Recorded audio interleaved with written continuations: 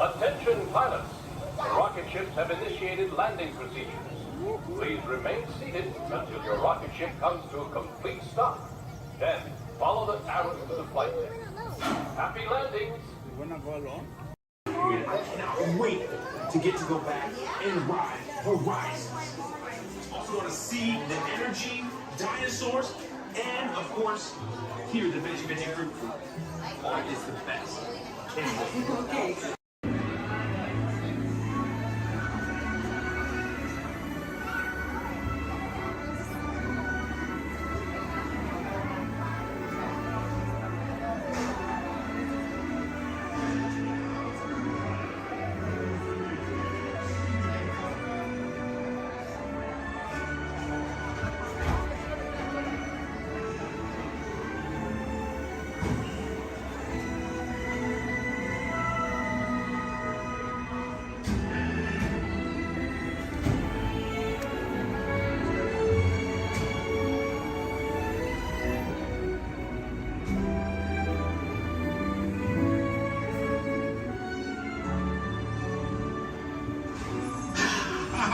Voilà, venez, suivez-moi, je vous prie.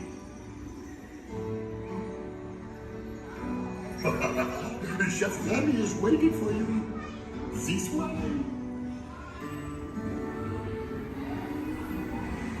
Déroulez-vous.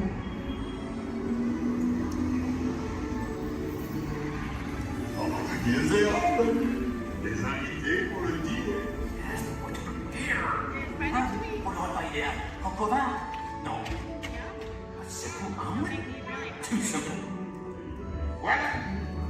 Mais oui, that's it.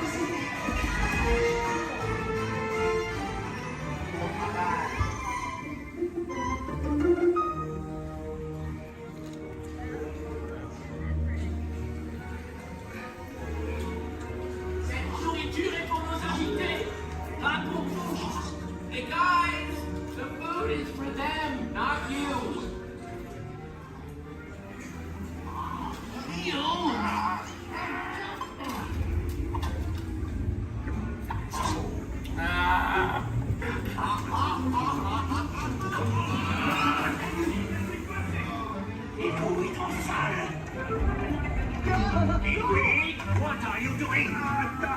Que manigancez-vous? Out of my way!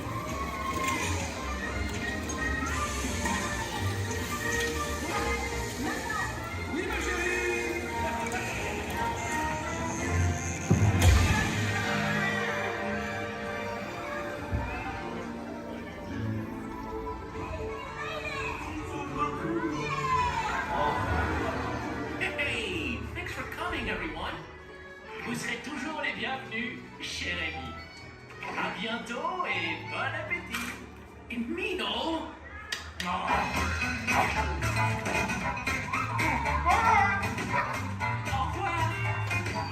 Maybe for you, ain't this way. You are always welcome and bistro chez Réveil. Au revoir.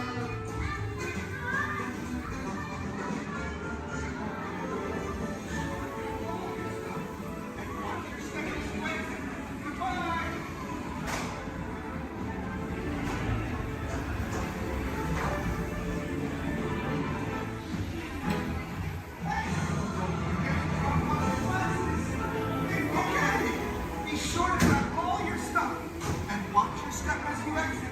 Goodbye! The theater at any time, please use the doors located to your right. You'll exit directly to Sea Base.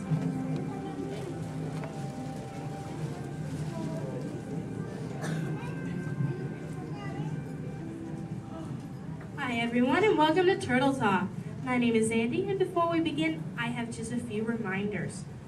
Here at Sea Base, there is no eating, no drinking, no smoking, and absolutely no flash photography. Thanks, guys. The piece of equipment you see hanging in the water is called a hydrophone, and it allows us to hear sounds from beneath the sea. And today, it will allow us to hear our very special guest. Does everybody know who it is? Go ahead and shout it out loud. That's right. Crush is coming today to learn about the human world, and we'll get to ask him questions about the turtle world. So go ahead and start thinking of questions you might want to ask him. Right now, Crush is out catching a wave and said we should call for him when we're ready. So on the count of 3, I need everybody to shout out, "Hey, Crush!" 1, 2, 3.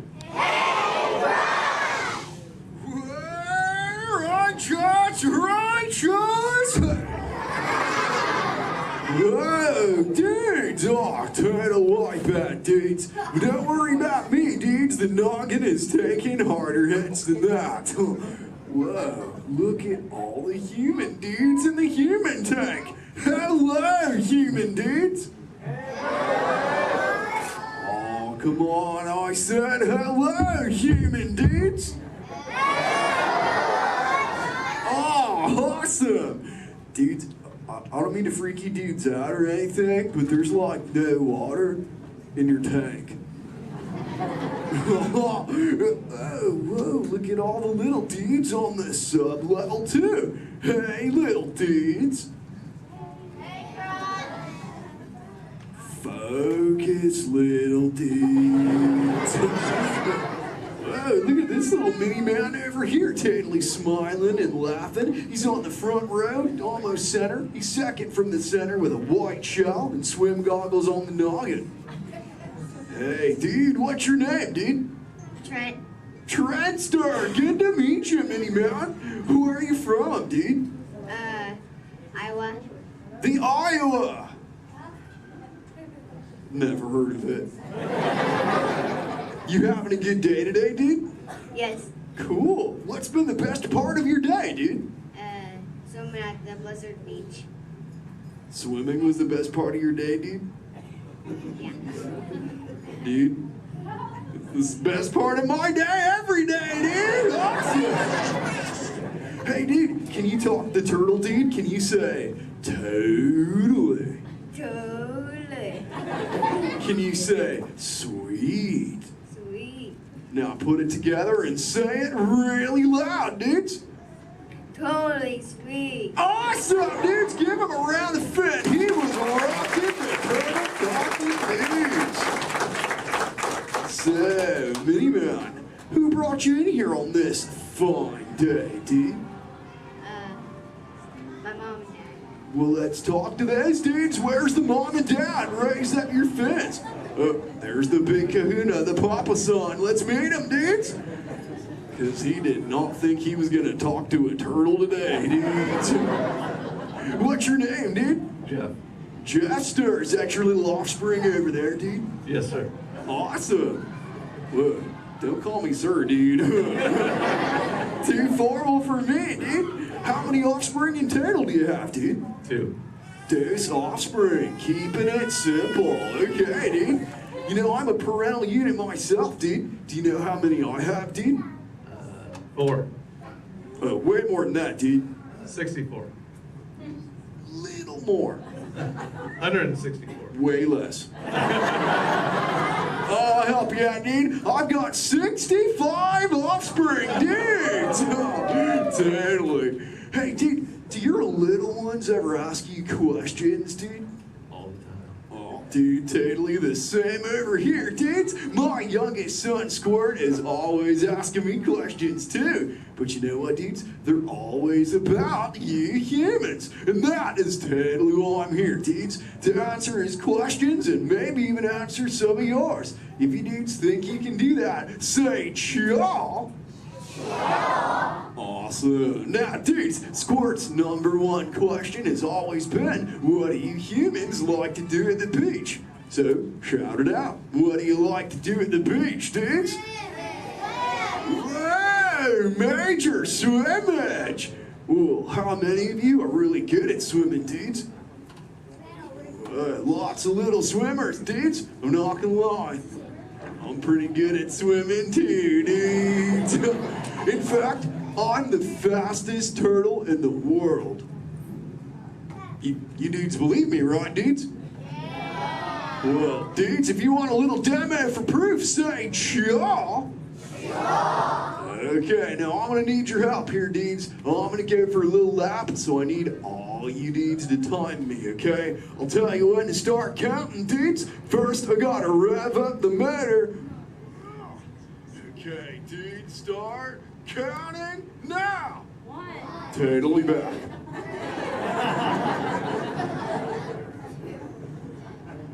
And you know what the best part is, dudes? I just swam around the world. Wait, dudes, where are my manners, dudes? I mean, not the Q&A time. Hey, if any of you humans have got any questions for me, raise up your fins. You know what? First fin I saw was this little dude over here with a red shell front row. What's your name, dude? Tower. What was that, dude? Tyler. Tower. Don't get angry at me, dude. So what's your question, Tyler, dude? How are you? How old are you? I'm good. How old am I? Is that your question, dude? How old are you? Okay, dude. Well, check it out, dudes. On average, us Koreans live about 80 to 90 years. But I'm no average turtle, dudes. I am 150, dudes, and still young. Check out this 6-pack. Thanks, dudes. Who else has got a question for me, dudes? Let's talk to this little mini man over here. He's on the front row. He's got like a grayish shell with the short, dark locks on his noggin, dudes. Chaw, that's the dude. What's your name, dude? Mitchell. Oh, the Mackin Mitchell. What's your question, mini man? Have you ever been? Have you ever been close to being eaten?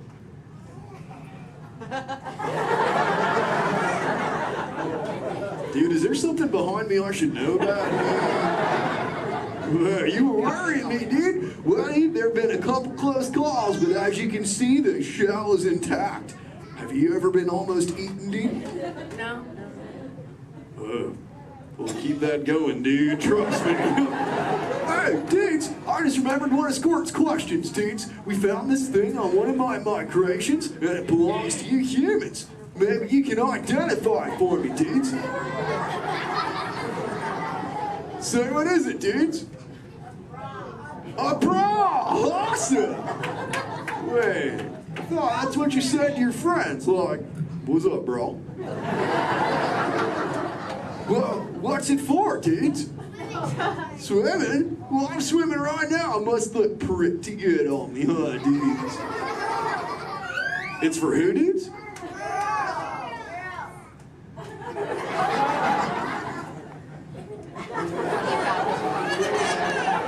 Is this really for girls, dudes? Okay, if this is really for girls, dudes, I have to ask you, dudes, a personal question.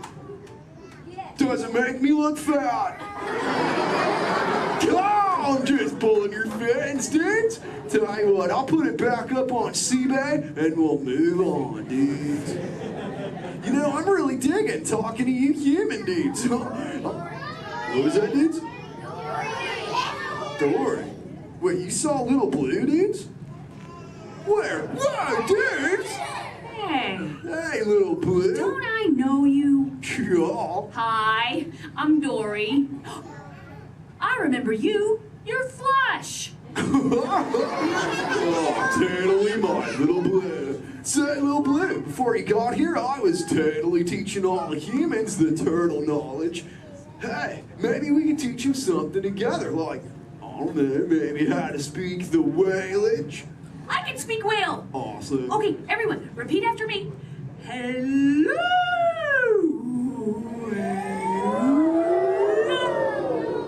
Okay, let's all try it together, dudes. 1, 2, 3.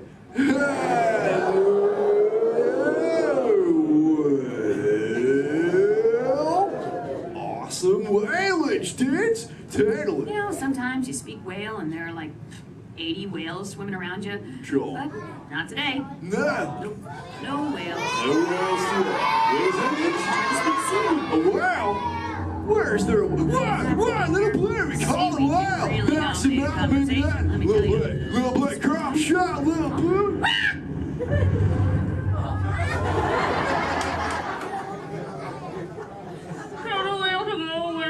Dude, we got a fan, Little Blue. Everyone together say, go away, whale. Thanks.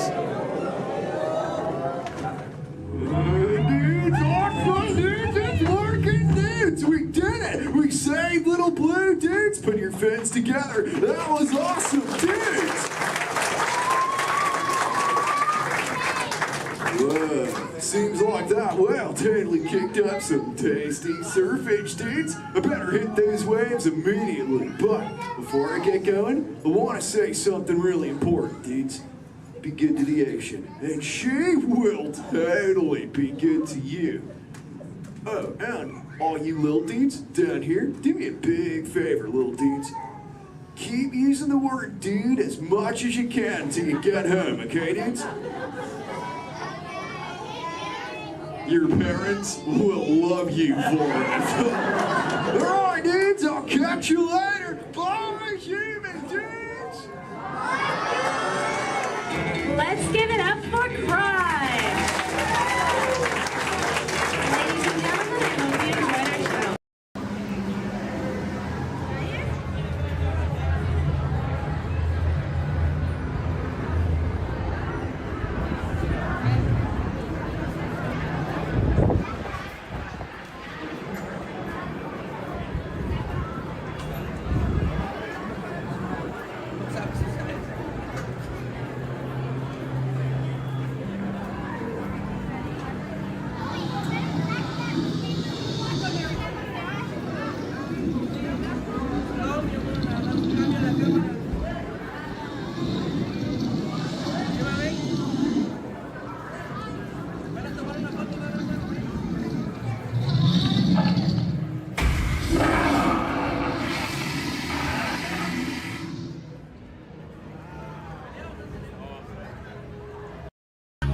My name is Skipper Melanie. That's first name Skipper, last name Melanie. And for the next 5 days and 8 romantic nights, I'm going to be your skipper, your guide, your lion tamer, your dance instructor, and if you don't laugh at my jokes, your swimming instructor. Off to a long ride. We're going to start our journey here in the Amazon rainforest, where it rains 365 days a year. Or only 2 days if you have Amazon rainforest touring. That joke's all about the delivery. If you look on either side of the boat, you're going to see our beautiful margarine flies. And I know what you're thinking. I can't believe they're not butterflies. Yeah, me too. Me too. Right over here to the left, we have Inspiration Falls. Now, you know, a lot of people wonder why it's called that. And that's because the longer you stare at it, the more it inspires you to go. Yeah, that's our #1 joke here. Well, we're now turning down the Congo River, so we'll see how far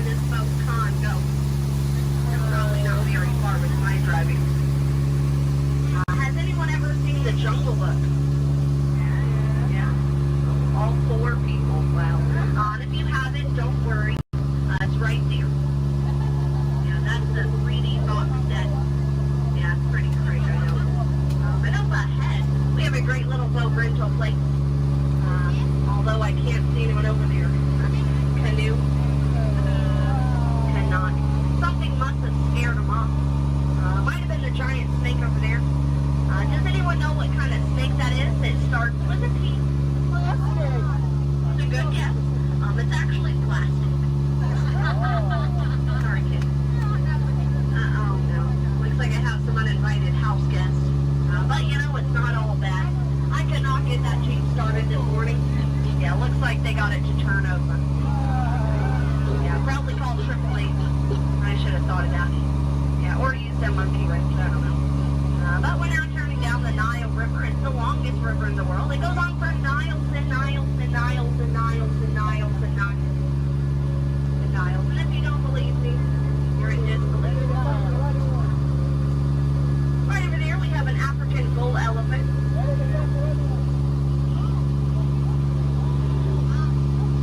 Now that elephant right here is actually the fastest elephant in the entire world. Yeah, he's already over here. Wow, Disney magic, right? And right in front of us, we have the star of the new Jungle Cruise movie. It makes the way. Yeah, we're really excited about it. And we're now in the African belt where all the animals came together. We have some long-necked cheetahs, some 1970s impalas. Oh, look at those lions protecting that sleeping zebra. He's dead. Tired, dead tired. You know, it must be hard to eat a zebra. Yeah, because it's like white meat, dark meat, white meat, dark meat, white meat, dark meat tail. You know? Oh, but there's the lost safari everyone's been looking for. You know, I tried to tell them that they could not outrun the animals here in the jungle, but what a rhino, right? I guess they'll get the point in the end. But that's my best friend right over there. Her name is Ina. Everyone say hi, Ina.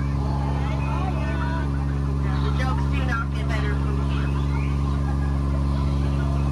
But that was a great time to point out some of my favorite plants, so I'll go ahead and get started.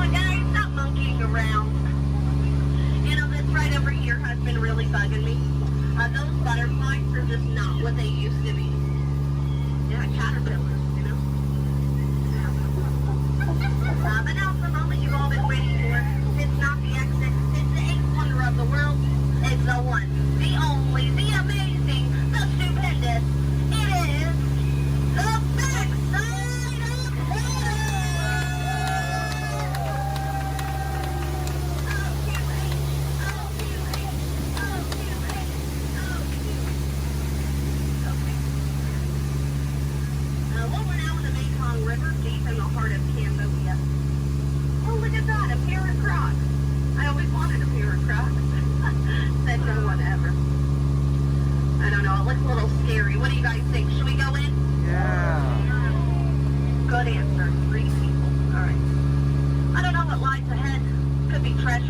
could be a dead end. Knowing Disney, it's probably a gift shop. Although it might be painful. It's a root canal.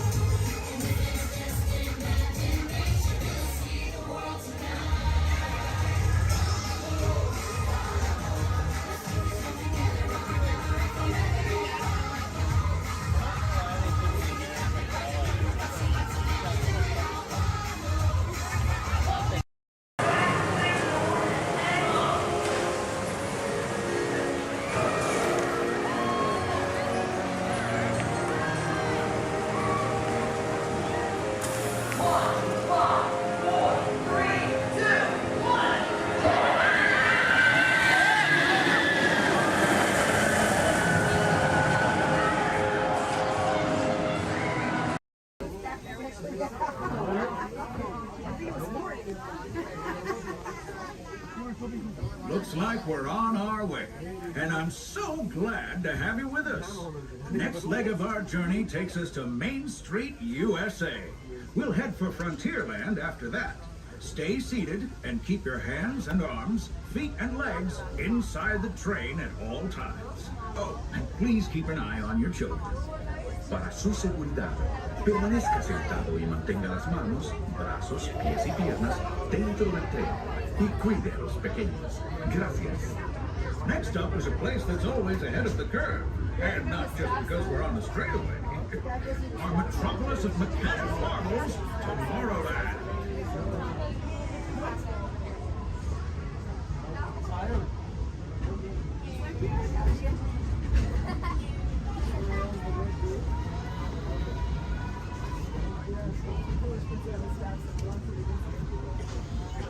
As you know, I love this railroad about as much as a songbird loves the morning. But I'm still awed by the rockets and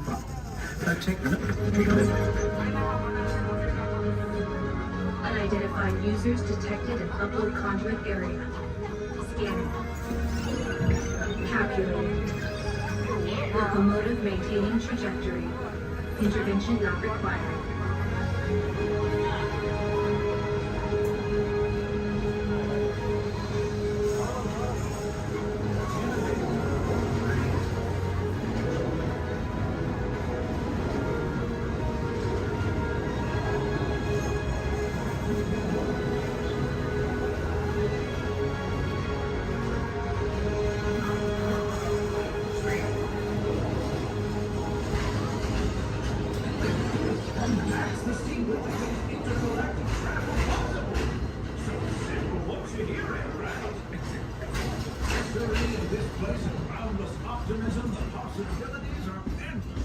You might say the sky's the limit, but even that is no obstacle in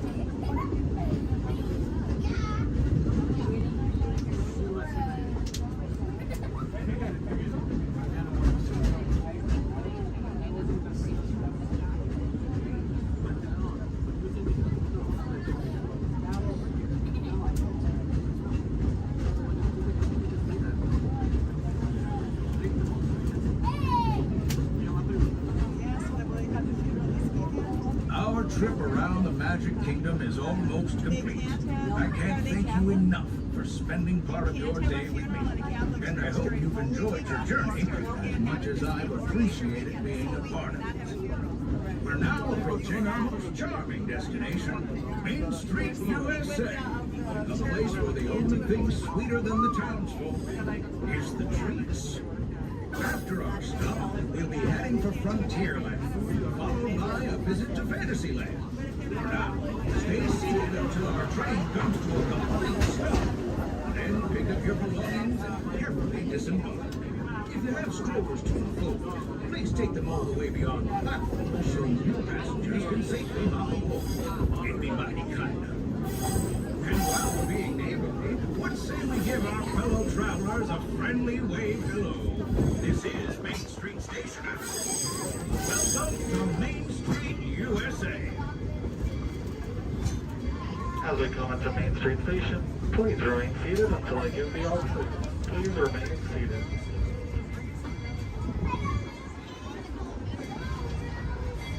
Please remain seated, everybody. Please remain seated until I give the all clear.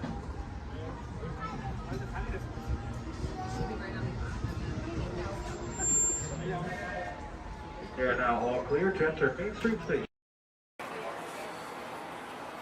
Ladies and gentlemen, please join up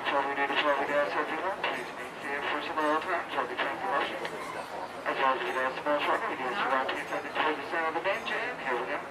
Okay.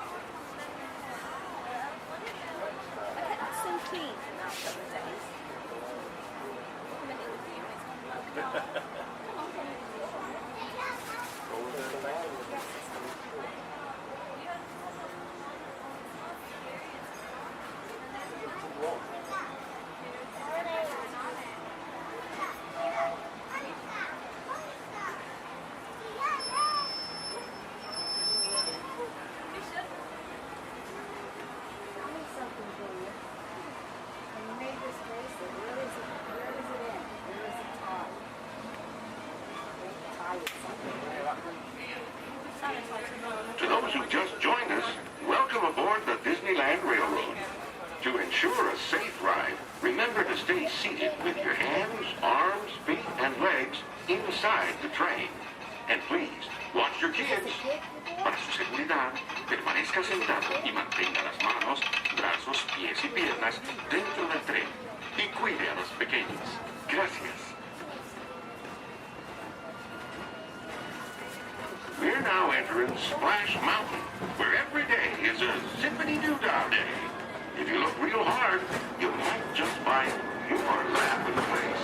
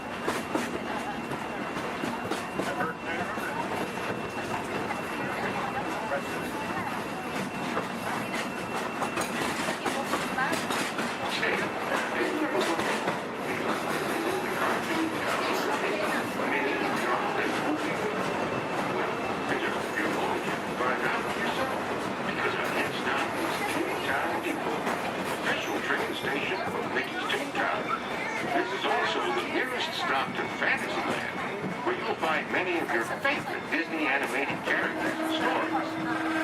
If you'll be leaving us here, please wait until the train comes to a full stop. Remember your personal belongings, then step carefully from the train. You all have fun and say hi to Mickey for me.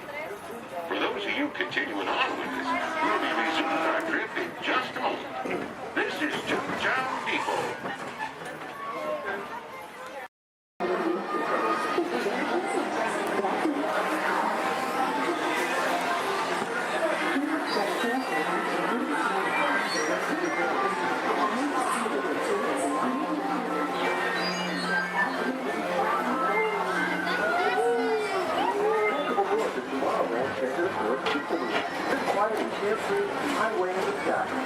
invite you to sit back, relax, and enjoy your grand Christmas tour tomorrow.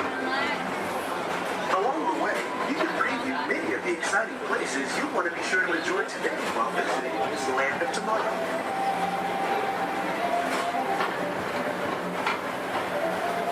The People Mover is the perfect vehicle for people watching, so keep your eyes peeled. You never know who you might see.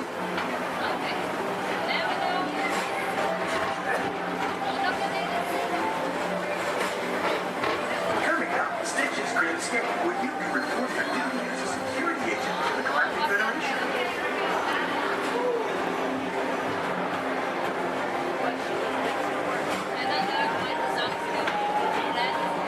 Your missions to keep Experiment 626, the biggest little mischief maker in the galaxy, under control.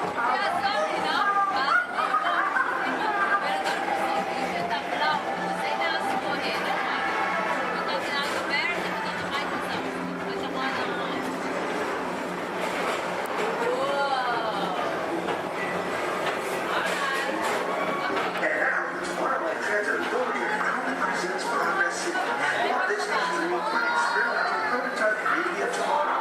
Progress City was the inspiration for Epcot, and many of its forward-thinking ideas have been realized throughout Walt Disney World.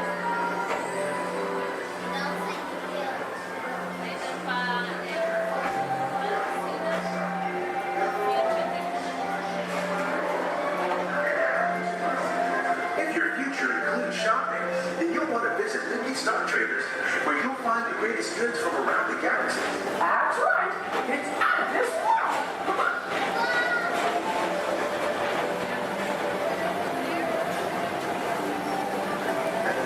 Speedway, put the pedal to the metal and speed towards the checkered flag in your very own race car. Young or old, this is your chance to drive in the fast lane without worrying about getting a speeding ticket.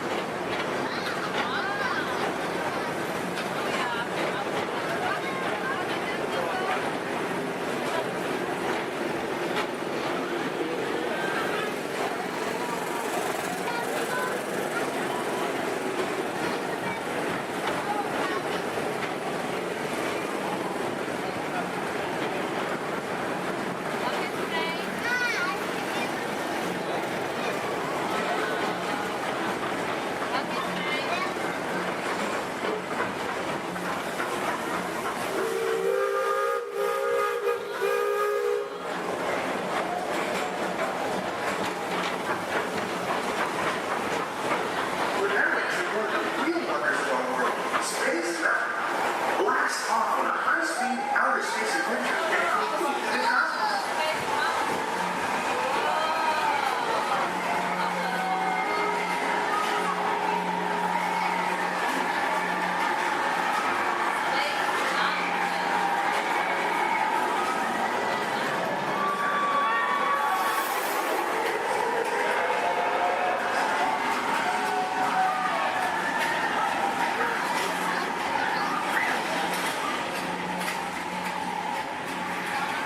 Paging Mr. Morrow, Mr. Tom Morrow. Please contact Mr. Johnson in the control tower to confirm your flight to the moon.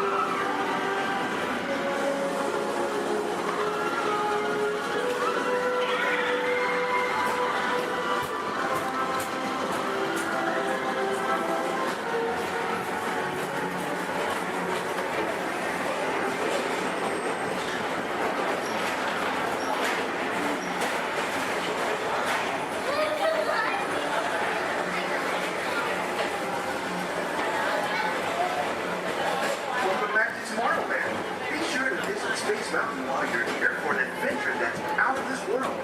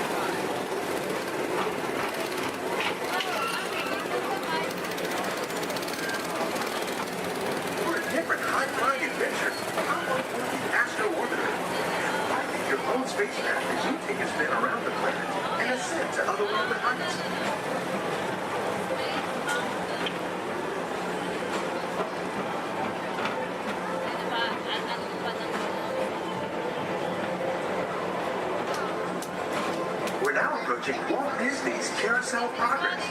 Inside this rotating theater, 4 families welcome you into their homes of yesterday and today, starting way back at the turn of the 20th century. First presented at the New York World's Fair, this legendary circular theater celebrates the progress that has made our lives better. It's a perfect reminder that there's always a great, big, beautiful tomorrow shining at the end of every day.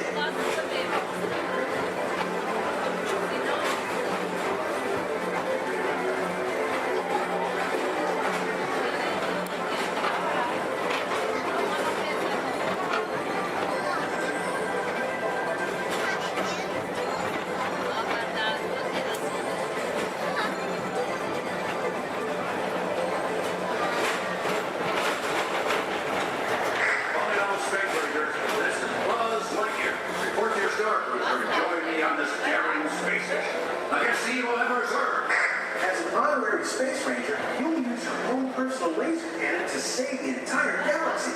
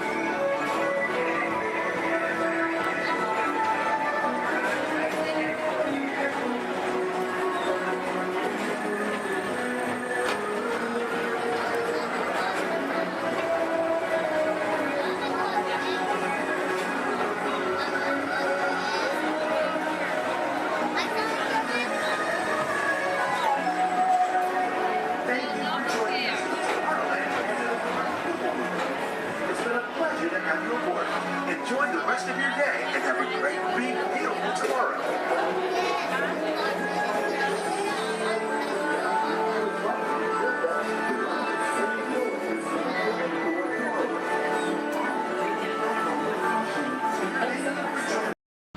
Y mantenga sus manos, brazos, pies y piernas dentro del tren.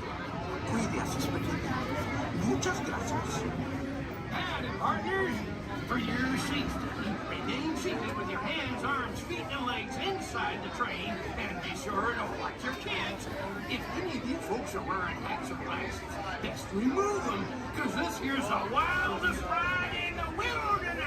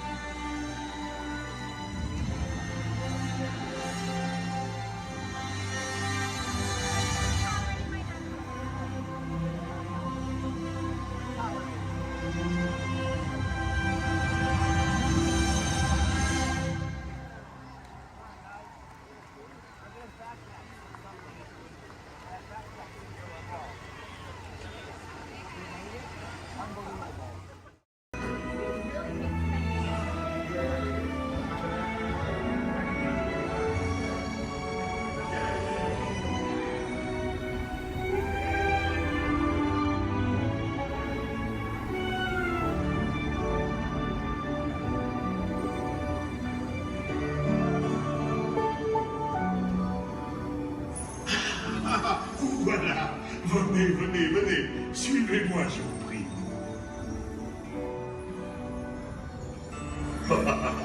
Chef Rally is waiting for you. This way. Déroulez-vous.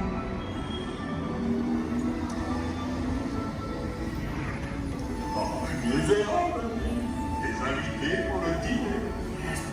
Here! Hein? Vous ne revoyez là? Comprends? Non. Simple omelet? Too simple. What? Mais oui, that's it!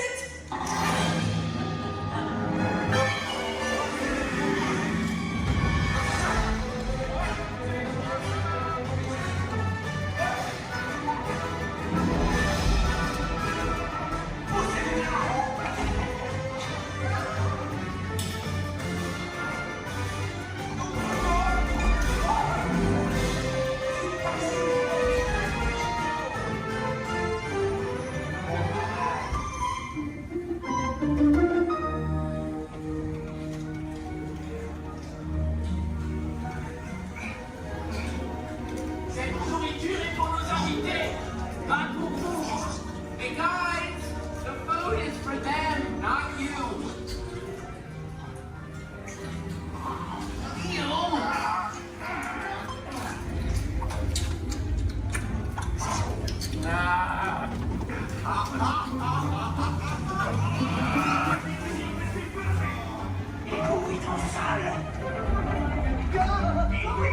What are you doing?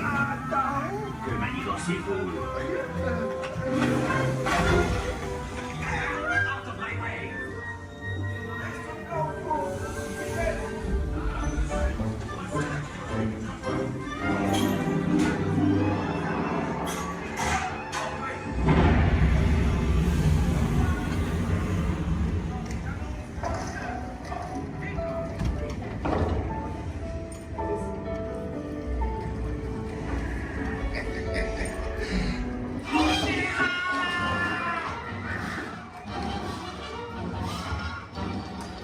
Dépêchez-vous! Par ici! Go! Go!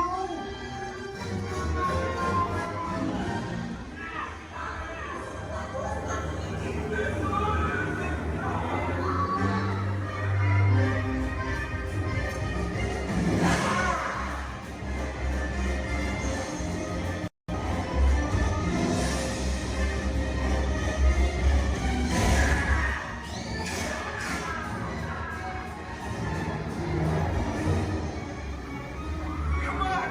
Ribbit's kitchen's just around the corner! Oui, on est presque à la cuisine de Rémi! 3 entrecotes pour la douce, une à point, une bleue et une saignante. Oui, petit chef. Il va aussi me falloir rapidement 4 ratatouilles pour la table.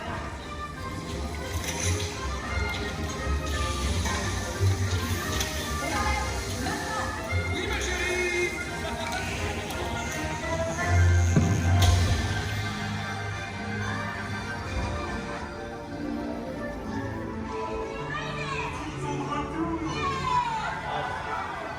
Hey! Thanks for coming, everyone! Vous serez toujours les bienvenus chez Amy. À bientôt et bon appétit! Amigo!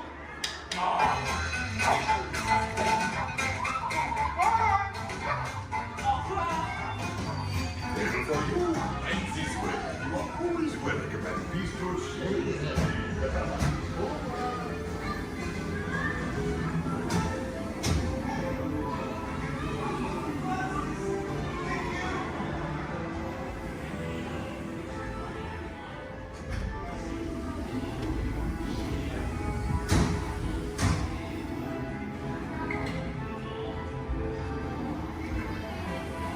Okay! Be sure to wrap all your stuff and lock your step as you exit. Goodbye!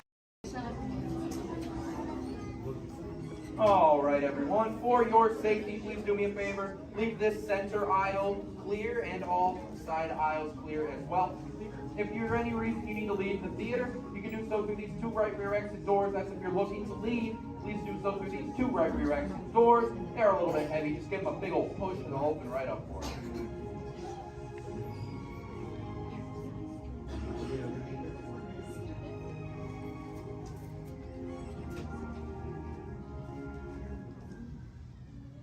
Welcome to Turtle Talk. My name's Andrew. Before we get started, there are a few things that I would like to go over with everyone. Now, here at Seabase, there is absolutely no eating, no drinking, no smoking or vaping, and no flash photography. Thanks, guys. Now, this piece of equipment here is known as a hydrophone. It allows us to hear sounds from beneath the sea, and it's also going to allow us to hear from our very special guest today. Does everybody know who our special guest is? Please shout it out. Crush is coming to talk to us to learn more about the human world, and we're going to get the chance to ask him a couple questions about the turtle world. So, little ones, be thinking of questions that you may get to ask Crush, okay? Now, it does seem like Crush is off surfing at the moment. In order to call him out, we need to yell, "Hey, Crush!" on the count of 3, all right? 1, 2, 3. Hey, Crush! Well, righteous, dude. Well, awesome. Check it out, man. Hey, dude, look. Double barrel, 360. Totally tubular. Whoa, look at the humans in the human tank. Hello, humans. Righteous, man. Oh, dude, speaking of most righteous, look at this, bro. Hatchlings, grommets, offspring, totally chillin' sub-level. Look at this, right next to you, you got a little dudette, blue shell, brown noggin, goggles, and extra ears. Yeah, right there on the coral. Hey, bud, what's your name down there, dudette? Bella. Hey, what's up, bud? Are you having a good day, man? Yeah. Awesome. Can you talk like a turtle? No. Oh, I got your back. It's really easy. Just say awesome. Awesome. Nailed it. Try this one. Say totally. Put them together. Say totally awesome. Totally awesome. Give it up for that dude. Hey, righteous. Good job, bud. Totally good. You talk like the turtle. Hey, I got a dude over here with a gray shell, curly noggin, and goggles too. Sweet. Hey, man, what's your name down there, bud? Gustavo. Hey, where are you from, Gustavo? Where are you from? New York. Whoa, dude. Who brought you here today? I went on my car. Oh, we'll find out together. Don't sweat it. Hey, dude, is there like maybe a parental unit, a life guardian of the Gustavo? If anybody's with them, right? Okay, let's talk to that chick and see what's up. All right, awesome. Hey, dude, what's up, bud? What is your name? Karen. Hey, Karen, what's up? How many kids you got? My English is not good. I'm from Brazil. Oh, I don't speak English either. I talk turtle. Karen, does it freak you out? Gustavo has no clue you're here. Don't worry, Karen. They come back when they get hungry. Karen, did you feel it, bud? Did you feel it? We're sharing a moment.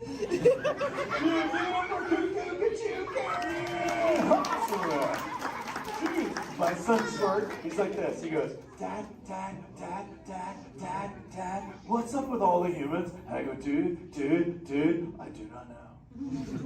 Human dudes, I need human help. Can all of you help out and answer Squirt's questions? If you want to help, say, Chaw! Righteous! You so totally rock, dude! Oh, wait a minute. Sorry, dude, my bad. Check this out. When a turtle says, you so totally rock, everyone says, dude! Here we go. You so totally rock! Dude! You so totally rock! Dude! Now all of you totally talk turtle. So, on to Squirt's question. Numero uno. He goes, Dad, if humans go to a beach, what do they do? I said, bro, I do not know. Humans, do you go to the beach? Yes. Awesomeness. Okay, answer it for the Squirt dude. What does a human do at a beach? Shout it out. Swim. No way. Who likes to swim? Wave some fin if you love to swim, man. Oh, man, I got wavers. Look, even on the bench. What's up, wavers? Dude, want to see me swim? Say go crush. Go crush. Let's rock. Everyone yell. Rip it. Rip it. Roll it. Roll it. Punch it. Punch it. Rip it. Man.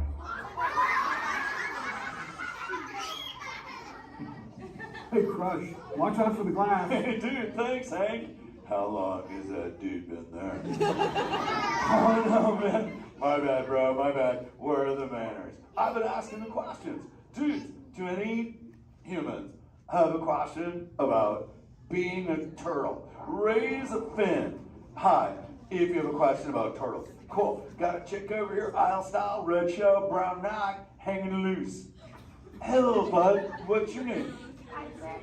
Hey, bud. What's your question? What turtles eat?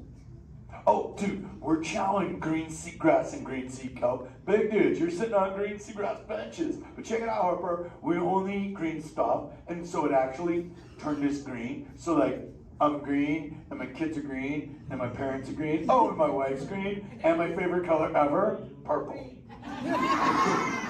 He's pulling your fin. It's green. Hey, there's a purple chick over here with like a jellyfish lid. Let's talk at this one on this side. Hey, bud, what's your name down low? Hey, cool name, Scarlett. What's your question? My name's not Scarlett. Oh, wait, what's your name? It's Charlotte.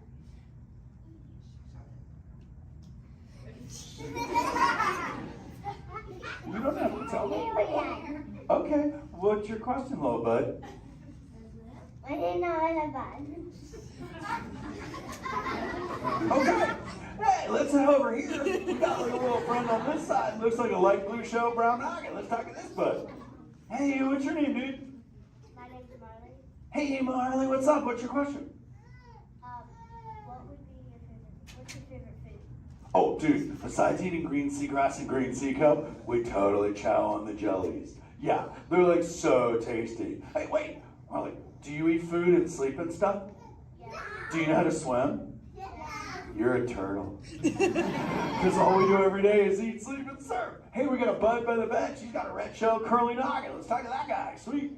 Hey, big man. What's your name, dude? Ezekiel. Hey, Ezekiel. What's your question, friend? How do turtles breathe? Okay, here's the deal. We have to go up every 15 minutes, bud, because I'm like you. I breathe oxygen. But here's the deal. We have to go up every 15. But when I sleep, Ezekiel, we can go in this little cave right there. See the green shelf sticking out over there? We got to tuck under, and we can sleep 5 hours straight and absorb oxygen out of water when we're underwater. Who else has a question? This is kind of cool. Oh, whoa, dude, check it out. We got like a little friend chilling on this side by the bench. Looks like a grayish blue shell, brown rock sitting on her own flips. Dude, what's your name over there, bud? Abby. Hey, Abs, what's your question, Abby? How many babies can a turtle have? Well, mommy turtles, man, they go to a beach, but it's the same beach every time. And they drop off like 90 to 100 eggs. But here's the cool part. When the sand is really warm, Abby, everybody is a dudette. And when it's cold, they're all dudes. So we say, dudes are cool and chicks are hot. Yeah. This is awesome, humans. Hey, the Jelly Man. I was talking about you, buddy. Oh, Crush. Hey, man. I'm trying to get away from a turtle pile. Marlin, turtle piles are a celebration. Everyone yell, turtle pile!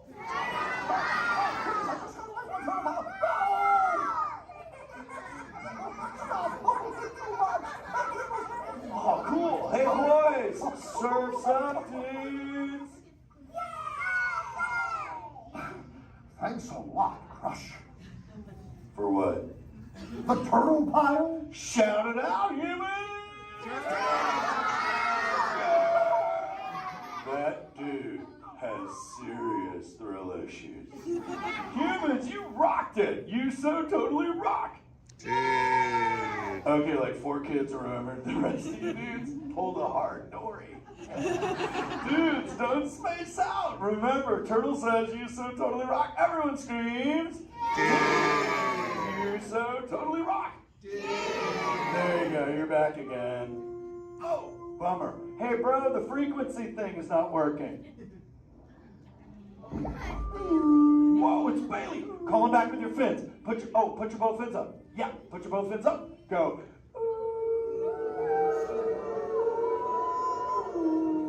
Crush! Hey! Bailey, look at my friends. They're humans. Oh my goodness. Funny looking humans, huh? Hey, dude, stop. That's not cool. Those are my friends. They can hear you. No, they can't. Watch this. Hi, humans. Oh, okay. Why didn't you tell me? Dude, I tried, man. You got stoked out. Wait. Yeah, that thing. I'm getting something. Ooh. Some of you have 4 ears. Weird. I'm not judging. Humans. Later, Crush. Later, Bailey. Everyone say, later, Bailey, dude. Bailey's echolocation's awesome. We're going to do it. Everyone, both fins up. Go. Okay, sub-level. Really good. Back bench. Solid. Grandma, in the corner. This is where we put our fins up. Good job, Grandma. Good job. Fins up. Eyes closed. Go. How many fins am I holding up now? No, you gotta go. Yeah, you so totally rock. Squirt, Squirt, come here. Squirt, look at this. Squirt, I just taught humans your ultimate favorite. Sweet. Dude, go for it. They'll blast you. You so totally rock. Rock on, human dude. Rock on, Squirt. That's my son. I'm in a jam. Oh, wait. Remember this thing. You gotta be good to the oceans. And the oceans will be good to you. And slap the fins together for my man Andrew. Rocking the mic, man. Oh, righteous. Lovely. Use the word dude all day long. Because your parents will love you. Hey, Karen. You're welcome, Karen. Let's go! You so totally rock! Let's give it up for Crush. If you would like to learn more about Crush and his friends like green sea turtles, manatees, or sharks, you can do so up on the second floor of Sea Base. Now, little ones, don't move until your adult comes to get you. Adults, please collect your belongings, collect your children, head on up to those 2 right here exit doors. Or your safety, please don't stand up.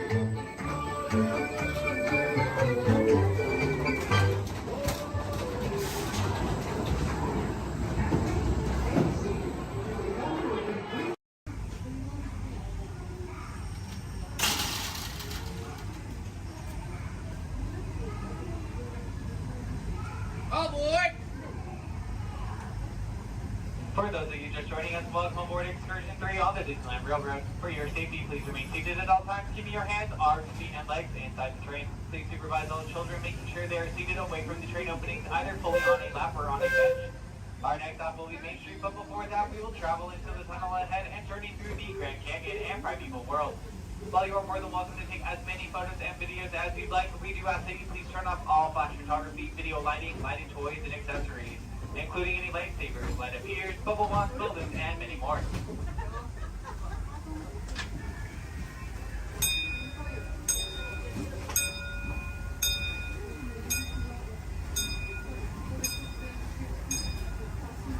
To those who have just come aboard, welcome. The next leg of our journey will take us from the fantastic world of the future to the breathtaking beauty of nature's own design, the Grand Canyon. For your safety, stay seated with your hands, arms, feet, and legs inside the train. Watch your children and no flash photography. Para su seguridad, permanezca sentado y mantenga las manos, brazos, pies y piernas dentro del tren y cuide a los pequeños. Por favor, no tome fotografías con flash.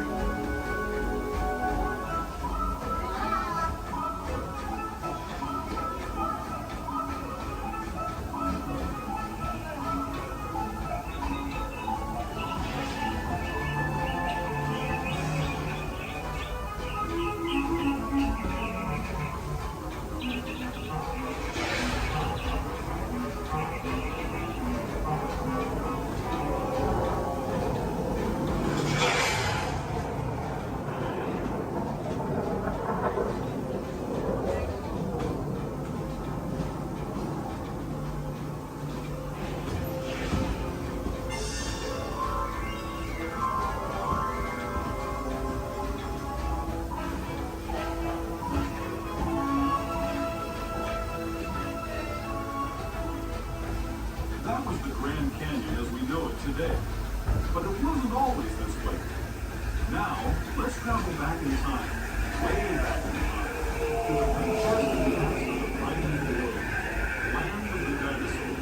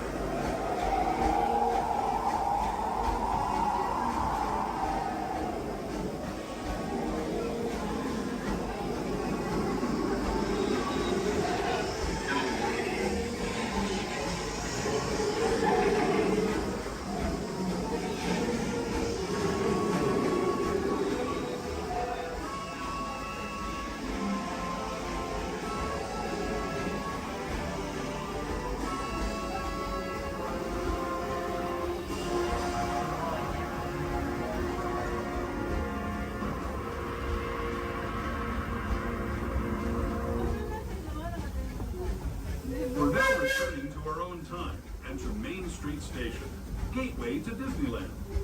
If you're leaving us here, stay in your seat until we come to a full stop. Remember to gather all your personal belongings and step carefully from the train. I'd especially like to thank those of you who've been with me.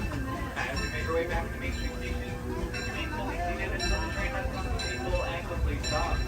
As a reminder, Main Street Station has there are no ramps or elevators, so we do not wait on the wheelchairs, only the sleepers and very locked on the exit stand. This will be your stop for the National Disney District Park exit and of course Main Street.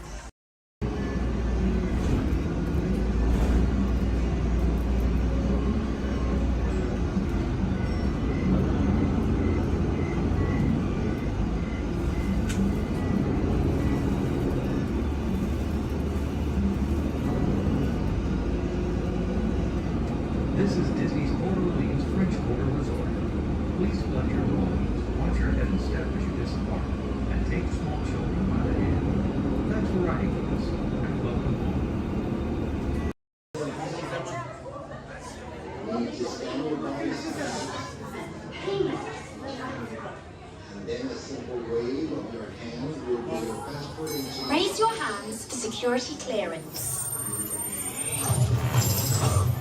And presto, the doors open for you. I now present to you Tannelier Tavon's private office.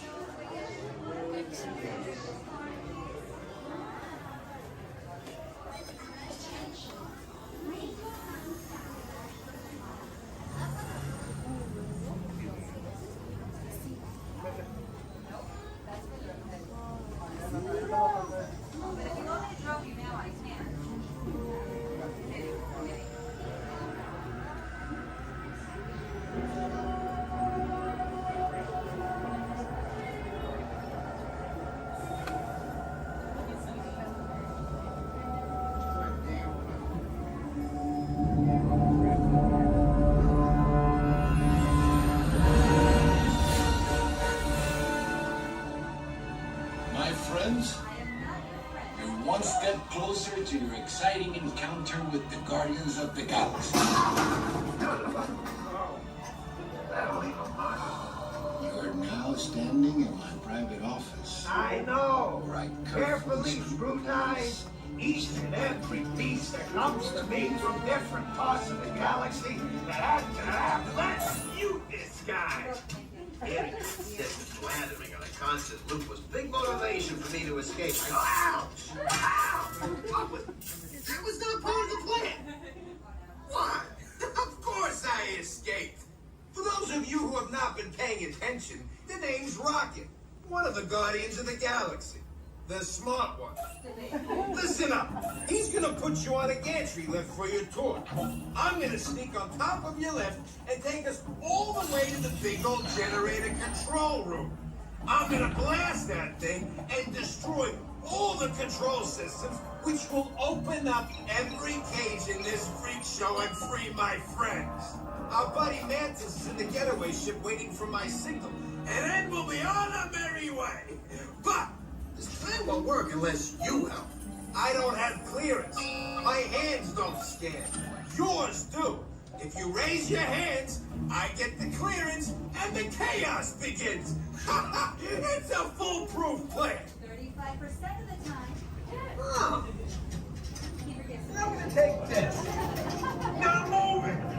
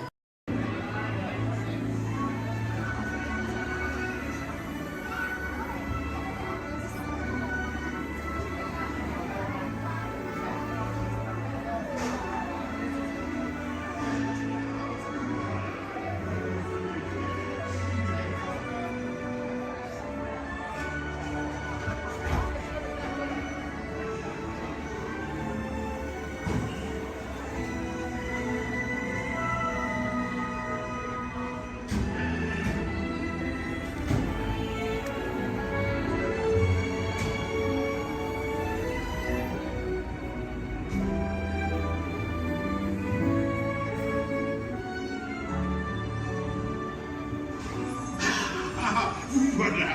Venez, venez, venez. Suivez-moi, je vous prie.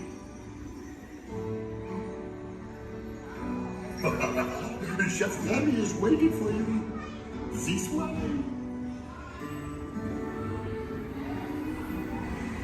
Déroulez-vous.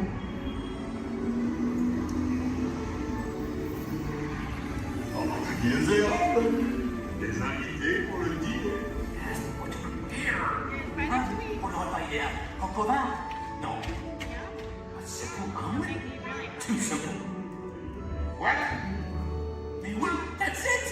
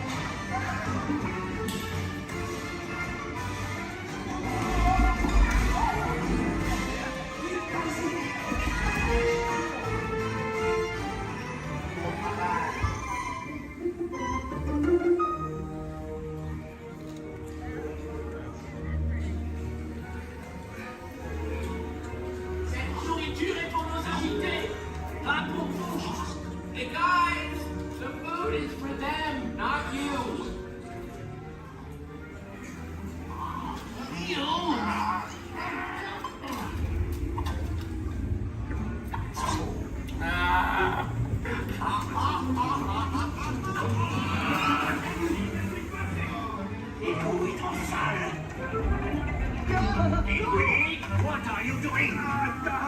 Que manigancez-vous? Out of my way!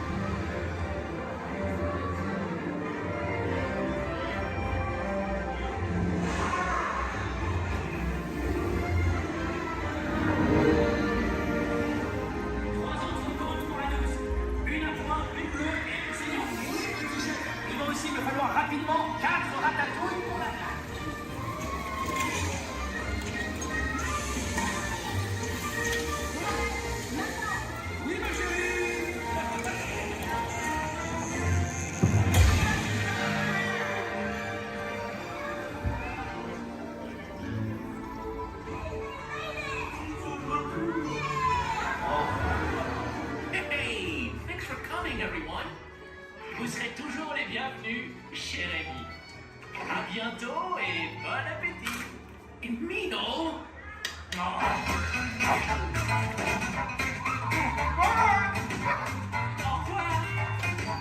Never for you, right this way. You are always welcome at Bistro Chez Réveil. Au revoir.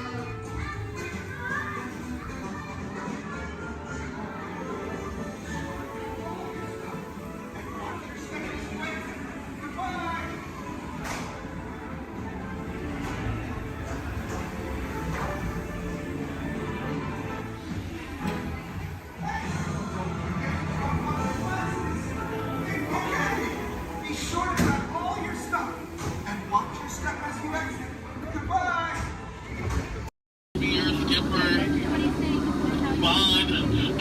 everyone for the next 7 days and 2 nights out here in the jungle.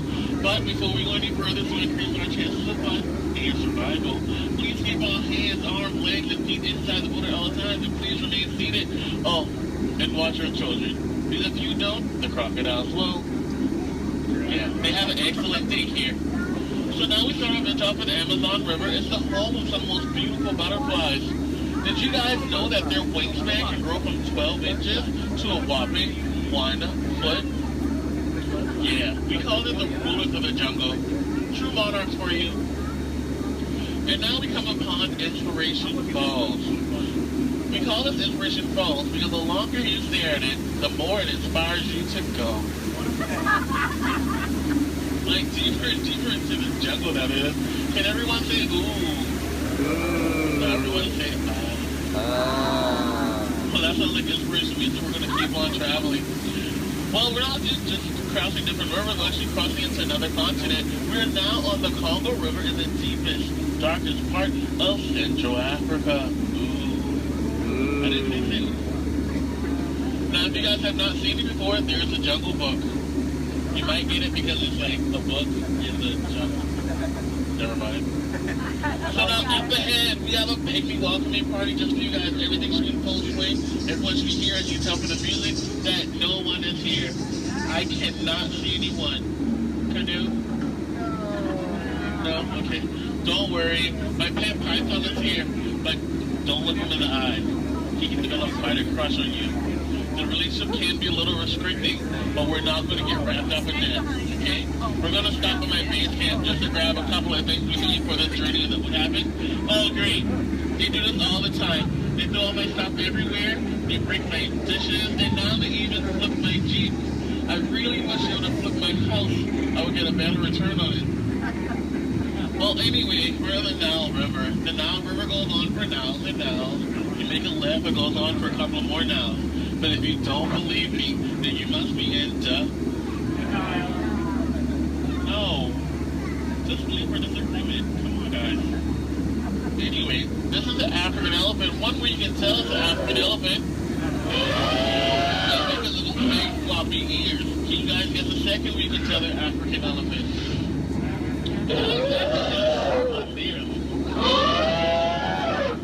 Well, anyway, now those African elephants actually trod down the path here on the African belt for all these beautiful animals to come play together on the Nile River. Yeah, some zebras, some wildebeest, some tall cheetahs. Oh look, and now me and his family of lions are playing so nicely with that zebra that he is dead. Tiger. We're just gonna let him rest in peace, sis. Now see, this is a sight to see. I told these guys that a rider can outrun a horse. Did they listen? No. Well, I guess they'll get the point in the end. Oh look, that's my friend Ina. Everyone say hi, Ina. Alright, bye, Ina. So now we're going into crocodile country. Please hold your favorite child close. You know who they are. Here we have Smiley and his girlfriend Ginger. Be careful, Ginger Snap. Yeah, she is one tough cookie. I'm sorry, that was a crummy joke. I thought I was milking for what it's worth. And look up ahead, we have what we call falling water, named after Dr. Albert Falls. Did you guys know that there's 100,000 different types of bacteria in that one waterfall? Yeah, feel that mist on your face. If you don't feel it now, you're gonna feel it later. Oh, and now it's time to talk about me. Now, as it is pleased to see, this is how I landed my job here. I actually took a crash course. My career never took off the way I thought it would. Never should have said I was playing it. But that'll the tail end of that story. Thank you guys for listening. And now we have apples.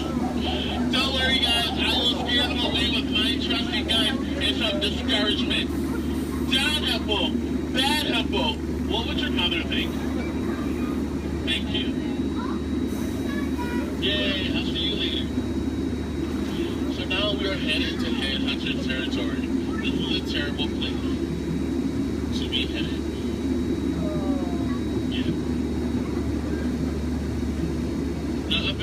This is my last group. They're a bunch of boneheads.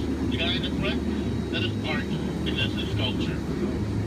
So these guys are dancing in a circle only for one reason. They forgot how to square dance. And they're attacking. Everyone, get down! Use your children as shields. I mean, shield your children. Shield your children. They're the future. Yeah, ricochet, ricochet. Ricochet. If you guys get hit with a spear, please take it out and throw it back. We cannot take any souvenirs with us. And now this is awkward. We're going behind a waterfall. Please, nobody move, okay? I don't want to get my hair wet.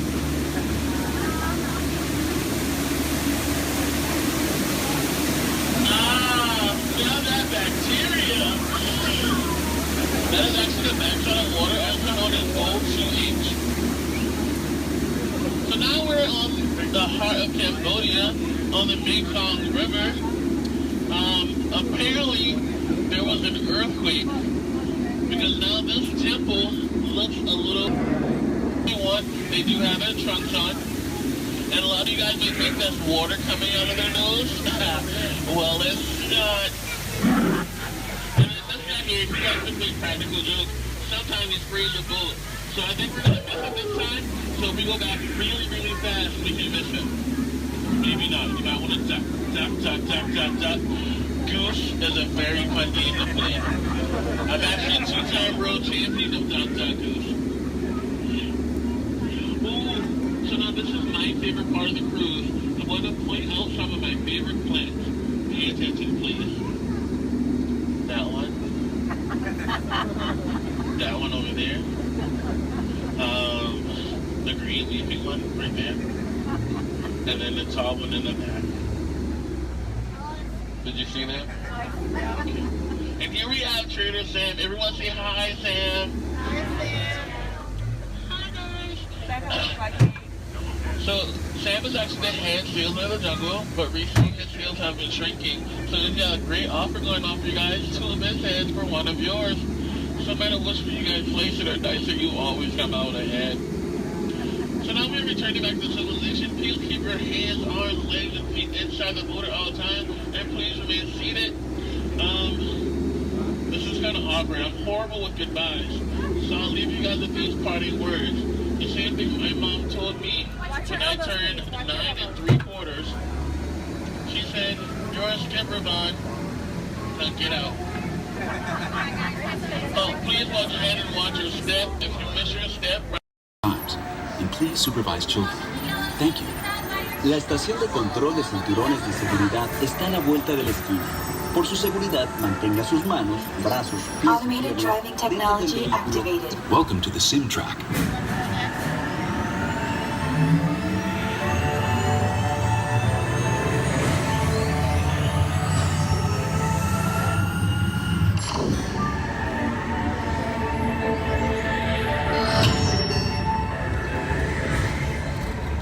We'll begin with the capability test to see how your vehicle designs perform under challenging weather and surface conditions.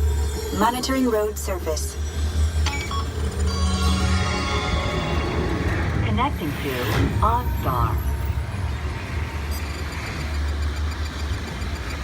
SIM card performance data acquired.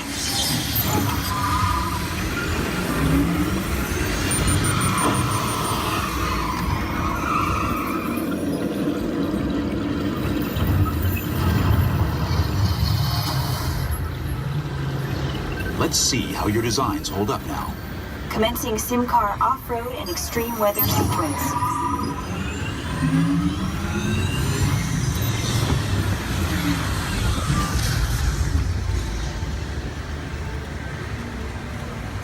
Capability test results displayed and verified. Now let's see how your vehicles compare when it comes to their efficiency. Scanning SIM car for optimal eco-efficiency.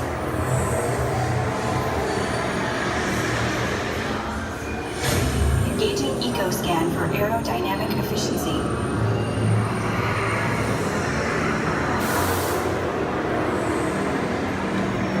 Drive systems analysis.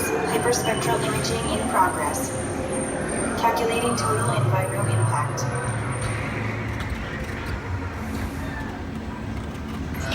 Commencing responsiveness test. Okay, the responsiveness data is now being synchronized. Automated driving technology verified and active.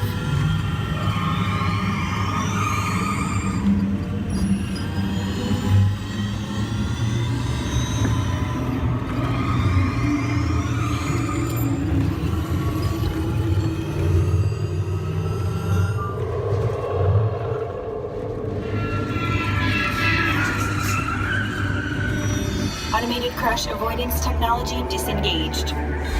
Displaying responsiveness data. Here comes the final test. Energizing for power test.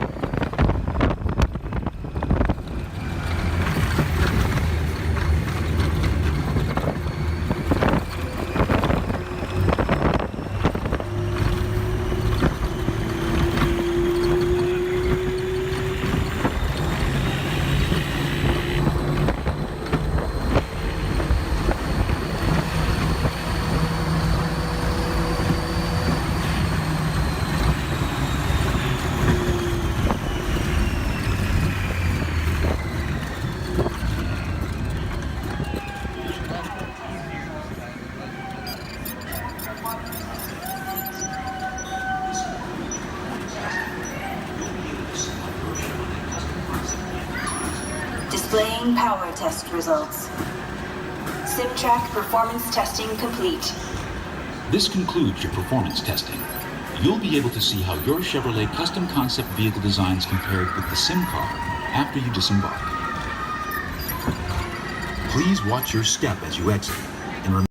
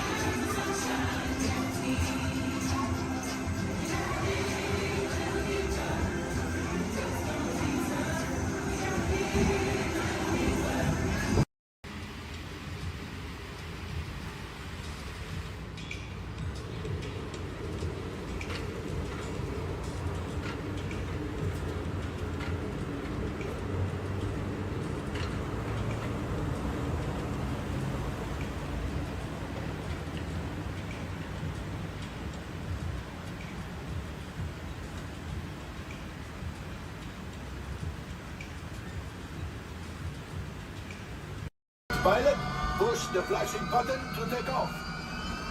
Pilot on the left. Move your stick to fly right and left. Pilot on the right. Pull back on the stick to fly up. And push forward to fly down. Oh, that's it. Julie, sorry. Okay. What buttons are online? Sorry. Now let's go get that fly down. Pilot, make the drop to light speed.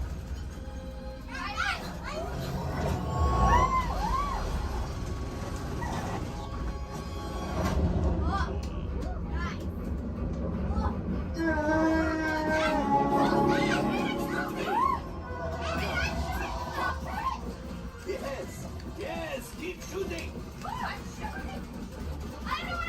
They've locked onto us. Take evasive action.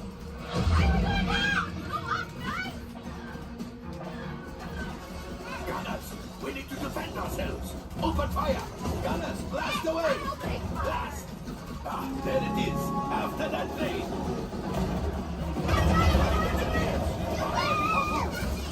Excellent. Now, gunners, shoot the cargo free. The pilot brakes.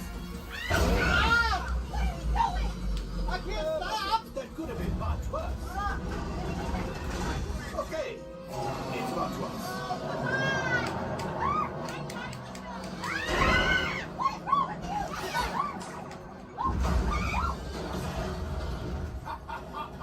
Yes, you got one. Excellent, my friends. Power up the ship. Well, gravity coaxial. You see, just as I promised, my friend. Now that the resistance has rotated, they did something from Bungo. Pilots, line up behind the train so we can half food and left. Gunners, shoot the train. Engineers, realize closer. Cargo's printed pretty. Shooting! Job, my friend. Yes. We got the coaxium. I will grab it. You keep after the train. A gunship? Oh, that's ridiculous. We're getting too hot. Distraction. Come on, to get the train. Hurry.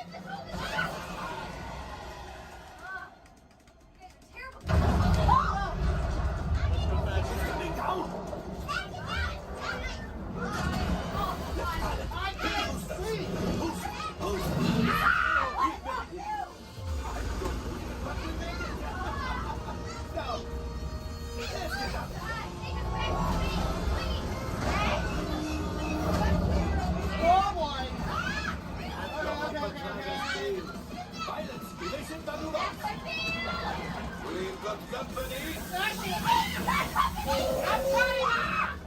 Who is right? We need them back behind the resistance. Only 3 left. He's the last.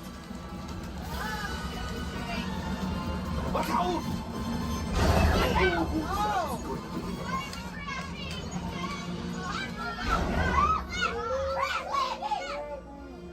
Yes, Chewie will pilot us. This would greatly help the resistance. You will earn the first order and made Chewie proud.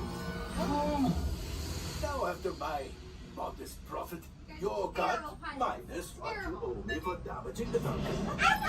Good, not bad. I was doing it better than that. You are 35%. This thing doesn't work well. Awful. No, I was doing better than that. Fired. That's not too bad. R5, damage report. I'm driving next Engine time. failure. All right. Hyperdrive leak. That is not too good.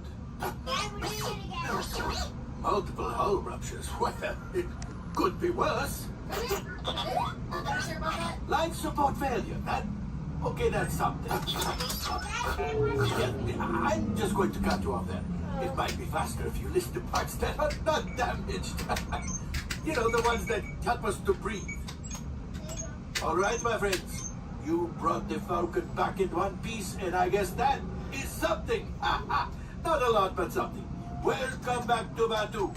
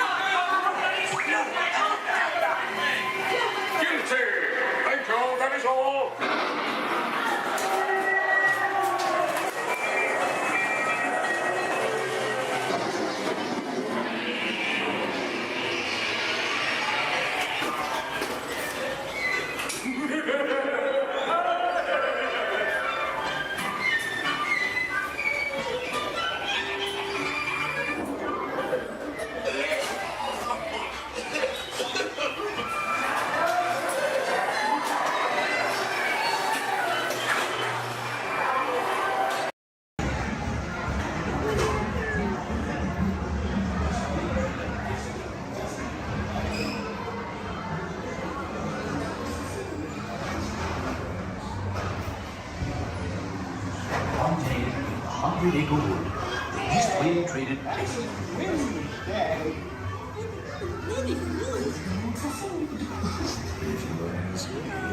He'll never reach there. Mommy! Oh dear! Can you talk to him,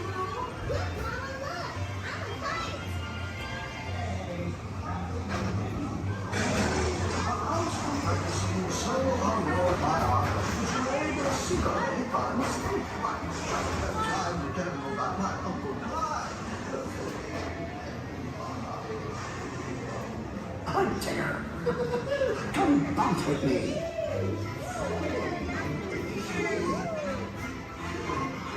Music makes you feel just great, doesn't it?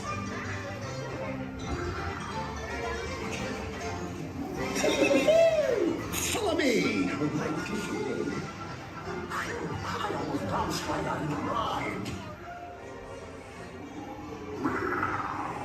Watch out for everyone in the water. They steal honey. Steal honey.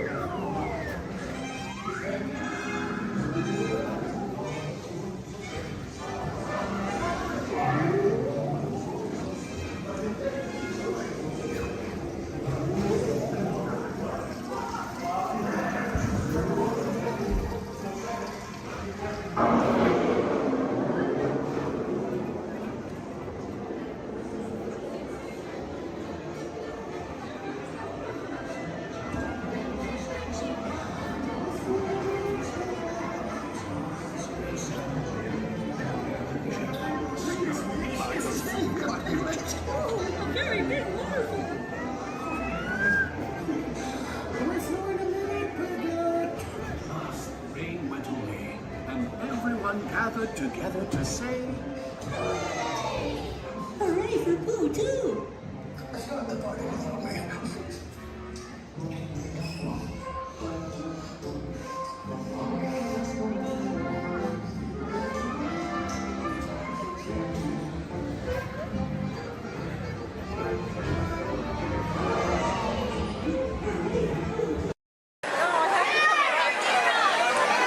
Chill, thrill, games that test your skills.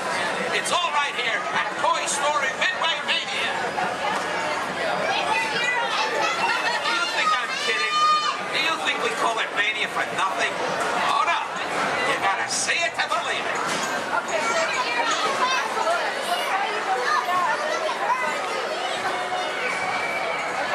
Who out there can hear me? Raise your hand. Good, good, good. Who out there can't hear me? Raise your hand. Look over here. You got a bunch of wise guys.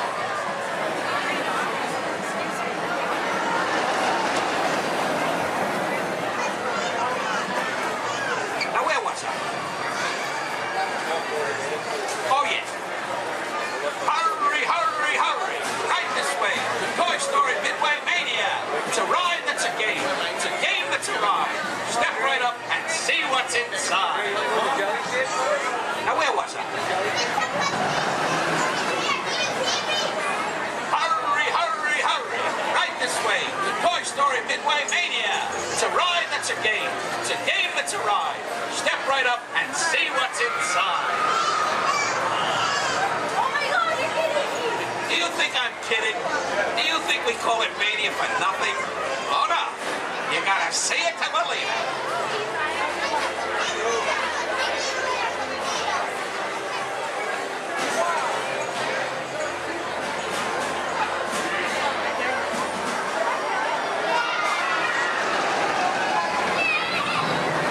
What?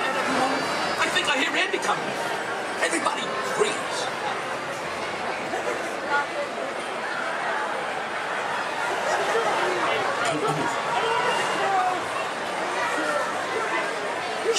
Greetings, everyone. We are pleased to announce that tonight, Disney's California Adventure will remain open until 10 p.m. for your enjoyment. Again, Disney's California Adventure will remain open until 10 p.m. this evening. It's okay, folks. Hold so long.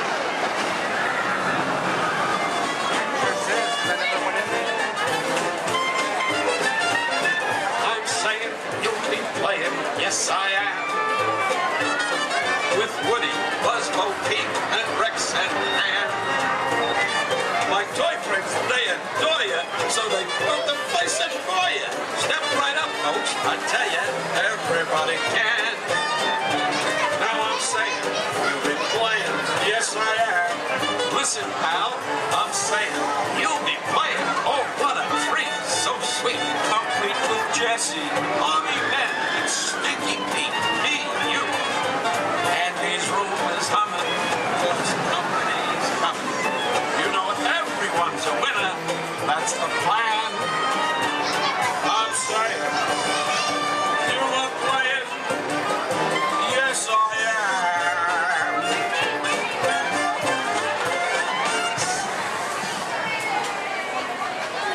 Thank you, thank you.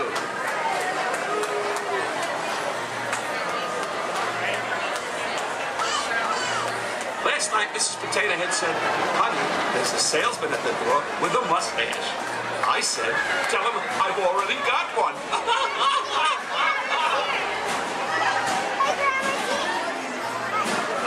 Check out my new hat. It cost me a nominal. Next.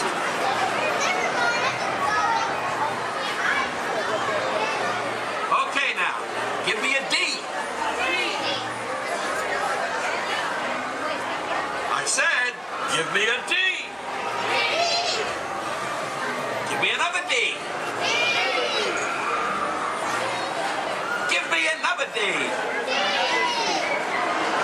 What do you got? 3D.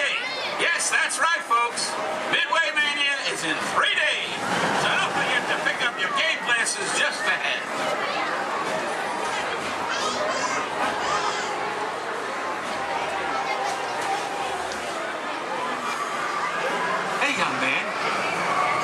You. What? Yes, I'm talking to you. Have you played Toy Story Midway Mania before? Well, you're in for a real treat. All the toys are inside, setting up the carnival play set. Even a couple of little green men that the missus insisted on adopting. Don't get me wrong. They're cute. I just want to say,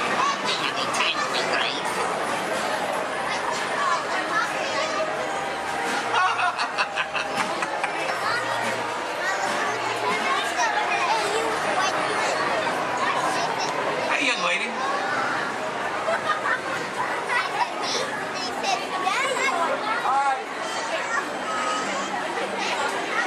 Who's your favorite?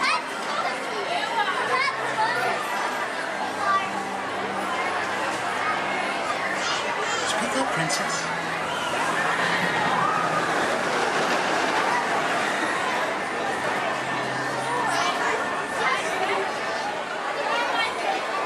Take your time, kid.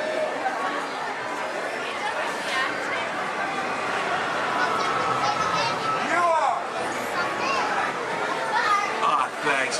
You're my favorite too.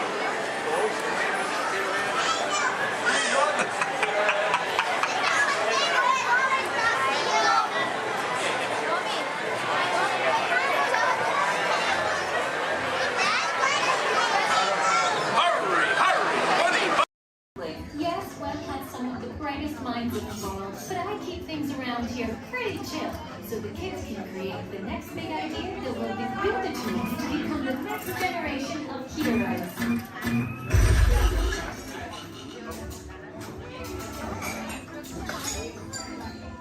We hope you have a great time on your visit to the Worldwide Engineering Brigade Open House.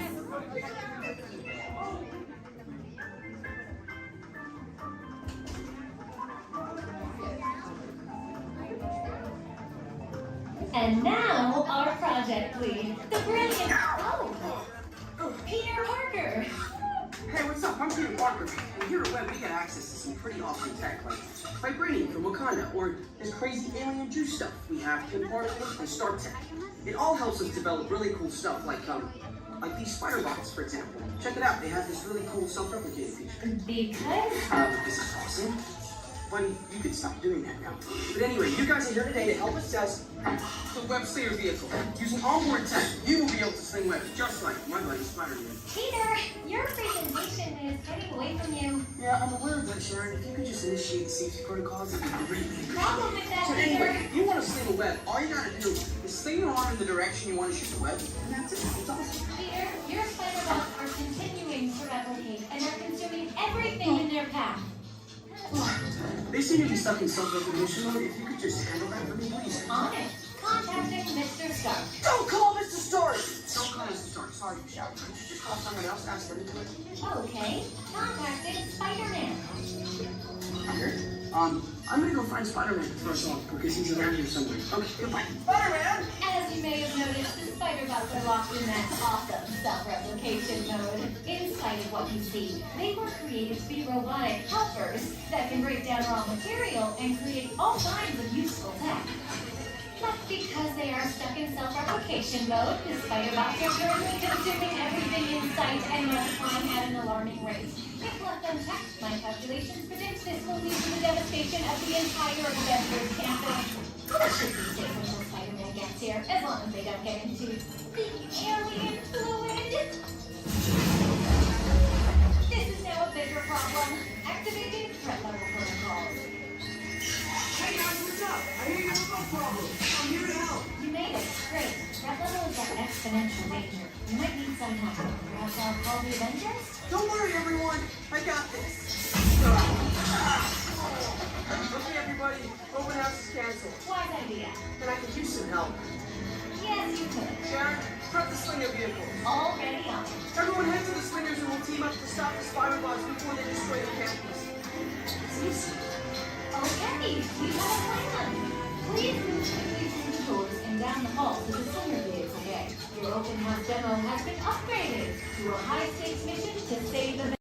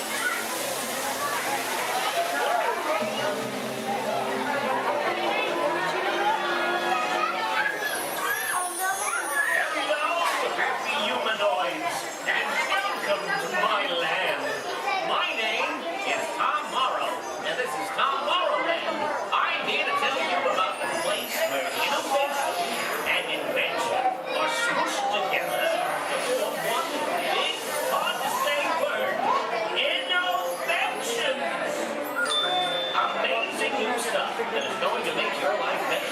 But green and new stuff, maybe reality, are two different things. Believe you me. Who could ever forget the old plastic house? Robot butlers? Hot-like kitchen? The personal jetpack? And my old-time favorite, the flying thingy. For you? Well, they seem like easy time. But here in Tom Morrow Land, or Wee-Land, as I call it, the stuff you're about to see is routine. It's real. It's actual. Everything is satisfaction. Okay, that's enough of that zippity, and please, no more of that doo-dah. We've got a new cast of entertaining interventions waiting in the wings, ready to be discovered by you. Ain't tomorrow grand? And now, a bright new world of innovations for your daily living, and it's coming to your doorstep in 3, 2, 1. There's a great big world of innovations, shining in our lives in every way, and a great big beautiful tomorrow. Tomorrow's happening today. Step through the door of your home, robotic.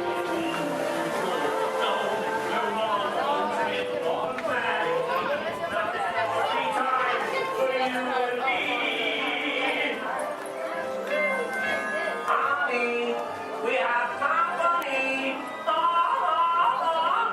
Oh, don't worry. Thanks to interventions, having unexpected company is a snap. But getting them to leave is still a nightmare. We're still working on that. Yes, sir, we've got all the latest things. And I'm not talking Mr. Coffee, whose work I admire, by the way. I'm talking smart relatives of mine. Genius gadgets that take the hard work out of housework. You want digital, analog, interactive, hyperactive, radioactive. Can you believe it? It's all here. You're gonna love it. I'm gonna have to ask you to leave now. I'm expecting company to arrive at any moment, so if you'll excuse me, I have to clean up this house. There's a great big beautiful tomorrow headed right this way. Well, see you around and around and around and around and around. Bye-bye.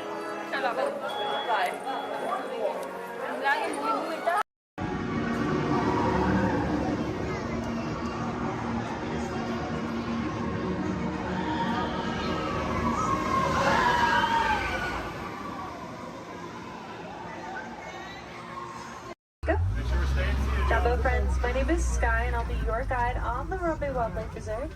If you look above your heads, there is an animal spotting guide. Probably not going to see all of those animals, but we have some pretty good luck. Just remember to stay seated at all times. That includes any little ones. Please don't hold anyone up or pass anyone around. Keep your hands, arms, feet, legs inside of the vehicle at all times. We brush up against some thorny brush. And these are going to be real wild animals. They are going to be moving around, so you may want to have your cameras out ready. Hold on tight. I recommend a sport or an action mode if you have it.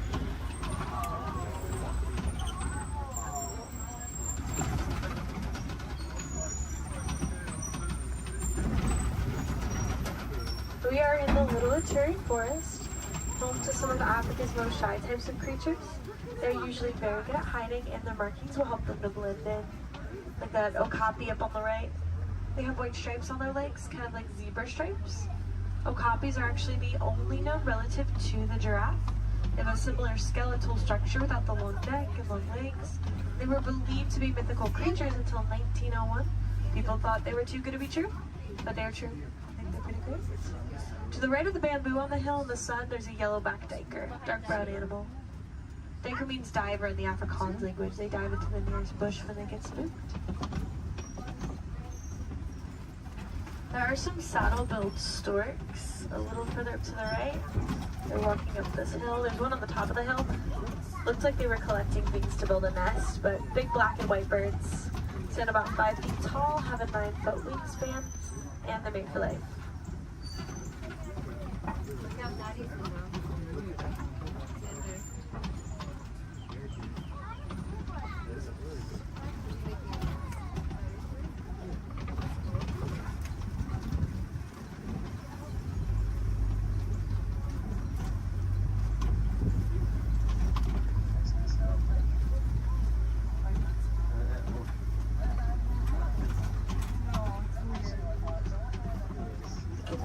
some antelope further up ahead to the left. There's going to be some tan ones called greater kudu. They can leap up 8 feet in the air to jump over obstacles, which is super helpful if they need to get away from a predator. And there's some reddish ones called bongos. Their beautiful coloring is also a greasy substance that can mark leaves as they're passing through the forest, potentially making it easier for them to come back and find each other.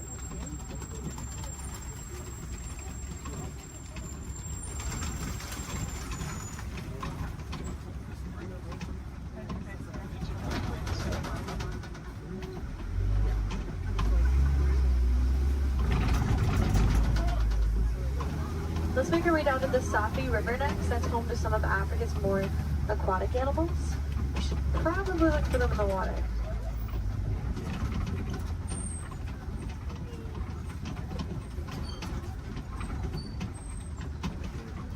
There are some big whitish gray birds on the land called pink-backed pelicans. Get a pink coloring on their backs during mating season to help them attract the mates. And there's also some Nile hippopotamus.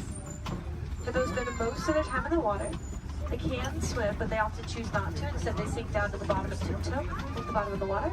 And they'll often come out to find food or relax on a cool day.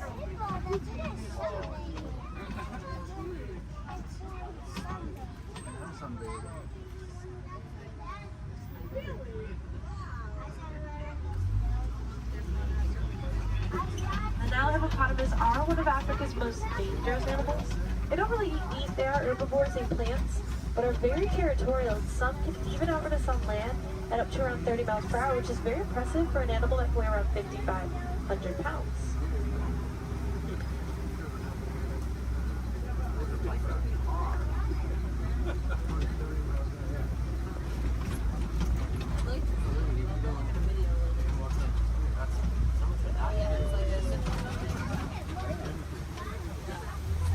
Underneath this bridge, there are some Nile crocodiles. They're very still, you won't see them moving around a whole lot. They spend a lot of time conserving energy in between their meals, but they have quick reflexes and a bite force that can crush bones. Sometimes they actually have to be very gentle with their jaws, like when they help their eggs to hatch by rolling them in between their teeth.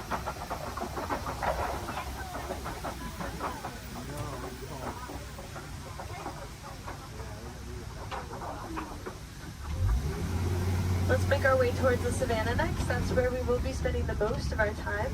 It's known to have vast open grasslands, and it's a really great place to find some more animals.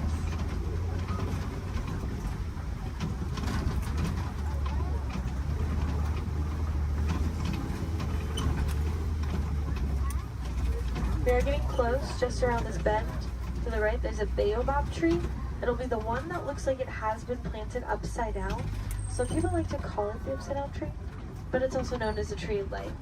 It's leafless about 9 months out of the year, collecting thousands of gallons of rainwater in its trunk to survive through the dry season. Anything with horns or tusks can very easily break it open, drain the water out, and get a tree.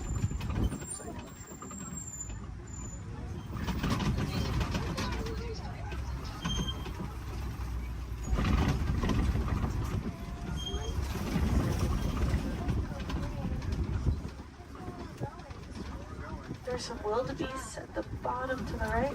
Those are going to be the silverfish animals. They can migrate in large herds of up to 1.5 million of them and also run around 50 miles per hour. So they line up in rows, group up and face different directions to avoid running into each other if they have to run away from something.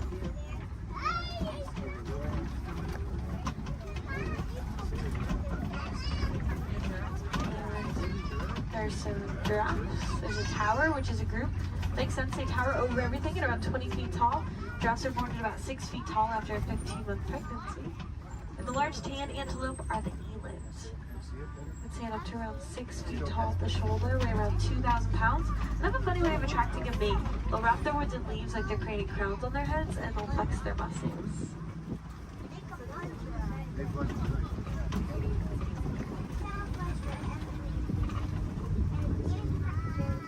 To the right of this den, on our left, there are some African painted dogs.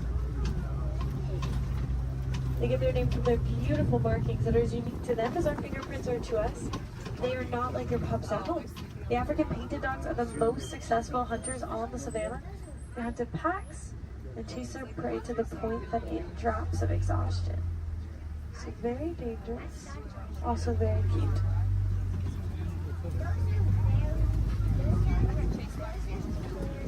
There's some sable antelope here to the left, with spear-like noise that fly backwards to fend off attacking predators that may try to jump on their backs.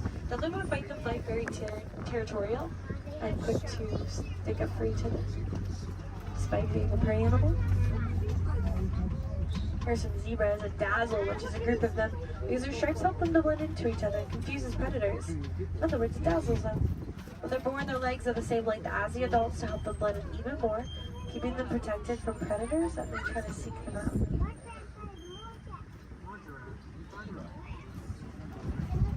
Large mouths at the side of the road are termite mouths, made up of animal dung, dirt, and termite saliva. They get as hard as concrete in the sun, so animals like elephants, giraffes, like to use them as a scratching post, weighing them down. Antelope can stand right on top of the worn down ones to use them as a lookout, looking out for predators.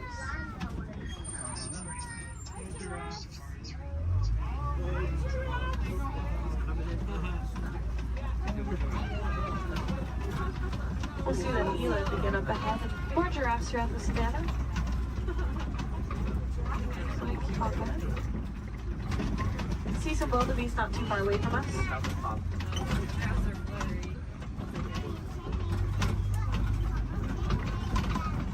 They are a silverish animal on the hills up ahead to the right. Wildebeest can migrate in large herds with about 1.5 million of them crossing the savannah each year.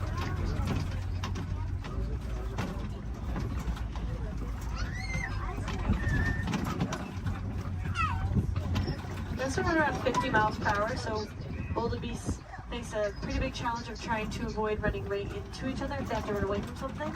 So they often line up in rows, group up, and face different directions. Keep themselves from running into each other.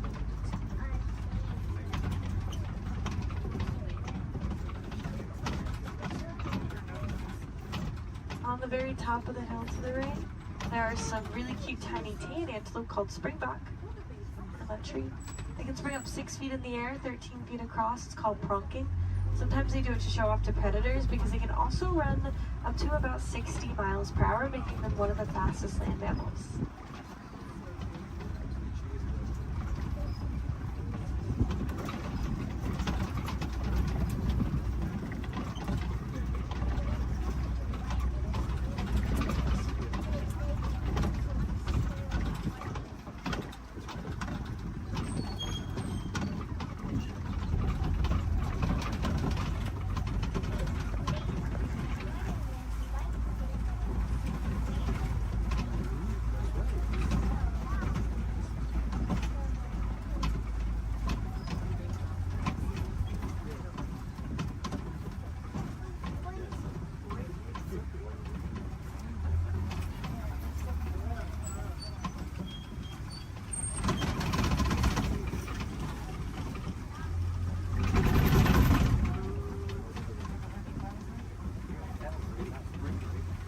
There are some mandrills at the very end here to the left. Largest of the monkeys. Males get around 100 pounds. And they have a bright red and blue coloring on their face and rear end, just like Rafiki.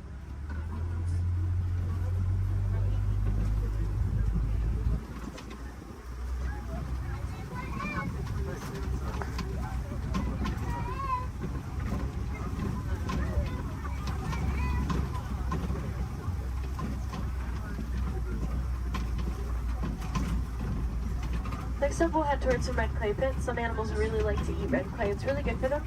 Kind of like taking a vitamin. Although, unfortunately, red clay pits are also often a set of coltan mining, which can cause some problems like habitat destruction, limited food source, more poaching. It's actually very easy to help out with those issues if you are interested. All you have to do is recycle any of your old, unused, broken electronics or appliances. They contain that coltan. You might be able to find some recycle bins in places like your local grocery stores or electronic stores. Or you can check out Grace Gorillas. They're working to help gorillas in the Congo, and they cover the cost of shipping if you recycle with them. We're pretty big fans too. We named one of the gorillas Grace on Gorilla Falls Exploration Trail.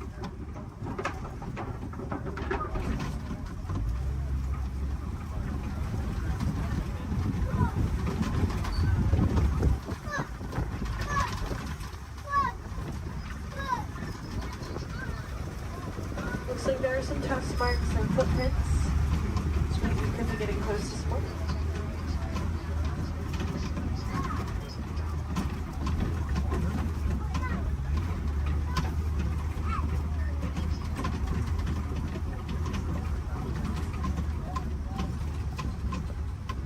Pretty quiet here. We'll try to check out around the watering hole up ahead. Sometimes we have a little bit better luck because these animals really like to stay close to their source of water, especially in a place where there is a 3-month drought every year. The savanna dry season does cause animals to have to migrate across the savanna in search of better sources of food and water. When they find them, they stay close to them for as long as possible.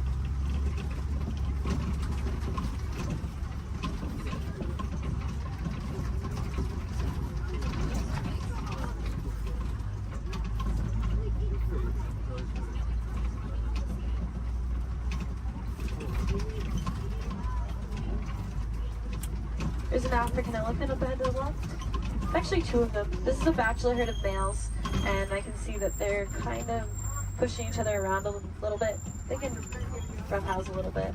It's pretty normal. African elephants are the largest land mammals. They can weigh up to around 14,000 pounds. Elephants are born at around 300 pounds after a 22-month pregnancy. And they're a matriarchal society, so females are in charge. They actually kick these males out of the herds once they reach maturity of around 13 to 15 years old. Some males migrate alone, some band together and create their own herds called bachelor herds. Here's a flamboyant of greater flamingos here. These ones are a very light shade of pink, and it can take up to 2 years for them to get their coloring from beta-carotene found in the brine shrimp that they eat. There are a few different theories to why a flamingo might stand on one leg. It's mostly believed to help regulate body temperature, kind of like sticking one leg outside of the covers at night to cool yourself off. A flamingo might just put one leg up.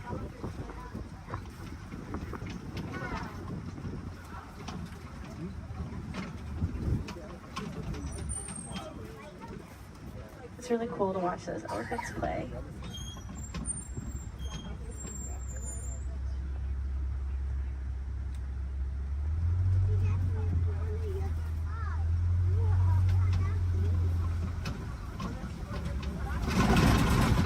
Looks like something may have been rolling in the mud up ahead. Some animals like to use mud as a sunscreen, a bug repellent. It's also just good for their skin, especially these white rhinoceros. They do that. They're almost always covered in mud. Rhinoceros can get up to around 5,000 pounds and are very social, love to hang out in crashes, their groups. Unfortunately, they are poached for their horns made out of keratin, which is hair and fingernails. People believe that it has medicinal purposes. It is really just hair and fingernails, so awareness is a big part of rhino conservation. Rhinos here in this reserve are helping us to spread that awareness. There's an ostrich to the right. Largest birds, flightless. They run around 40 miles per hour. Their wings help them to keep their balance and quickly change directions while they run.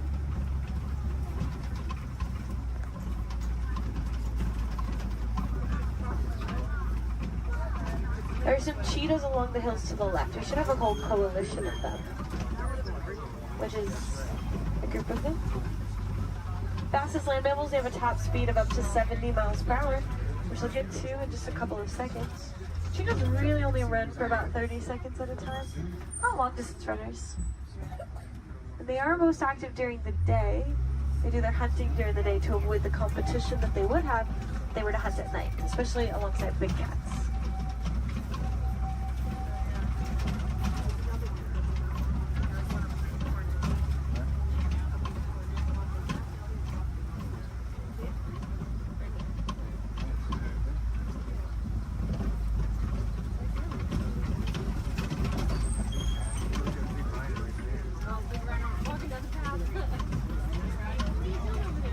These large rocks are kopis, tallest point on the savanna. Some animals like to use them as a vantage point to look over the savanna. See if maybe you can find something on the other side.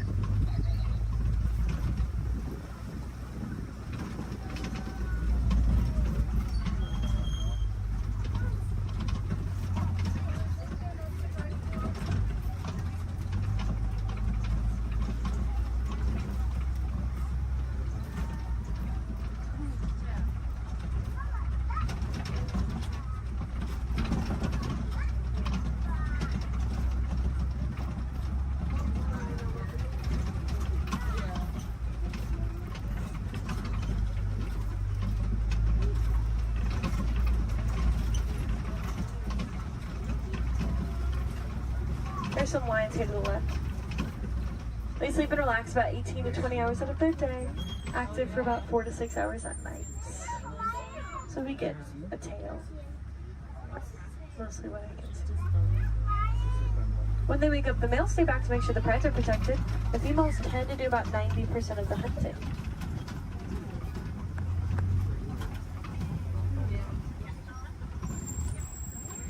There's some warthogs in the back left. They just look like hairy rocks in the break of that bush. Pumbaa, that means foolish one in Swahili. Actually very intelligent. They'll back up into those burrows with their tusks out to ward off predators.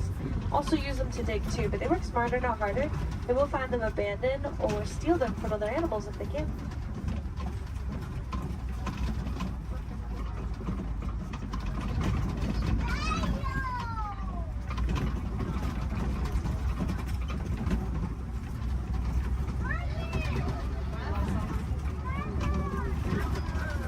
There are some ostrich eggs down this path to the right.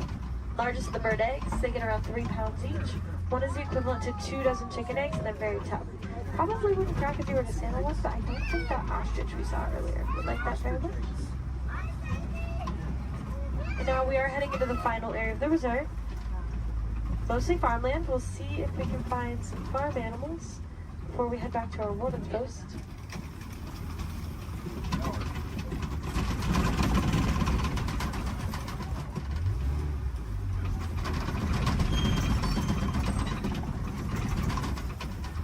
There are some Nigerian dwarf goats here. Very tiny type of goat known to take up very little space, and they produce a milk that's nutritious and high value. Helps communities to rely less on their local wildlife for things like nutrition and income.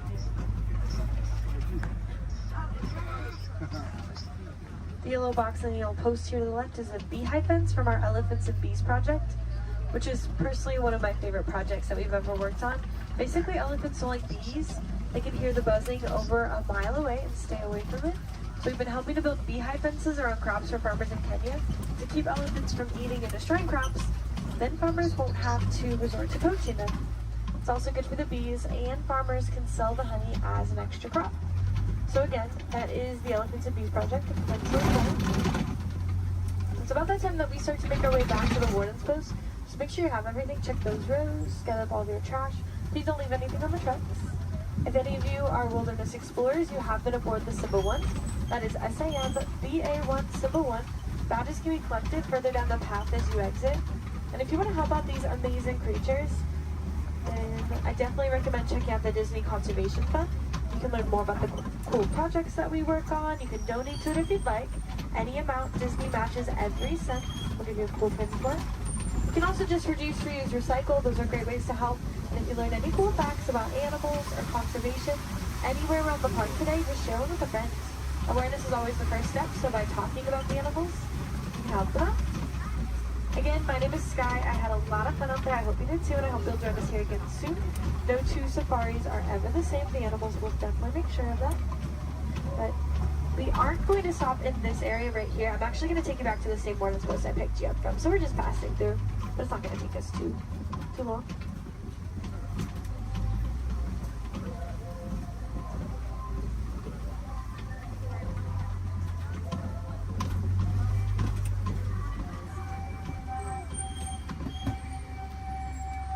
Asante Sana, thank you.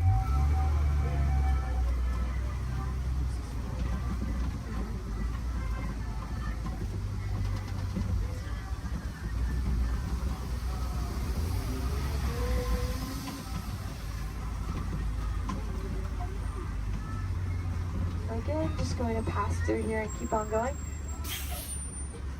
While we have a few moments ahead of us, this is also a good time to decide where you want to head next. You will already be on the Gorilla Falls Exploration Trail as you exit. So if you continue on, you can see some animals like gorillas, meerkats, zebras, naked bull rats. Back in Asia is the Maharaja Jungle Trek if you'd like to see some animals like Sumatran tigers, Komodo dragons, fruit bats. There's also a trail called the Garden of the Tree of Life around the big tree in Discovery Island. So you can get a closer look at the carvings. There's a lot of really cool picture opportunities over there and more animals along the trail as well. And of course, if you love those goats as much as I did, you probably want to pet one. There's a petting zoo at Rafiki's Planet Watch. Just take the Wildlife Express train and hurry to get up there. Let's try to make this a little less awkward and hang out here while they load this truck ahead of us. In a moment, we will be passing by this guest who are probably a little confused right now to why you're on the truck and they're not. So personally, I like to wave to them, say Jumbo, get them excited for their adventure. You don't have to do that if you don't want to. You can completely ignore them. We'll never see them again anyways. You can awkwardly stare at them as we roll by. That's fine too. Or look at the beautiful plant life on our left. Totally up to you.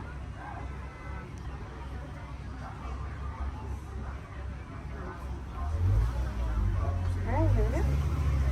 Jumbo friends, Jumbo warden. Jumbo friends, Jumbo warden.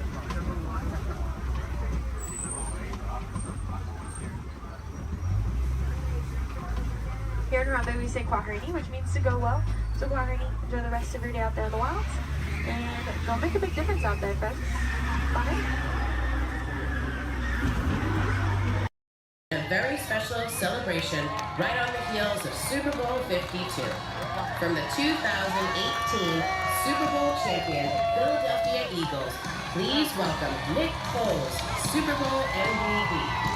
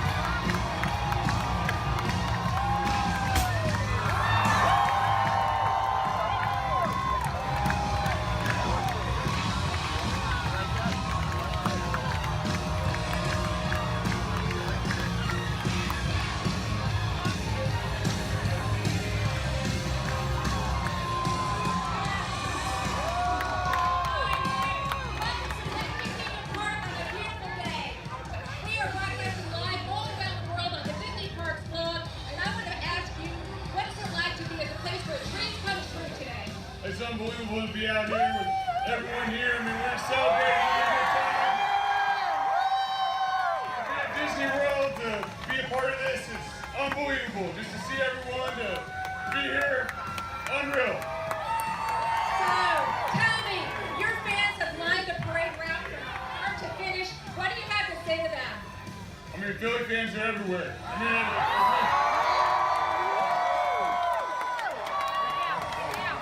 there we go. Hey, yeah, it's all right to yell we're world champs. It's all right to yell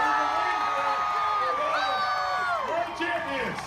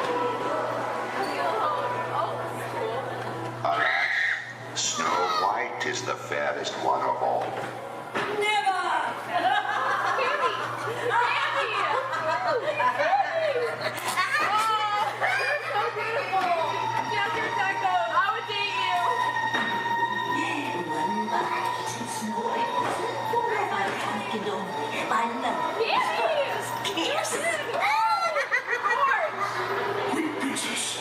Run away and never come back.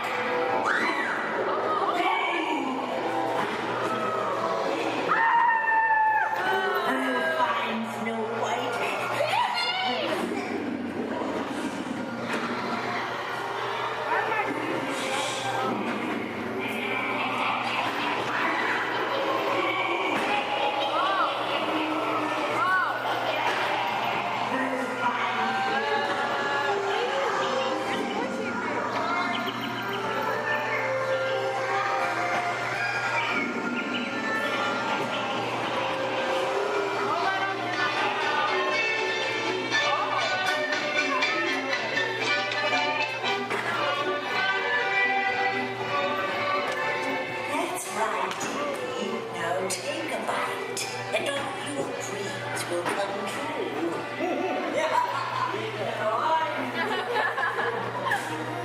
It's the quick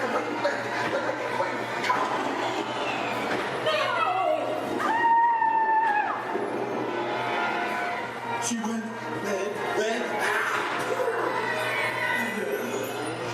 Get away. Hurry. Stop on the cliff. Let's go.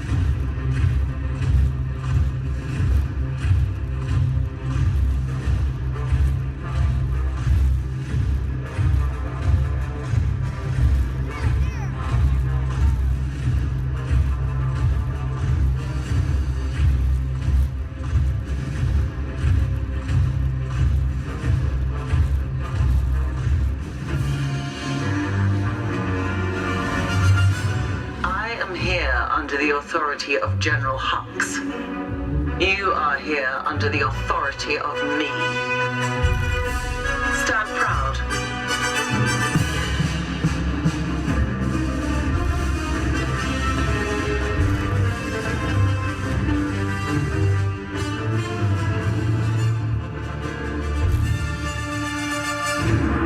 Troops in this division are held to the highest standard.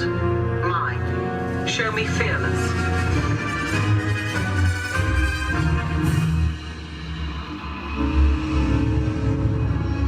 Under my command, you will be proud to wear the armor of a stormtrooper. You will learn discipline, loyalty, and what it means to be a stormtrooper.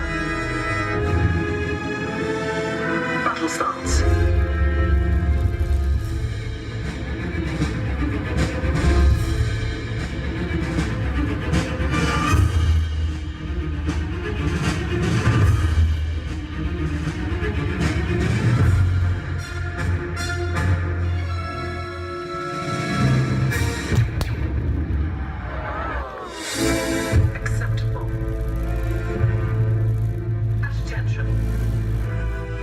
We do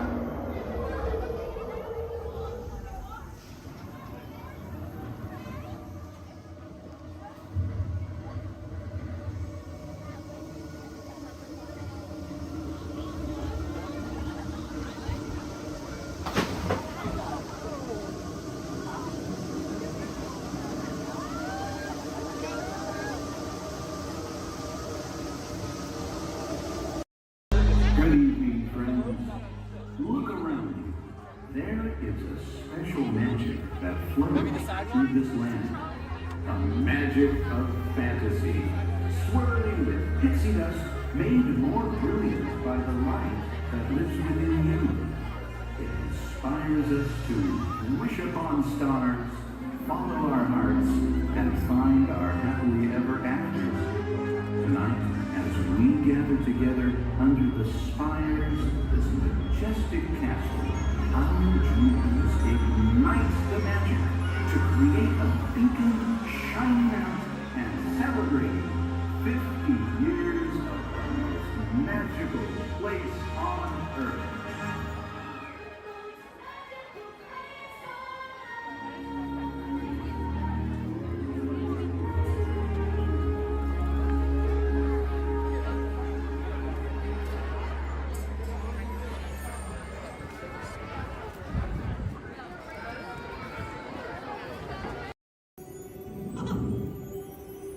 Oh boy! Oh, steady! Whoa! Hi, Mouseketeers! Well, here we go again, so hang on. Anything goes. You ready? And let the show begin! Here's my pal Walt to tell you how the magic is made. There's a lot of satisfaction in developing ideas into reality. When we consider a new project, we really study it. Not just the surface idea, but everything about it. And when we go into that new project, we believe in it all the way.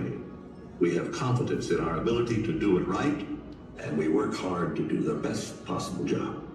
There's really no secret about our approach. We keep moving forward, opening up new doors, doing new things, because we're curious. And curiosity keeps leading us down new paths. We're always exploring and experimenting. Everybody ready? And on with the show!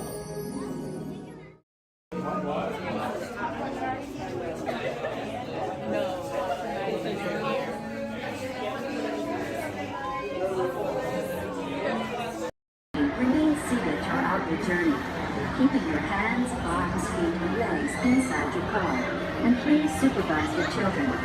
Stay clear of the doors which will open and close automatically. Enjoy the trip. Para su seguridad, permanezca sentado y mantenga sus manos, brazos, pies y pies dentro del vehículo. Vigila sus niños.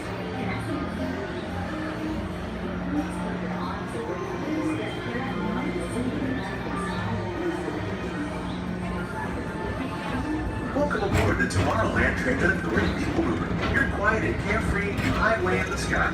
We invite you to sit back, relax, and enjoy your planned circumstances. Along the way, you can preview many of the exciting places you'll want to be sure to enjoy today while visiting this land of tomorrow.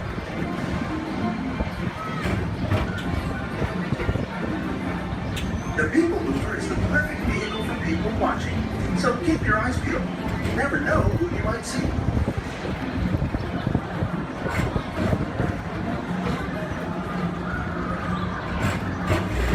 Coming up, Stitch's Great Escape, where you can report for duty as a security agent for the Galactic Federation.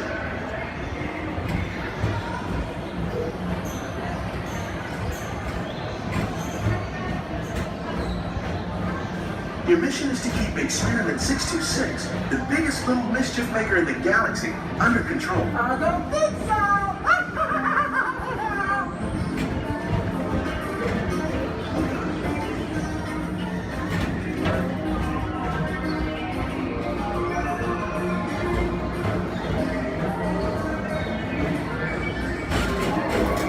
And now, Tomorrowland Transit Authority proudly presents Progress City, Walt Disney's dream for experimental prototype creating of tomorrow. Progress City was the inspiration for everything we lead toward the line.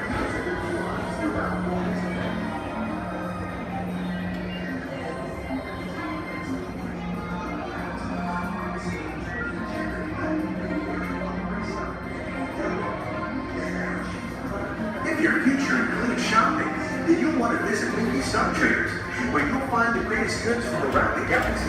That's right! It's out this world!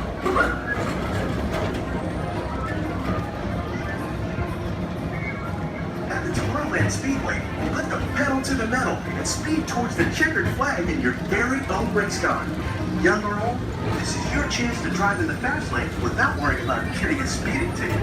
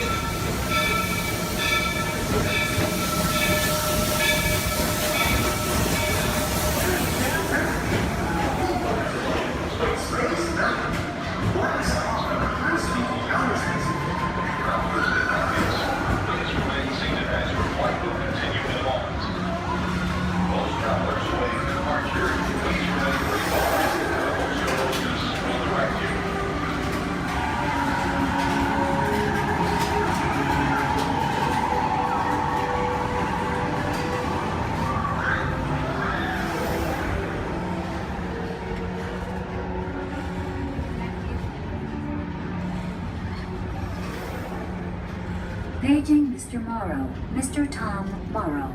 Please contact Mr. Johnson in the control tower to confirm your flight to the moon.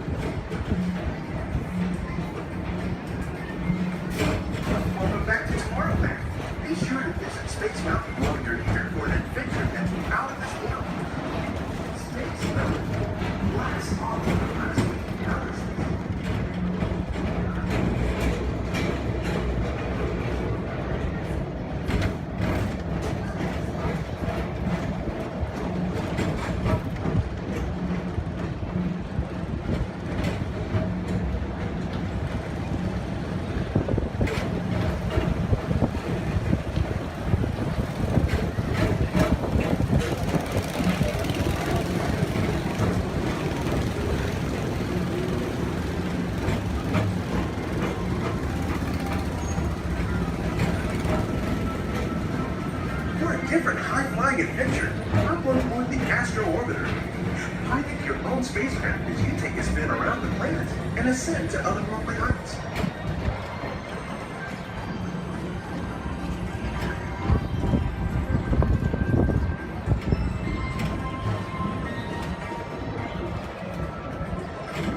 We're now approaching Walt Disney's Carousel of Progress. Inside this rotating theater, whole families welcome you into their world from yesterday and today, starting way back at the turn of the 20th. First presented at the New York World's Fair, this legendary circular theater celebrates the progress that has made our lives better. It's a perfect reminder that there's always a great, big, beautiful tomorrow shining at the end of every day.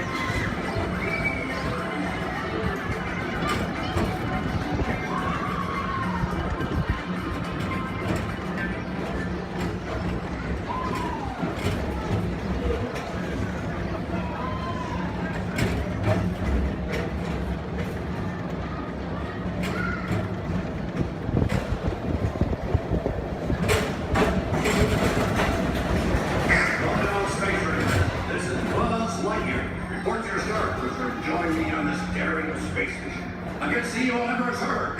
As an honorary space ranger, you'll use your own personal laser cannon to save the entire galaxy.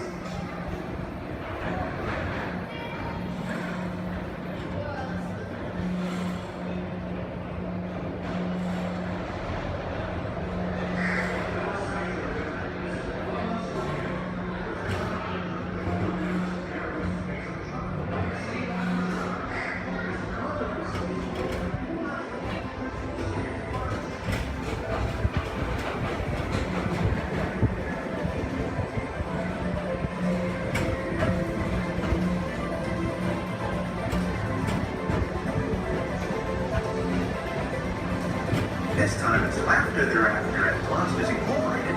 So drop in and join Mike Wazowski and all his pals at Monsters Incorporated platform. Share fun. Yeah, very good. Keep it moving. We're on a tight schedule here.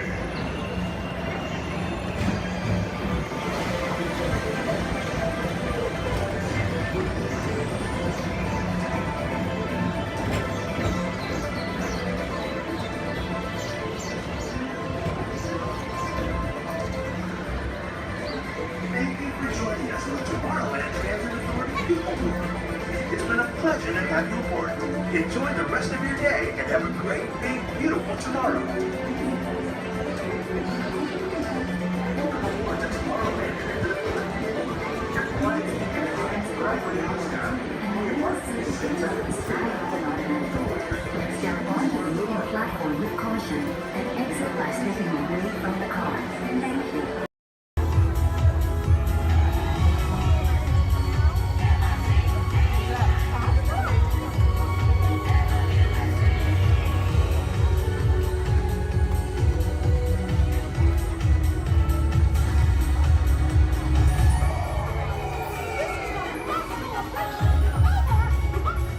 World in the Outer Rim territories. Join the festive Oota holiday celebration in the streets of Mos Espa. Then head to the arena and cheer for your favorite pilot in the annual Oota Eve Classic. Or set sail on the Doom Sea in a luxurious sail barge. Then rent a land speeder and head over to the colorful outpost of Mos Eisley. No visit is complete without having a drink at Tatooine's infamous Mos Eisley Cantina, where you will never find a more wretched hive of scum and villainy. That's right, a Tatooine vacation has everything under the sun. So call Star Tours and book passage to Tatooine today. Can't report that Troy thinks Walt is getting back. I can honestly say that I have not seen a thing. Honestly. As if anything would ever get past me.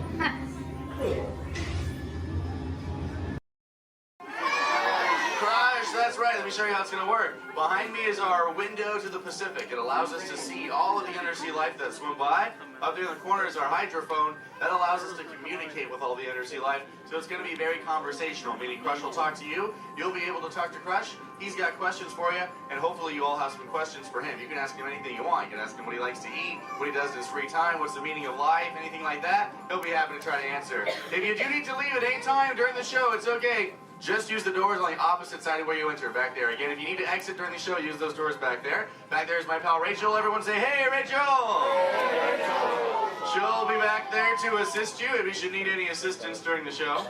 I'm going to turn down the lights and the music now so we can see and hear just a little better. We do have some last-minute rules and regulations to go over, but my friends the Moonfish have volunteered to show you the rules visually. So, hey, Moonfish, come on out. All right, first rule inside, please no eating during the show. And no drinking, no smoking. And the last one, take all the pictures and video you like. Just please no flash photography or video lighting. Round of applause for the Moonfish. All right, Crush is up there serving. He said when you're ready, just call him down. So on the count of three, yell, hey Crush. Ready? 1, 2, 3.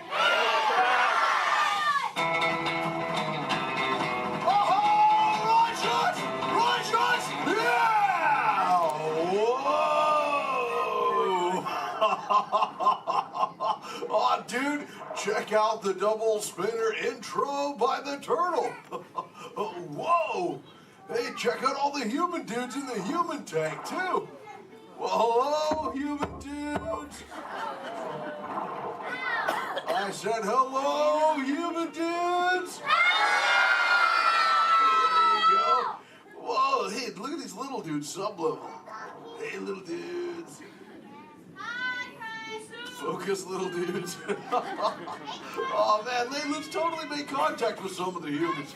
Oh, hey, John, dude, come over here to the seafloor, dude. At the back of the seafloor, there's totally a mini man by the aisle with a blue lid and sparklies on it, dude. Oh, I see, dude. Chaw. Hey, what's your name, little dude? I'll just ask the old dude. Oh, totally sweet, dude. Let's see, how old is he? Hola, little dude. Dude, me amo crush.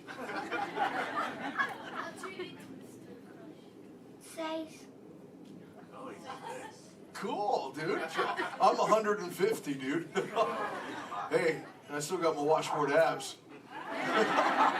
Well, cool. It's actually nice to meet you. It's nice to meet all of you humans. I'm here on a mission today. My youngest son, Squirt, he's got lots of questions about you human dudes, but I don't have all the answers. So, I have come to get the answers from you. If you dudes think you could help me out with that, say chaw. Oh, you so totally rock! Oh, dude, hey, for those of you that don't know, when a turtle says, you so totally rock, respond by saying, dude, nice and loud. Try one for practice, human dudes. You so totally rock! Awesome. Okay, Squirt wants to know how many of you know how to swim. Hey, raise your fin if you know how to swim, dudes. Wow, we got lots of swimmers out there. Hey, let's stay up in the seats, dude, over on this side. Last row, dude, like second noggin in, there's a dude with a white shell, kind of like lots of colors on the front, dude. Chaw, what's your name? Tyler. Oh, nice to meet you, Tubular. Tyler? Hey, dude, when you go swimming, do you like to swim fast or take it nice and easy? I like to take it nice and easy. Oh, chaw. Yeah, dude, just kind of like kick back on the shell and be like, dude. Totally, dude. Hey, I like to swim fast, though, too. Dude, you want to see me shred some biscuits? Say chaw. Chaw. Okay, dude, let me get my motor revved up. Human dudes, I want you to time me, okay? Start counting when I say go. Ready, set, go. That dudes. Totally just swam all the way around the world. Twice. Ah, dude, I can't swim that fast. Only about what you call 20 miles per hour. Maybe check it out, dude. If I got a tiger shark on my tail, I can go way faster, dude. Hey, but I'm doing all the talking here. Humans, if you got a question for me, like totally raise your fin, dude. Talk to the dudette right there, waving me down from the second row. Hey, what's your name, dudette? Morgan. Oh, cool. It's Mondo Morgan. What's your question? Do you know any twins? Turtles? Oh, I know. Yeah, dude, I got lots of twins of my own, dude. There's my twins, Bill and Ted. I got my twins, Cheech and Chong. I got my triplets, Mary, Kate, and Ashley. That's really cool. What about you? Do you have lots of twins, too? Yeah, well, I'm a twin. Oh, you're totally into... Wait, that dude in front of you looks just like you. Is that your twin? Yeah. I would hope so. That'd be an odd coincidence. That's cool. Where are you dudes from? Castro Valley. Oh, where's that? By the Bay Area. Oh, okay. That's cool. That's cool area up there, dude. Way too many sharks, though. That's totally sweet. Well, thanks for your question. Who else has a question, dude? Let's see. Let's go. Hey, back to the seafloor. Let's go right over here, John, dude. There's totally a mini man up front. He's got a blue shell. He's got it near the outside, dude. Blue short sleevey shell. Hey, little dude, what's your name? Dominic. Nice to meet you, Deep Sea Dominic. What's your question, dude? Have you ever been married or divorced?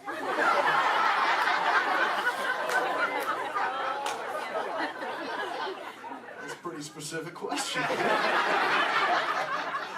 actually, dude. Most turtles, dude, we don't stay with the same dudette like our entire lives. But I have actually found one that's kept me around forever, dude. Her name is Shelly. She's my turtle dove, dude. We've been together for 130 years, dude. But it's still so awesome, it only feels like the first 75. It's really cool. Hey, can I tell Shelly you said hi? Can I tell her you said hi? Hi. Oh, dude, she'll totally love to hear about you, dude. Let's see, who else has a question? Let's see. Let's go. Hey, John, dude, jump across the aisle up here near the front. There's totally a mini man with he's getting his fin waved by another dudette. Hey, little dude, what's your name? Braden. Oh, cool, dude. What's your question, Boogie Braden? How many kids do you have? Yeah, I got 65, dude. John, like I said, I already told you about my twins, dude. But like Squirt, he's my youngest. And then there's Sheldon, Shelby, Michelle, Herschel, Rochelle, Trishelle, Shell, Lella Ding Dong. Let's see, I got my teenagers, Leonardo, Donatello, Raphael, Michelangelo, Zach, Kelly, Slater, Screech, Jesse, Lacey, Chris Jr.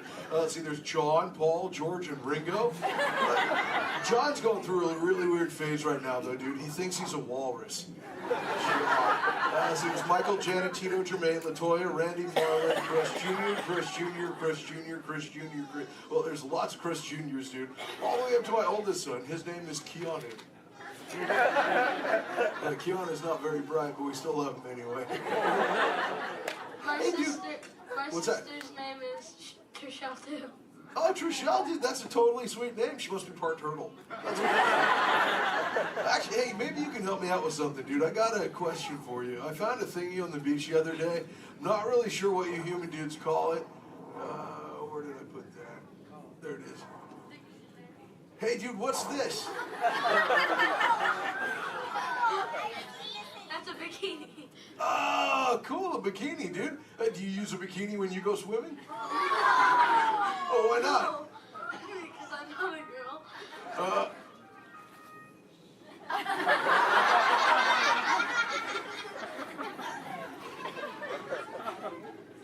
This is for chicks, dude? Does it make me look fat? Anyway, dude. Oh, let's see, dude. Hey, John.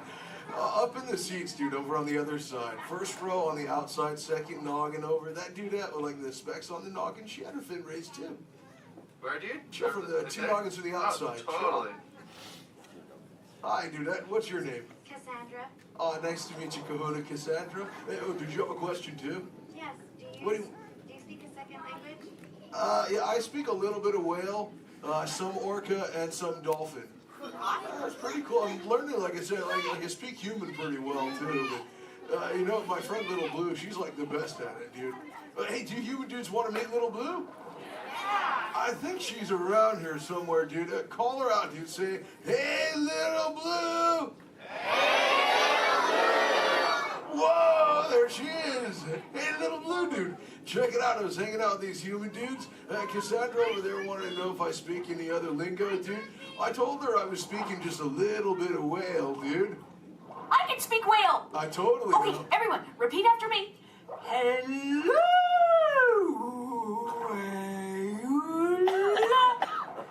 Okay, try that one all together, human dudes. Go.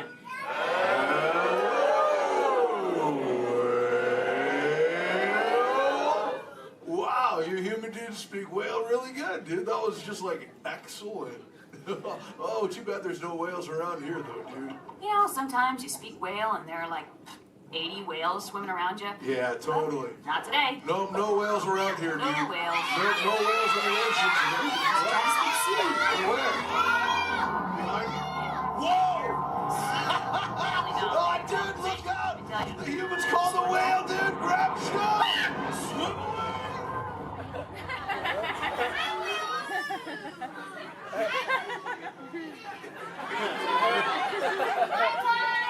Dude, Little Blue, you're totally a squishy fishy. What should we do? Tell the whale to go away. Okay, humans, tell the whale to go away.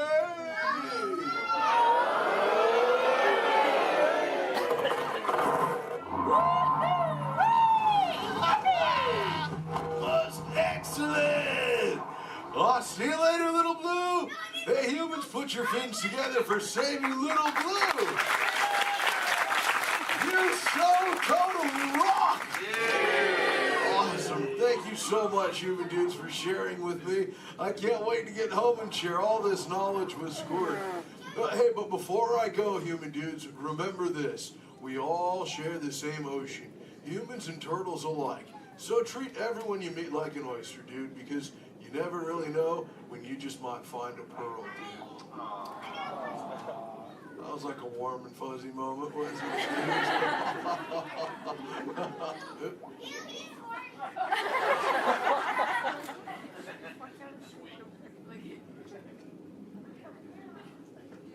That wasn't me, dude. That was my twin. See you later, human dudes. Rock on! Later, Miss Yellow and the Crunchman. Awesome. All right, you find your next buddy and discover into the doors in the back. Thanks for swimming by. Here we go!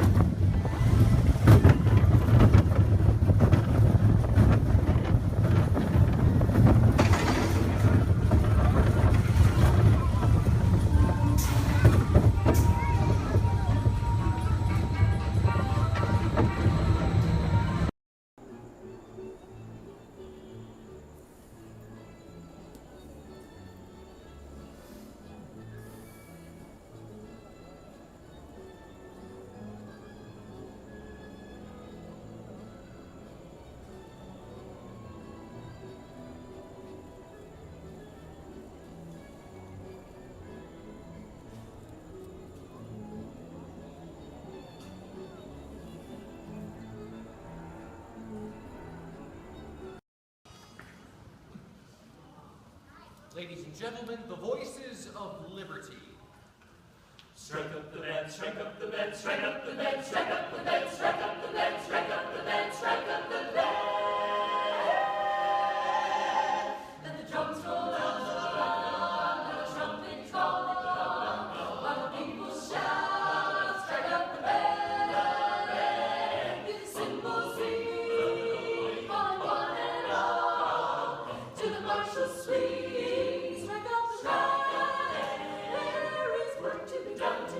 There's a prize to be won.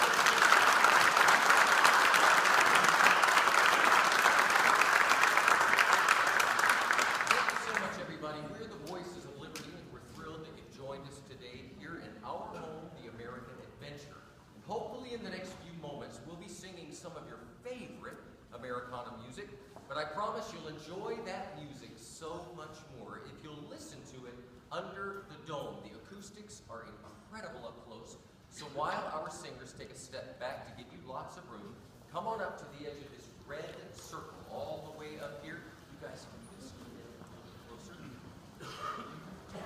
Especially if you're underneath the balcony, you really enjoy the music so much more up close. Have a seat on the floor so those folks behind you in wheelchairs or sitting on benches can enjoy the show.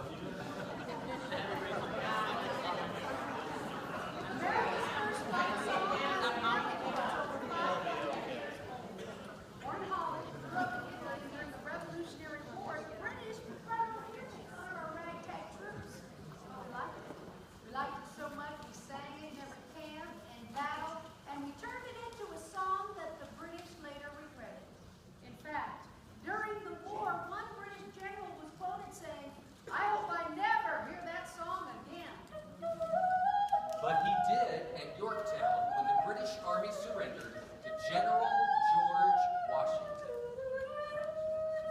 Yankee Doodle, keep it up. Yankee Doodle dandy. Mind the music and the step, and with the girls be handy. Yankee Doodle, keep it up. Yankee Doodle dandy. Mind the music and the step, and with the girls be handy. Mind the music and the step, and with the girls be handy. Yankee Doodle went to London just to buy a pony, stuck a feather in his cap and called it macaroni. Yankee Doodle, keep it up.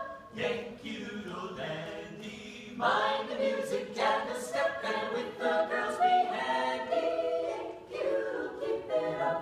Yankee Doodle dandy. Mind the music and the step, and with the girls be handy. Mind the music and the step,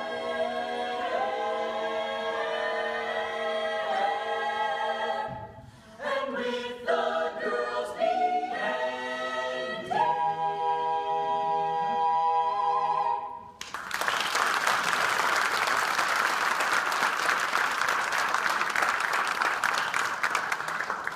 Well, there was a time not too long ago when many in our country knew full well the meaning of the word oppression.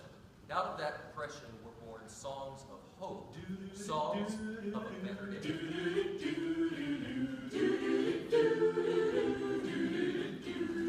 In that great get the morning, fare thee well, fare thee well. In that great get the morning, fare thee well, fare thee well. In that great get the morning, fare thee well, fare thee well. In that great get the morning, fare thee well, fare thee well.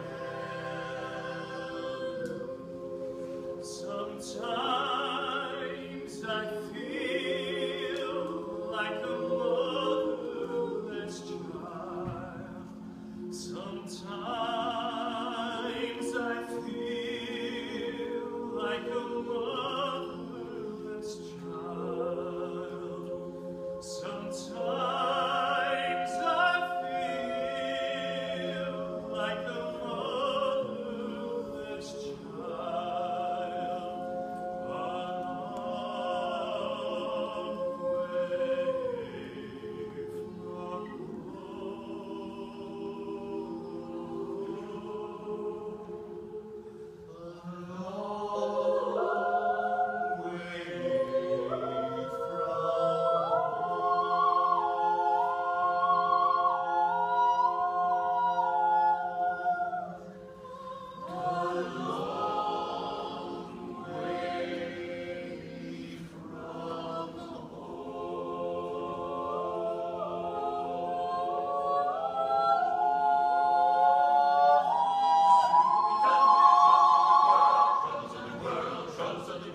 Soon we'll be done with the troubles of the world. Going to live with God. To live with God. No more. Reaping and away. No more. No more. Reaping and away. No more.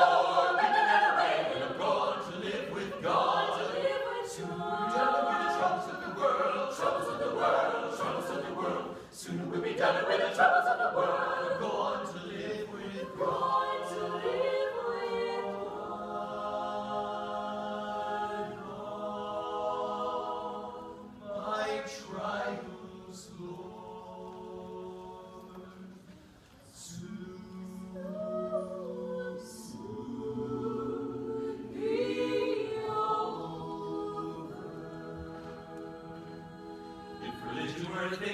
money could buy. Rich lives on.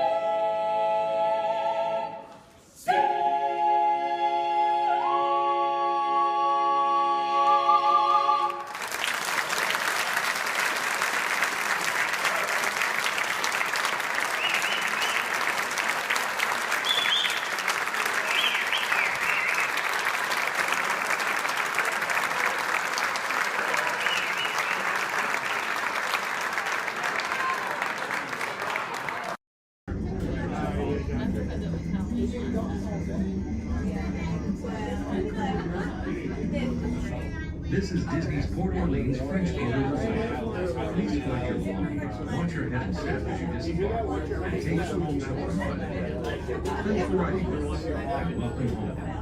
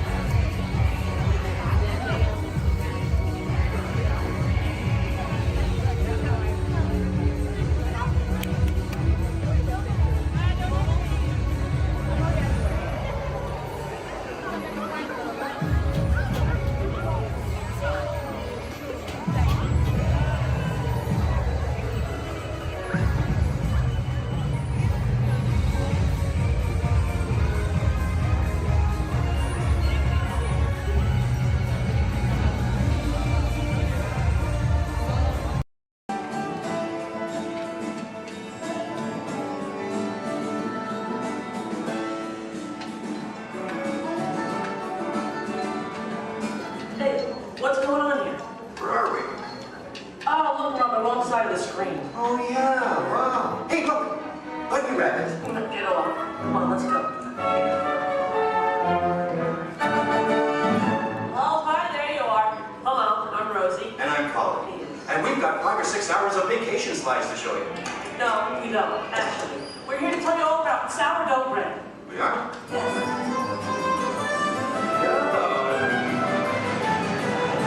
Okay, let's get started. Did you know that a traditional sourdough baking process goes back to the California Gold Rush? You're reading this, aren't you?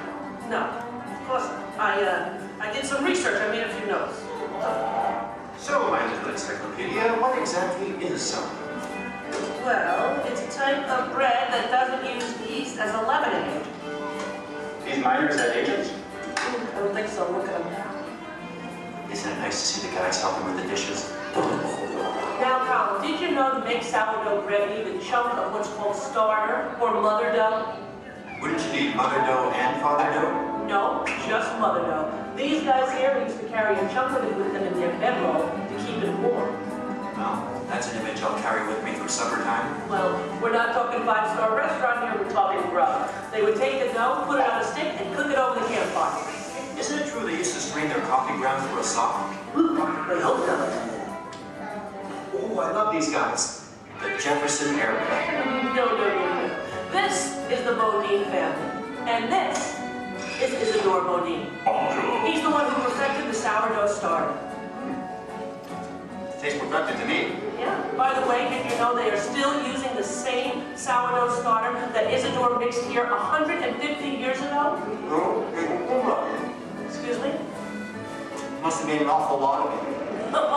You see, you have to save a little bit of the starter dough to mix with the next day's batch of flour and water to keep the fermentation process going. Hey, did you know that the strain of bacteria found in mother dough is Lactobacillus San Francisco? How did you know that? Internet. Hey, can we watch them bake something? Oddly enough, that's what we're here for. Great. You people go on ahead. I'm going to meet you in there. Colin, you stay here and make sure there are no stragglers, okay? Okay. All right, just more kind of a red line to my right. Good. They're on their way, Rosie. Okay, bye. I'll see you soon.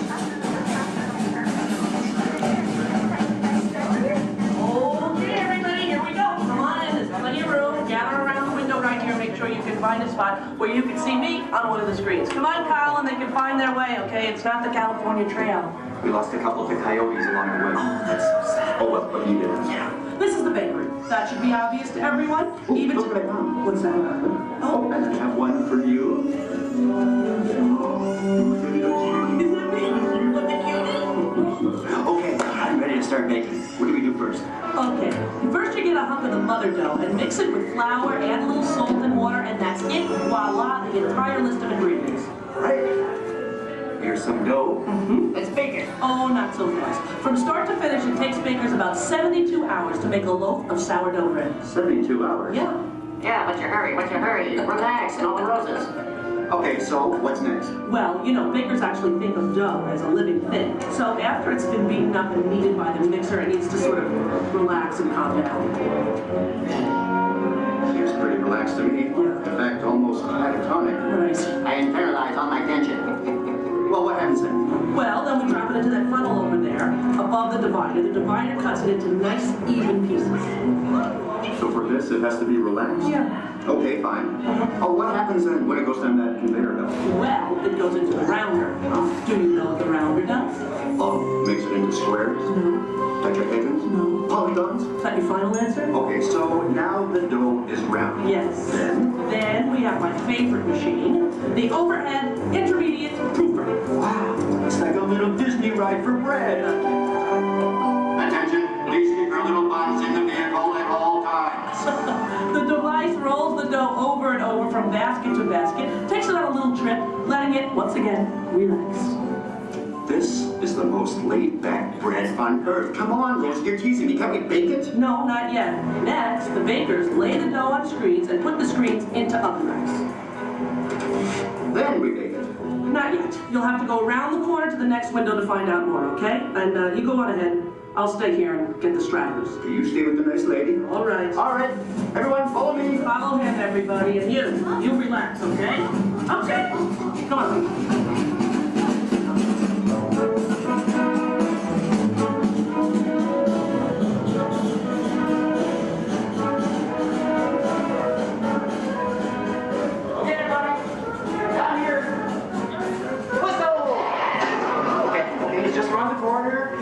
Yourselves out along this window. All right? Everyone, can you see me? Oh, nice shirt. All right. All right? Okay. Well, this, I guess, is the oven. If not, I'm having some incredible hot flashes. Slap some garlic butter on me and I'm ready to go. Hey, Colin. Okay, where were we? We were getting ready to bake some bread. No, we weren't. What, are you trying to confuse me? Let me think. I remember the racks of dough. The racks of dough are taken upstairs to a refrigerated fermentation room. Refrigerated? Yes. Look, I know a thing or two about baking bread. Well, actually I don't, but I'm pretty sure you have to have heat to bake something, right? Sounds right to me. For a technical question like that, I'm going to have to call in an expert. I'd like you to meet my friend, Tony, the baker. Tony! Hi! Are you enjoying your visit? Oh, we're having a great time. We really are. But I'm afraid I have reached my limit of baking knowledge. Tony, call it here. Give us the lowdown. Don't you think we've coddled this dough long enough? Isn't it time to turn up the heat on this baby? Well, no. The dough needs time to ferment in a refrigerated, climate-controlled room. Now that gives the bread a better flavor, texture, and color. It takes about 13 to 16 hours. You know, I like a man who can cook. Then what happens? In the proof box, the dough is slowly brought up to about 95 degrees, 90% humidity. Why not just take it to Florida? All right, so it's baking now, right? Because it's rising. No, it's still fermenting. The dough triples in size now due to the expansion of trapped gases. Hey, listen, we all have trapped gas occasionally. Well, now the bread is scored, so it won't split with its base. Oh, so now I'm almost afraid to ask. It's time to bake it, right? Or do we have to take it out to dinner first? Maybe a bit of a rub-down. It's ready to bake. You're kidding. I hear they spin the bread around when they're actually baking. Is that true? That's right. And the mist of steam is sprayed on from time to time. This gives the crust a beautiful reddish golden color. Oh, so I'm thinking I probably couldn't do this at home in the toaster oven. No, I don't think so. Listen, Tony, thank you so much. Yes. It's been a thrill.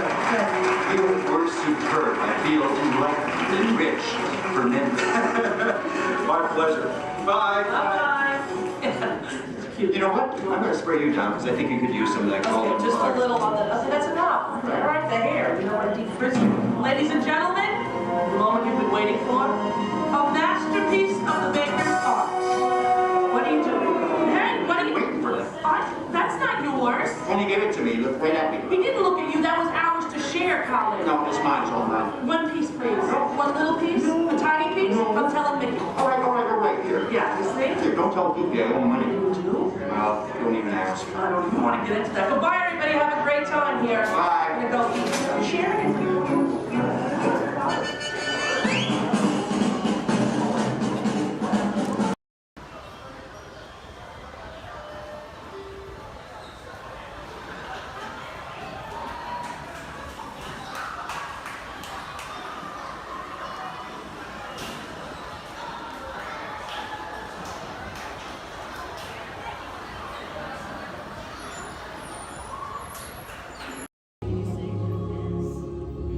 In 1923, a young man from the American Midwest, along with his older brother Roy, started a cartoon studio in the back rooms of a small real estate office in Hollywood, California. This was the small beginning of a family entertainment company that would create unforgettable stories, characters that become beloved friends, wondrous experiences, and music that has become the soundtrack of our lives. That young man was Walt Disney, a master storyteller whose imagination knew no bounds and who delighted in making the impossible possible. Disney 100, the exhibition, is a journey through 100 years of Disney magic, presented in themed galleries based on Walt Disney's creative concepts and philosophies. These include storytelling, creating believable characters, the spirit of adventure and discovery, the magic of sound and music. The world around us, real and imagined. Curiosity, imagination, and technological innovation. The worldwide wonder of the Disney parks. And an everlasting sense of optimism about the future. Walt Disney famously said that it was all started by a mouse, but it really was all started by Walt himself. His philosophies became the foundation of the Walt Disney Company. They still inspire Disney's artists, filmmakers, Imagineers, and the storytellers of today. Oh boy! Oh, steady! Whoa! Hi, Mouseketeers! Well, here we go again, so hang on. Anything goes. You ready? And let the show begin! Here's my pal Walt to tell you how the magic is made. There's a lot of satisfaction in developing ideas into reality when we consider a new project we really study it. Not just the surface idea, but everything about it. And when we go into that new project, we believe in it all the way. We have confidence in our ability to do it right, and we work hard to do the best possible job. There's really no secret about our approach. We keep moving forward, opening up new doors, doing new things, because we're curious. And curiosity keeps leading us down new paths. We're always exploring and experimenting. Everybody ready? Then on with the show!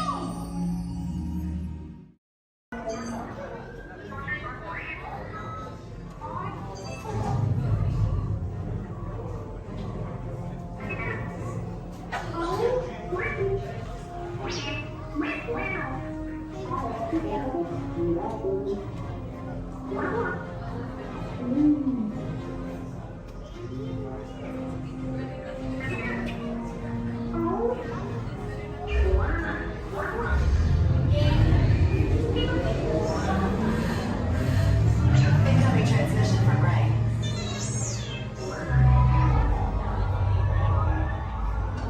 BB-8, is everyone assembled?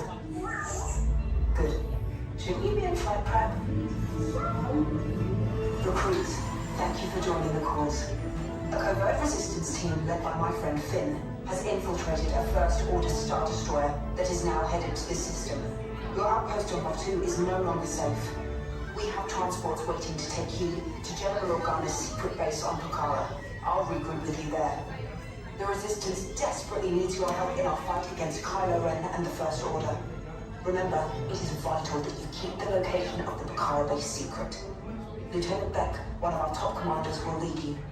Affirmative. Transport is ready. 9 Nominai shall personally see him delivered. Thank you, Lieutenant. Welcome to the Crawlers. May the Force be with us. Commander Paul Dameron and a squadron of X-Wings shall escort us to the rendezvous point on Pucara. Roger, this is Black Leader. I hear you're a fine-looking group of recruits. Well, no time to waste. Let's get you on your way to the General. Stand clear. Deck doors opening now. Hurry, all recruits to transport. No need for safety here. It'll be a smooth ride. Ground crews, deck is in motion. Recruits crossing to transport. Initiate pre-flight sequence on Deck 3 for Pucara.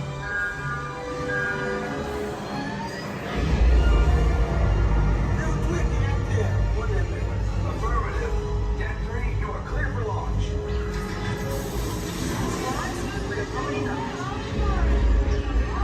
Pucara personnel, this is your final call on board. Transport away from the blast doors. All the way forward.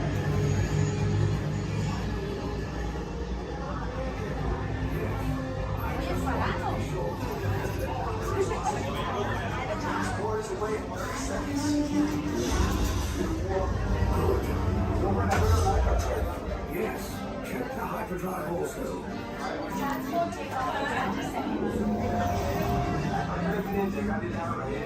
Good. Airspeed sensor. Thank you, Nina. Black Leader, are you and your team ready? Affirmative. Engines are hot. Red 2, blue 5, reporting. Red 2, check. Blue 5 standing by. Engage repulsors and hold on, recruits. More ships. Launch.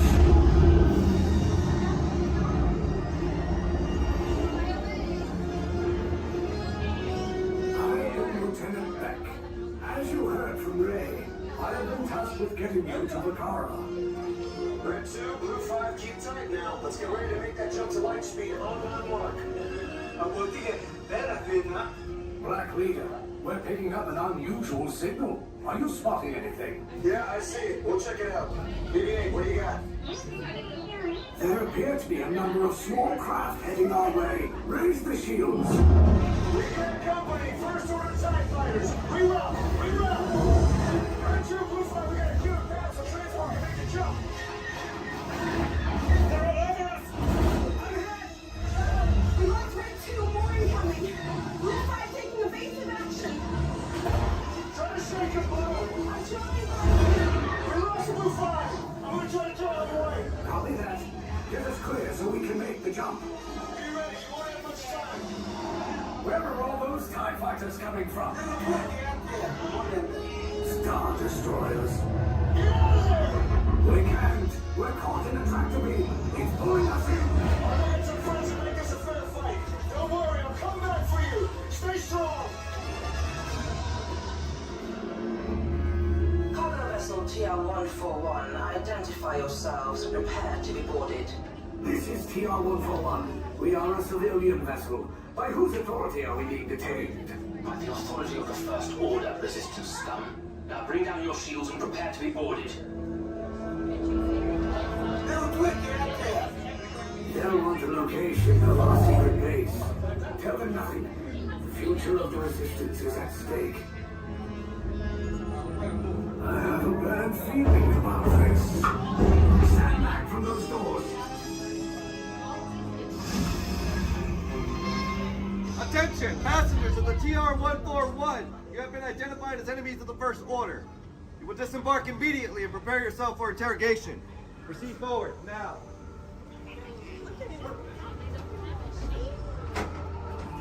Go that hallway to your right for interrogation. Keep your...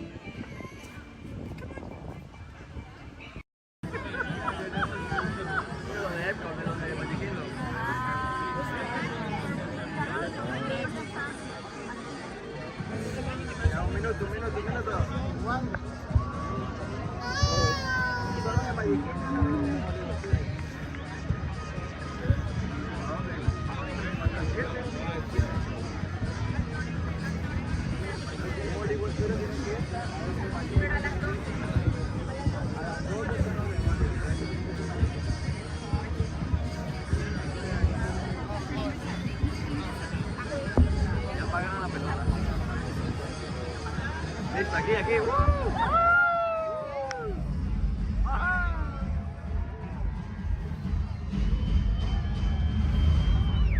Welcome everyone to our New Year's Eve sparkling celebration. As the weekend host midnight here in the United States, Canada, and Mexico, we should note that many of our World Showcase friends are already greeted the New Year. 2025 reached the country of Japan, and 1 hour later, China celebrated the New Year. Let's celebrate with them now. 皆様、新年明けましておめでとうございます。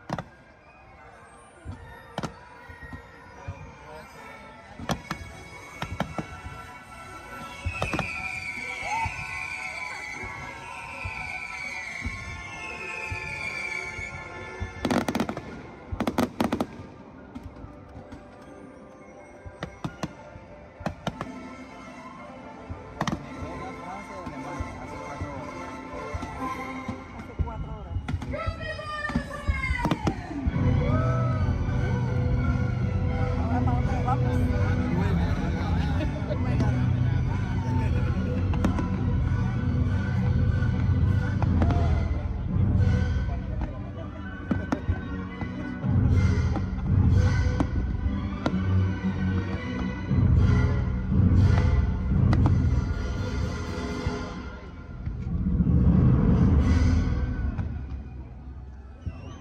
et heureuse année à tous.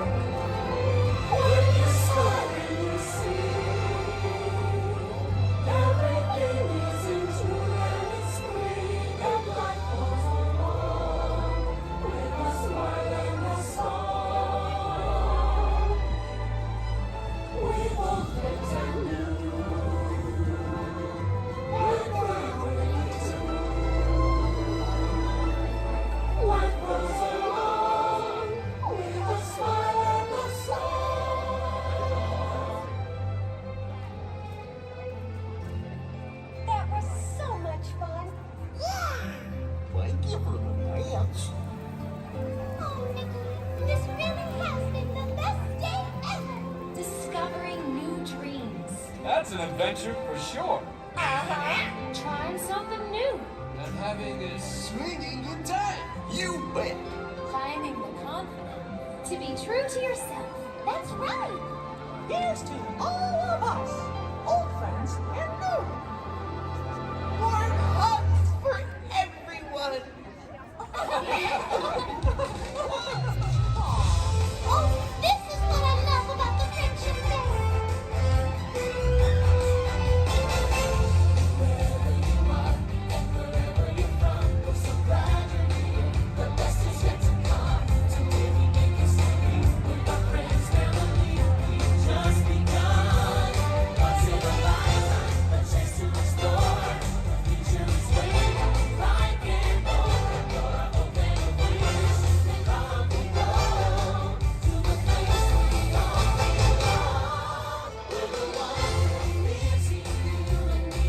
We just need to believe, like a shooting star within your heart. Every dream, breaking free. It's a baby that you hold inside. It's a friendship that to unfold. We will celebrate where the magic feels like home.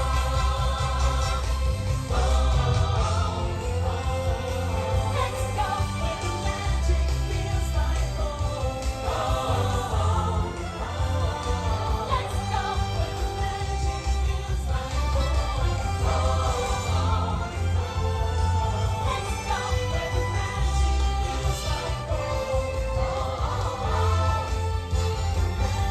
feels like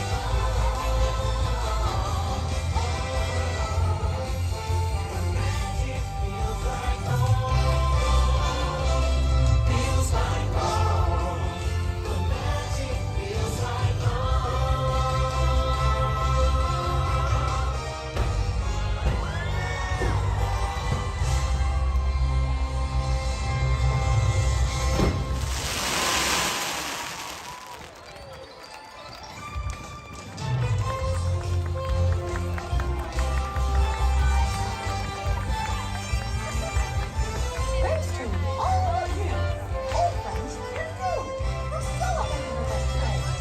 See y'all real soon.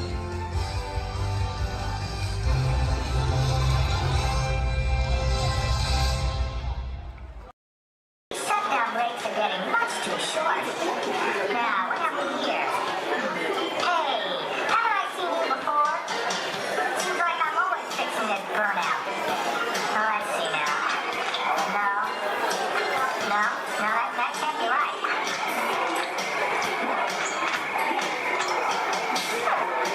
Hey, you there. Excuse me. Hello, I'm talking to you. Yes, you. Are you wearing the candle? Well, I was just wondering if you could tell me where this goes. See, I wasn't really online when they were programming us for logic repairs. Usually I can figure it out, but these old R5s are kind of built backwards, you know what I mean? No, you don't know what I mean. Well, don't worry. This isn't your navigator. No, I finished him hours ago.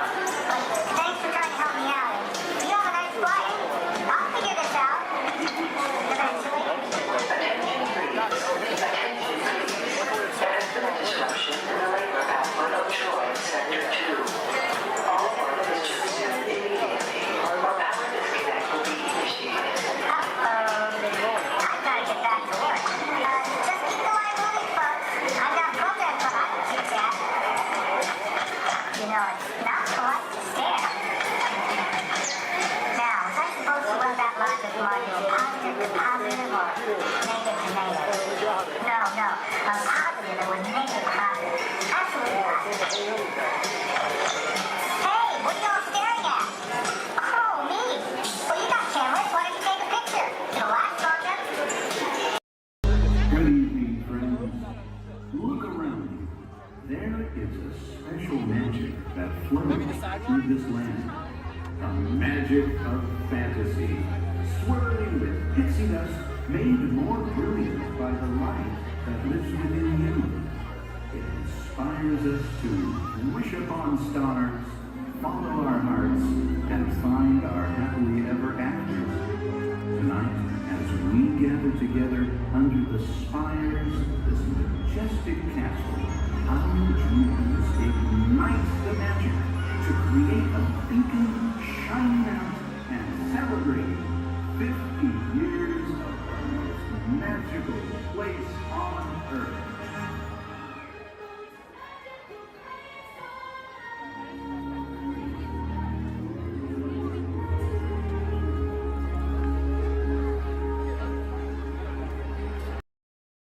Remain seated with your hands, arms, feet, and legs inside the vehicle and supervise children. Thank you. La estación de control de cinturones de seguridad está a la vuelta de la esquina. Por su seguridad, mantenga sus manos, brazos, pies y piernas dentro del vehículo y cuida a los niños. Vehicle 3 is clear for your flight. Okay, here we go.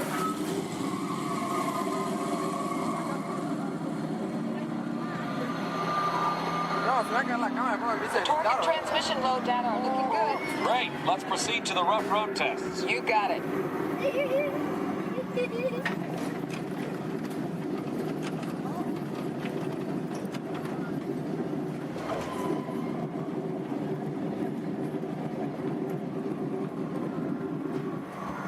Okay, I'm going to take you right up to the cones, hit the brakes, and see if I can steer you through.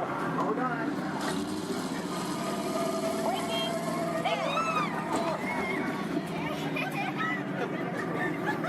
Okay, we're back on track. Let's do that other sequence.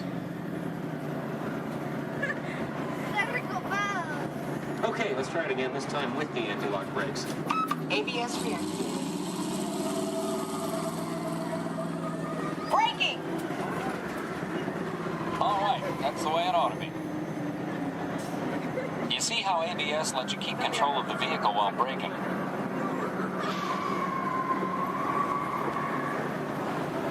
Let's demonstrate some extreme test conditions. Okay.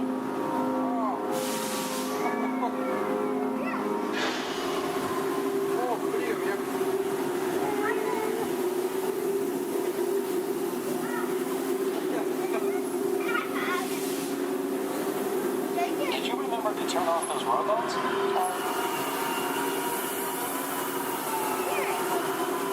Clear for track course A. All right, let's pick up the pace. Increasing speed. 10%.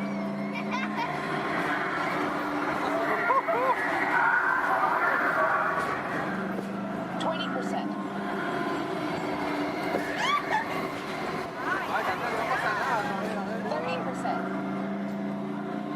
Are you seeing an increase in lateral forces? Sure am.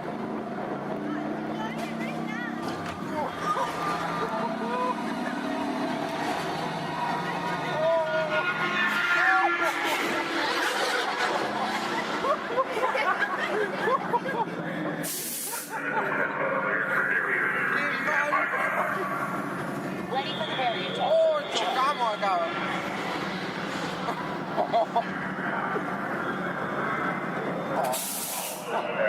Hang on tight.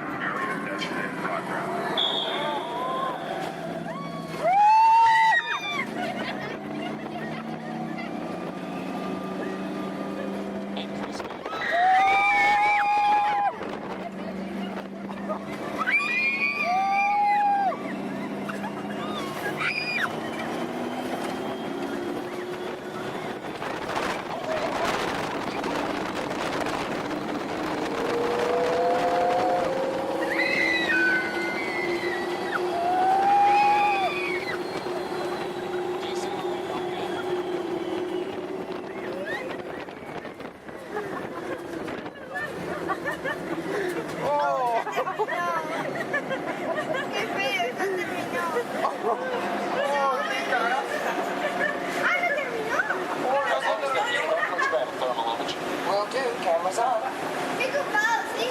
Looks like all test parameters. Well, all right, that completes our test schedule. Let's download the data. Hey, thanks for being such a great test crew. Come back and ride anytime. Bye now.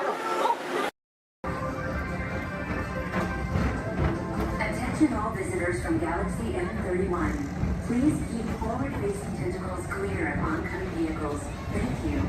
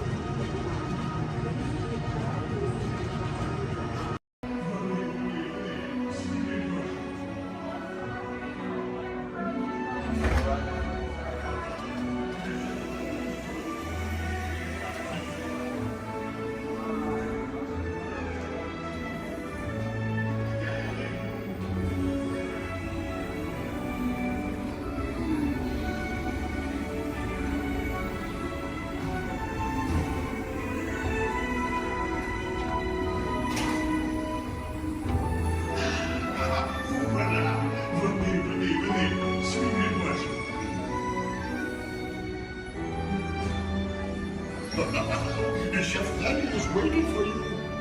This way. Qu'attendez-vous?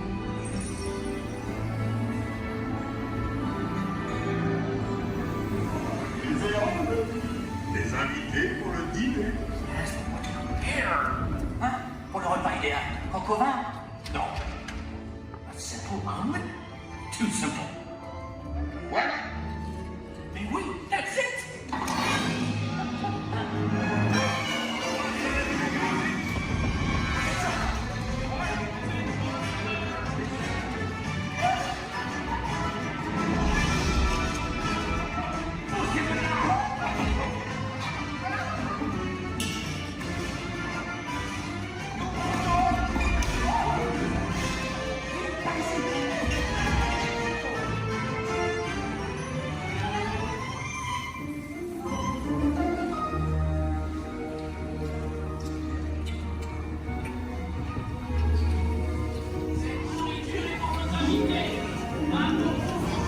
Hey guys, the food is for them, not you.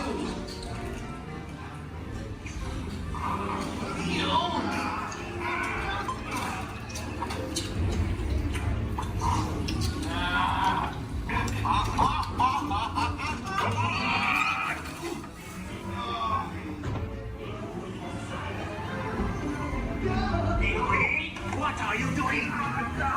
Que manigancez-vous? Out of my way!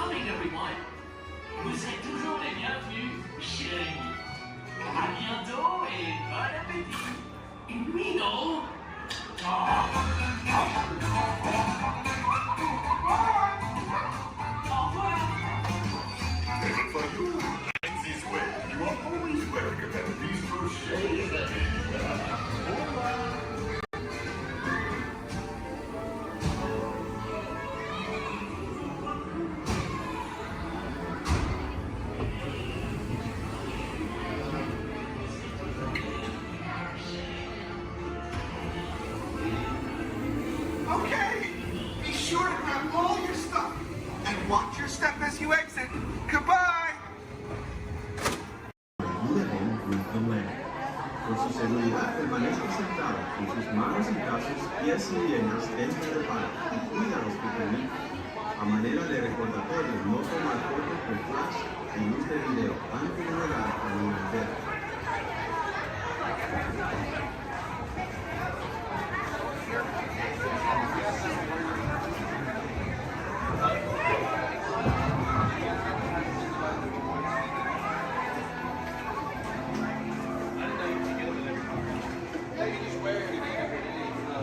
The richness and diversity of the surprising nature living with the land. Our journey has and sudden changes are sweeping over the land. The approaching storm may seem violent and destructive to us, but to nature, it's a new beginning in the cycle of life.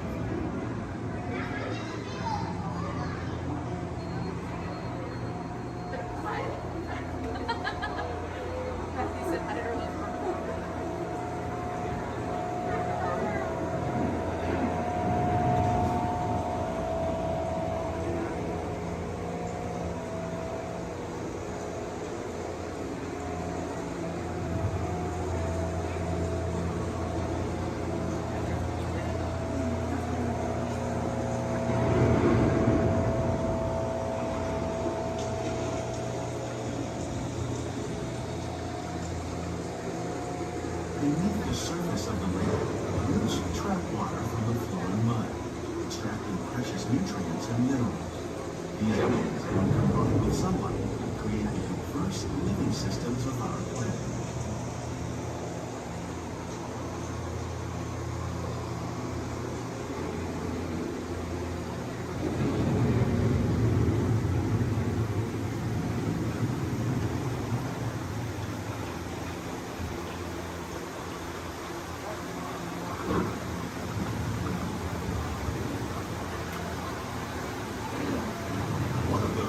Systems is the rainforest, home to the most amazing concentration of life on our planet.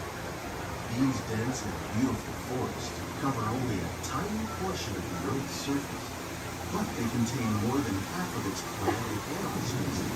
Rainforests are also extremely rich and productive living systems, providing us with oxygen, food, medicines, and other elements essential to our lives.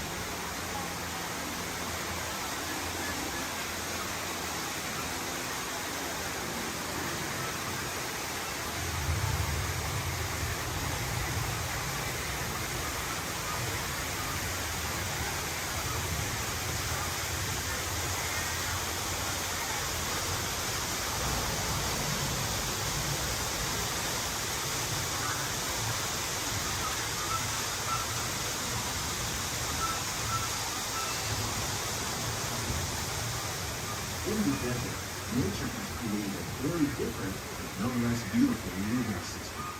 And while this arid landscape may seem lifeless, it is very much alive. The plants and animals that have learned to survive in these harsh conditions make use of what little water they can find and avoid the scorching rays of the relentless sun.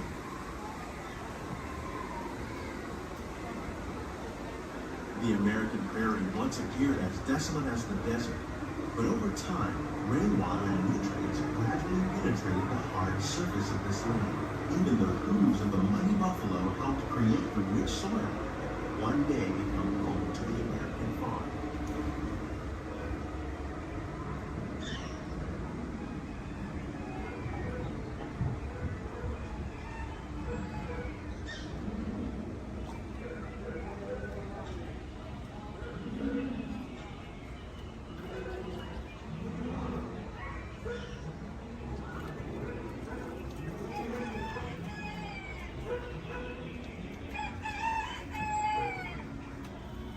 Of all the forces at work on the land, humans have had one of the most profound effects.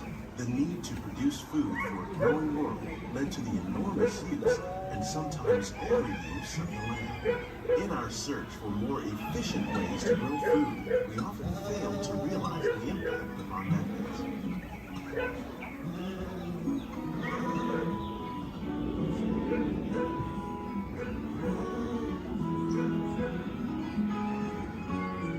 Today, we're learning to live with the land, discovering better ways to grow food that will assure both human and environmental well-being.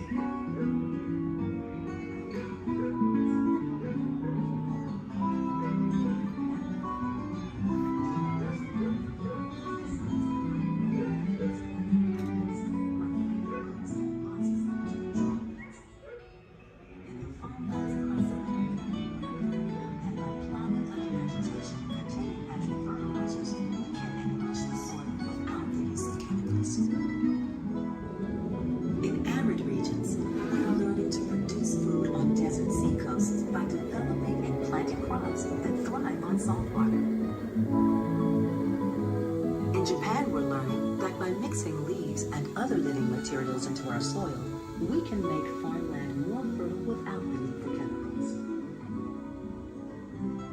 Here at Epcot, we're learning to reduce the need for chemical pesticides by breeding and using natural predators, like ladybugs and wasps, to control pests. How will we meet tomorrow's growing needs for food production, yet still respect the needs of the land? Some of the answers are being discovered just ahead. To help us maintain these carefully controlled ecosystems, and for your safety, please remain seated in your boat at all times.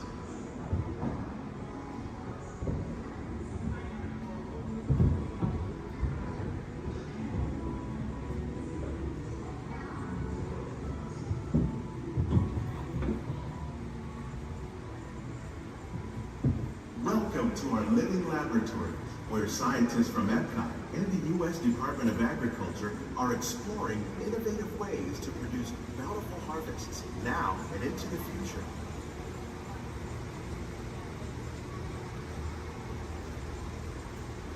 The tropics are home to the greatest diversity of plants on the planet. Many of these, like papaya, bananas, cacao, coffee, and rice, are well known around the world. These are just a few of the edible plants that have been an important source of nutrition for people living in the tropics. Many are rich in vitamins and minerals, while others are well adapted to growing in less than ideal conditions. Some, like the water lily, thrive in wet, swampy areas and waterways.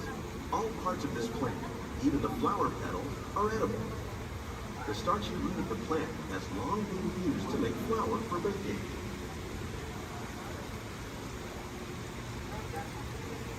One day, many of these lesser-known tropical plants may be as important as the bananas growing on both sides of the boat. More than 28 million tons of bananas are eaten annually, making it the most popular fruit in the world.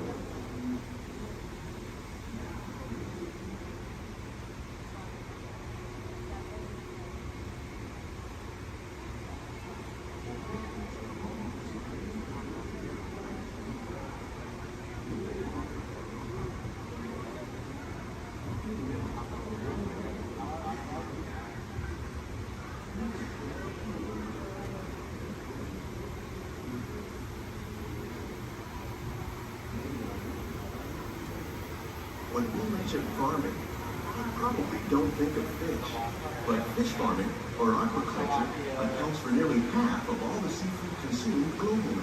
Tilapia, bass, and catfish, like the ones you see here, are three of the more popular crops raised by fish farmers.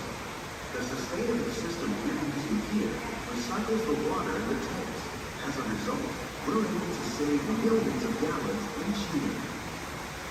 Our small fish farm produces nearly 5,000 pounds of fish each year to serve in restaurants around Walt Disney World.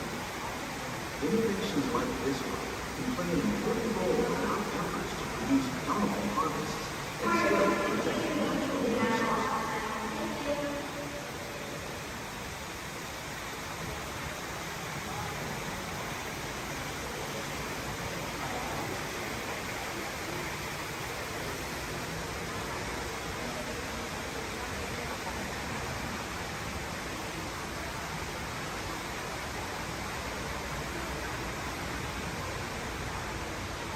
While there are more than 50,000 edible plant species in the world, most of us are only familiar with the handful that make up our everyday diet.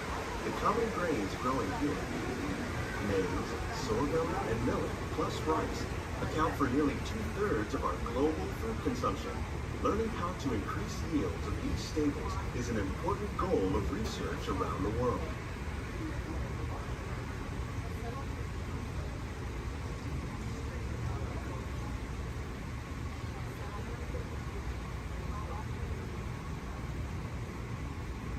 These plants are definitely on their way up. Innovative growing techniques like these increase yields while more efficiently using resources like water, fertilizer, and pesticides. Another innovation at work here is our integrated pest management program. By populating our greenhouses with beneficial insects that prey on harmful pests, like aphids and flies, we are significantly reducing our reliance on conventional pesticides. We're growing these crops using our nutrient film system. This technique precisely controls and recycles water and nutrients. With it, we can produce over 27,000 heads of lettuce a year in this one small area.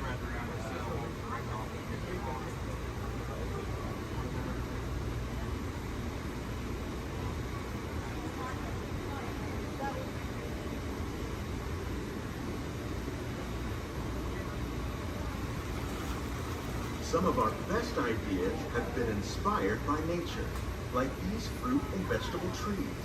By growing these ground plants vertically, we can increase yields and better control diseases. These crops taste as good as they look. In fact, we serve more than 15 tons of produce from our greenhouses in restaurants here at the land every year.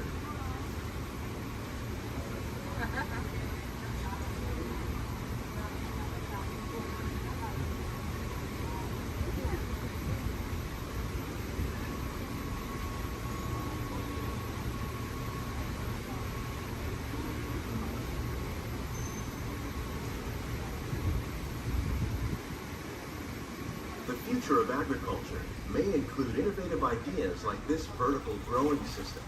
Plants grown in this way use a fraction of the space required by traditional growing methods. That saves water and increases production. The aquaponics system on your left combines hydroponics with aquaculture. The fish provide a natural source of fertilizer for the plants, and the plants help keep the water clean for the fish. It's another great way to produce more while using less. In our lab, Epcot scientists are working with the U.S. Department of Agriculture on a number of innovative projects. The goal of these efforts is to produce higher yielding and better quality plants.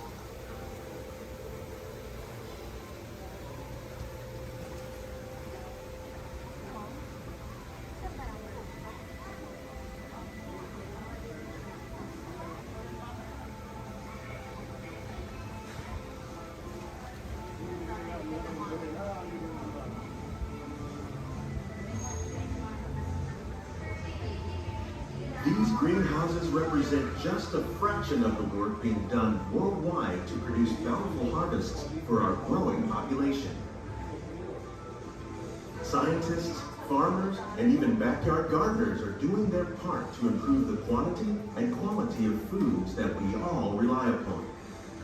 Together, we can continue to find more ways to increase food production and protect our precious natural environment. Only then will we truly be living with the land.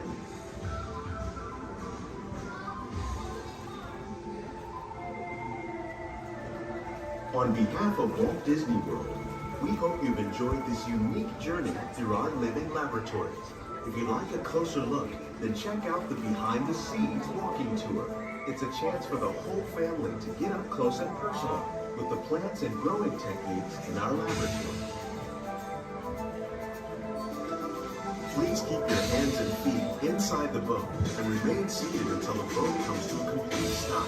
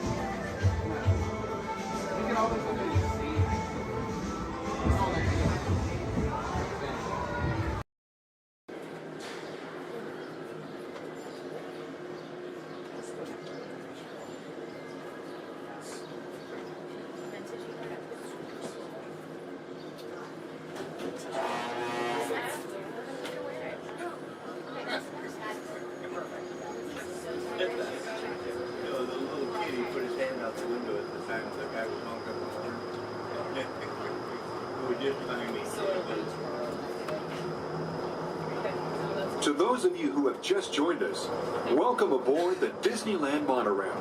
For your safety, please remain seated, keeping your hands, arms, feet, and legs inside the train. Watch your children, and no smoking, please. Bienvenidos a bordo. Para su seguridad, permanezca sentado y mantenga las manos, brazos, pies y piernas dentro del tren y cuide a los niños. Por favor, se ruega no fumar. Gracias. We're now en route to our final stop, the Tomorrowland monorail station. Along the way, you can get a bird's eye look at the downtown Disney district, Disney's Grand Californian Hotel and Spa, and Disney's California Adventure. To the left of the monorail is the main entrance of Disneyland, the happiest place on earth. Disneyland is truly an American origin. Since its opening in 1955, it has hosted more than 500 million guests from around the world, including presidents, kings, and celebrities. It is the original Disney theme park, created and enjoyed by Walt Disney himself. To the right is our transportation plaza, where you'll find taxis, hotel shuttles, and public transit stops. We're about to enter Disneyland. Some of the clearances are pretty tight up ahead, so be sure to remain seated, keeping your hands and arms inside the cabin.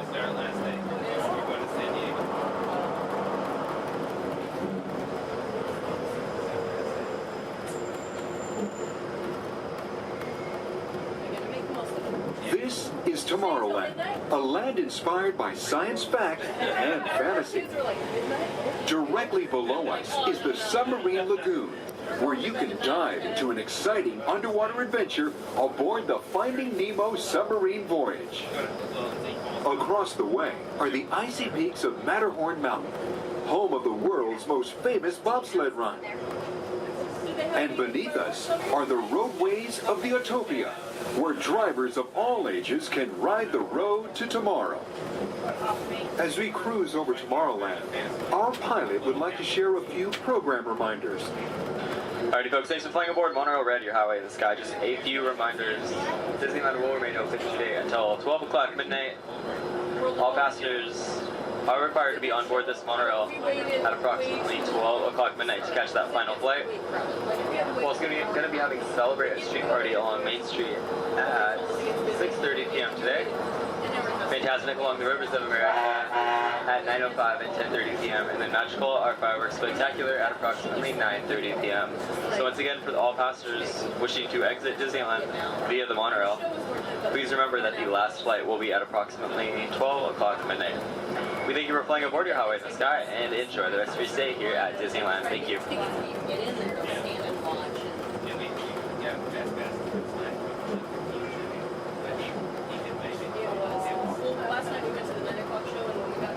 Just ahead and to the right of the train are the sparkling gold spires of one of Disney's most beloved attractions. It's a Small World. Beyond it is the wacky world of Disney's classic cartoon characters, Mickey's Toontown. We're now riding alongside the happiest kingdom of them all, Fantasyland, home to Pinocchio, Snow White, Peter Pan, and other storybook characters.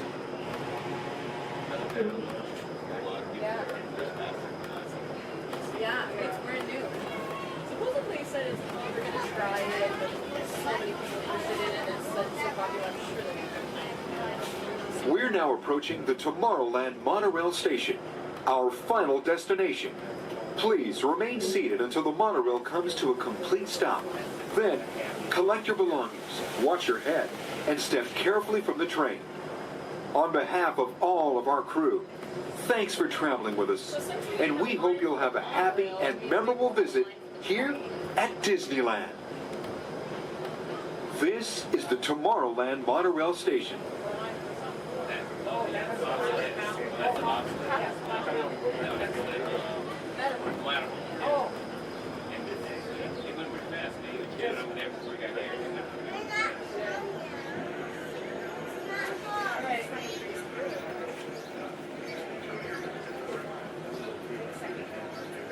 We did? Okay.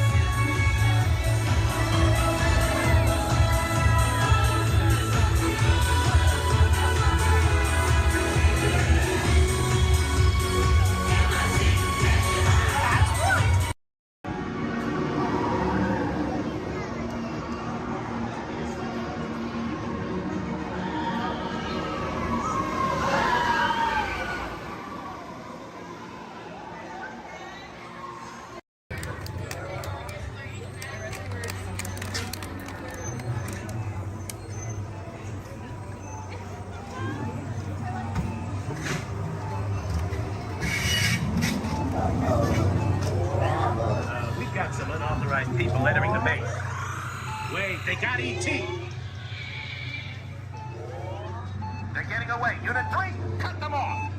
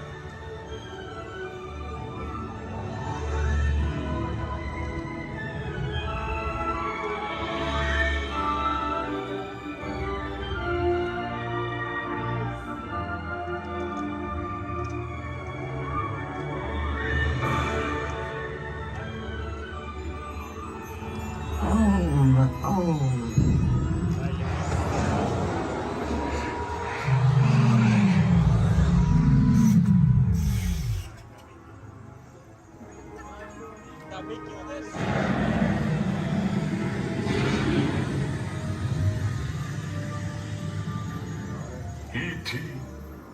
Go to Tickly. Hurry.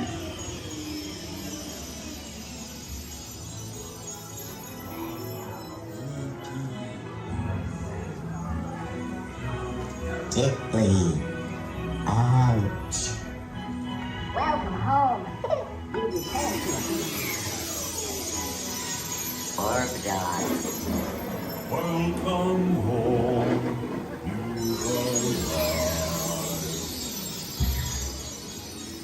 Mad dog. You have saved our planet. Come, celebrate with us.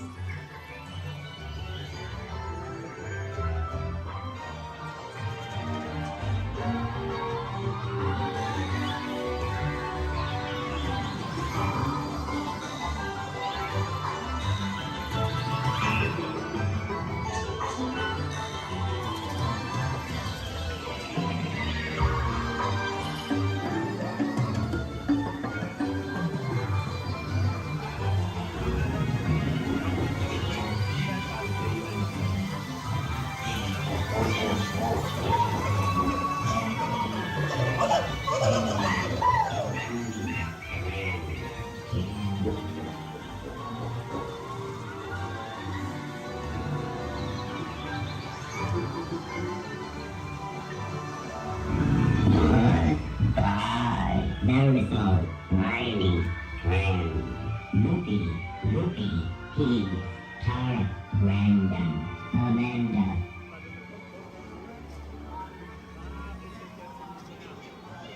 Attention, please remain seated, keeping your hands and feet inside the ride vehicle. Edna, keep your eye on Jack. No problem, darling. And the baby is gone. Edna? Dash, go get him. Edna, get started! Hold on! 5, 4, 3, 2, 1, go!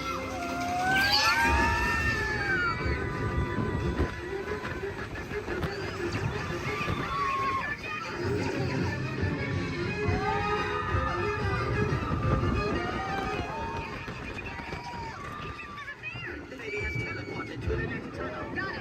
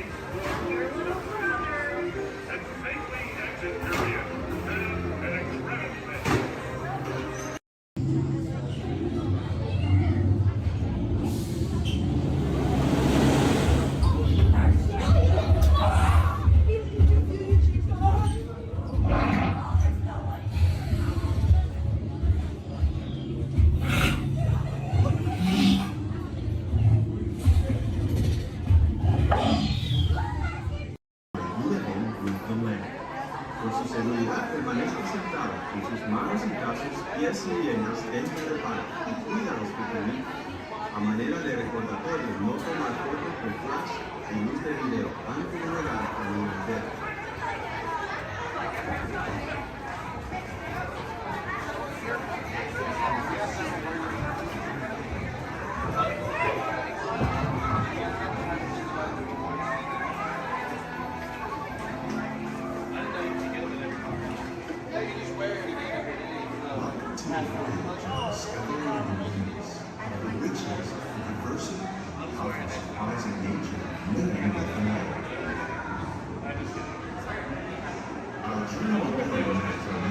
Sudden changes are sweeping over the land.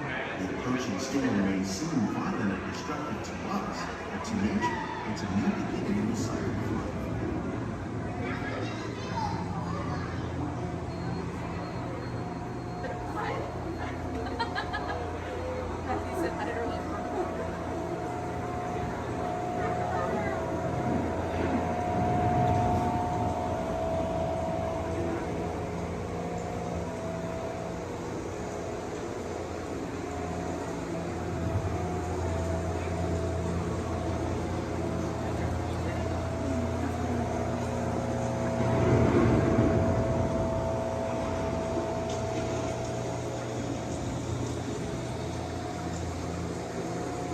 Beneath the surface of the lake, roots trap water from the flowing mud, extracting precious nutrients and minerals.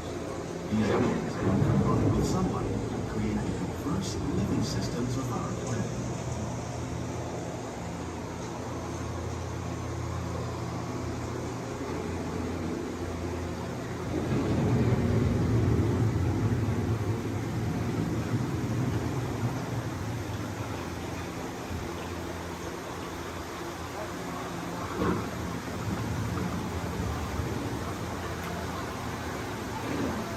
One of those living systems is the rainforest, home to the most amazing concentration of life on our planet.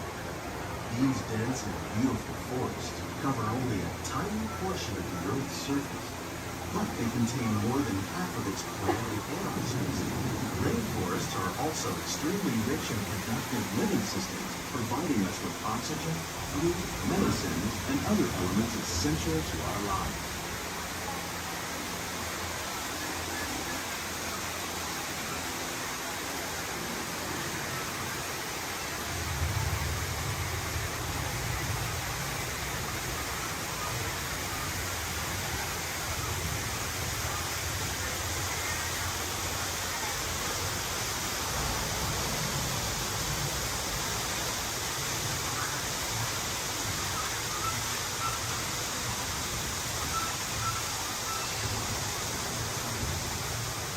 In the desert, nature has created a very different, but no less beautiful living system.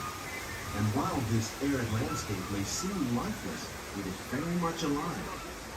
The plants and animals that have learned to survive in these harsh conditions make use of what little water they can find and avoid the scorching rays of the relentless sun.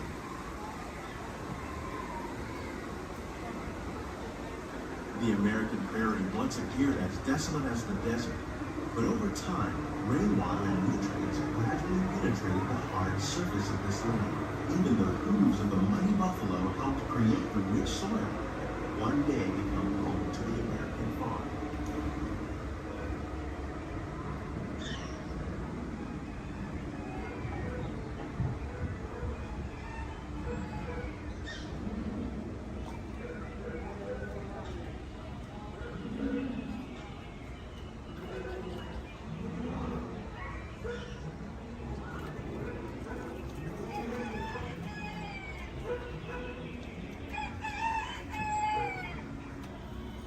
Of all the forces at work on the land, humans have had one of the most profound effects.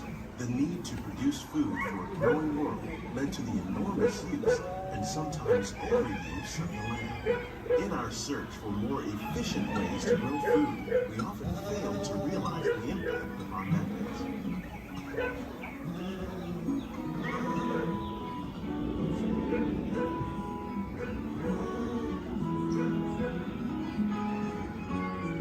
Today, we're learning to live with the land, discovering better ways to grow food that will assure both human and environmental well-being.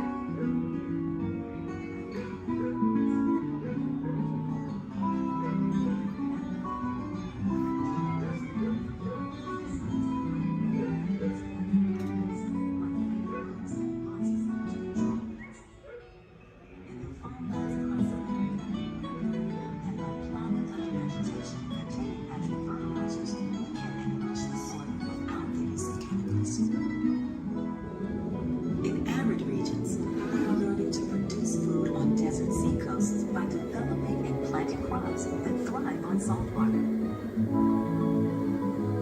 In Japan, we're learning that by mixing leaves and other living materials into our soil, we can make farmland more fertile without the need for chemicals.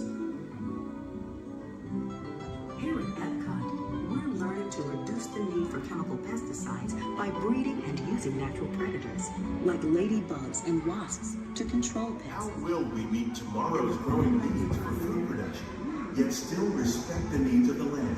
Some of the answers are being discovered just ahead. To help us maintain these carefully controlled ecosystems, and for your safety, please remain seated in your boat at all times.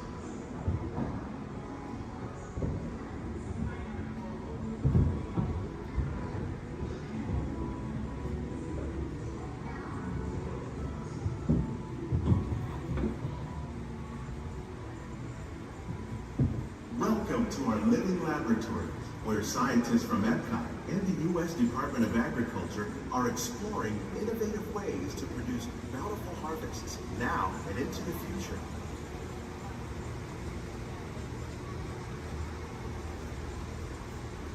The tropics are home to the greatest diversity of plants on the planet. Many of these, like papaya, bananas, cacao, coffee, and rice, are well known around the world. These are just a few of the edible plants that have been an important source of nutrition for people living in the tropics. Many are rich in vitamins and minerals, while others are well adapted to growing in less than ideal conditions. Some, like the water lily, thrive in wet, swampy areas and waterways. All parts of this plant, even the flower petals, are edible. The starchy root of the plant has long been used to make flour for baking.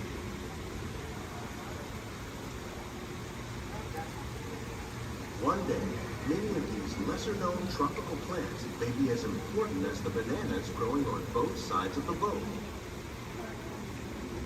More than 28 million tons of bananas are eaten annually, making it the most popular fruit in the world.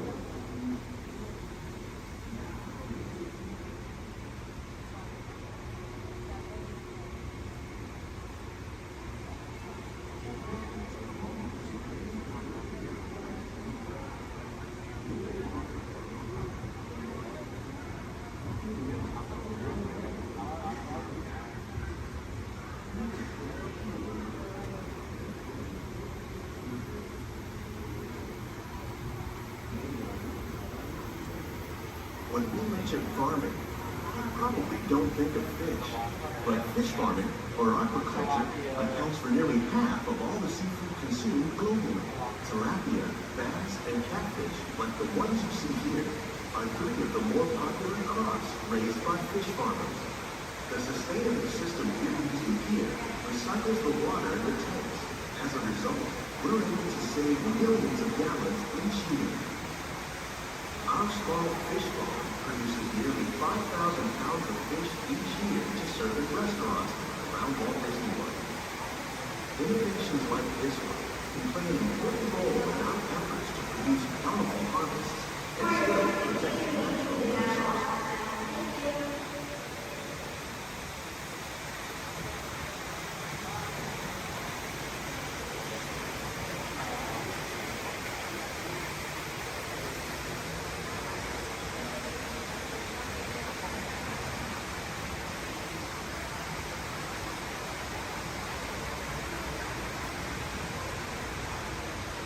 While there are more than 50,000 edible plant species in the world, most of us are only familiar with the handful that make up our everyday diet. The common grains growing here, maize, sorghum, and millet, plus rice, account for nearly 2/3 of our global food consumption. Learning how to increase yields of these staples is an important goal of research around the world.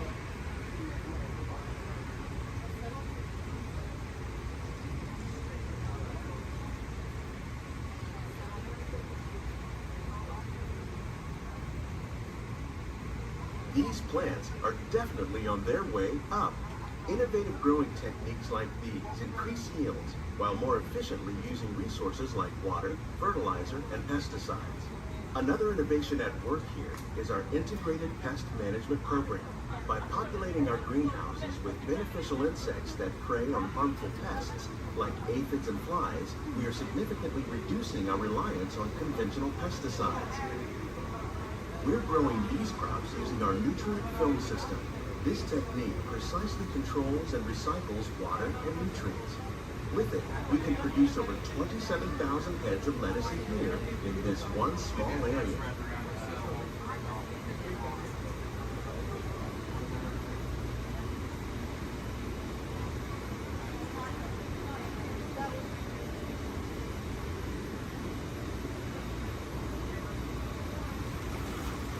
Some of our best ideas have been inspired by nature, like these fruit and vegetable trees.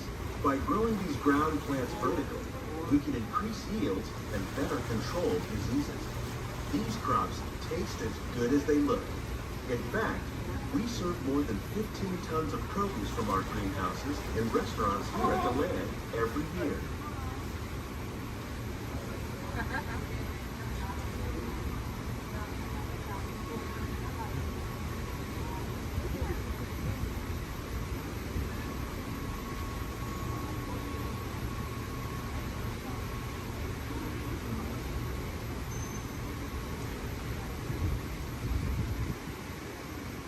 The future of agriculture may include innovative ideas like this vertical growing system.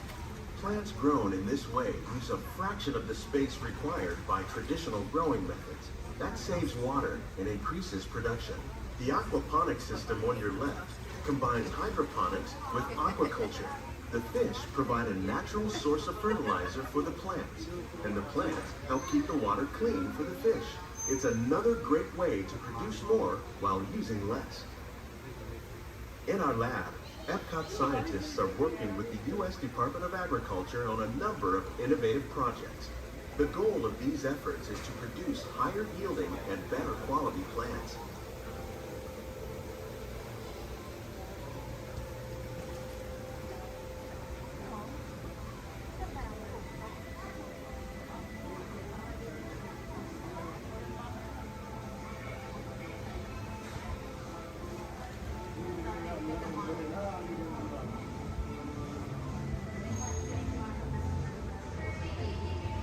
These greenhouses represent just a fraction of the work being done worldwide to produce bountiful harvests for our growing population. Scientists, farmers, and even backyard gardeners are doing their part to improve the quantity and quality of foods that we all rely upon. Together, we can continue to find more ways to increase food production and protect our precious natural environment. Only then will we truly be living with the land.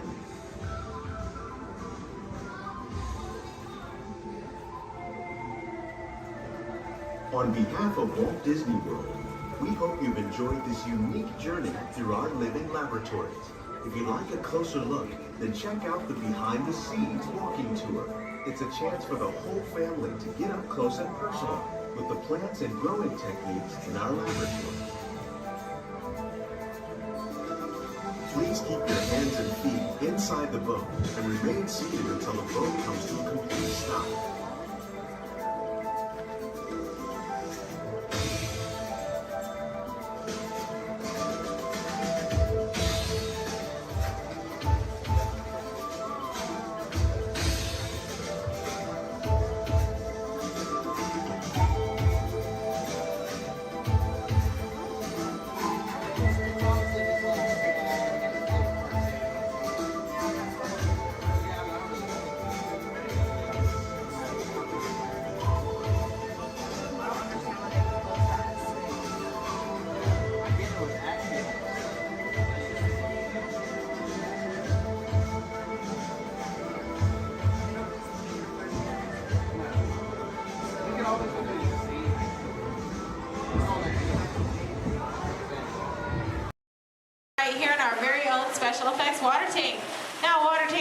like this one continue to play a major role in action films.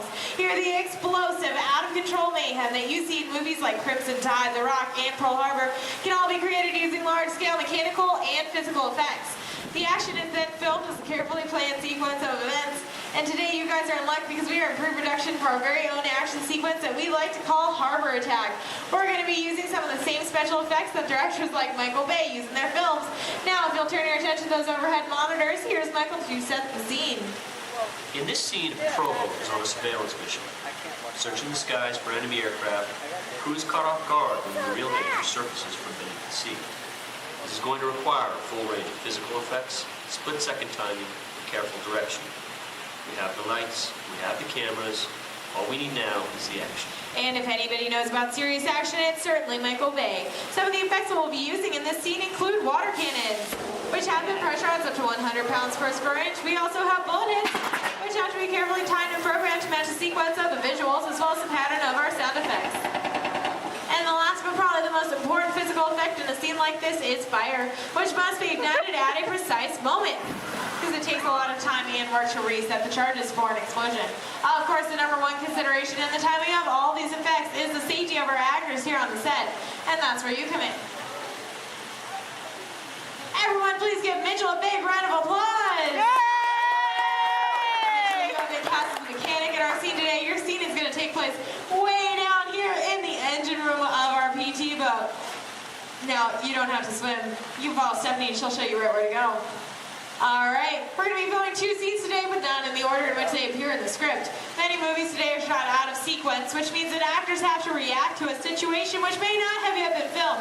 This can be difficult, so it's up to the director to provide the motivation for the scene. Alright, Mitchell, here's the setup. The phone next to you is going to buzz as 800 gallons of water are going to dump out of those tanks, fly down that chute, and slam into you like a freight train. Are you feeling motivated to hang on? Good.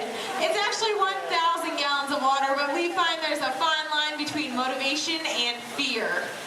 Alright, roll playback and action. Pick up the phone and talk to your captain. Let him know you've just lost your engine. Keep talking. Keep talking.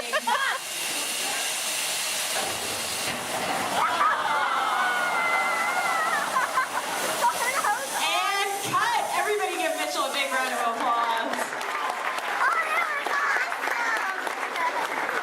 Alright, Mitchell, you were fantastic in that last scene. Now I have one more acting task for you to do. I need you to sit there in that blue chair, stare dramatically out at the audience, and act dry. We're going to give you a couple minutes to work on that. We'll insert that shot into our next scene, see how it all ties together in the final sequence. Our next scene takes place on the deck of our PT boat, and here's Stephanie to introduce the rest of our brave crew. Hello, ladies and gentlemen. Can I get a big round of applause for our Captain Jeffrey and his wild and wacky deck crew, Julie and Brandon, the cast on set and the crew is standing by. Well, thank you so much, Stephanie. All right, roll playback. Remember, you guys are on a surveillance mission. And action. All right, Captain, pick up those binoculars. Start scanning the skies for enemy fighters. Crew, I want to see that deck nice and clean. You're going to see an enemy fighter coming in from 10 o'clock. You're surprised. You're stunned. You're terrified. You're running around screaming because you see that plane is coming in for another round. Captain, spin the wheel. Try to get the PT boat out of there. No, it's too late. They've just shut out your engine. So, Captain, you're going to pick up the phone, call your mechanic. What's that, crew? You see something coming in fast off the starboard side of the boat? Give it a look. Oh, no, it's an enemy torpedo. Now, Justin, you think it's all over and you can start to relax. You hear more enemy planes approaching. You point to the sky because you see bombers coming in from 12 o'clock. Bombs away, everybody. Head for deck.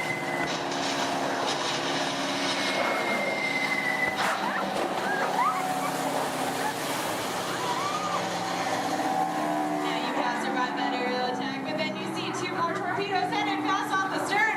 Lucky for you, they pass right underneath the boat, but unfortunately that means they're headed straight for our audience. Point to the audience and yell, look out!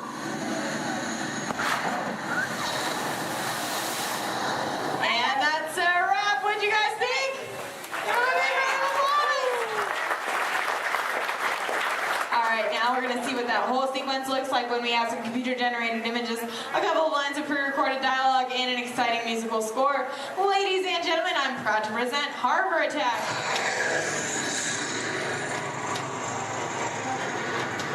It's not one of ours.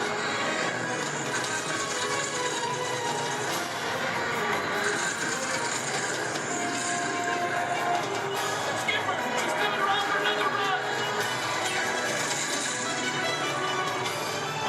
Metro, report. Both engines are gone.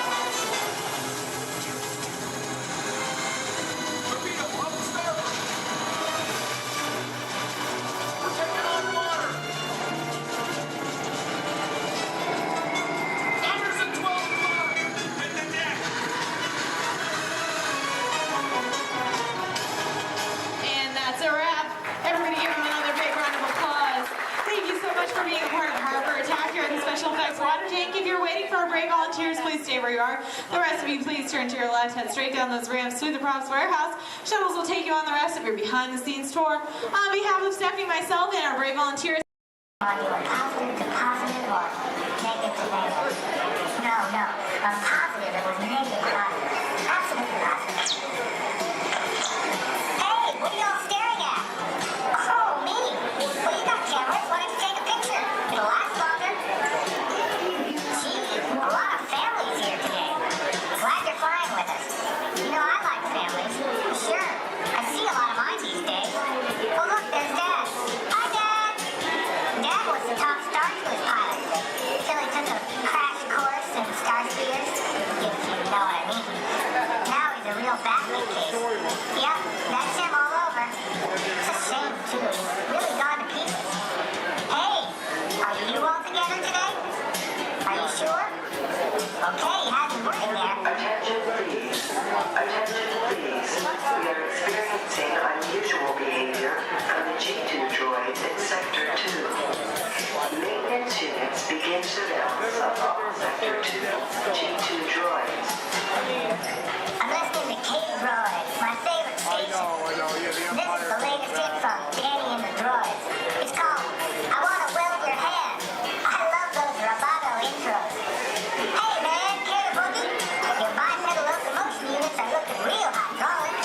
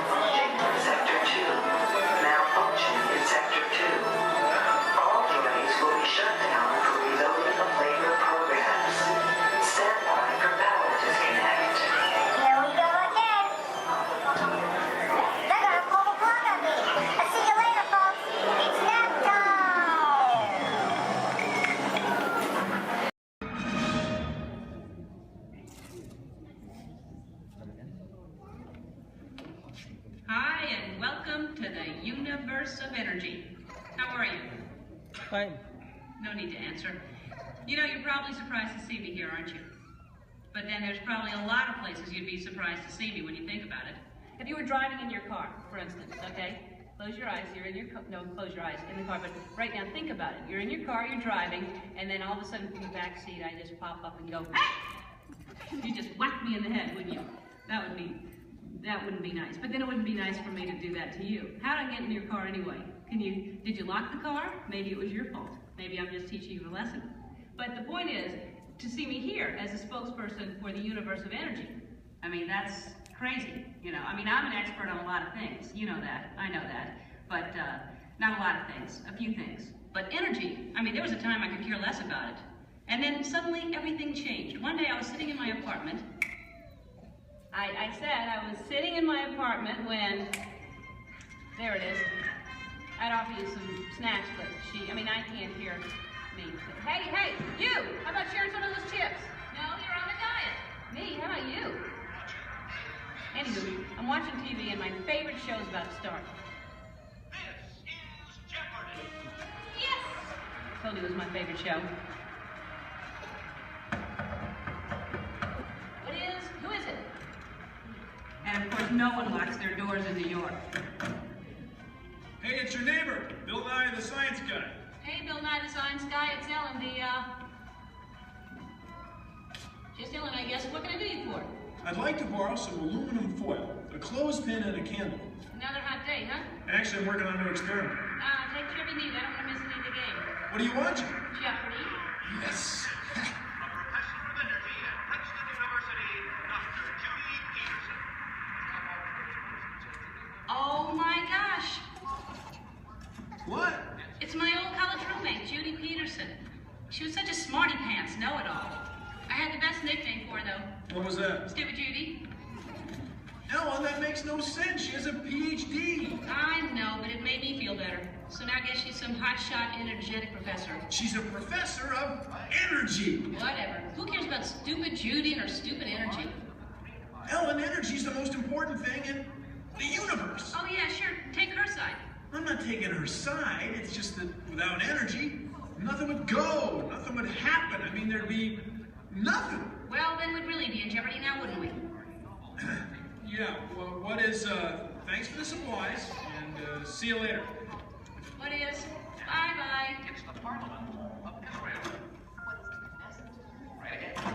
Go. Right again, Judy. Stupid Judy, stupid energy. Maybe the universe needs energy, but I don't. I'll take a nap for 100. I know. Big piece of corn right there in the teeth. How could you not see it? I'm gonna have to call you back. Now, as most of you know, when someone falls asleep watching TV, that person is going to have a what? Anyone? Sequence. Anyone? A crick in the neck? Bad hair day. A dream sequence. That's right, ma'am, a dream sequence. Right. Mine was more of a nightmare, actually. And actually, we should get some fog in here. Always nice to spice up a dream sequence with fog. No, not in here. Over there. The dream. Scary, huh? This is Jeopardy! Now here are today's contestants. Dr. Judy Peterson, Dr. Albert Einstein, and finally, just Ellen. And now here is the host of Jeopardy, Alex Trebek. Thank you, Johnny Gilbert. Hello, contestants. Welcome to our program, and good luck to you in the game. Here are the categories for the first round of play. Solar energy, wind power, energy from water, fossil fuels, fusion, and finally, gas. Ellen, since this is your dream, we'll let you make the first selection. I will take fossil fuels for, let's go 100. Fine. The answer is, this was formed from microscopic plants and animals trapped in ocean floor sediments millions of years ago. Ellen. Yes, I know that one. That's, what is the stuff trapped? Microscopic fuels and plants and animals and Sorry, Ellen. We were looking for something more than just an embellishment of what I had already said. Anyone else? Judy? What is petroleum, Alex? What is bituminous? What is solar thermal conversion? What is hydroelectric? What is helium? And so, as we come to the end of the first round, ladies and gentlemen, Judy has the commanding lead. Ellen has her work cut out for her, and Dr. Einstein is nowhere, relatively speaking. Is this a nightmare or what? Oh, Ellen, your first correct response. Wait a minute. Dreams! This is my dream. I'm in control now. I can still win. I still have a chance to. Who is it? It's me, Bill Nye the Science Guy. Hey, I'm glad you came to help me. Actually, I came to see Einstein. Wow, you're getting clobbered. Yeah, this Nightmare Jeopardy version's a lot harder than the home version. Can you help me? Sure, but first we have to go back. Backstage? No, way back, like many billion years ago. Okay, but can we stop at a mini-mart or something to get some snacks? Because I have a tendency to get hungry after a couple of billion years. No can do, time's wasted. Come on! Wait, it's not even over. It gets really weird from here. Now some person I don't even know reminds me there's no eating, drinking, smoking, or flash photography allowed in my dream. There is no eating, drinking, smoking, or flash photography allowed in Ellen's dream. And she forgot something. And no videotaping, okay? And those of you who are just walking in right now, you're late. Where have you been? I love your hair. No, not you. No, I mean, it's all right, but that's cute, yeah. Anyway, so you're not completely lost. Here's a recap of what has been going on. I'm Ellen. Hi. I love Jeopardy. I used to not care about energy at all until I had a nightmare that I was on Jeopardy and all the categories were about energy. Oh, don't I know it's scary. So my neighbor, Bill Nye, stepped in to help me out. Bill Nye, the science guy. You know him? Anyway, so he comes in to help me out. That's what's going on. Got it? Good. If you don't, then that's your problem because you're late. And you think about that next time.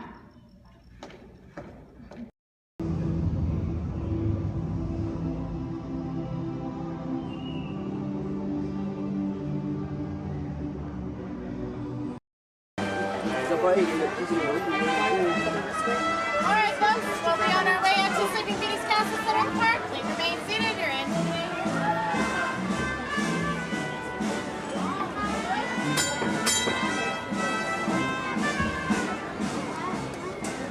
Here we go. You're back, okay? Yeah, with 1 horsepower motor. Yeah, 1 horsepower.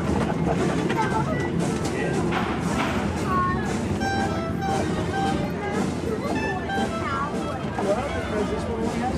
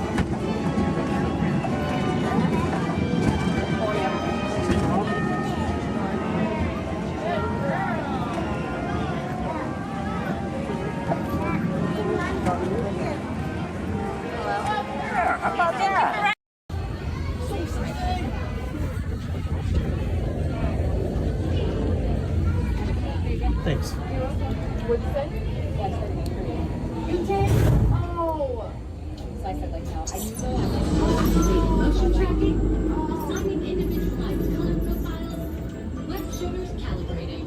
Woo! You there, Spider-Man? Oh yeah, where are you? On our way.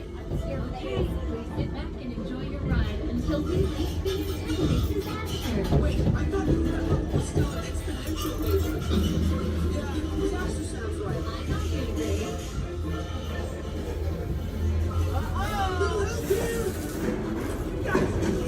I'm glad to see you guys.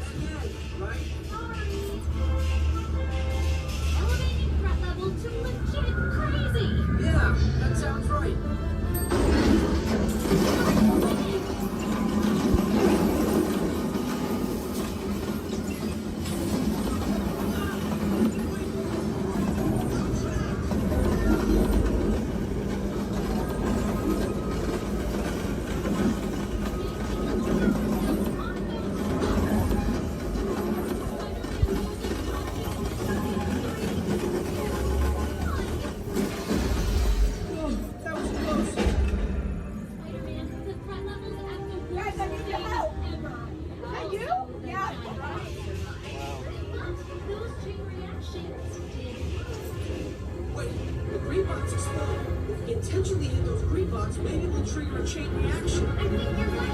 That should stop it.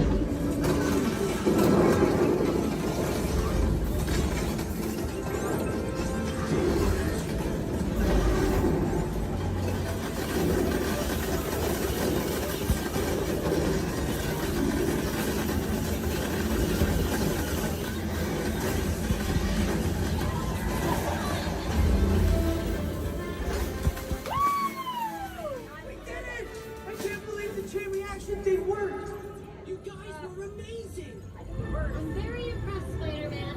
You really solved the problem. Well, we couldn't have done it without them. That was also your idea.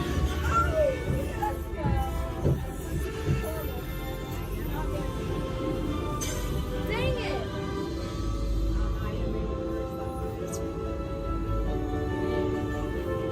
For your safety, please remain seated. We failed. I didn't know better this morning. Jackson's been so good.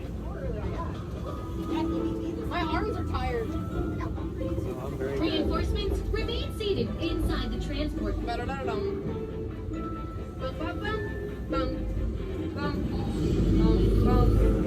Hey, thanks for attending our open house presentation and preventing the destruction of the world as we know it.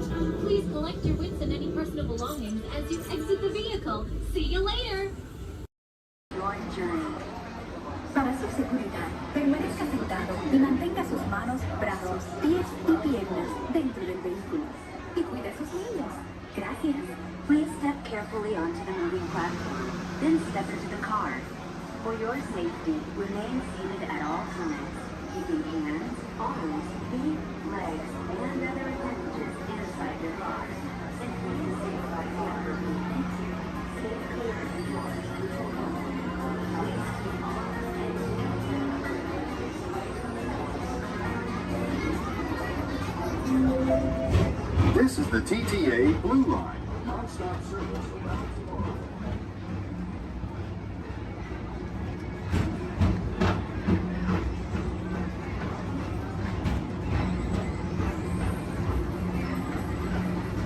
Greetings, intergalactic travelers. Welcome aboard the People Mover, presented by Enterprise. I'm Borak 5, your guide aboard this highway in the sky, the absolute best way to see Tomorrowland. And my stars, is there ever lots to see? From spacecraft to monster labs, there's really nothing like today in Tomorrowland. For your safety, if you have wings, jetpacks, or gravity polarizers, please do not take flight while aboard. Thank you.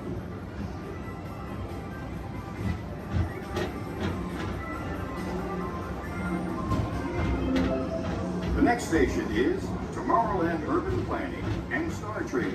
Transfer to green and red lines.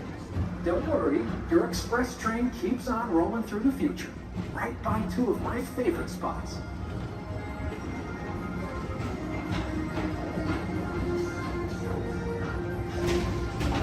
First up, Progress City, Walt Disney's amazing dream for a community of tomorrow.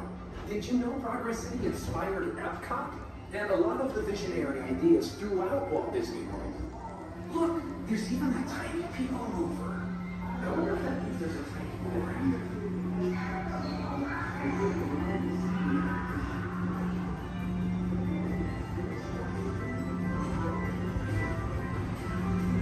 On your right is Star Traders, home to the greatest goods in the galaxy.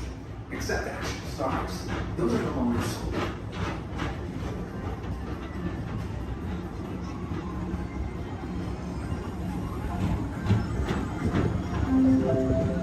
Now approaching Tomorrowland Speedway and Tron Light Cycle Run. I love a good circuit, and these are two of the best tracks in the cosmos for a bit of light, speedy competition.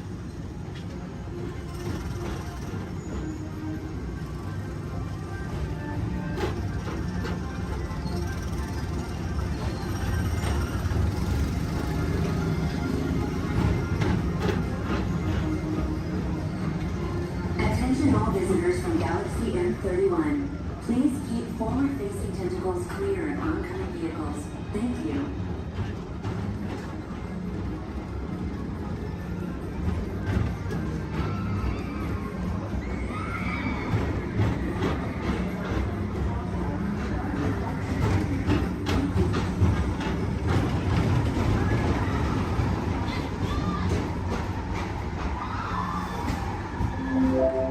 This is Starport 75. Or as we locals call it, Space Mountain. Our high-speed rocket port to distant deep space destinations.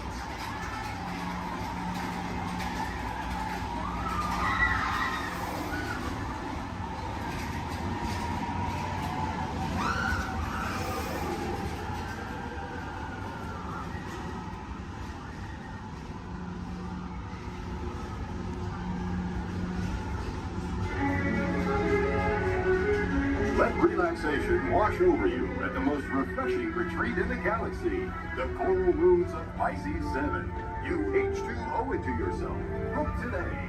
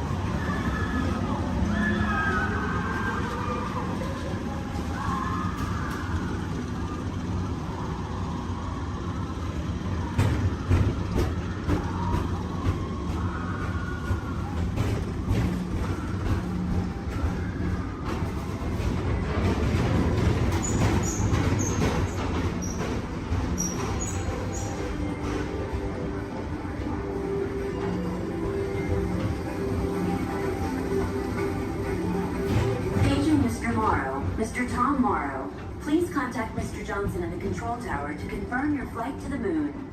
Thank you.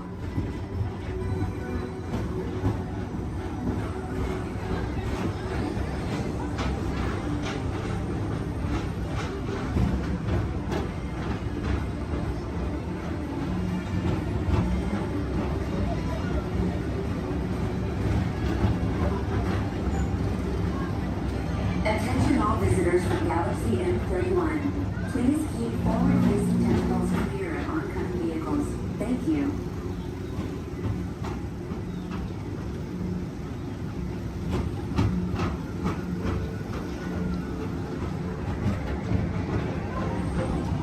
To your right is the Astro Orbiter, our celestial symbol of interplanetary harmony and fellowship.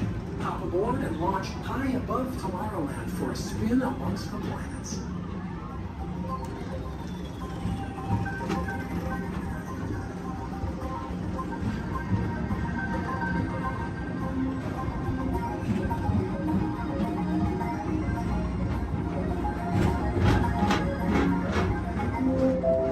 The next station is Walt Disney's Carousel of Progress.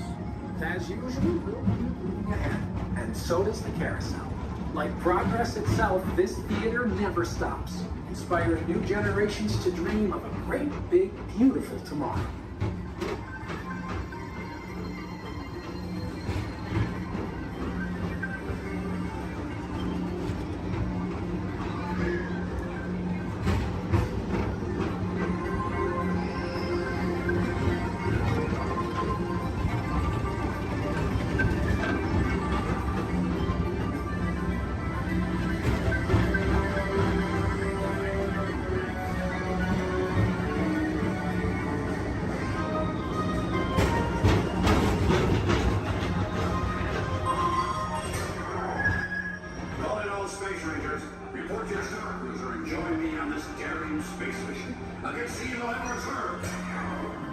Affirmative.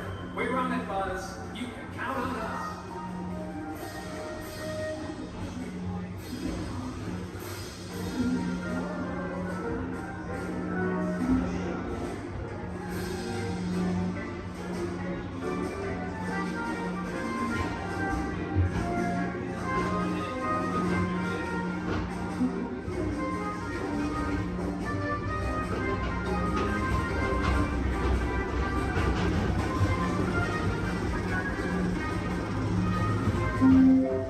Now approaching Monsters Incorporated lab floor. Mike Wazowski has brought in some real monsters of comedy. Whether you have one eye or nine, take the time to see this show.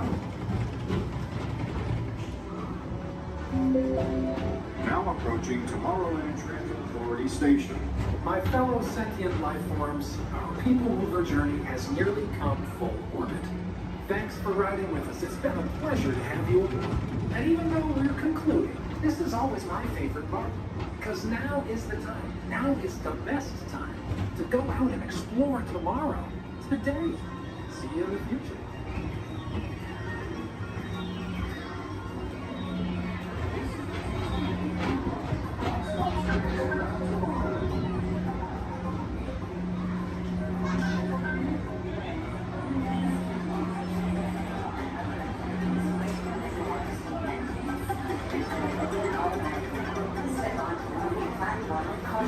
And exit by stepping away from the car.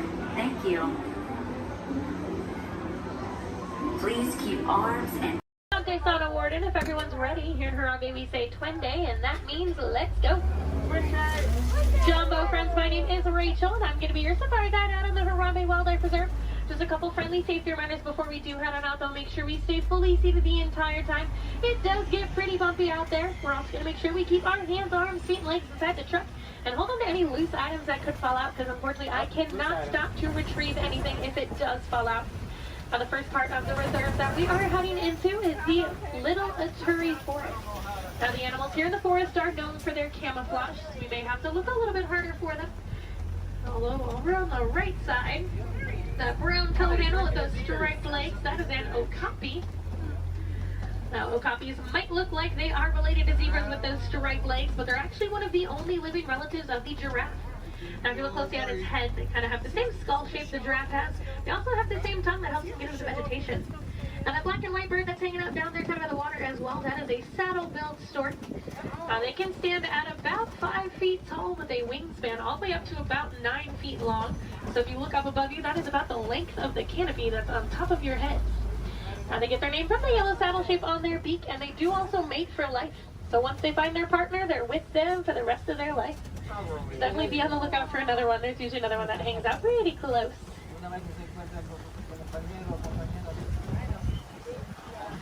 Looking a little bit quiet on this part of the forest. Well, let's see if we can head up, see what else we can find. Well, looks like there is some movement up ahead, so I'm going to head over that way.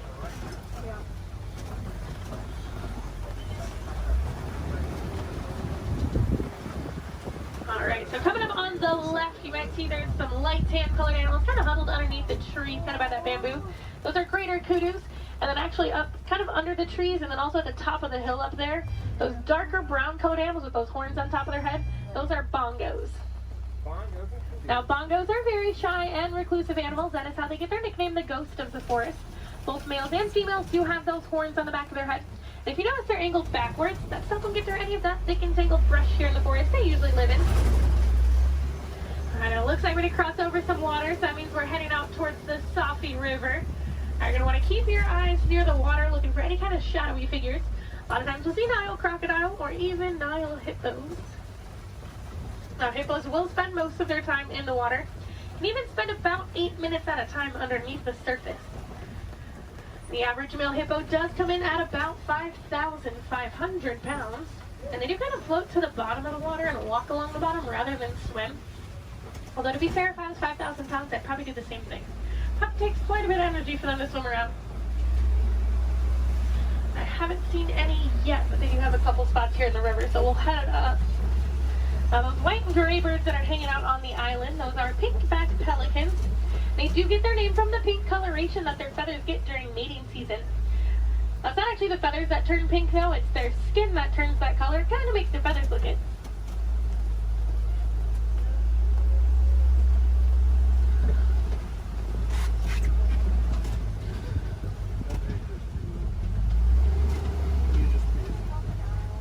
The hippos are being a little bit shy right now, but I do know we are heading towards crocodile territory. Aha, down there on the left, there are some crocodiles down there. Now the average Nile crocodile does come in at about 16 feet in length, weighing about 500 pounds. Although they can grow to be about 20 feet long, and I do know there's at least one down there that's a little bit over 700 pounds. Now when it is super hot, you will see them hanging out with their mouth open. That's because unlike you and I, they can't sweat. So they do open their mouth. It does help them regulate their temperature, keeps them a little bit cooler. You'll notice a lot of the animals here in Africa actually have some sort of natural cooling capabilities. It does get pretty hot out there. Now we are going to start making our way out towards the savannah. That does happen to be one of the largest parts on the reserve. It's also home to some of the more famous animals like lions, elephants, and giraffes. So hopefully we'll see some of those out there today. Now coming up on the right side of the truck though, this tree that almost looks like it was planted upside down. That is a baobab tree, also known as the tree of life or the upside down tree. And they will remain leafless or dormant up to 9 months out of the year, and that's to help conserve any kind of water or energy the tree does have. And I'm already seeing quite a bit of movement down there, so we're going to head down, get a little bit closer to everything. Now, unlike the animals in the forest, the animals out here on the savannah do rely on speed and agility to protect themselves. Even giraffes can run at about 30 miles per hour. That is a pretty funny run if you've ever seen it. Kind of see the head move way before you see any other part of the body move. Alright, coming up, those animals with those really big horns hanging out there on the right, those are Ankole cattle, also known as the Watusi cattle, after the Watusi tribe that did first domesticate them. Now, they are one of the only domesticated animals here on the reserve, and those horns might look really big and heavy, but they are actually mostly hollow with kind of a honeycomb structure on the inside, so they are fairly light. Now, these zebras that are hanging out here pretty close, these are Hartman's mountain zebras. If you look closely underneath their neck, you'll see a little flap of skin. That is called a dewlap. Now that does help them regulate their temperature. They're also the only zebra species that has it, so it does help us identify them as Hartman's mountain zebras. Now a group of zebras is called a dazzle. And if you've ever wondered if a zebra is black with white stripes or white with black stripes, just look at their nose. If they have a black nose, they're black with white stripes, and if they have a white nose, they are white with black stripes. Alright, we are going to slowly start making our way towards those giraffes.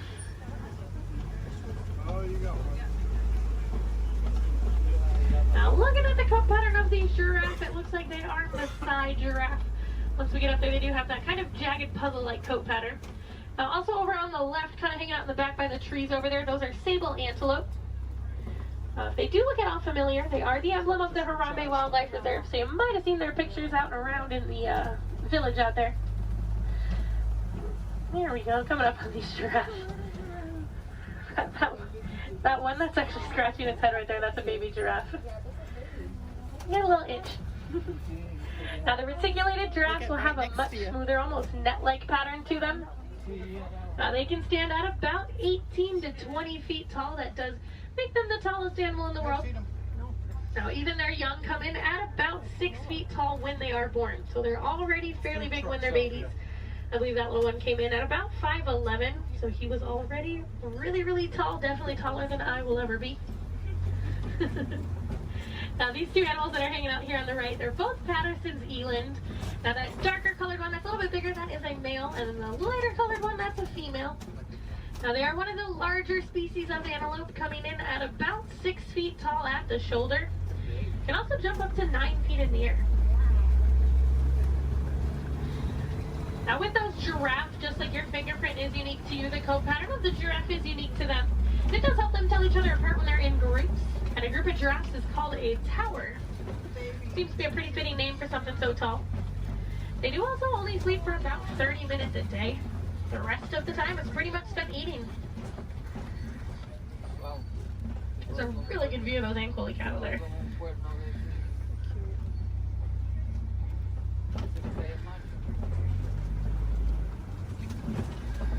Alright, let's see if we can head up a little bit farther into the savannah, see what else we can find.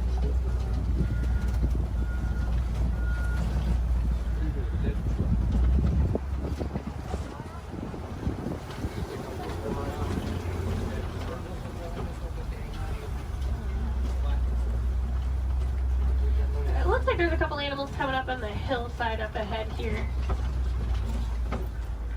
Once I make the turn, they're going to be on the right side. Those are white-bearded wildebeest. We might get a little bit closer to them in a moment, though. Now, they are a large herding animal. They take part in the Great Migration, which is so large you can actually be seen from space. There's easily over 1 million, usually more like 1.5 million that will migrate every year together.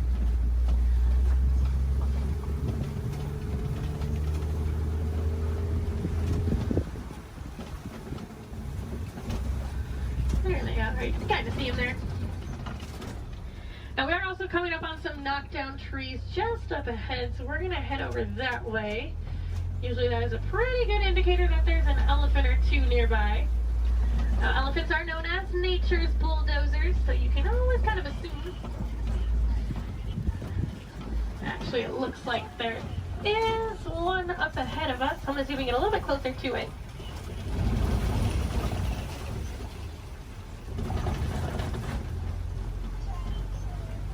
Now, in the meantime, while we are heading up to that elephant, also over on the left, there's a bunch of mandrills walking around on top of the rocks there.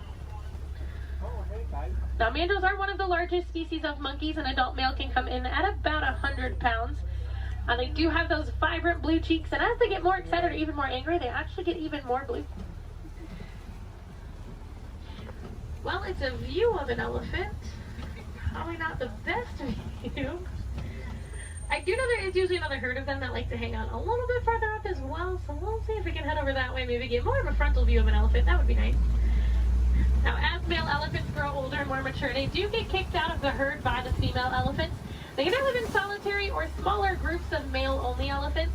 They do tend to get a little bit too rough with the young ones, and the females are not a huge fan of that. Well, you can kind of see that one a little bit better. Now we can also tell that's an African elephant, not only because we're in Africa, but if you look at the ear shape, it almost looks like the continent of Africa. Makes it super easy to identify. Let's see if we can head up and find the herd.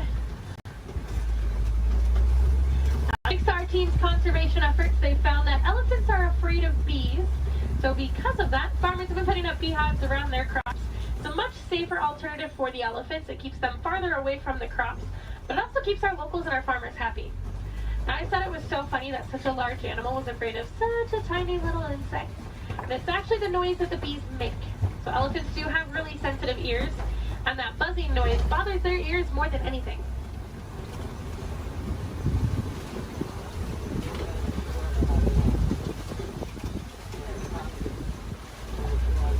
And I am seeing some tusk marks in the red clay, so hopefully that is a good sign that the herd has moved through here fairly recently. Now, just like you and I might take a multivitamin every day, the elephants do eat that red clay. It gives them a little more nutrients they may not always get from their daily diet.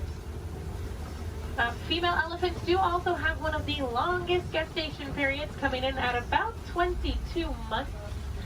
So I'm not sure I blame the females for wanting to kick the males out after a while. Personally, I might do the same thing if I had to go through that. Looks like there were a few of them moving up ahead, so we're going to see if we can get a little bit closer to them.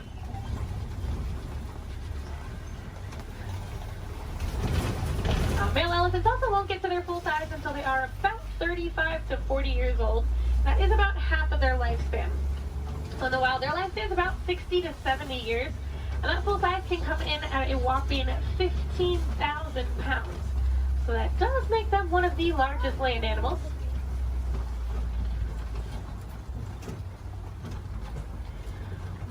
And they do also have really sensitive skin, so you will see them throwing dirt and mud up on their back. That acts as a natural sunscreen for them. You're also going to see them flapping those really big ears that they have, as those ears are home to a bunch of blood vessels on the inside. So just doing that, it does actually activate those blood vessels and can even cool their body temperatures down about 10 degrees. We might be able to see when we start going around this curve here. Now, in the meantime, we are coming up on some greater flamingos as well. Now, those greater flamingos actually start out as a gray color, and as they get older, they get their vibrant pink color from their diet, which does consist mostly of beta-carotene, like brine shrimp. If you actually look on a couple of them, the back of their head and neck, you can still see some of the gray feathering of some of them. Now, they are one of the lighter colors of flamingo species, as well as one of the largest. You might have seen their cousins, the lesser flamingos, out on Discovery Island when you were coming in today. They're quite a bit brighter in color than these ones, but they're also a little bit smaller. And if you didn't see them, they like to hang out very front of the tree line, kind of down to the left-hand side.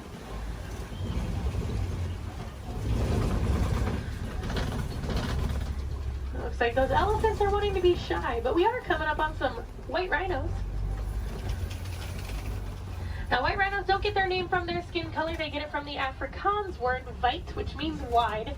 Now, if you look, they have a very wide mouth. Now, they're also one of the larger rhino species, coming in at about 5,000 pounds. Now, one of my favorite facts about them, even though they are 5,000 pounds, when they run, they can actually get all four of their little legs off the ground. So kind of like how a horse gallops. So they are very graceful for how large they are. Oh, there's one running. It was, for like a hot second, it was actually doing like the actual full run. I'm mad he stopped.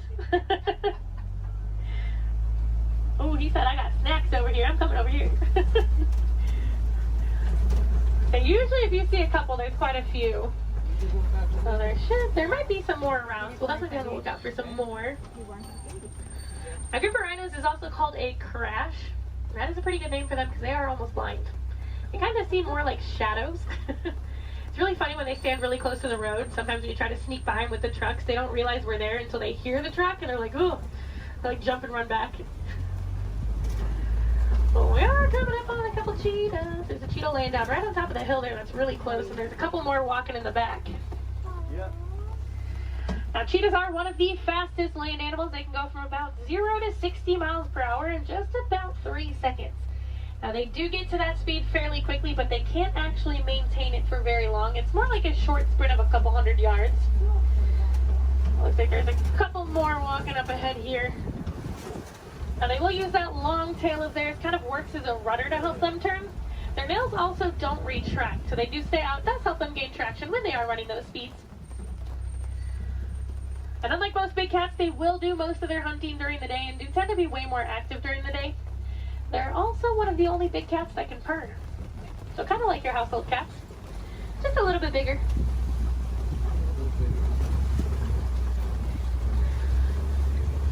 Oh, it looks like there's some lions hanging out on top of the Kofi rock. Oh, they're so pretty. Like there's a male and a female here, and there's another female up ahead a little ways. Now, lions do sleep about 16 to 20 hours a day, so we're pretty lucky that we're actually seeing them kind of moving. I mean, they're not moving around, but they have their heads up and not sleeping. Now, they do tend to be more nocturnal and will do most of their hunting at night, and it's actually the females that will go out and do the hunting while the males stay back and protect the pride. Now, during the day, their eyesight is pretty much identical to ours, but at night, it gets about 6 times better. So they have super good eyesight at night. Now, when they vocalize, they can vocalize up to 5 miles away. You can hear it. So if you do plan on staying here all the way up until park close, I highly recommend while you're walking out to your car, keep your ears open because sometimes you will actually hear them vocalizing. It's really cool. Now, I know everyone's excited about the lions, but there's a really cute little brown and white animal over on the right. And that is a Bontebok. Now, he's related to the white-bearded wildebeest that we saw earlier, and within 5 minutes of birth, he can stand. Within about 10 to 15 minutes, they can also walk and run. That's a super good survival technique for them. That way, once those little ones are born, they can get up and get on the move as quickly as possible. Now, also hanging out in the trees there on the right, those are waterbuck. Now, waterbuck do drink an excessive amount of water, hence the name waterbuck. But they also have kind of an oily, greasy feel to their fur. Now, that is supposed to help them be a little more waterproof when they are hanging out in the water. Now, we're coming up on some fairly big burrows. We'll be on the lookout for warthogs. Actually, down in that burrow there on the left, there is a warthog. Now, warthogs are one of the largest land burrowing animals. They like to back up into their burrows, just like that one's doing. That way it keeps their tusks out, so if anything tries to sneak up on them, they can try to deter that animal. They've also been known to recycle other animals' burrows, so they might find when an animal has an abandoned and call it their home. Isn't the ever so lovely ostriches over there, too? Now, while we are heading over there, it looks like those ostriches have also dropped some eggs there on the right. Now, individually, each one of those eggs can weigh about 3 pounds, and they are so strong that just about any one of us can stand on them and absolutely nothing would happen. Are you guys going to stay off of the road, or no? Okay. Now, ostriches are the largest species of bird. They are flightless birds, though. They use those wings to help them turn, kind of like how the cheetah uses its tail. They can run speeds of about 30 to 40 miles per hour, so they are fairly quick. They always look so confused, too. This makes me laugh. They are notorious for long animal stops, so when you can sneak by them when they're that close to the road, it's your lucky day. Alright, it looks like the warden's post is coming just up ahead of us. That does unfortunately mean our safari is coming close to an end. But the warden has adopted some Nigerian dwarf goats that like to hang out here. Now, they do help our warden keep the grass looking nice and the weeds down low, and in return, they produce some milk that the villagers here find very sweet and actually high in value. So that does allow the village to rely less on the wildlife out there. They are small, but they won't get any bigger than that. They are full-grown adults. And they are one of the many examples of how humans and animals can live in harmony together. It just takes a little bit of effort from us. Some small things that you guys can do at home but make a huge difference for these animals. Planting some native trees or plants in your yard. Maybe building a few bird houses here and there, or even some bat boxes. A lot of these animals, including the elephants that we saw, are losing their habitats due to mining for metallic ore, otherwise known as coltan. And that's found in many of your small electronics, so things like cell phones, laptops, tablets, anything like that. So next time that brand new shiny iPhone comes out and you guys decide to go and purchase it, just make sure you recycle the old one. That will help keep mining down to an absolute minimum and saving those habitats for those beautiful animals out there. And if I have any wilderness explorers on board, you guys have been on board the Simba 1. That's S-I-M-B-A 1. And I am going to get you guys back up to that dock that we originally came from, so you're going to have to bear with me for just a little bit longer. Hopefully we should be able to buzz through some of the docks fairly quickly.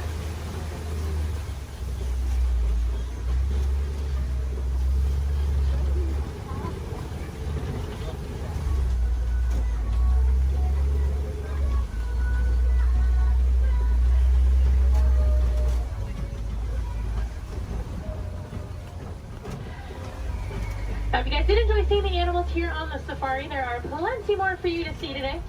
Now actually, when you guys get off of the truck, when you hop down that little pathway there and go down the hill, if you guys take an immediate left, you'll actually be on the Gorilla Falls Exploration Trail. Now over there they have naked mole rats, meerkats. They have an underwater hippo viewing pool where you can usually get a little bit closer view of some hippos, as well as silverback gorillas. Now if you're heading over to Asia, right behind Tully River Rapids, you'll find the Maharaja Jungle Trek. Now over there they have Sumatran tigers, Komodo dragons, bats, and a whole bunch of different exotic bird species. Now both of those trails are about a 15 to 20 minute walking trail though, so you do want to give yourself a little bit of extra time. Now ECVs, strollers, wheelchairs, any of that can go through those. You don't have to park them, so you can bring them with you.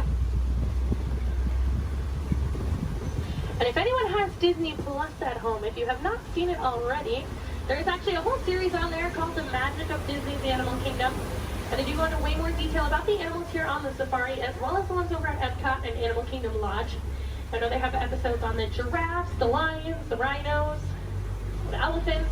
You get to hear from the keepers that do actually take care of them on a day-to-day basis, so you get to know them a little more on a personal level.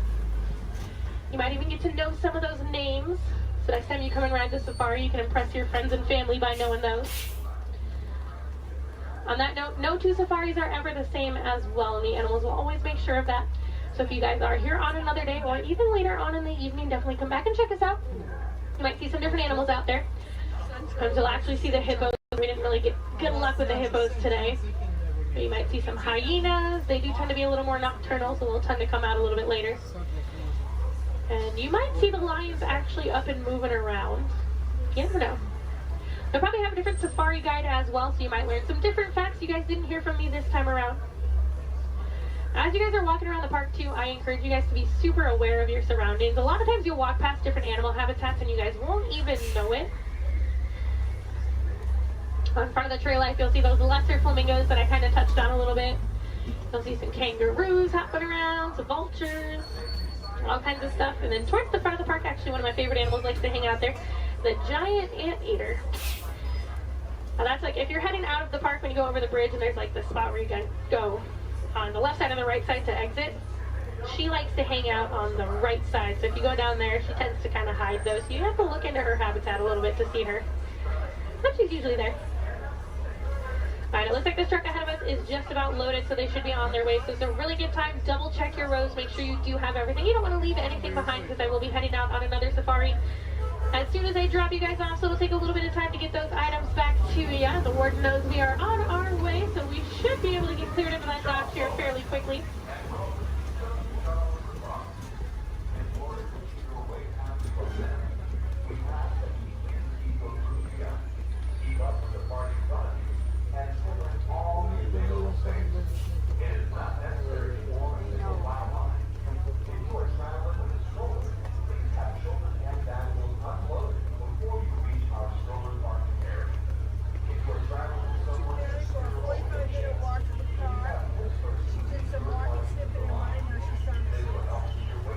I'm not sure there's any carrots.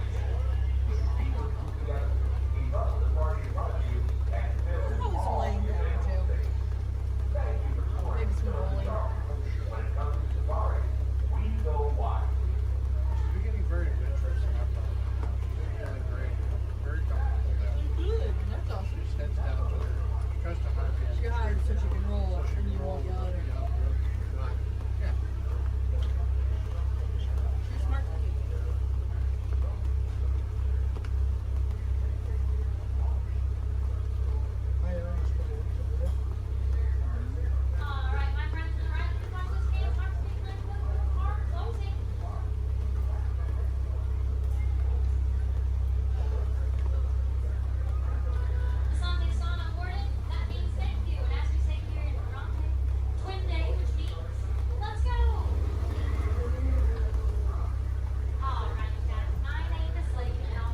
Friends here in Huron, maybe we don't like to say goodbye as we feel that is far too sad and far too final.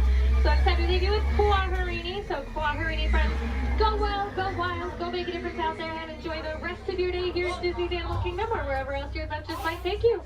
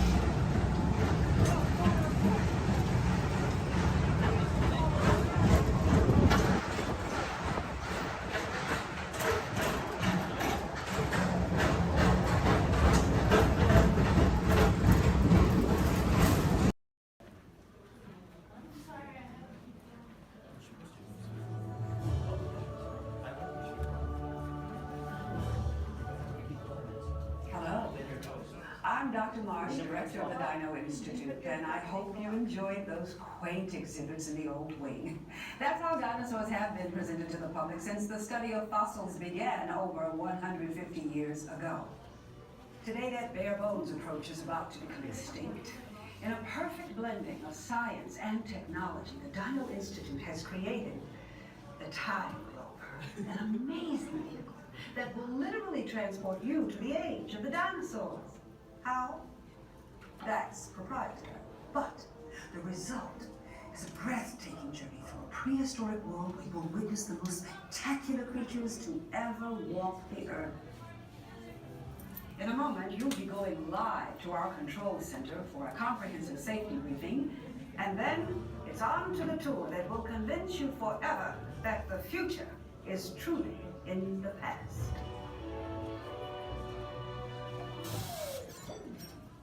Hello there.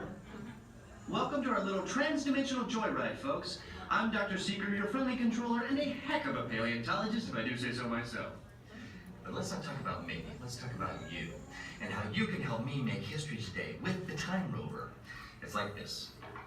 If I can bring you back from the Cretaceous period, it stands to reason that I can bring back a live dinosaur with you. And not just any dinosaur. Take a look at this guy.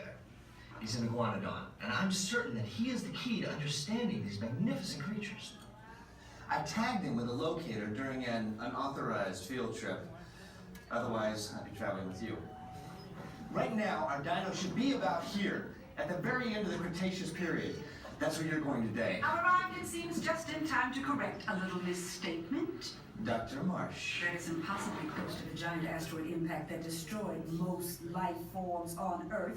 Our tools are designed to take you to the early Cretaceous period, and I can assure you that all Time Rovers have been securely locked on those coordinates. That's right. See? Securely locked. Access denied. Continue. Of course. We were just talking about seatbelts. Plug them in, use them. It can get kind of choppy out there, so keep your hands and arms inside the vehicle at all times. Flash photography? I wouldn't. It alters the homing signal, and that's not good. Oh, and one more thing. Those locked coordinates? We're in. Now, here's the drill. You follow the homing signal to the iguanodon. Then I'll enlarge the transport field, and boom, you're back with one additional passenger extra large. And don't worry about that asteroid. You'll be in and out of there before it even breaks the atmosphere. Trust me, what could go wrong? Hey, it's me again. Remember, only you guys are going on this special mission, so don't tell anyone, okay?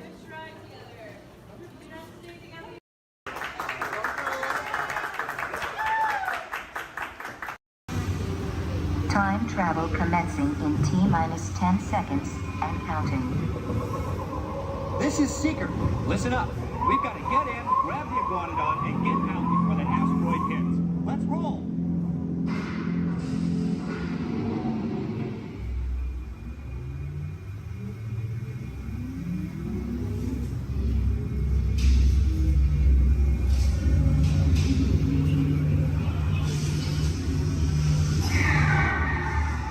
Okay, now let's go get that dino. Computer, what are you tracking? Styracosaurus. Not our dino.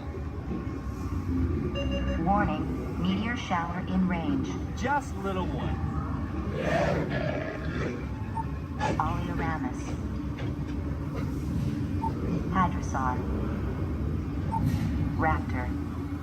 Time to get serious. Locking autopilot on homing signal now. Hang on. I'm tracking a big dino on the scope. Could be ours. Computer, full stop. Identified. Definitely not our dino. Go, go, go!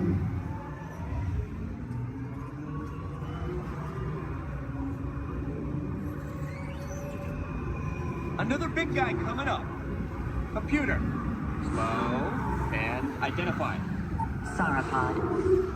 Still not our dino, but at least this one's a vegetarian.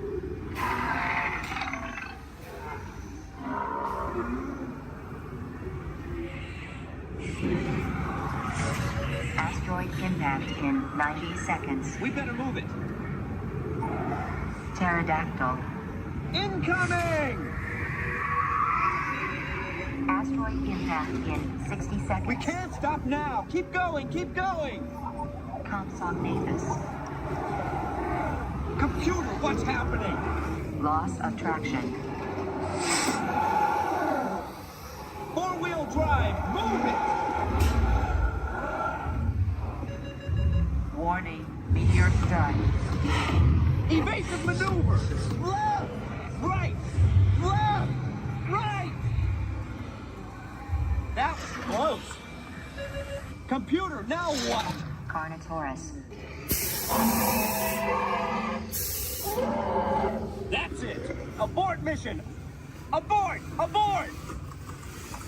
Iguanodon. Forget it! Get them out now! Asteroid impact. Brace yourself! This is it!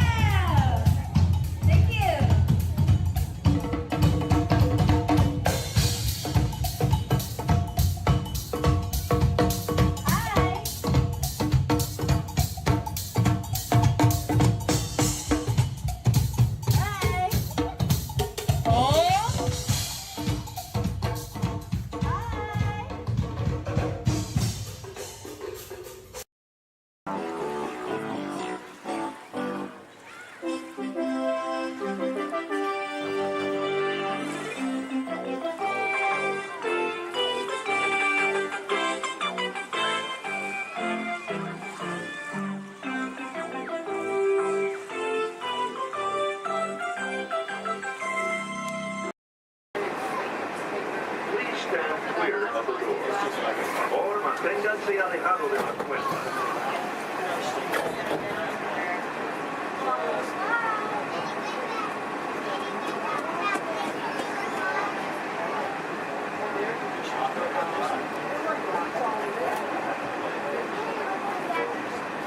Welcome aboard the Walt Disney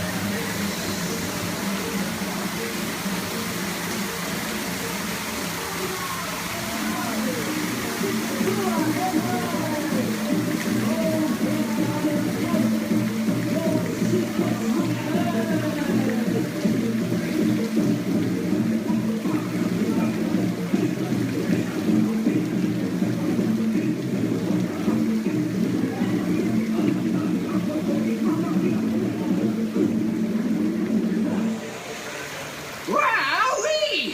Phew, that's almost as much fun as New Year's Eve in the orange groves. My word, we did get a mite carried away, huh? Yeah. I say, look out there across the water. It appears we're a bit of company. Law me, yes. Welcome, you all. Permit us to introduce ourselves. My name is Claude, and my loquacious cousin over here is... I'll introduce myself, if you don't mind. Hi there. I'm, well, let's see now. It's right on the tip of my beak. Clyde Birdbrain. Oh, yeah. I'm Clyde Birdbrain. I say, perhaps you good people have never conversed with toucan birds before. Well, neither did we, till one day we discovered this magic sunshine pavilion. By Jove, yes. I remember just how it happened, many, many bird baths ago. There we were in an explorer's launch on a mysterious river in deepest Adventureland. Off in the distance comes the fierce roar of an African lion.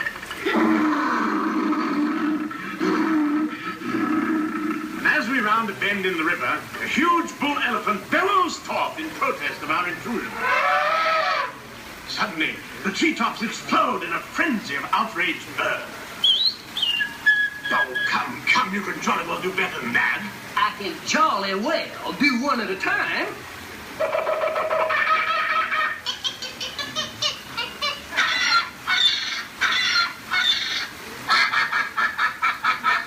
Meanwhile, shifty-eyed crocodiles lurk by the water's edge. Lurk, lurk, lurk. And the giant python slithers down from an overhanging limb. What's happened? What's wrong? I think snakes. Don't be ridiculous. I'm only relating a story. Oh, all right, Clyde. Enough is enough. That wasn't me. I never even opened my beak. Huh? Excuse me, I really hate to interrupt such an exciting story, but they are calling us for a show. For goodness sakes, it's already showtime? And say yes, it is already showtime. And now, Claude, it is your turn to make the announcement to all our guests. Righto. Ladies and gentlemen, boys and girls, gather up all your cameras, purses, and other articles, and now turn to your left towards the tall doors. When the drums begin, they'll open magically to lead you right into the Sunshine Pavilion. Is everybody ready? Follow me, please.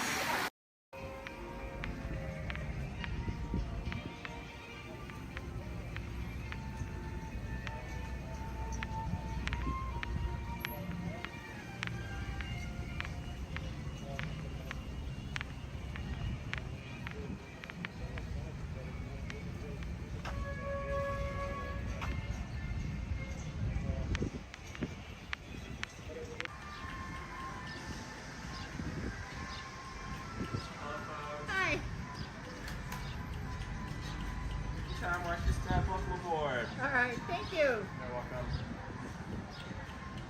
I'll see you on the other side. Alright.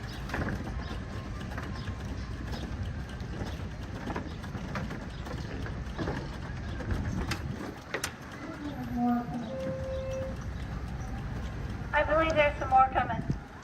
Oh, okay. I'm gonna fill my water bottle in the collar.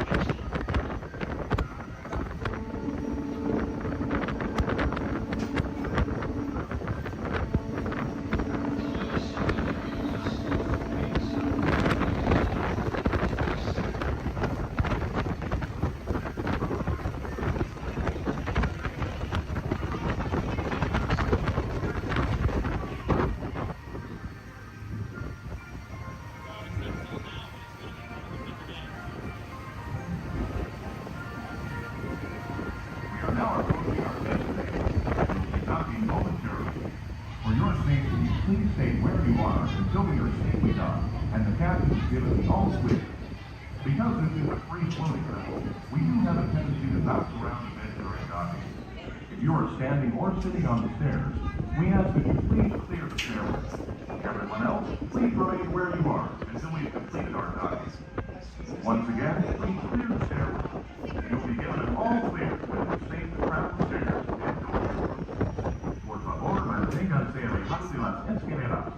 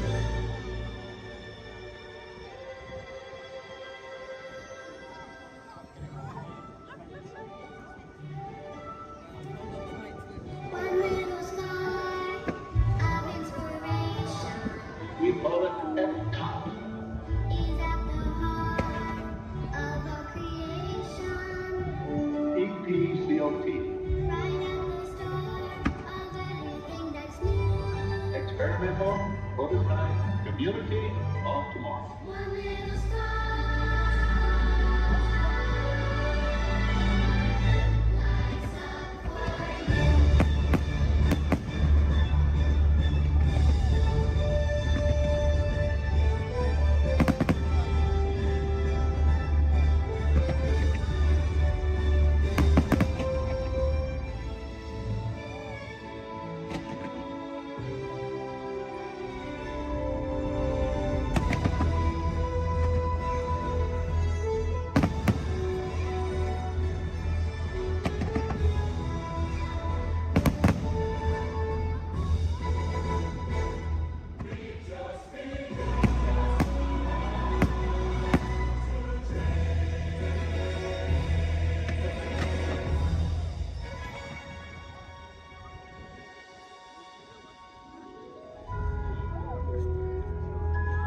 Welcome to the future, or should I say, your future.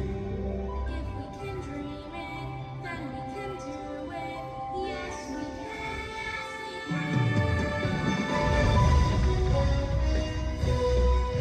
Feel the flow. Here we go.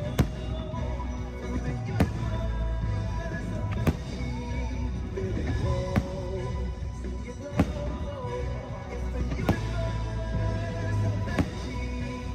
The universe of the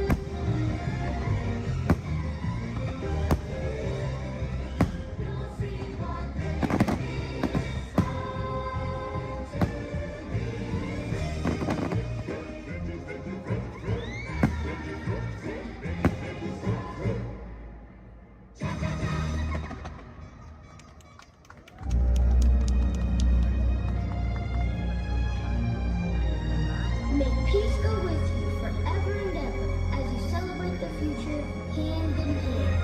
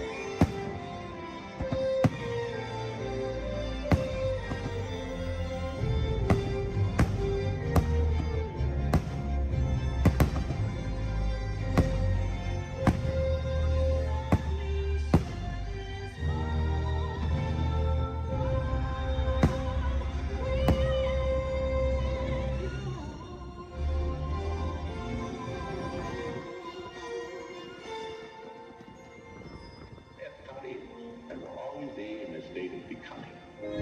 It will never cease to be a living blueprint of the future.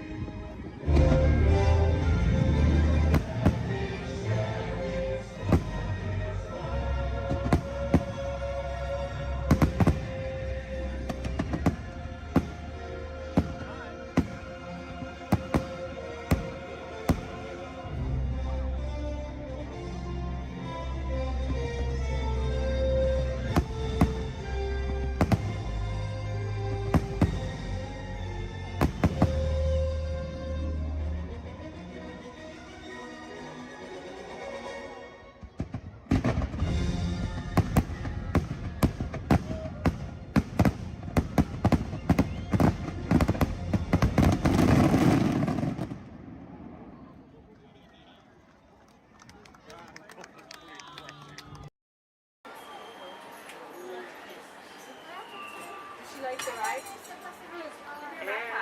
Here we go. That way. No, there's need a relative. Yeah, but it fell off. I don't know. I just want to take it off. Just grab that blue blanket.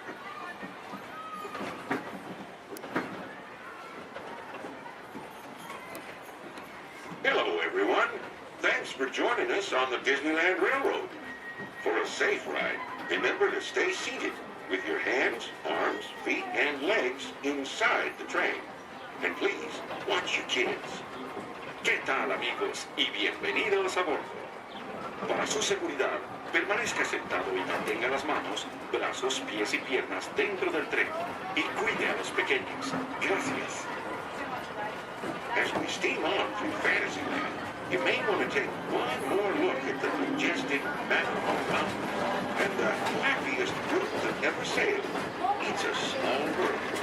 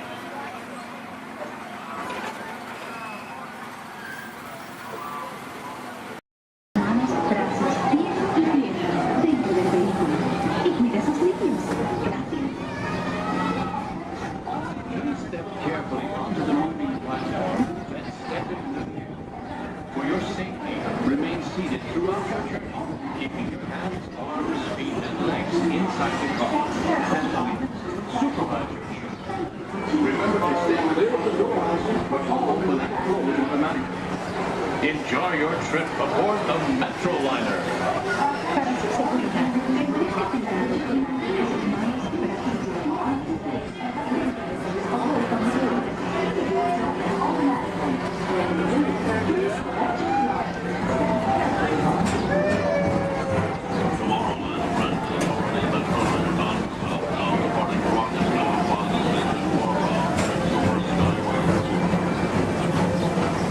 Welcome aboard, TTA travelers. We hope you enjoy Tomorrowland Transit Authority's Super Skyway.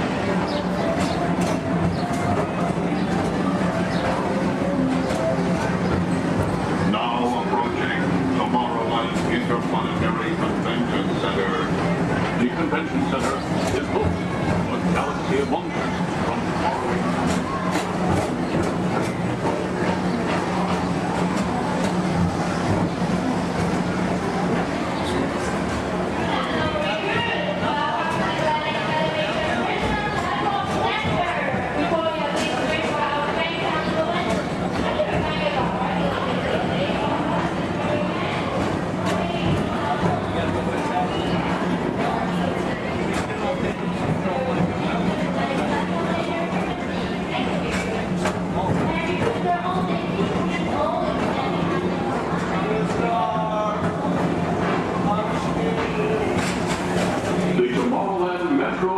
Historical Society presents Walt Disney's 20th century vision for the future. This model city dared to dream the perfect community in which to work, live, and live.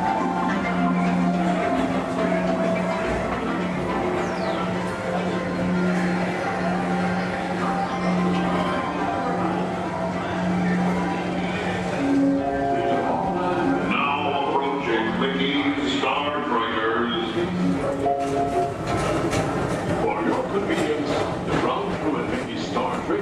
will be glad to rocket ship to any planet in the galaxy. Hi there, Tomorrowland travelers. This is Mr. Johnson and Sky Eagle Hovercraft 1, bringing you the latest Tomorrowland traffic report. As usual, everything is perfect on Tomorrowland Superhighway. Back to you at DTA Center.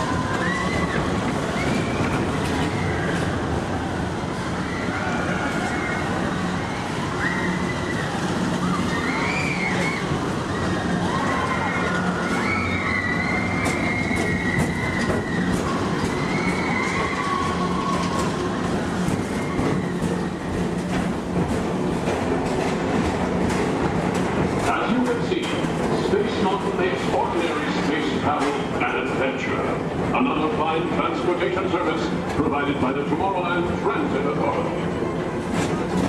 Attention, all visitors from Galaxy M31. Please keep forward-facing tentacles clear of oncoming Metroliner vehicles. Thank you.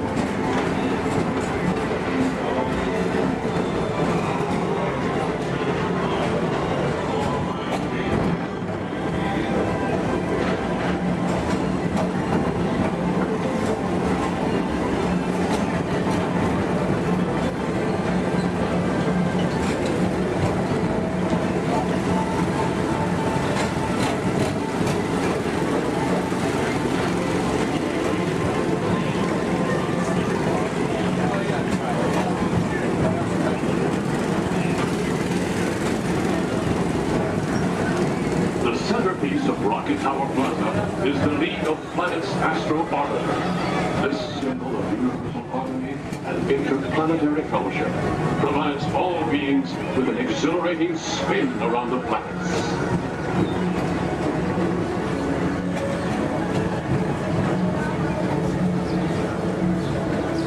Blue Line passengers, for all your future travel needs, the TTA services all of Tomorrowland's outlying areas, including the personal rocket ship docking lot, and of course, perfect park acres. Paging Mr. Morrow, Mr. Tom Morrow. Your party for the Saturn has arrived. Please give them a ring. Now approaching Walt Disney's Carousel of Progress.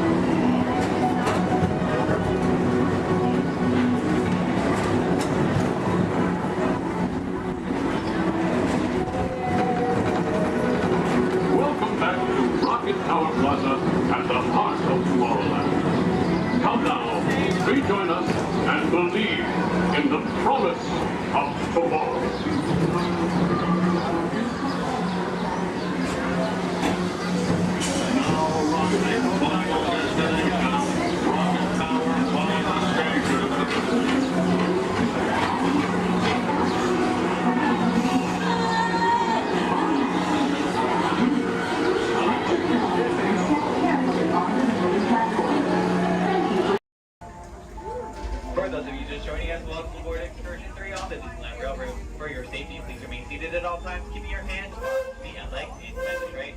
Please supervise all children, making sure they are seated away from the train openings, either fully on a lap or on a bench. Our next stop will be Mickey's Toontown Depot, your gateway to all Fantasyland attractions. We'll meet you in the front. We're taking the train to the front. Oh, perfect.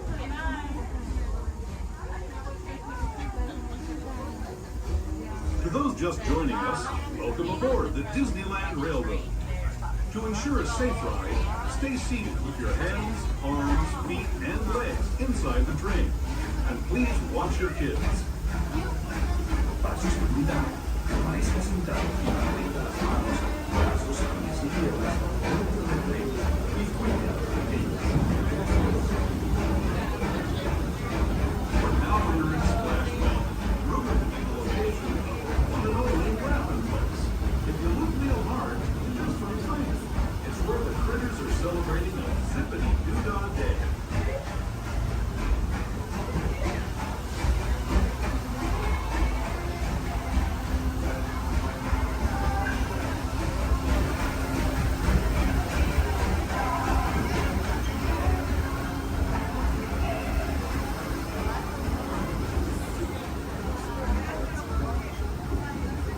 Speaking of critters, this place we're passing over is home to a whole bunch of them.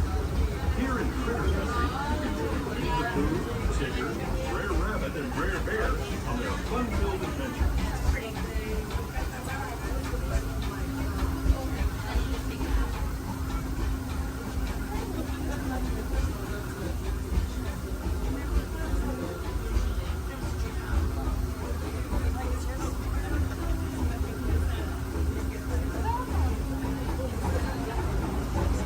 As we steam past Hungry Bear Restaurant, the last outpost in these parts, we're now joining up with the rivers of America and entering the frontier as it looked more than a century and a half ago.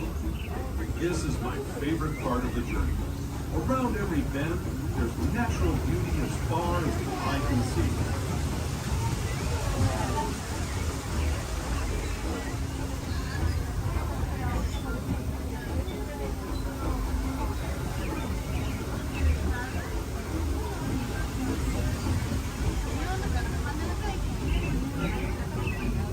There is the revered Indian shaman, sharing his stories with those in the great river valley below.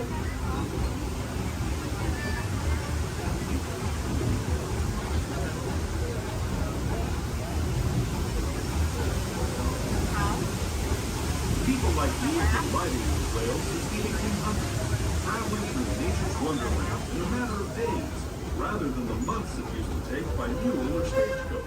Steam power not only fueled these iron horses, but the dreams of a whole new generation as it moved west into this great frontier. Of course, some of those dreams and the stories that went with them were pretty darn wild and downright unbelievable, like on Big Thunder Mountain, where I hear that mysterious spirits have grabbed hold of those mining trains and turned them into the wildest ride in the wilderness.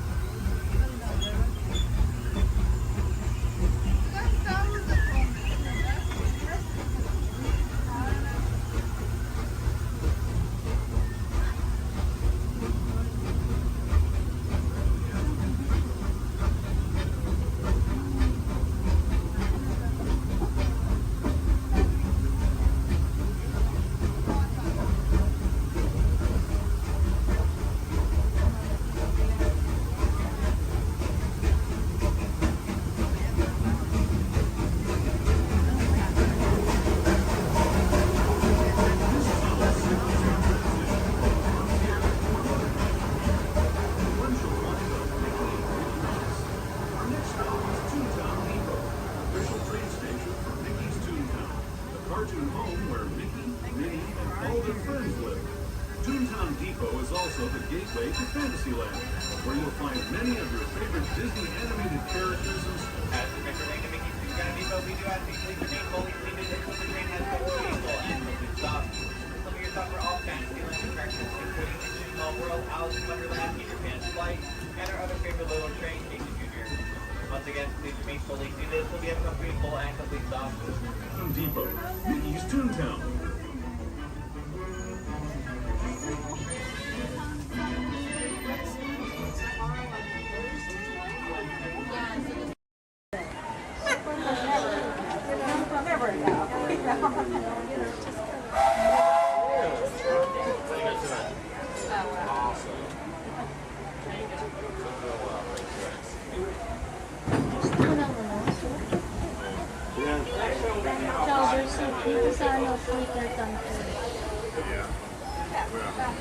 Burgers, chickens, and salad.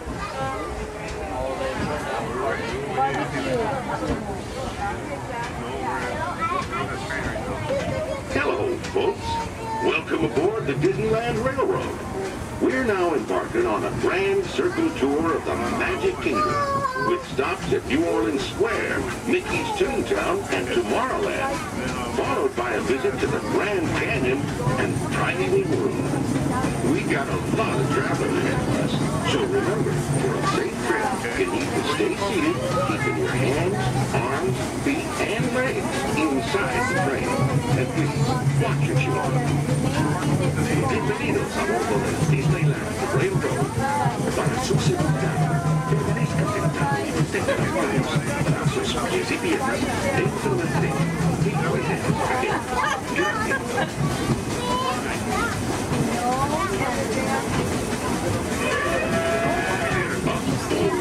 Did you folks hear that? Sounds to me like we've reached the wilds of Adventureland. We just might run into a lot of savage critters out there, including lions and tigers and tiki birds. Everybody best be on the lookout. You never know just what could show up. We're approaching our first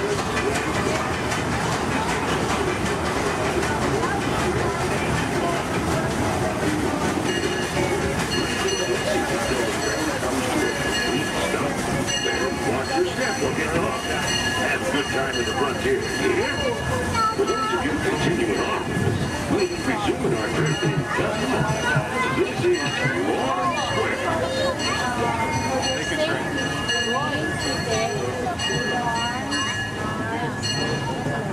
Your attention, please. Disneyland Limited, now arriving from a trip around Walt Disney's Magic Kingdom.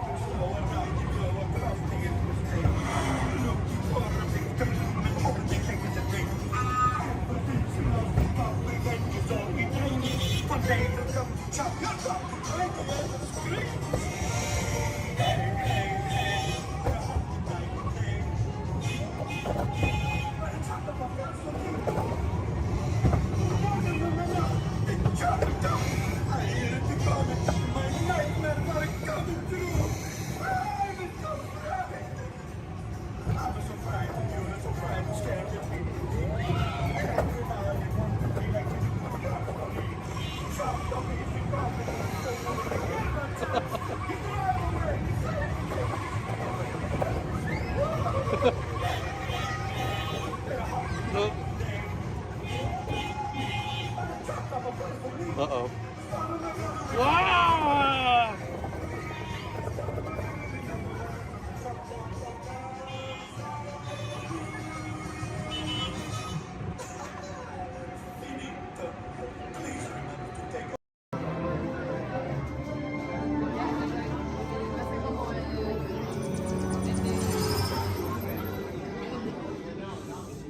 Greetings, Terrans. I am Nova Prime Irani Rayan, Commander of the Nova Corps. On behalf of all Xandarians, I hope you have enjoyed exploring the wonders of Xandar. As you have seen, your world and ours were born of the same moment, one which you refer to as the Big Bang. As such, we are all galactic neighbors in a vast universe which we and countless others share. For you to travel to Xandar would take 2.5 million years, assuming you had a ship that could fly at the speed of light. So we decided to come to you. But even we could not have reached you so easily were it not for the Cosmic Generator, an advanced piece of Xandarian technology that creates jump points, artificial tunnels that act as shortcuts, linking distant points in space. It is our desire to share this wondrous technology with your people so that together we might explore new worlds and create a brighter tomorrow. And now, as the culmination of the wonders of Xandar, you will be teleported to a Nova ship above your planet for a demonstration of the Cosmic Generator. I trust you will find it an unforgettable experience.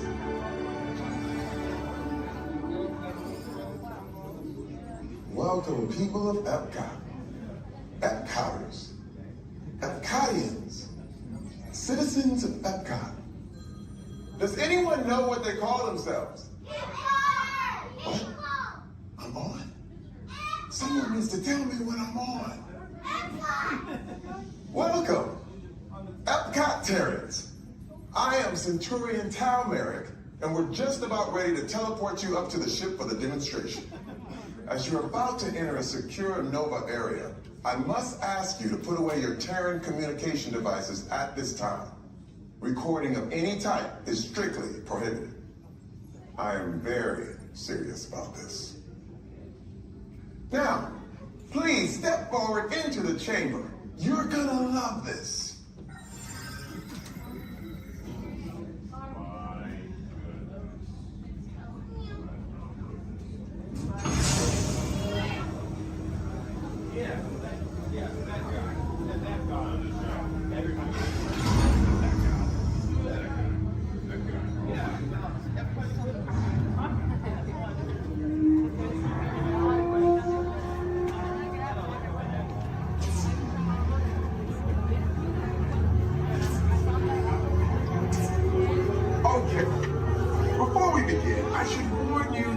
Never teleported Terrans before, but since your molecular structure is very similar to Xandarians, it should work. It'll work. So long as you are standing inside the lighted ring. You do not want to know what happened last time someone did not stand where I told them to, okay? Please make sure you're all the way inside that lighted ring on the floor. We must teleport you till you're all the way inside that lighted ring.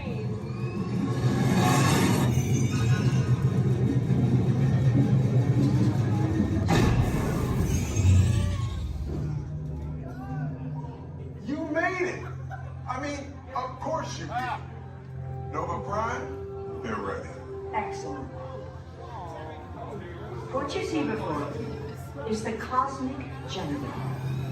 And in just a few moments, we'll be activating it so you can experience for yourself what's happening. I'm not sure. Our power's out. And the Cosmic Generator is gone. Sure, your mother. Go to Code Red. Prepare the fleet. And call the Guardians. Now. There is no cause for alarm. Turn off that alarm. I've got an important transmission coming in. Hey, what's up, Nova Corps? Our cosmic generator has been stolen. What? How? Why didn't we think of that? That thing's gotta be worth a fortune.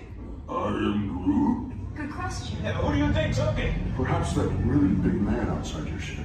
Oh, that is a big man. I need to alert Nova Prime. I have been watching Terrans for eons.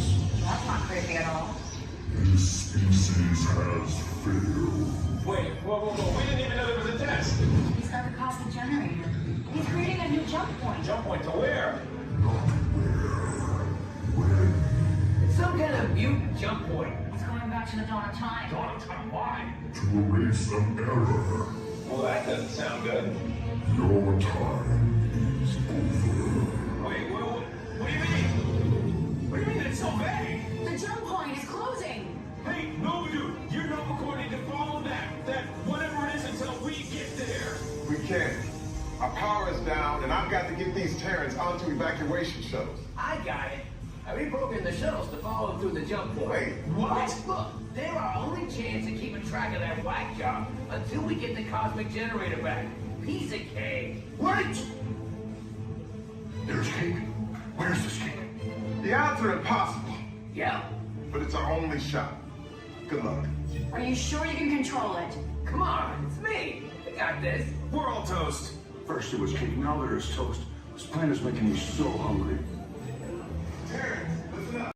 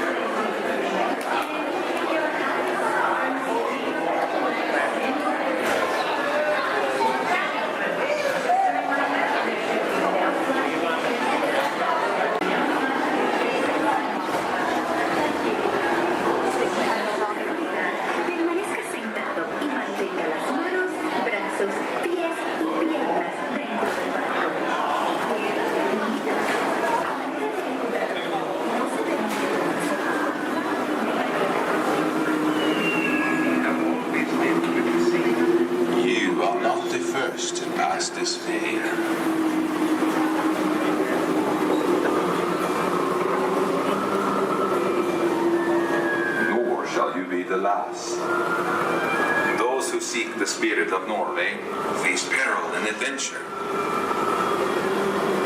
but more often find beauty and charm.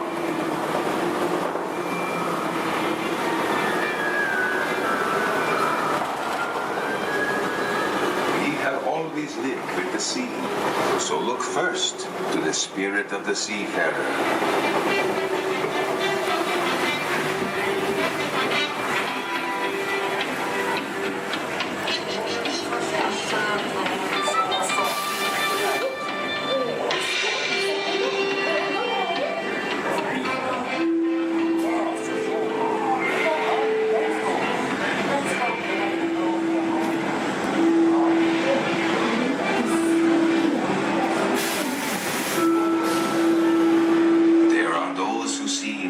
Spirit veiled in a land of forests and mystery, where trolls still prowl the water's edge. What is? How dare you come here? Invaders! Stop! This is troll country! Get away! Be gone! I'll cast the spell. Yes! Yes! You disappear! Disappear! Disappear! Back! Back! Over the farm!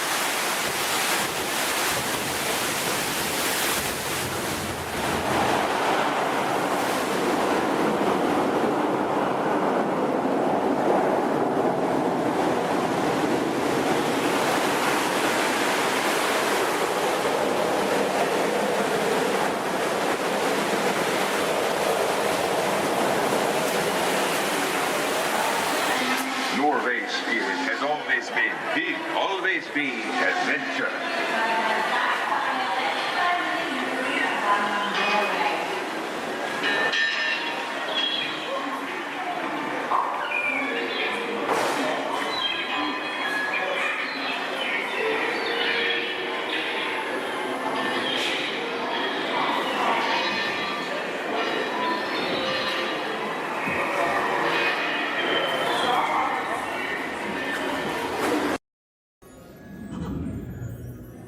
Oh boy! Oh, steady! Whoa! Hi, Mouseketeers! Well, here we go again, so hang on! Anything goes! You ready? And let the show begin! Here's my pal Walt to tell you how the magic is made! There's a lot of satisfaction in developing ideas into reality. When we consider a new project, we really study it. Not just the surface idea, but everything about it. And when we go into that new project, we believe in it all the way. We have confidence in our ability to do it right, and we work hard to do the best possible job. There's really no secret about our approach.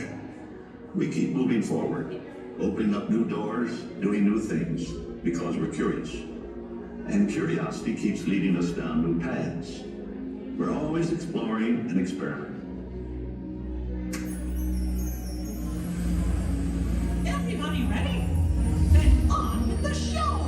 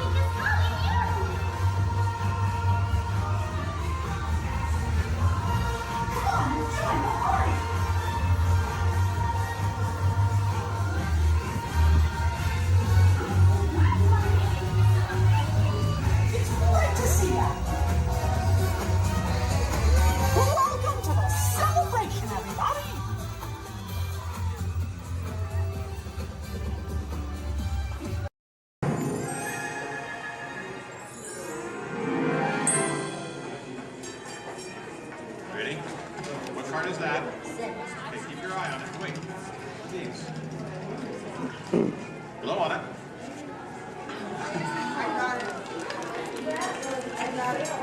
Hello and welcome to Disneyland's 50th anniversary celebration. For this truly historic event, no ordinary host would do. No, the Disney folks wanted someone who's been here from the beginning. They wanted a household name. I'm a household name. A name that means family entertainment. That's me. Donald, calm down. You're just too animated. I'm referring, of course, to me, Steve Martin. Hi, I was Walt's friend, what? Oh, really? Well, I don't remember him calling that show the Donald Duck Club. Now just waddle along. As I was saying, the Disney folks came to me because I began my career right here at the Magic Shop at Disneyland. That's me, Disneyland class of 1960.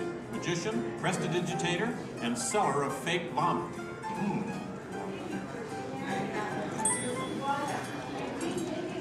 So So young Steve Martin starts performing magic here, and lo and behold, they start calling the place the Magic Peak. Coincidence?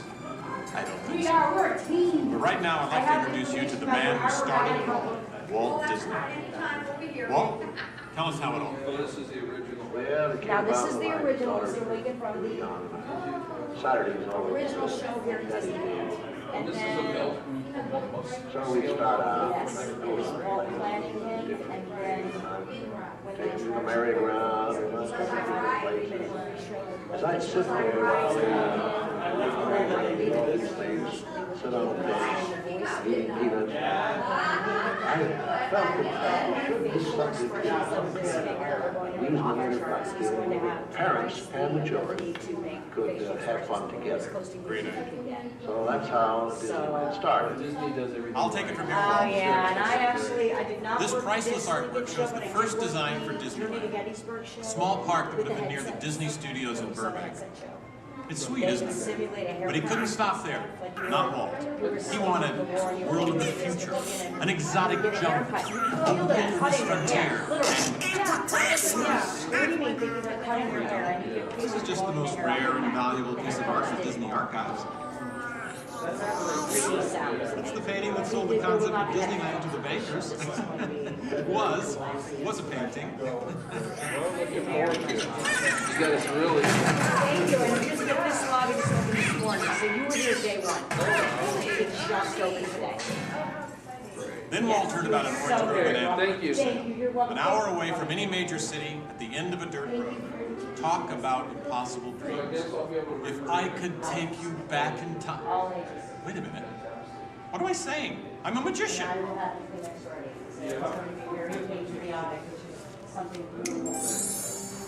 Here is the actual orange grove 1 year from opening.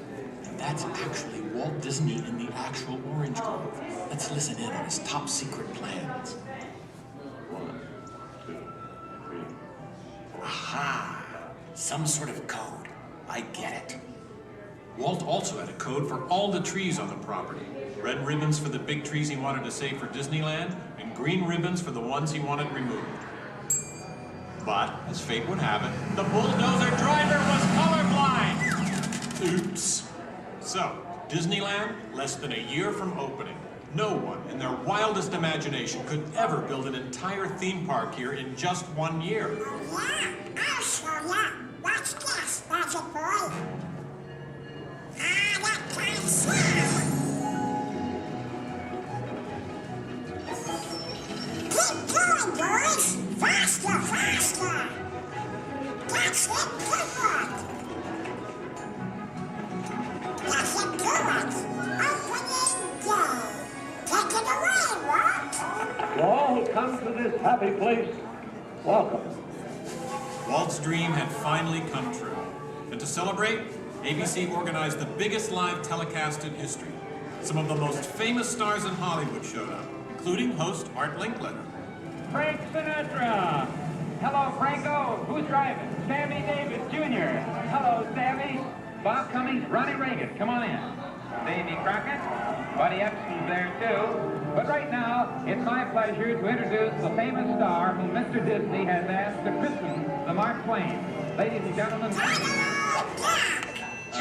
Disney. I'll take it from here, Mr.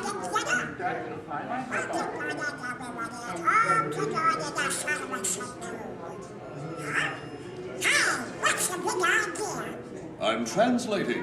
Nobody can understand what you're saying. You can't do. Cannot. Can. Not. I'll show you. Ignore the duck. As I was saying, the lands that America saw on the Disneyland television show became real. I'll show you what's going on. Now, where was I? Oh, yeah. On opening day, we had Frontierland, Tomorrowland, Fantasyland, and Adventureland. It was a perfect day. Oh, really? I wouldn't say perfect. It was 100 degrees in the shade, and the freshly poured asphalt was still wet. 11,000 people were invited, but 28,000 showed up.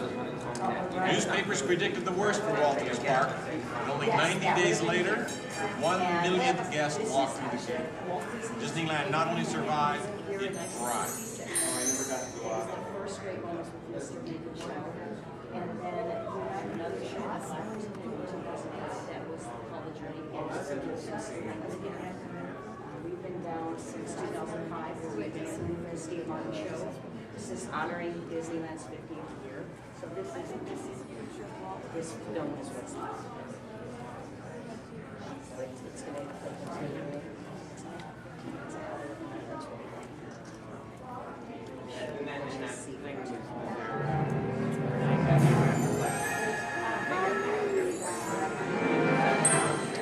Walt wanted the magic of Disneyland to begin as soon as you walk through the gates. And your first stop is this turn-of-the-century street inspired by the small town where Walt grew up. He felt so at home here. He even had an apartment built for himself above the fire department, and it's still there today. Walt paid tribute to his father in one of the shop windows. In others, you'll find some of Disneyland's most important contributors. Nice try, Donald. Many shops have come and gone here over the last 50 years. Gone is the working pharmacy, and gone but not forgotten, my favorite, Hollywood Maxwell's corset shop, better known as the Wizard of Bras. Yes, Disneyland is filled with nostalgia and memories, but that's only part of the magic. Let's not forget fantasy. Ah, hear that? When you wish upon a star, your dreams come true. For Walt, that was the very essence of Fantasyland. Of all the lands, this was closest to Walt's heart. He even placed the Disney family crest right above the castle gate. Fantasyland was created by the same artist who created Disney's animated films at the studio. And soon those storybook tales came to life in an orange grove in Anaheim. For the first time, we could step into those worlds and become a part of the adventure. In Adventureland in New Orleans Square, surprises happen all the time. In fact, Disneyland is the only place I can think of where you can be attacked by pirates, frightened by ghosts, and nearly crushed by a giant boulder, while keeping your arms, legs, and feet inside the vehicle at all times. And here's the adventure that started them all. Remote rivers through a treacherous jungle. Could something go horribly wrong? Only a punchline. Over the years, the Jungle Cruise has become a showcase for handsome and witty river guides. Oh no! That big elephant is coming up to us and it looks like he's going to squirt us! Everyone in the back, get down! Don't worry, it never happens.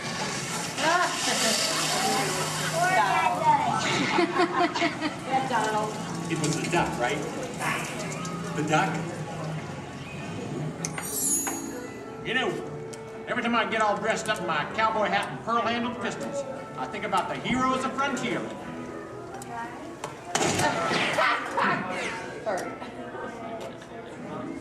You see, Walt believed it was important to pay tribute to the pioneers who blazed a trail across frontier America. And I agree. Especially when it involves saloon girls and blazing six-guns! In Frontierland, you could meet popular Disney heroes of the day, like Davy Crockett and Zorro. For a while, there was an authentic American Indian village. And in the little mining town called Rainbow Ridge, you can board a mine train or pack mule to explore nature's wonderland. And then the West got a whole lot wilder. Big Thunder Mountain Railroad was a thrilling addition to Disneyland's growing mountain range. The first peak was the Matterhorn, one of Disneyland's first e-ticket attractions. But the most out-of-this-world mountain of them all is right here in Tomorrowland. When Disneyland first opened, Tomorrowland gave us a preview of the amazing, futuristic world of 1986. Okay, so the 1980s didn't turn out that way. But Tomorrowland is really about imagining the possibilities of the future. So we got to go to the moon before real astronauts did. We got to travel through the mighty microscope on atommobiles, beyond the realm of normal magnification.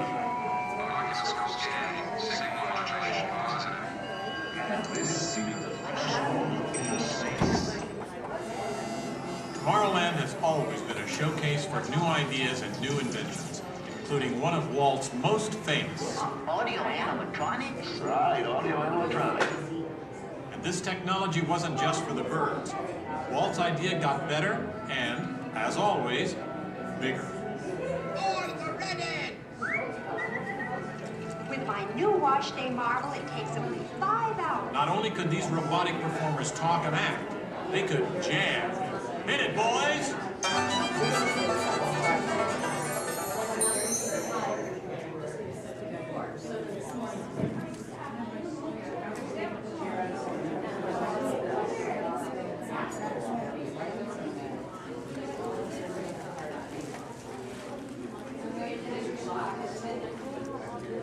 I was going to call him and say that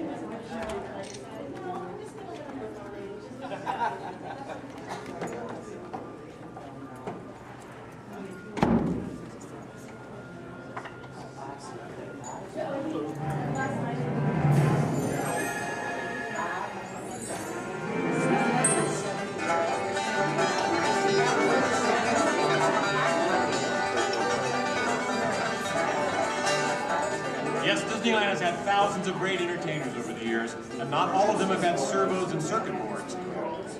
I learned a lot about comedy by watching Wally Boat, star of over 47,000 shows at the Golden Horseshoe Revue. And he was only one of the great homegrown acts that brought their unique magic to Disneyland over the years.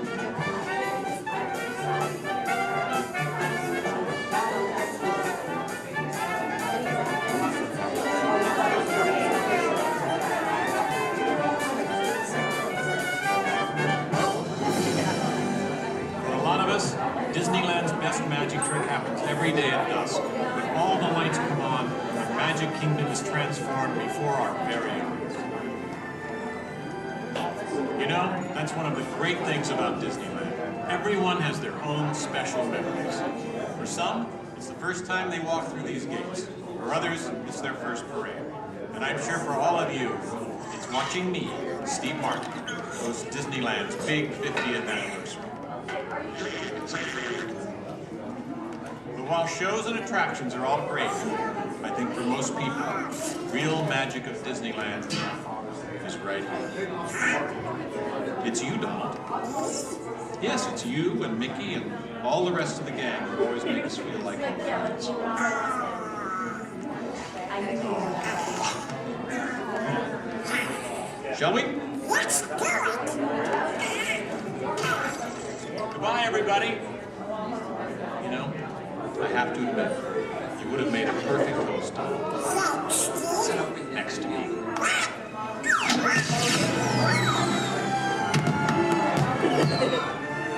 All come to this happy place. Welcome. Disneyland is your land. Here age relives fond memories of the past. And here you may savor the challenge and promise of the future. Disneyland is dedicated to the ideals, the dreams, and the hard facts that have created America, with the hope that it will be a source of joy and inspiration to all the world.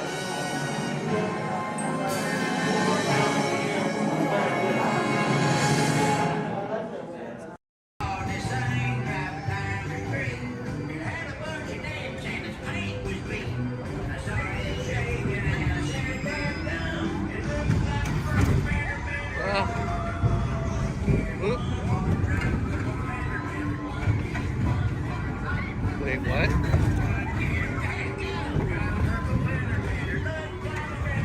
What?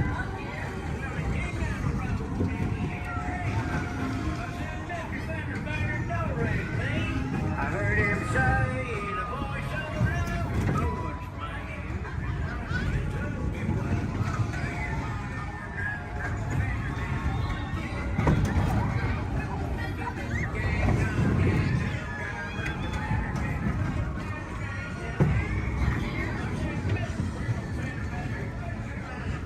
What?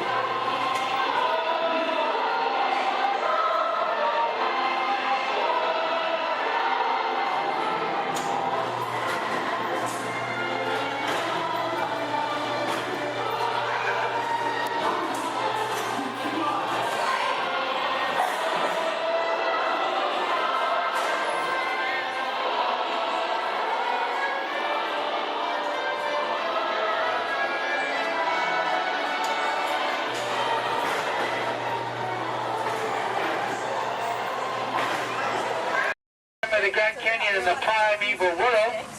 In the tunnel, you'll notice there is a window pane. If you use a flash on your camera, it's going to bounce back in your face. You will not get a picture. You will annoy your neighbors. And you'll make the dinosaurs, and especially our front conductor, very angry. Please, no flash cameras in the tunnel. I only get a little angry. I don't. I keep my eyes closed.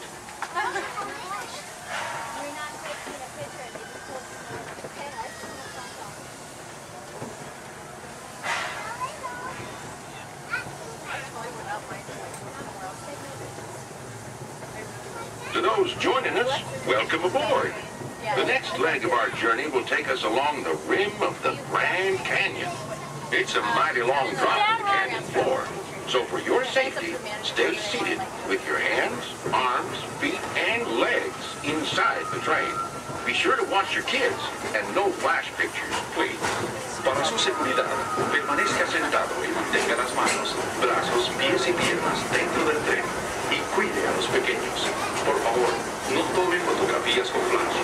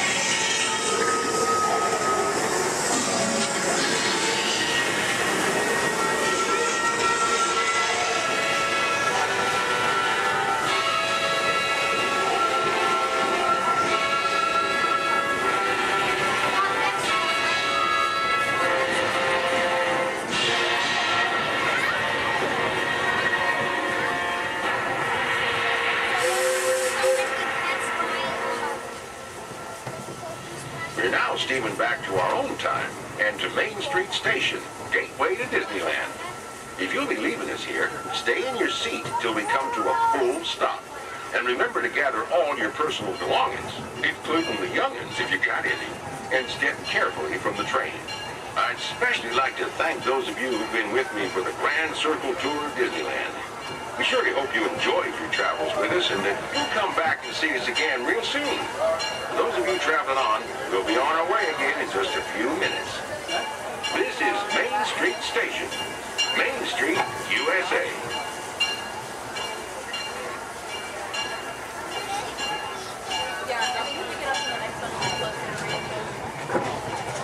It's amazing that you can drive the train and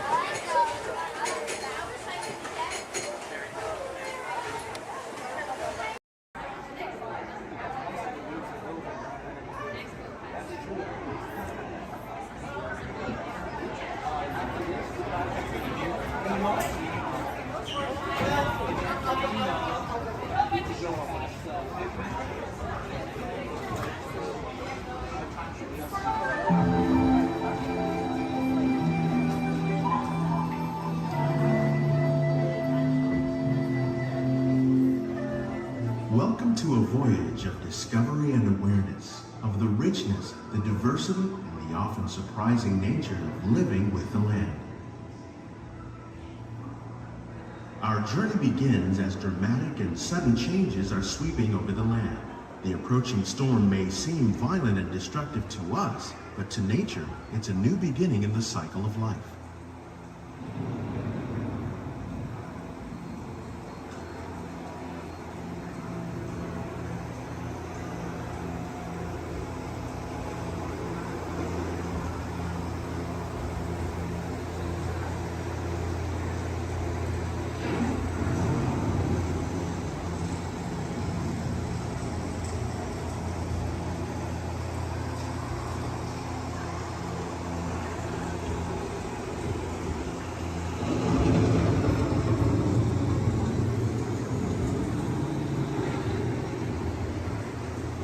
Beneath the surface of the land, roots trap water from the flowing mud, extracting precious nutrients and minerals. These elements, when combined with sunlight, create the diverse living systems of our planet.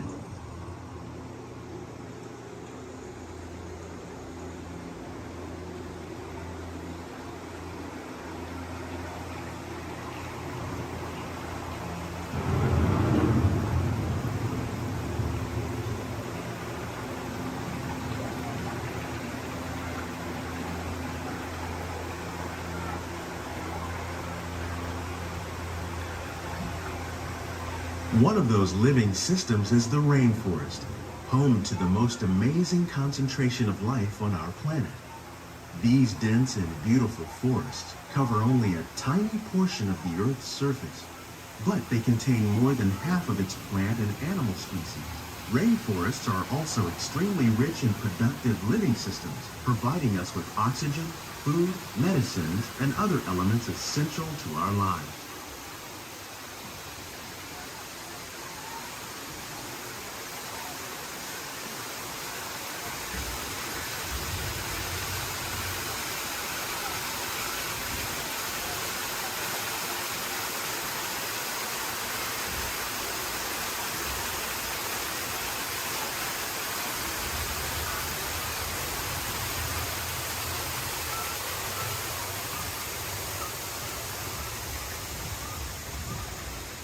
In the desert, nature has created a very different, but no less beautiful living system.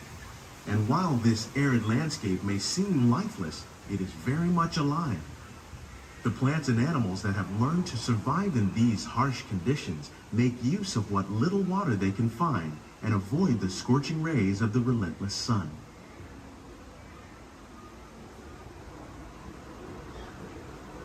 The American prairie once appeared as desolate as the desert, but over time, rainwater and nutrients gradually penetrated the hard surface of this land. Even the hooves of the mighty buffalo helped create the rich soil that would one day become home to the American farm.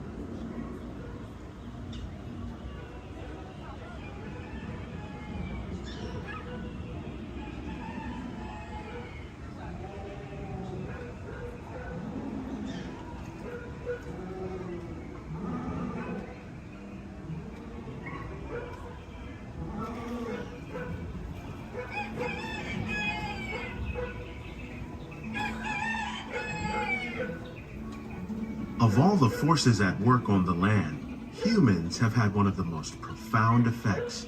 The need to produce food for a growing world led to the enormous use and sometimes overuse of the land. In our search for more efficient ways to grow food, we often fail to realize the impact of our methods.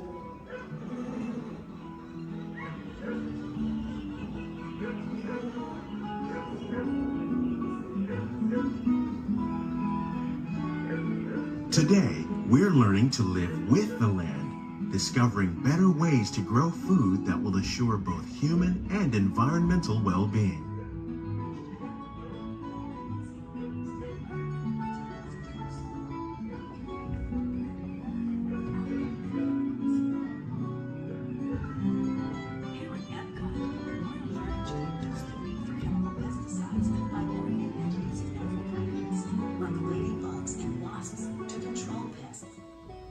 In the farmlands across America, we're learning that by plowing under vegetation containing natural fertilizers, we can enrich the soil without the use of chemicals. In arid regions, we're learning to produce food on desert seacoasts by developing and planting crops that thrive on salt water. In Japan, we're learning that by mixing leaves and other living materials into our soil, we can make farmland more fertile without the need for chemicals. How will we meet tomorrow's growing needs for food production, yet still respect the needs of the land? Some of the answers are being discovered just ahead. To help us maintain these carefully controlled ecosystems, and for your safety, please remain seated in your boat at all times.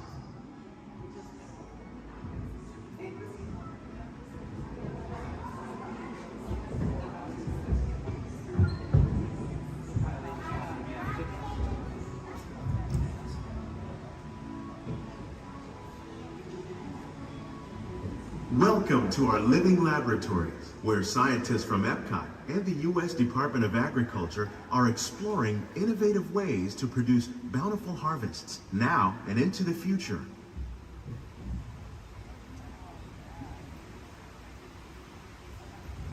The tropics are home to the greatest diversity of plants on the planet. Many of these, like papaya, bananas, cacao, coffee, and rice, are well known around the world. These are just a few of the edible plants that have been an important source of nutrition for people living in the tropics. Many are rich in vitamins and minerals, while others are well adapted to growing in less than ideal conditions. Some, like the water lily, thrive in wet, swampy areas and waterways. All parts of this plant, even the flower petals, are edible. The starchy root of the plant has long been used to make flour for baking.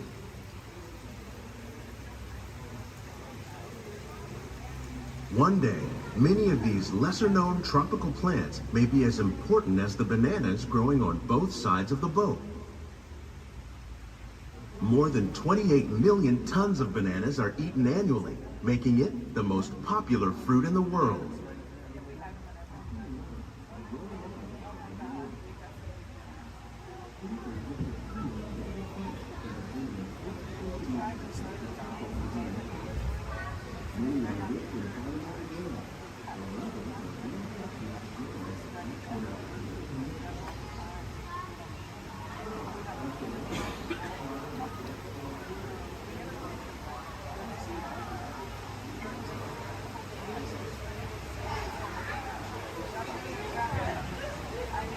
When we mention farming, you probably don't think of fish. But fish farming, or aquaculture, accounts for nearly half of all the seafood consumed globally. Tilapia, bass, and catfish, like the ones you see here, are three of the more popular crops raised by fish farmers. The sustainable system we're using here recycles the water in the tanks. As a result, we're able to save millions of gallons each year. Our small fish farm produces nearly 5,000 pounds of fish each year to serve in restaurants around Walt Disney World. Innovations like this one can play an important role in our efforts to produce bountiful harvests and still protect natural resources.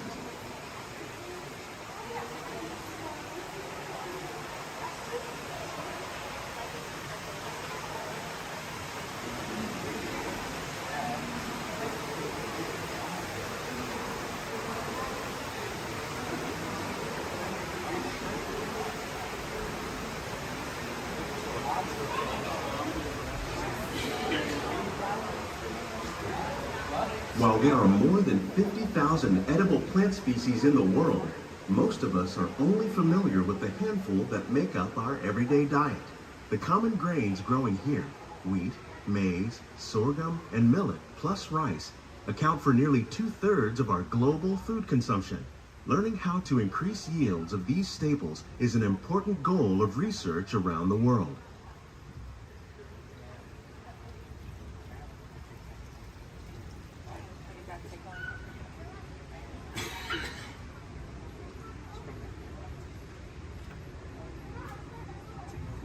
These plants are definitely on their way up.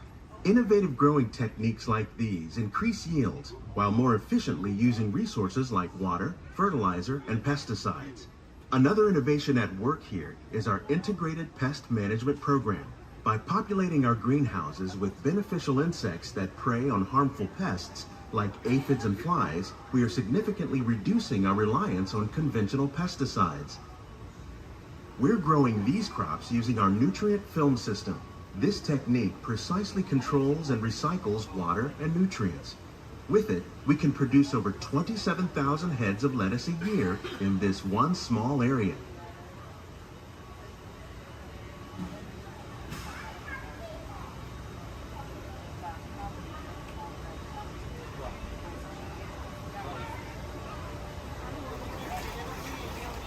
Some of our best ideas have been inspired by nature, like these fruit and vegetable trees.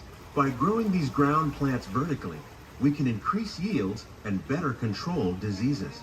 These crops taste as good as they look. In fact, we serve more than 15 tons of produce from our greenhouses in restaurants here at the land every year.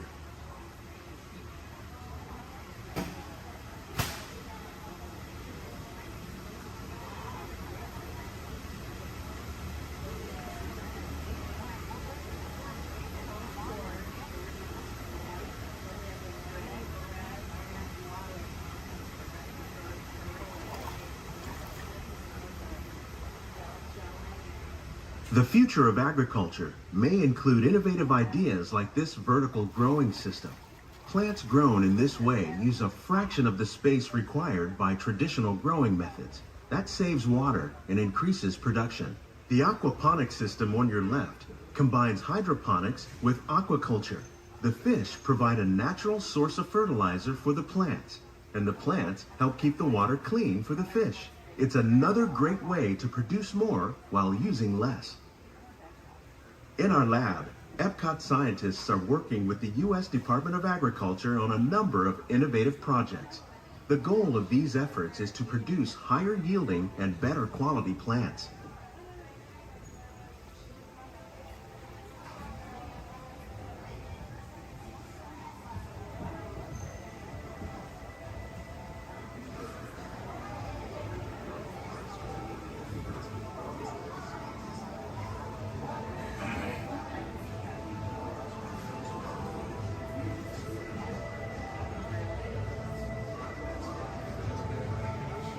These greenhouses represent just a fraction of the work being done worldwide to produce bountiful harvests for our growing population. Scientists, farmers, and even backyard gardeners are doing their part to improve the quantity and quality of foods that we all rely upon. Together, we can continue to find more ways to increase food production and protect our precious natural environment. Only then will we truly be living with the land.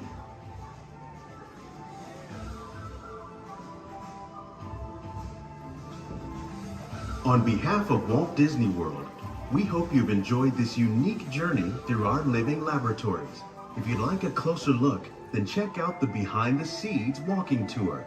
It's a chance for the whole family to get up close and personal with the plants and growing techniques in our laboratories. Please keep your hands and feet inside the boat and remain seated until the boat comes to a complete stop.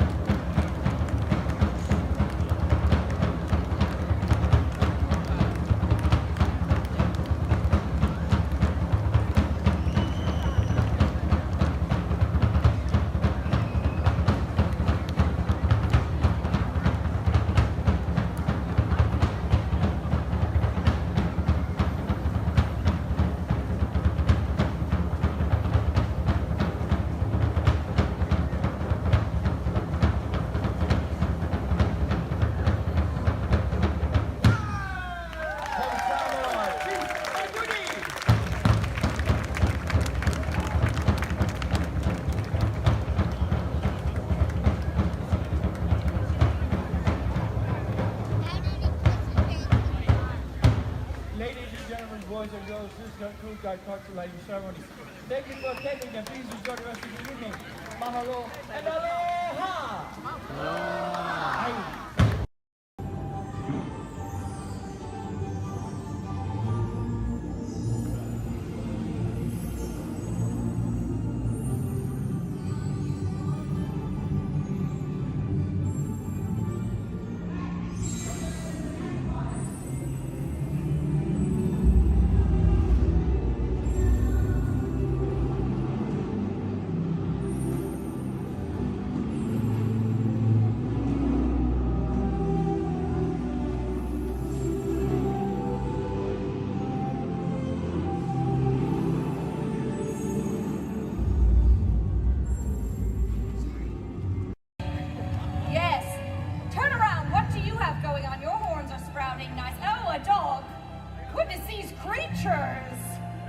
At least he's quiet.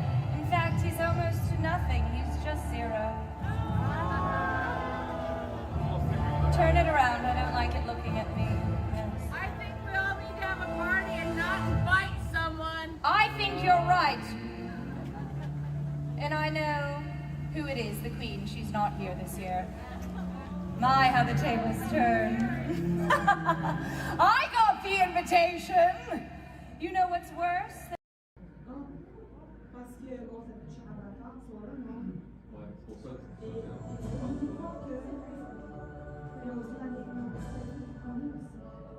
Hello. I'm Dr. Marsh, director of the Dino Institute, and I hope you enjoyed those quaint exhibits in the old wing. That's how dinosaurs have been presented to the public since the study of fossils began over 150 years ago. Today, that bare bones approach is about to become extinct. In a perfect blending of science and technology, the Dino Institute has created the Time Rover, an amazing vehicle that will literally transport you to the age of the dinosaurs. How? That's proprietary. But the result is a breathtaking journey through a prehistoric world where you will witness the most spectacular creatures to ever walk the earth. In a moment, you'll be going live to our control center for a comprehensive safety briefing, and then it's on to the tour that will convince you forever that the future is truly in the past.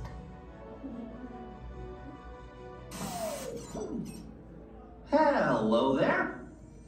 Welcome to our little trans-dimensional joyride, folks. I'm Dr. Seeker, your friendly controller and a heck of a paleontologist, if I do say so myself. But let's not talk about me, let's talk about you, and how you can help me make history today with the Time Rover. It's like this. If I can bring you back from the Cretaceous period, it stands to reason that I can bring back a live dinosaur with you. And not just any dinosaur. Take a look at this guy. He's an iguanodon, and I'm certain that he is the key to understanding these magnificent creatures. I tagged him with a locator during an unauthorized field trip. Otherwise, I'd be traveling with you. Right now, our dino should be about here, at the very end of the Cretaceous period. That's where you're going today. I've arrived, it seems, just in time to correct a little misstatement. Dr. Marsh. That is impossibly close to the giant asteroid impact that destroyed most life forms on Earth. Our tours are designed to take you to the early Cretaceous period. And I can assure you that all time rovers have been securely locked on those coordinates. That's right. See? Securely locked. Access denied. Continue. Of course. We were just talking about seatbelts. Plug them in, use them. It can get kind of choppy out there, so keep your hands and arms inside the vehicle at all times. Flash photography? I wouldn't. It alters the homing signal, and that's not good. Oh, and one more thing. Those locked coordinates? We're in. Now, here's the drill. You follow the homing signal to the iguanodon, then I'll enlarge the transport field, and boom, you're back with one additional passenger extra large. And don't worry about that asteroid. You'll be in and out of there before it even breaks the atmosphere. Trust me, what could go wrong? Hey, it's me again. Remember, only you guys are going on this special mission, so don't tell anyone, okay?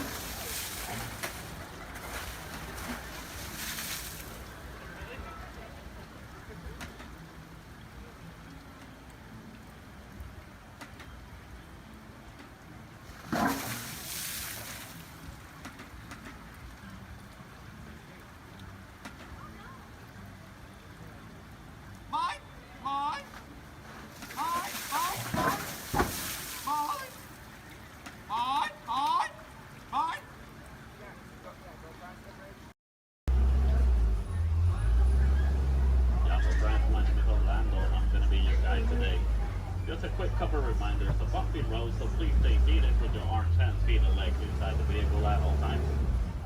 With that in mind, please keep a hold tight to those phones, cameras, hats, and sunglasses. If one of them falls, sadly, we won't be able to stop.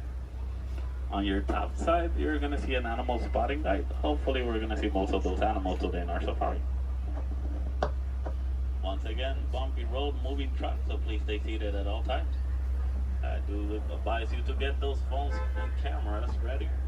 This is a photo area, but we might not be able to stop for every animal. I'm going to make sure I stop for most of them. But sometimes they won't stop for us. Just be ready. And 20.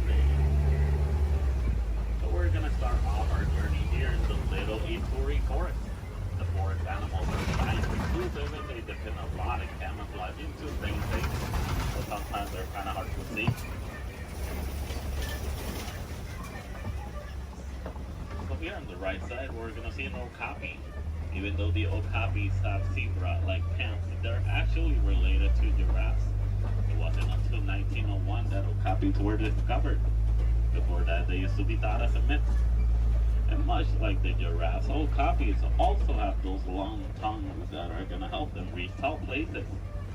And only the male okapi is going to have ossicones. Ossicones are basically the same type of horns that giraffes have, but it's made out of their own skin, so it doesn't count as a horn.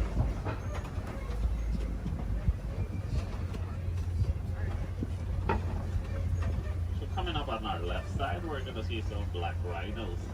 The black rhinos are one of the smallest of their species, weighing up to 3,000 pounds. The shape of the black rhino's mouth is kind of pointy or triangle-like, so that way it's easier for them to feed on the forest. It's also a nice way for them to, also a nice way for us to identify the rhinos. Black rhinos have a pointy-shaped mouth, while white rhinos have a square-shaped mouth. So this one here on the right side, closest to the truck, is going to be a greater kudu. The greater kudus are one of the tallest of the forest antelopes. They can go about 55 inches to the shoulder. That's about 4 feet tall. That greater kudu doesn't have any horns like the one in the picture. It's because this one is a female. Only the male greater kudu is going to have horns. Behind the greater kudu, we're going to see some bongos. Bongos are also known as the ghosts of the forest because they're rarely seen. The shape of the bongo's horn is twisted and it goes all the way towards their backs. So that way it's easier for them to travel around the forest without getting stuck. So as we start exiting the Little Ituri Forest, we're going to head all the way towards our Safi River. Rivers and water spots are great areas to see some of the wildlife that lives near the water.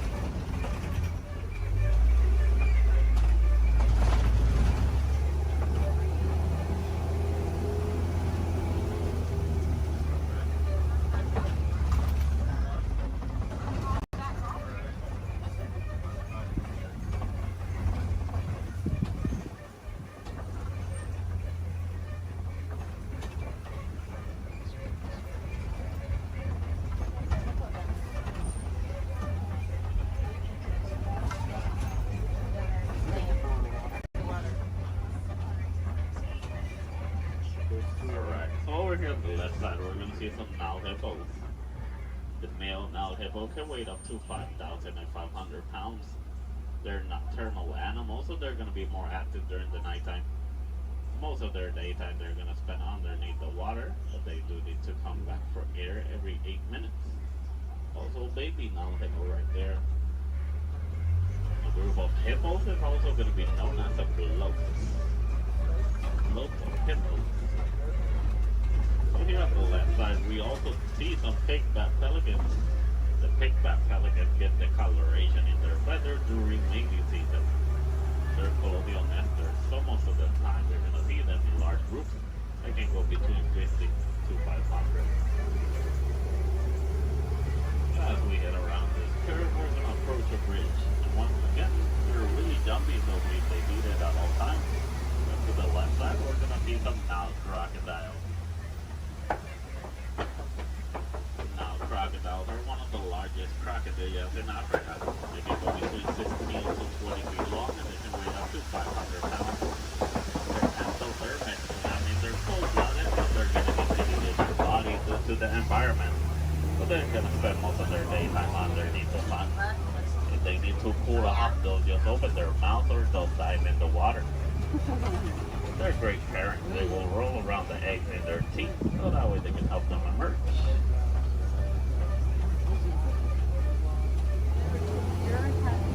So as we enter the Safi River, we're going to head all the way towards our savannah. Savannah is going to be a large plain and a great area to see most of the animals in Africa.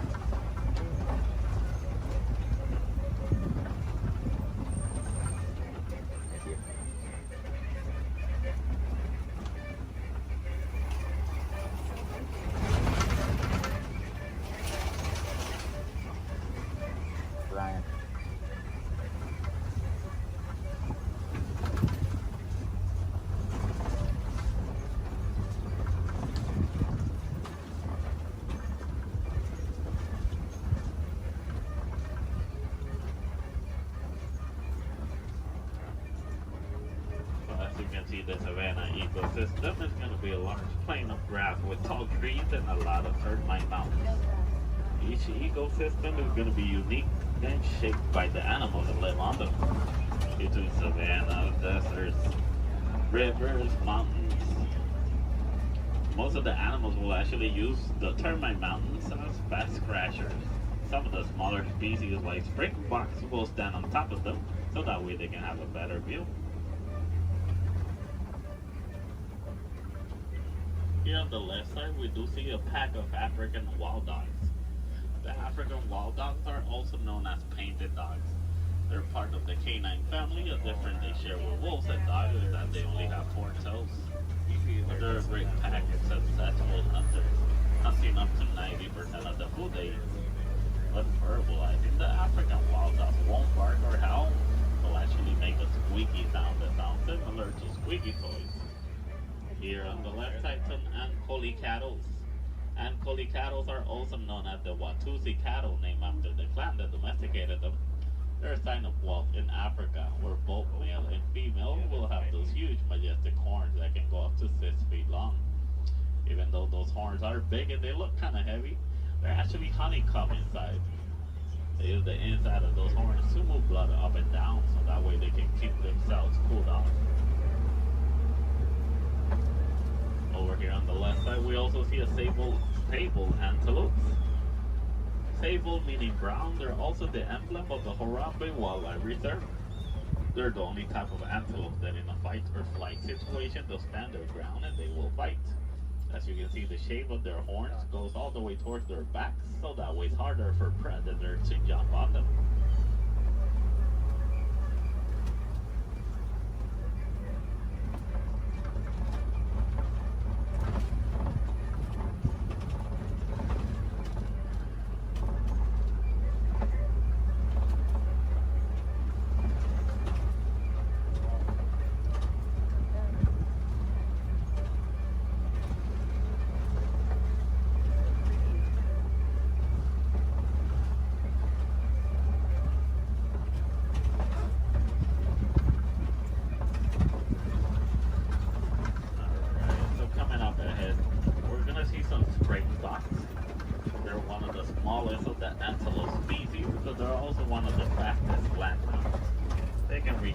Between 50 to 60 miles per hour.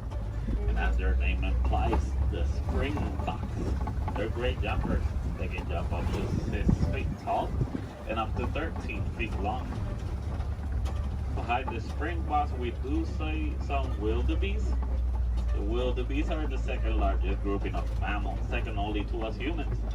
Wildebeest is a translation from the African word wild beast, but they're also known as the newt due to a sound they make when verbalizing. It sounds like they're saying newt.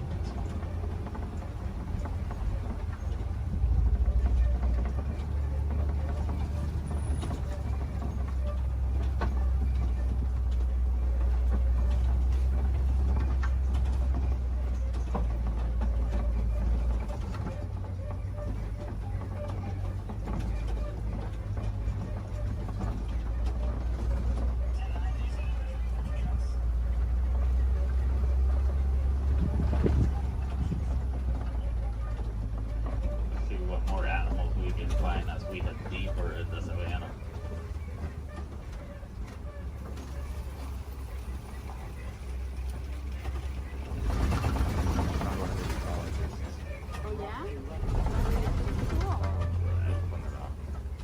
So coming up ahead to the right, I do see an African elephant. Easy to spot due to their huge size. Also, the shape of their ears look like the continent of Africa. They like to flap around those huge ears back and forth so that way they can keep themselves cooled off. Basically like a giant pair of fans. Also to the left side, mandrills. And the mandrills are one of the largest species of monkeys. Male mandrill can weigh up to 100 pounds while the female can weigh up to 35 pounds. They also have a special pocket in their mouths where they can store food and snacks for later, just like squirrels. So the elephants will also throw dirt on top of their backs so that way the dirt will block them from the sun and also from bugs. They're huge animals with a huge appetite, eating up to 300 pounds in just a day. So a nice easy way to identify a male elephant is because male elephants, whenever they reach adulthood, they like to go on their own. And sometimes they'll join other elephants and they'll form a group known as a bachelor.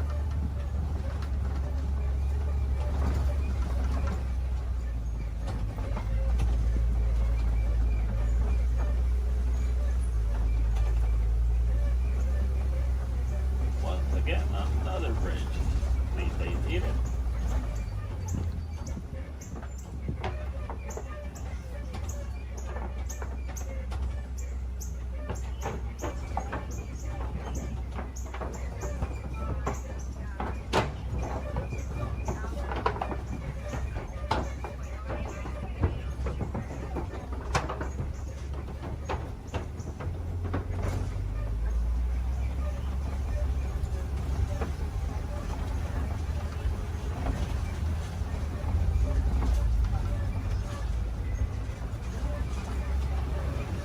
Here on the right side, we're going to see some markings on those red clay. Those are elephant tusk marks. Elephants will stick their tusks on those red clay pits so that way they can get some of the minerals they don't get in their regular diet. Basically like a natural vitamin for them.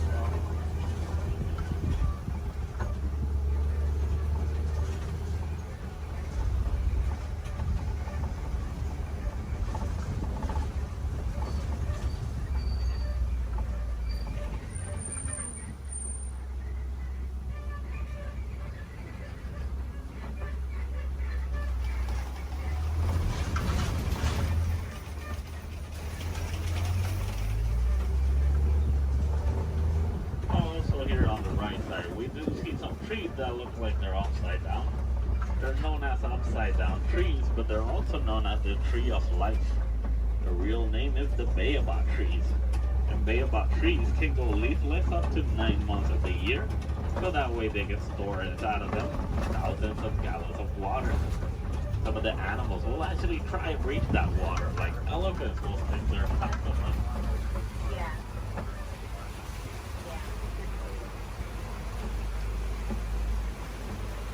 As we head around this curve, we're going to see a small island of greater flamingos. Greater flamingos are not greater because they're better than the other flamingos, it's just because they're bigger in size. As you know, flamingos have thick coloration in their feathers, actually get those due to their diets. They come some dried shrimp, and shrimp is high in keratin. If you guys ever get to see baby flamingos, you're going to know that they have great feathers instead. A group of flamingos like this one is also going to be known as a flamboyant.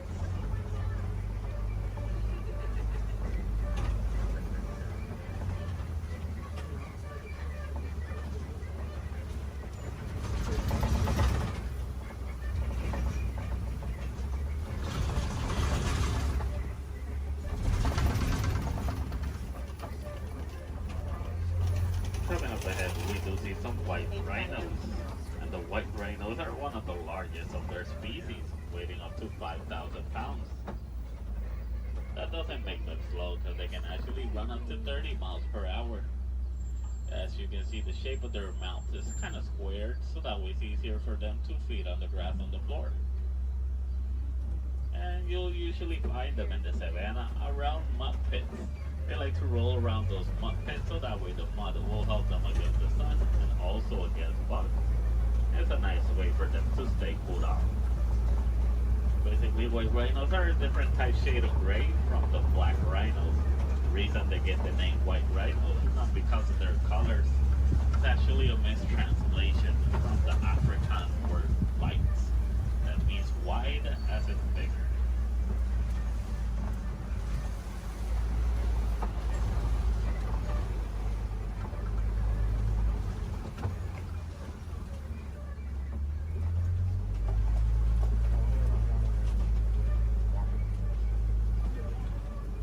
All the way in the back on the left side, I do see a cheetah walking around. Cheetahs are one of the fastest land mammals. They can reach a speed from 0 to 60 in about 3 seconds. There's also another one laying on the grass all the way in the back. But with that in mind, the cheetahs are built for speed, not power. So after running so fast in such a short amount of time, they're gonna need a couple of hours to rest their energies. The cheetahs are also diurnal big cat predators, so that means they're more active during the daytime.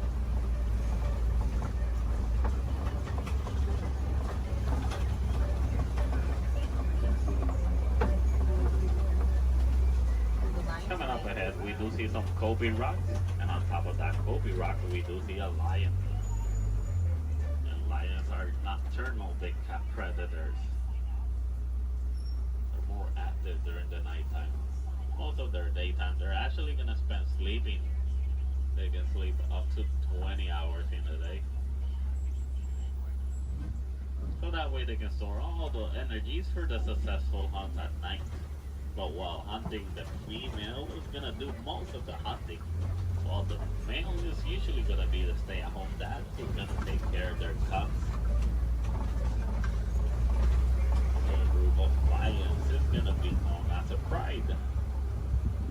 In the morning, the lion's eyesight is technically as good as ours, but at nighttime, their eyesight are 6 times stronger. That's why they're successful hunters at night.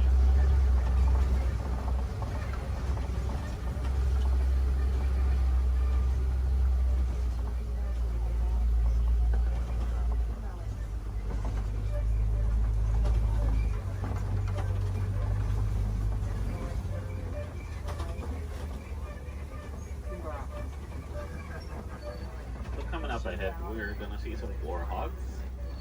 There's one behind that tree. There it is. And warhogs are one of the largest burrowing mammals. They like to make burrows like those in which they will sleep on facing outwards, so that way they can see anything that's coming toward them. They're super close relatives to domesticated pigs, and they can run up to 35 miles per hour.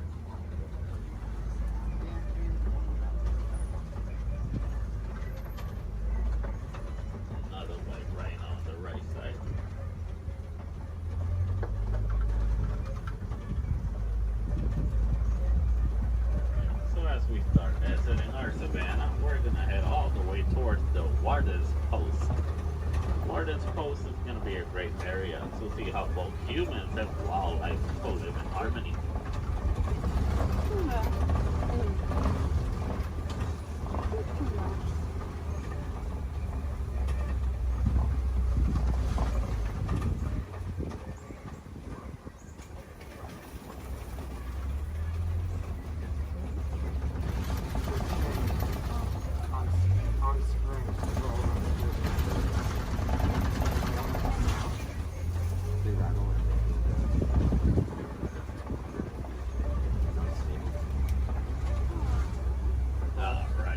Here in the Warden's Post, we're gonna see some Nigerian dwarf goats. These goats are super cute, but they're also really friendly. They're a great source of milk and cheese, and they're really agile with a great sense of balance. They're also one of the few domesticated wildlife that we have here in our reserve. So next to that yellow barrel, there is a yellow box. The farmers found out that elephants are afraid of bee sounds. Most farmers are going to have a box like that filled with bees So that way whenever the elephants get near the farms and they hear the bee sounds, they're gonna steer clear away from them, and that way they won't eat the farmer's harvest. It's a nice way for both humans and elephants to co-live in harmony, but it's also a great source of honey. Also, the farmers will actually sell that honey for an extra income. Because sadly, due to a mining of a mineral called coltan, most elephants are losing their habitats and homes, causing them to migrate into human farms and villages more commonly so than it used to. So having bees in a box is going to be a nice technique for both keeping elephants safe, but also staying safe.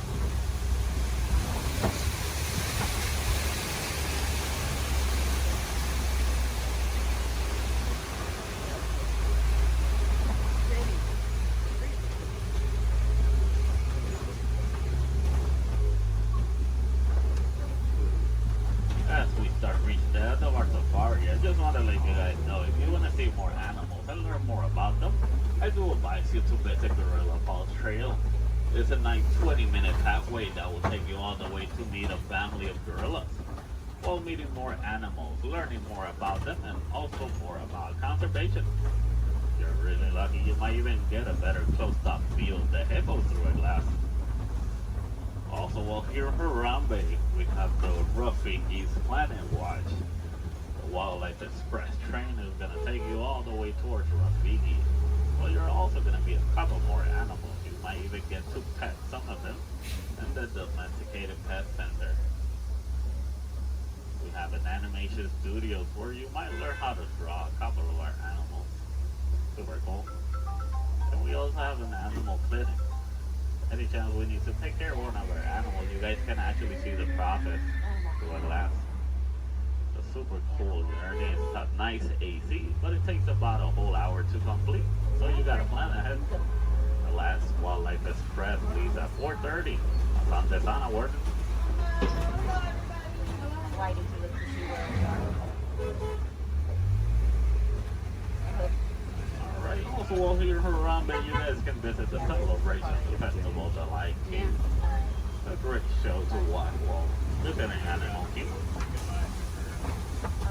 There's going to be animals wherever you go throughout the park. We do have the lesser flamingos.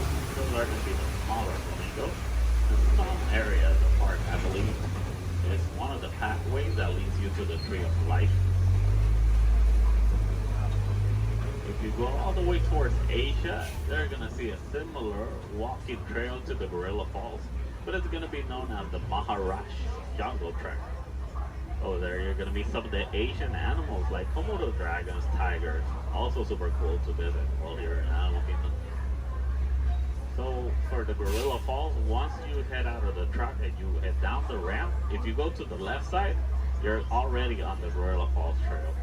Keep going around, enjoy your time, see more animals. If you go to the right, you're going to go back to the village, where you can see the entrance towards Rafiki.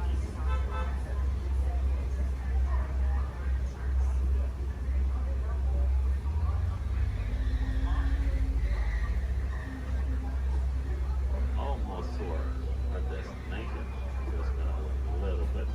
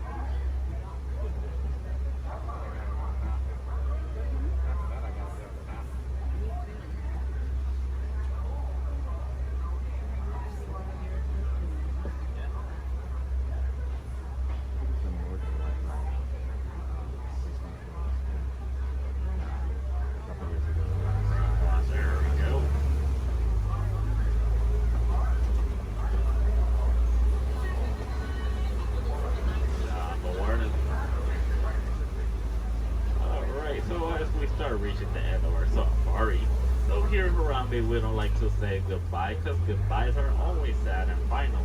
We instead say kwaherini. And kwaherini does mean to go well. So kwaherini guys, go well, go wild, go make a difference out there.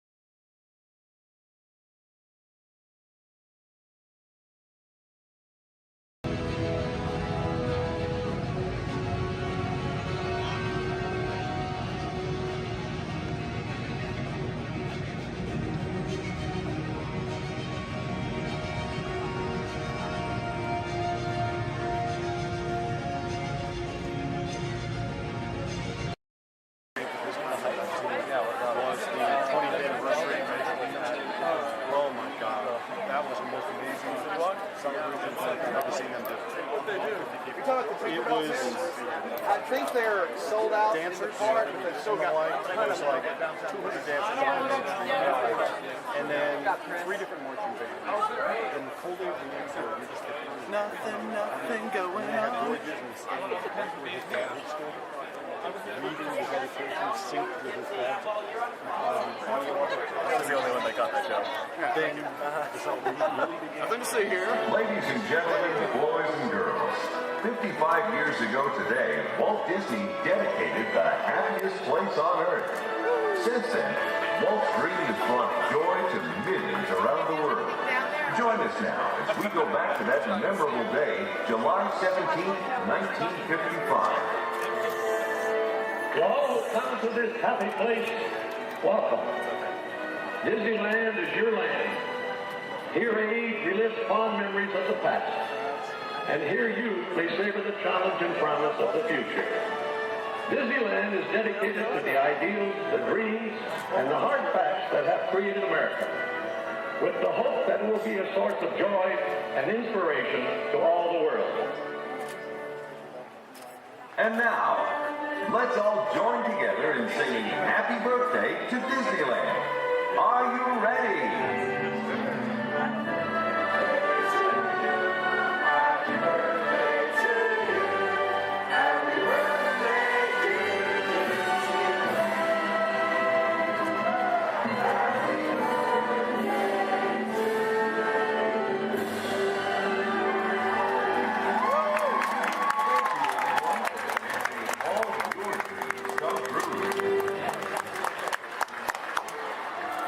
That's it. All right. Everyone go home. Oh, dancing.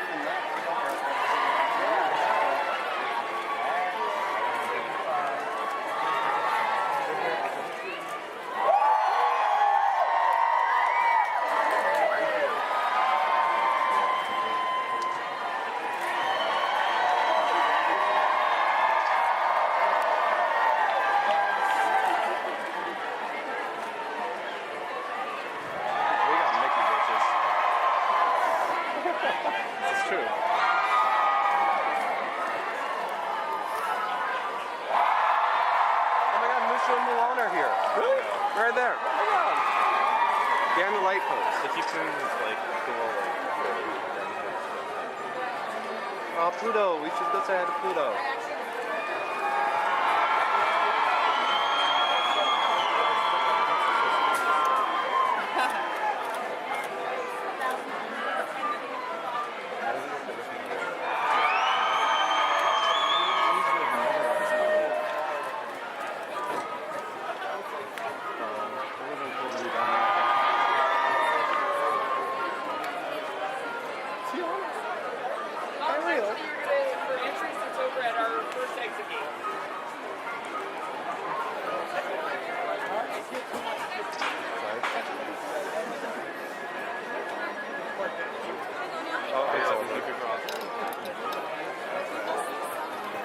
Some of them are leaving now.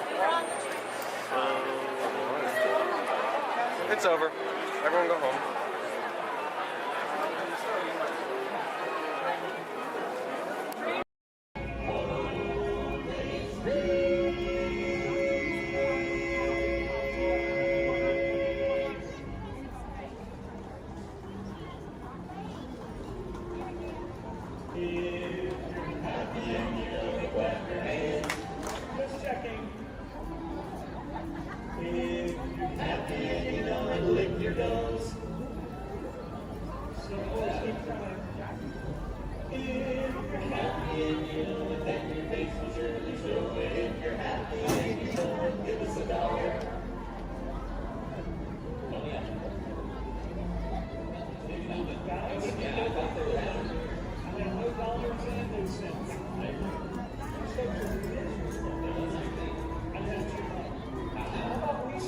Favorite song.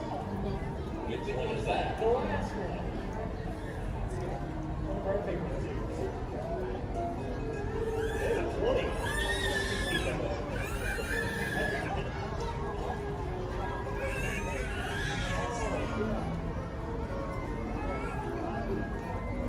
Secret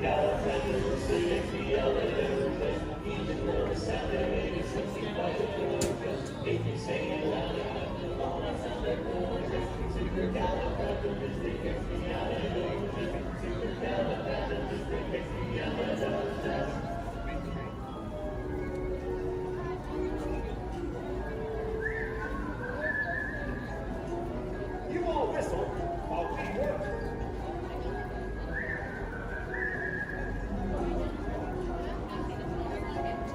It's a small world after all. It's a small world after all. It's a small world after all. It's a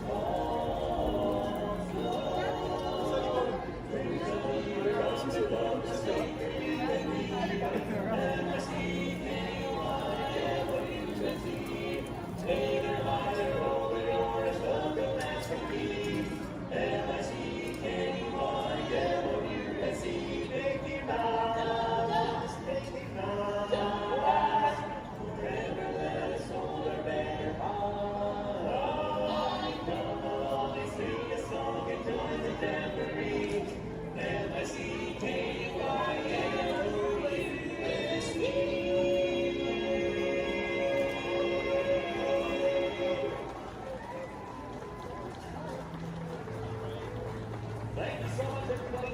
If you enjoyed our show today, we are the Dapper Dans of Main Street. But if you did not enjoy our show, then we are the Vienna Boys Choir.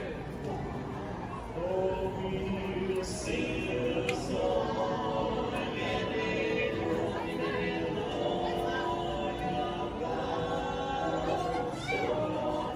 so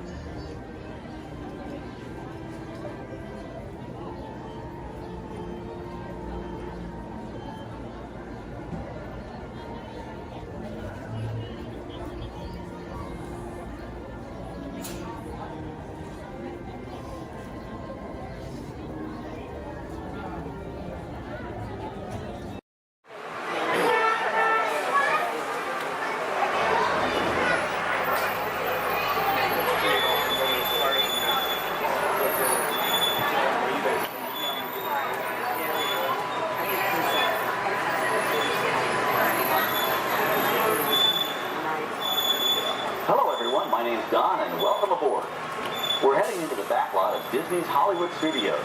This production area was built in 1988 as a Florida counterpart to the Walt Disney Studios in Burbank, California. We included sound stages, recording studios, high-tech editing rooms, all the tools needed to create movies, TV shows, and radio broadcasts. We've even got our very own water tower, too. It's up ahead on the left side of our shuttle. We call it the Earful Tower. It's inspired by the water tower Walt Disney had built for his Burbank studio in 1939. Our Florida tower stands a lucky 13 stories high, and we added our own creative touch, a giant set of Mickey Mouse ears. If you wanted to wear those ears, you'd have to have a hat size of 342 3/8. Up ahead, after the next bend in the road, you'll have a perfect opportunity to take a picture of this famous icon. In the world of entertainment, every project starts with a screenplay and a lot of creative ideas. A production studio is where the ideas of writers, producers, and directors are transformed into an on-screen reality. Within these huge spaces, filmmakers can literally create their own worlds. Our Florida sound stages are soundproof, weatherproof, and most importantly, air-conditioned, all vitally important for the cast, crew, and equipment. Many of the crafts needed for filmmaking are located right here on the lot. On the left, we have our own greens department. It grows flowers, trees, shrubs, and topiaries. A few well-placed plants can cover up empty spots in the set and add a touch of natural beauty to a scene. On the right are two of the aircraft from the 2001 blockbuster hit Pearl Harbor.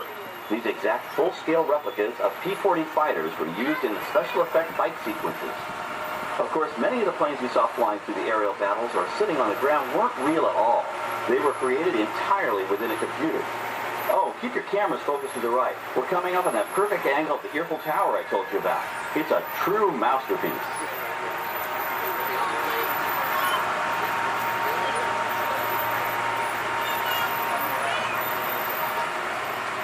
We're entering one of our most glamorous and colorful departments, creative costuming. Every star has to have just the right wardrobe, and it all begins here with a designer's sketch. Our team of designers, seamstresses, and tailors can turn 1.5 million yards of fabric into over 25,000 costumes every year. Many of these costumes will become part of the shows and attractions of the Walt Disney World Resort. In fact, here in Florida, we have the largest working wardrobe department in the world. Why, Mickey Mouse alone has over 175 different outfits to choose from, while Minnie Mouse keeps more than 200 unique costumes in her wardrobe. On the left are costumes worn by the stars in recent studio productions. You'll probably recognize some of those costumes from the big screen. Every story needs a setting, and our design staff can create just about any place a script calls for, from an urban city street to a remote desert canyon. On the left is our scenic shop where large-scale sets and props are built. Our team of set designers, carpenters, artists, and engineers has created caves and caverns, game show sets, even replicas of the U.S. Supreme Court and NASA's Mission Control, all on our sound stages. The shop also provides sets and props for our shows and parades here at Walt Disney World. The same skill and craftsmanship that goes into a movie set can also be used to create magic for our parks. Either way, it's all about making dreams come true.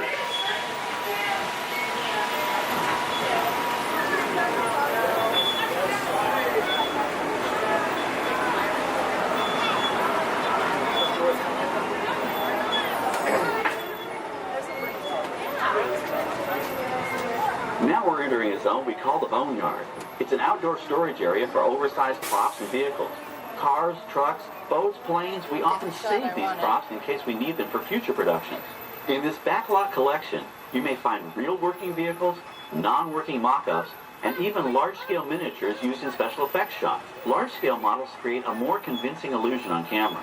We even place small cutout passengers in the windows of the plane.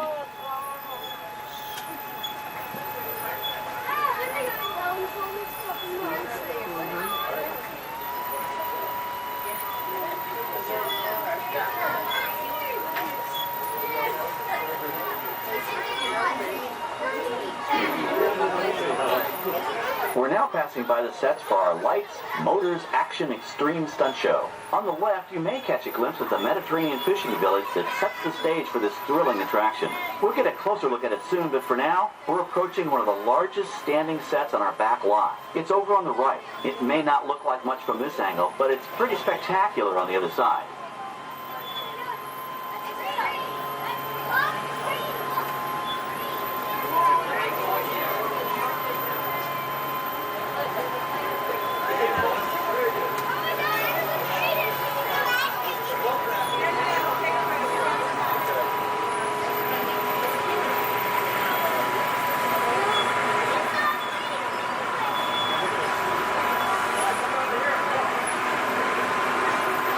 This is great, folks. The production crew has just given us clearance to enter the set. Hello, Fast Tour. I'm Amy, a production coordinator here at the studios. I can see your shuttle heading toward our canyon set. I've given your driver permission to come in and take a look around. I'm up here with our effects crew, and we're getting ready to shoot a test sequence. Oh, on the way in, you're going to be crossing a wooden bridge, and things may get a little bumpy, so please, hold on to your belongings, especially hats, cameras, and glasses, and keep an eye on any small children in your party. And of course, please remain seated at all times. Welcome to the set. As you can see, we brought the bare, dry deserts of Southern California to green, typically humid Central Florida. This set is based on real locations that our production designer took pictures of. Our set crew spent about 6 months building the canyon, but we've used it for a number of TV shows and specials over the years. For our upcoming production, the script called for a tanker truck. We found this one in our boneyard, but it was too big to drive into place. So we picked it up with a crane and set it down here. We're up on the overhead platforms, and I see our director has arrived. As soon as the rain effect is ready, we'll begin the sequence. This set and shower is really just a special effect. We've rigged up a series of water nozzles just above your tram. The water sprays in a crisscross pattern to create a sense of depth. But this storm only covers the first few feet.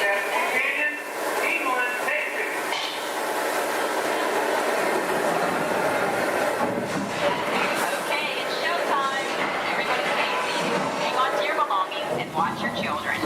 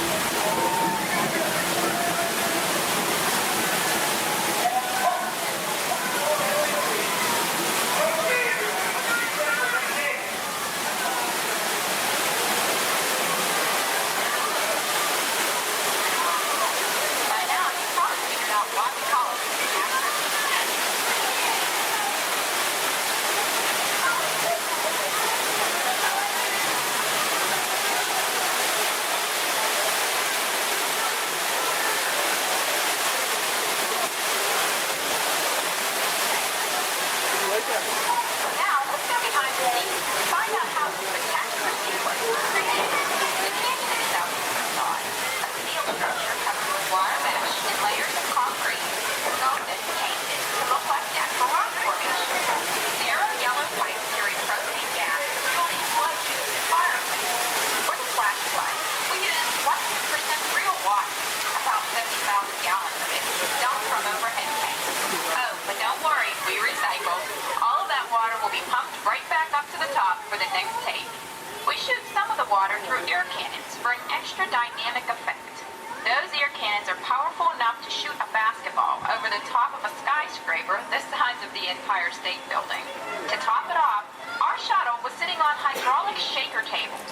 They provided the shaking, rattling, and rolling sensations for the scene. The entire sequence can be reset in 3.5 minutes. That's just enough time to bring in the next shuttle. Well, I've got to get ready for our next take. Thank you all for being part of the action. Hey, I'm needing back on the set, so enjoy the rest of your tour. Okay, well, thanks, Amy, for giving us access to the set.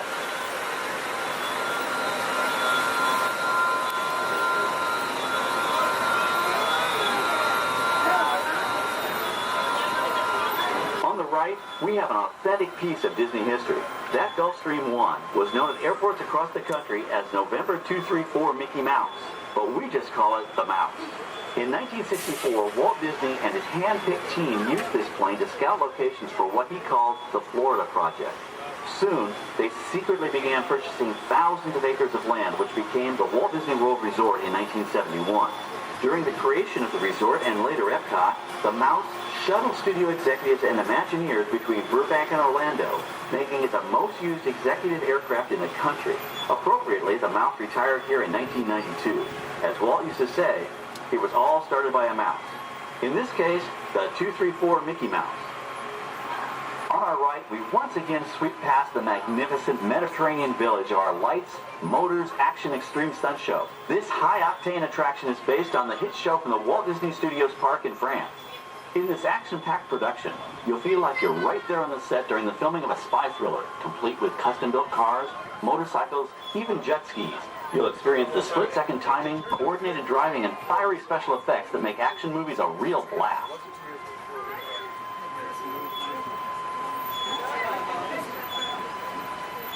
The staging area to our right is known as Acceleration Alley. Here, the custom-built stunt show vehicles rev their engines up to 70 miles an hour before making their high-speed entrances onto the stage for our Lights, Motors, Action Extreme Stunt Show. Of course, these are professional stunt drivers. We hope you'll enjoy their daring driving skills, but please, don't try them yourself.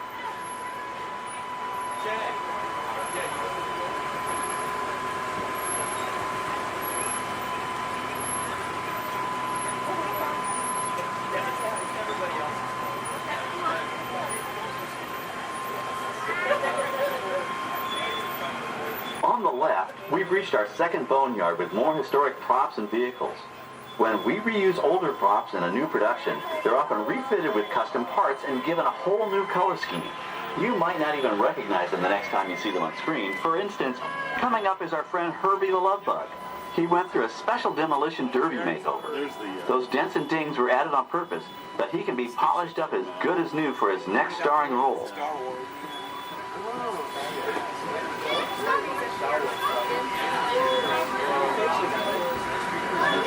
On our right, we now have a very different view of the fishing village set. From this point of view, you can see that there is no inside to the buildings. They are just false fronts or facades. In the movie business, set builders only create what the camera has to see. It's an old movie trick dating all the way back to the silent era.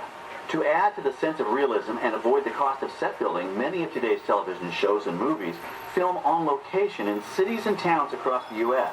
But out in the real world, you've got to contend with noise, traffic, crowds, and various visual elements that may or may not belong in your film. Here on the backlot, we can avoid these problems because we created our very own flexible urban environment. Our Streets of America facades can stand in for a small town or a giant metropolis.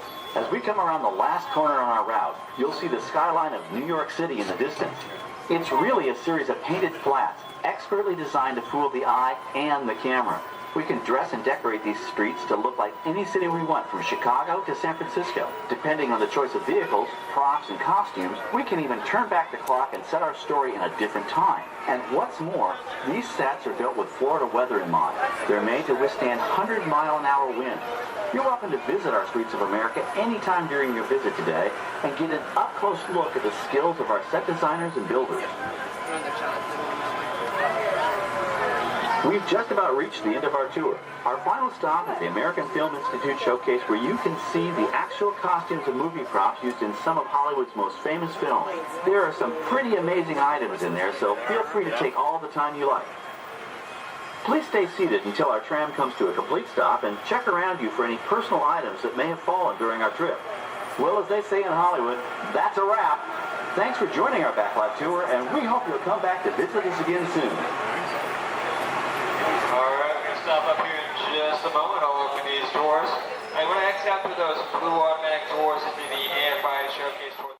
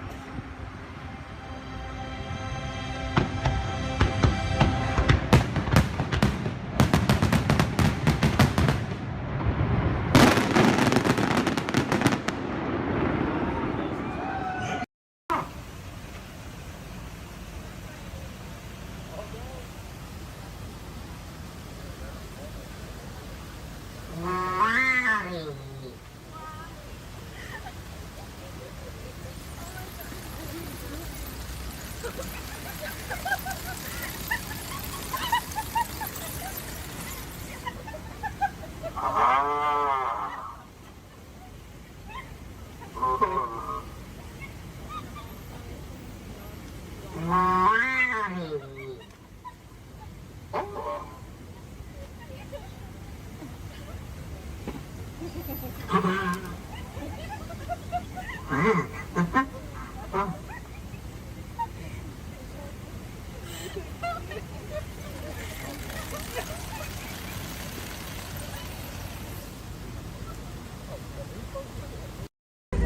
the life cycle map, there are winners and there are losers.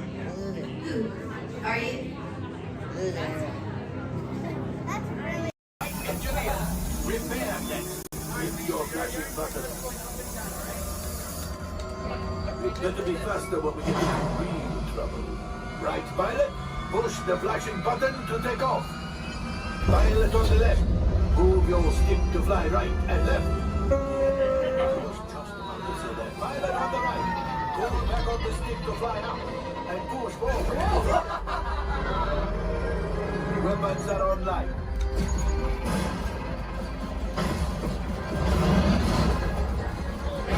Left pilot, hit the boosters. Now let's go get that coaxium. Right pilot, make the jump to light speed.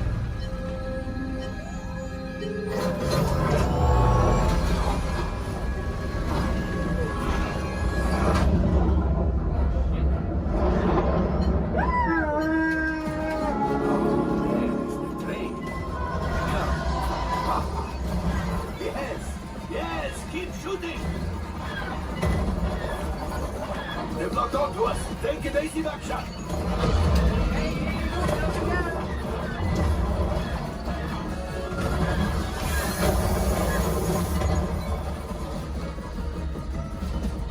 Ah, there it is. After that train. Flight engineers, fire the harpoon. Now, shoot the cargo free. Left pilot, brakes. Well, my friends, that could have been much worse. Okay, it's much worse.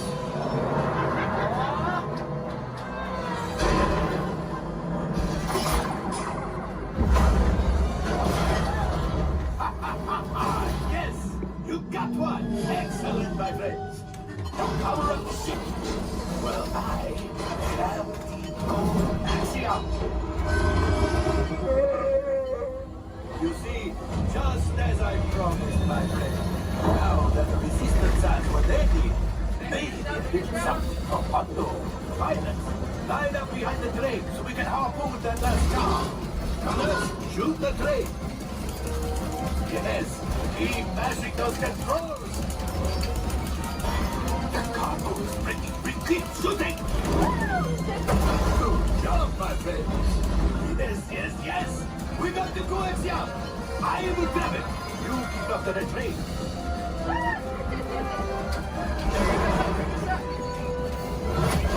Gunship.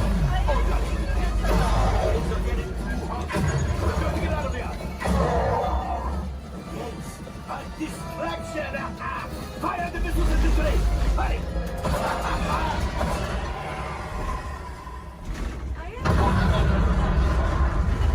It's coming down. Left pilot, hit the boosters. Boost. Look, we did not die. Let's get out of here.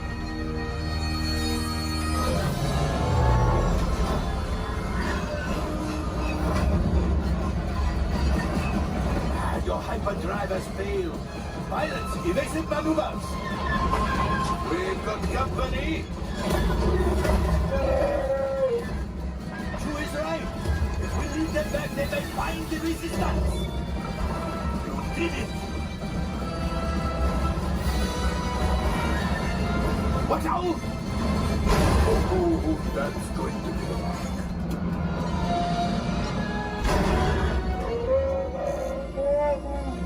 Yes, Chewie will pilot us in remotely.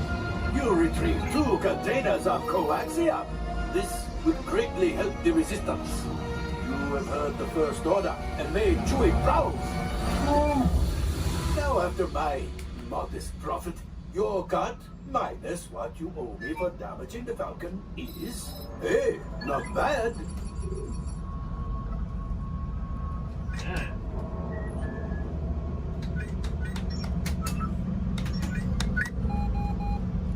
R5, damage report. Engine failure, all right. Hyperdrive leak, that is not too good. Have a fire over here. Multiple hull ruptures, well, it could be worse.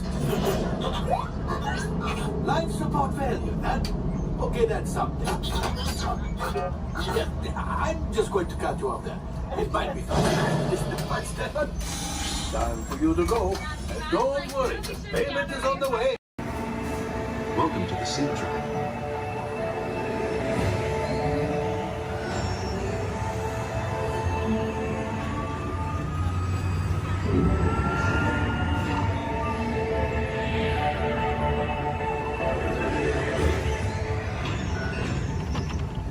We'll begin with the capability test to see how your vehicle designs perform under challenging weather and surface conditions.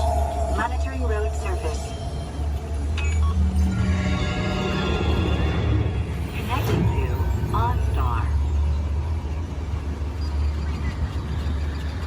SIM car performance data acquired.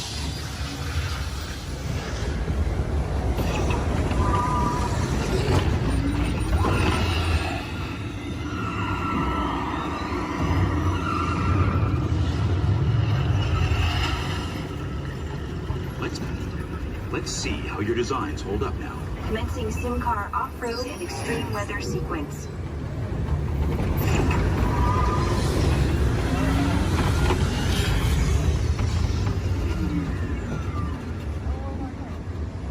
Capability test results displayed and verified. Now let's see how your vehicles compare when it comes to their efficiency.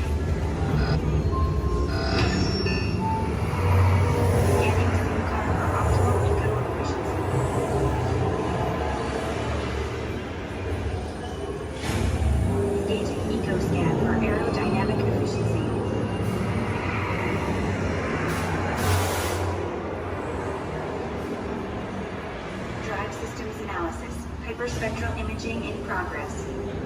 Calculating total enviro impact.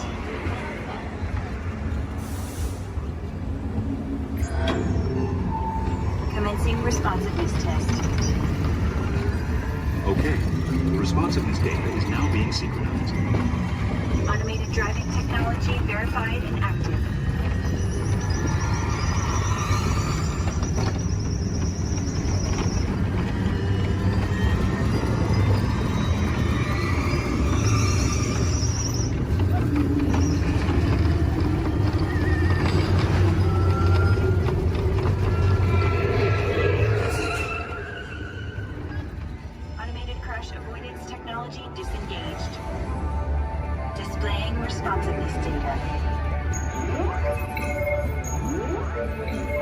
Here comes the final test.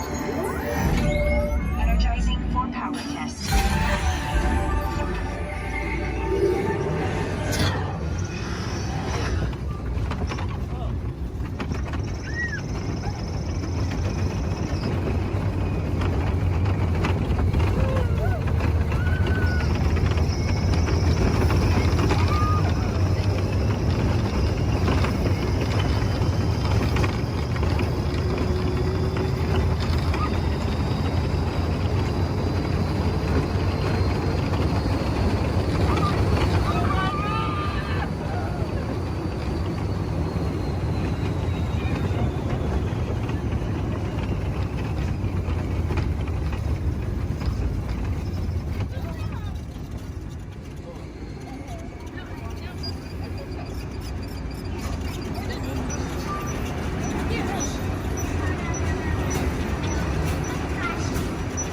Displaying power test results. SimTrack performance testing complete. This concludes your performance testing. You'll be able to see how your Chevrolet custom concept vehicle designs compare with the sim car after you disembark. Please watch your step as you exit, and remember to take all your personal belongings with you. Be sure to check your final performance numbers in our scoring area.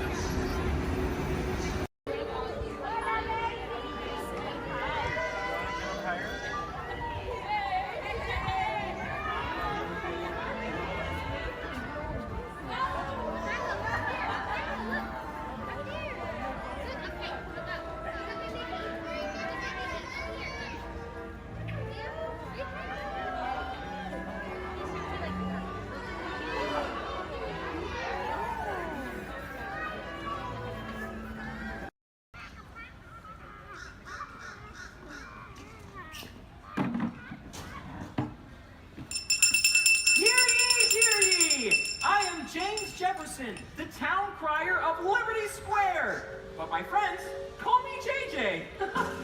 Come on, everyone, gather round. You're just in time. Come closer, all ye people, gather round and listen well. I've got a satchel full of history's greatest tales to tell. Your hair will stand on end with all the history and such. Unless, of course, you're bald like me, in which case, not so much. Hey, Sam! It's Sam Eagle, everybody! Tell us, Sam, what great American story are we sharing today? Today we shall salute the Declaration of Independence. Ah, a great story indeed. The people of the colonies, they said, let freedom ring! Declared their independence. And they overthrew the king.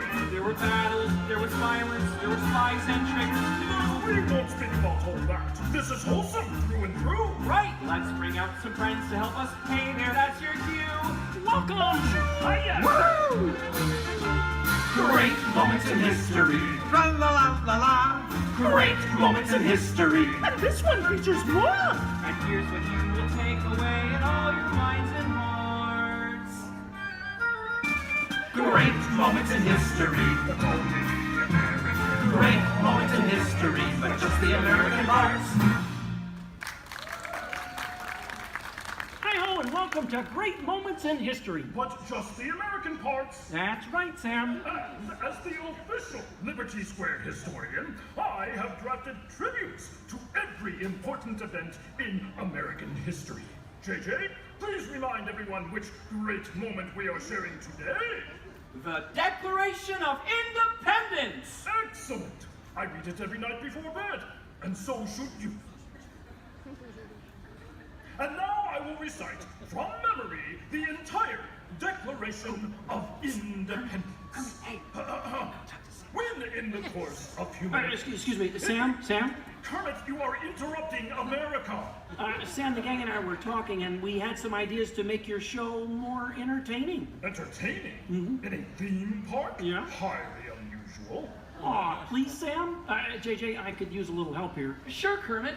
Let's put this to a vote. All those in favor of making Sam's story a little more entertaining, say aye. Aye. The ayes have it. Oh, it appears democracy has spoken. All right, Kermit, you and your band of weirdos can come. Okay. But please, do it with dignity. Oh, sure, Sam. We always do things with dignity. Hey, Kermit, the all-chicken chorus is ready for their big number. The cluck heard round the world. Get it, girls! Sorry, Sam. Too soon. Back to the dressing room. Oh, Kermit! What part will Walt be playing in today's performance? Well, Piggy, this is a story about the founding fathers. There's no part for you. No part for moi? Oh, we'll see about that. Sheesh. Okay, places, everyone. Sam, JJ, take it away. All right, friends, what do you say? Want to help us make some history? Do the patriotic music. The year is 1776. 1776. We are in Philadelphia. Philadelphia? JJ, why are you doing that? I'm the town crier. Well, cheer up and allow me to continue. The year is 1776, and the Second Continental Congress has convened. Roll call, Thomas Jefferson. Hi-ho, Jefferson here. John Adams. Hey, that's me. Woohoo! And the highly quotable Benjamin Franklin. Ah, Ben Franklin here. A penny saved is a penny earned. And if at first you don't succeed, then skydiving is definitely not the sport for you. Let's hear it for your founding fathers. Sam. The delegates are discussing the question of America's independence from England, and there is much debate. Psst. Hey, that's you guys. Oh, right. Debate. Debate. Point of view. Opinion. Says you. Argument. Point. Counterpoint. Order. Needlepoint. Order. I'll take 2 hot dogs with extra mayo. A banana sounds appealing. Waka waka. Will you get on with it? Okay, Sam. Guys, look, let's get down to business. Does anyone have any arguments in favor of independence? I do. our continued association with England has grown intolerable. King George has altered our government, enforced cruel repression, and abolished our rights. Wow, nice job, Gonzo. How did you remember all that? I stapled it to my arm. Oh, yeesh, that's gonna leave a mark. Okay, now, does anyone have any arguments in favor of England and King George? Boo! Boo! Come on, No everyone! King George! No King George! No King George! No King George! No King George! No King George! Did someone call moi? Piggy, what are you doing here? I told you there's no part for you in this show. Of course there is. After all, who better to play royalty than moi?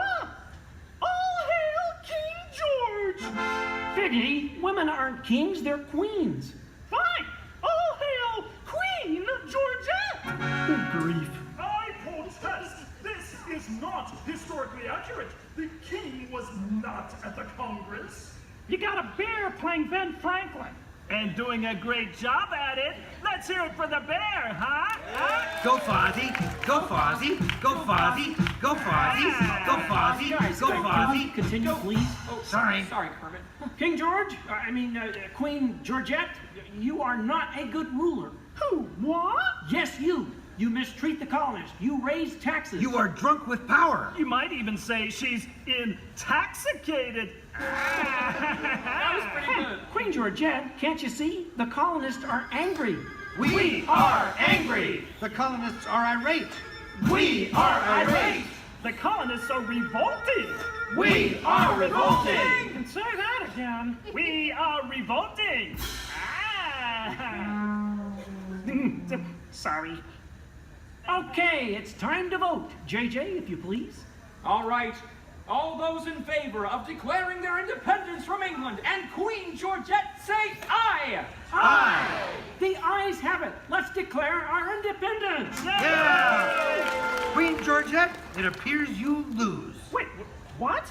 I lose? Well, sure, Piggy. You see, in the American Revolution, England loses, which means the king, or the queen, loses. Excuse me? It is I, Georgette Washington, and I cannot tell a lie. I look fabulous! Piggy. This is a Oh boy, nice outfit. Enough of this nonsense. Can we please move on? Sure, Sam. Now, we need someone to write the declaration. We need someone with the brains, someone with the wit. Someone with a pen. Sheesh. Okay, I, Thomas Jefferson, will write the declaration. But I'm going to need everyone's help. Let's start with a list of demands, shall we?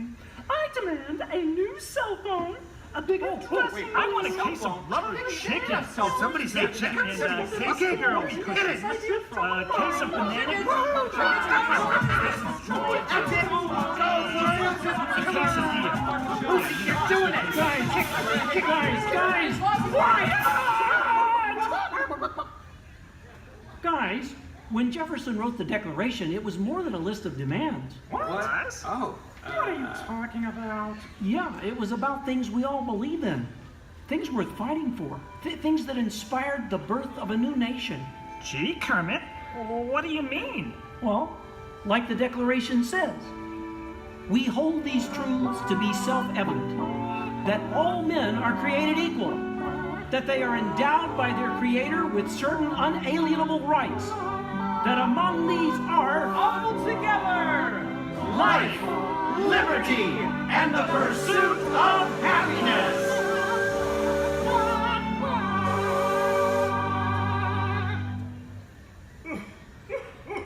Sam, why are you crying? I thought that was pretty good. It wasn't good.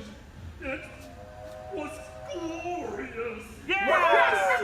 Way to go, everyone. Hey, Sam, looks like now you're the town crier. Just ring the bell. Let freedom ring!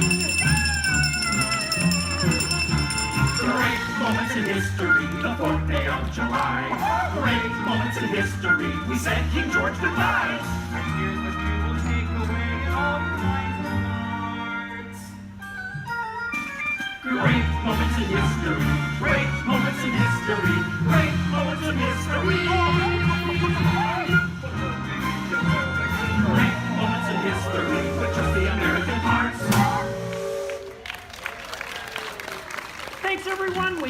have done it without you. And to England, no hard feelings. You're still one of our best friends. Thank you all for joining us for a great moment in American history. We hope you come by again soon and have a magical stay here at the Magic Kingdom. Bye-bye. Bye-bye. Bye-bye. Bye-bye. So long, everybody.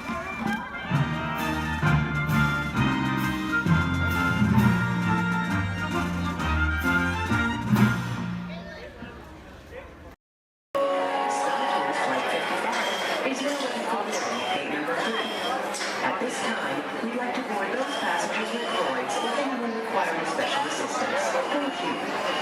Transport 22, prepare for elevation to passenger boarding level. Boom! That's us, Howard. Stand by for final systems check. Forward lights. Check. Deflector shield. Check. Laser cannons. Check. I said check up. Shut them down before you blow up the whole place. Sometimes, Arthur, I can't understand your logic at all. No, not at all. We'd like to continue the boarding of Flight 55 to Newport. All passengers holding confirmed tickets may board at this time ticket number 3. Thank you.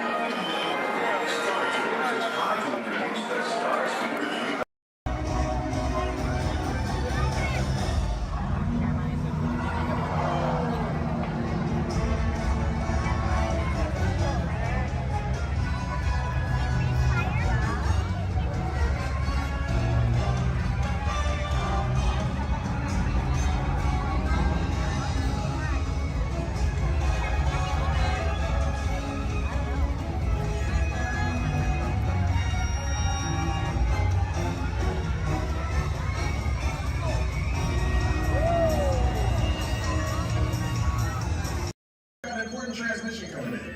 Hey, what's up, Nova 4? Our cosmic generator has been stolen. What? How? Why didn't we figure that? That thing's gotta be worth a fortune. I am Groot? Good question. Yeah, who do you think took it? Perhaps that really big man outside your ship. Oh, that is a big man. I need to alert Miracle Prime. That's not creepy at all. This species has failed. Wait, whoa. We didn't even know there was a test. He's got the cosmic generator, and he's creating a new jump point. Jump point to where? It's some kind of mutant jump point. It's going back to the dawn of time. Dawn of time, why? To erase an error. Well, that doesn't sound good. Your time is over. Wait, what do you mean? What do you mean it's so vague? The jump point is closing. Hey, Nova Dude, your Nova Corps need to follow that whatever it is until we get there. We can't. Our power is down, and I've got to get these Terrans onto evacuation shuttles. I got it. I reprogrammed the shuttles to follow them through the jump point. Wait, what? Look, they're our only chance of keeping track of that whack job until we get the cosmic generator back. Piece of cake. Wait! There's cake. Where's this cake?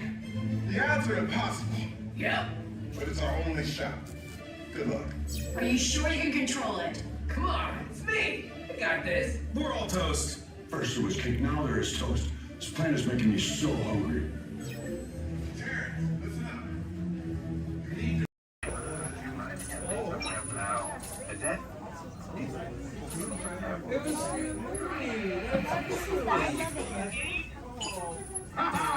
Gotcha. Oh! What are you guys still doing here? Tour's over. The cages are open and the creatures are loose. You gotta get out of here. Wait. Don't get out of here. I could use a hand. My little pal Groot is lost in the fortress somewhere, and I need to find him before he gets ate. I found his tiny little heat signatures, see? All those other heat signatures are, well, don't worry about them.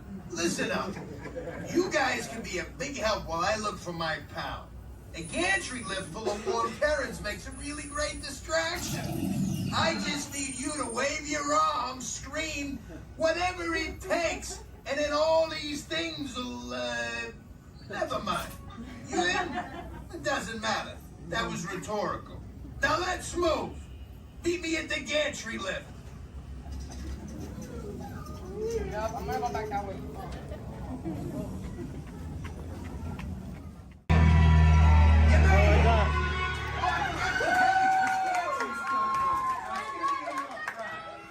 Remember, if you see a scary creature, scream real loud and look delicious.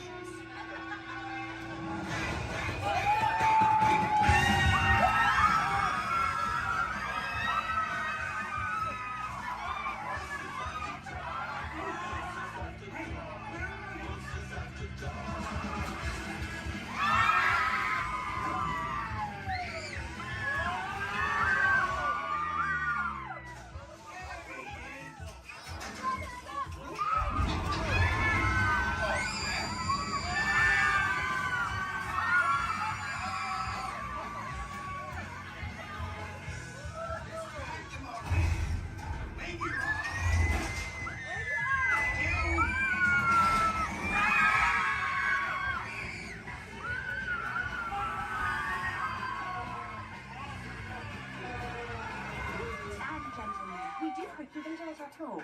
Please gather your purse souvenirs.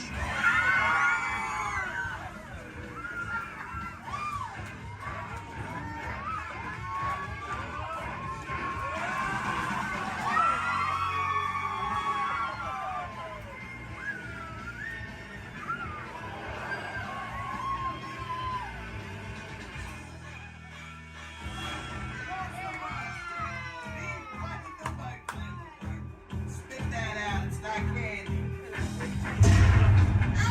What's your language?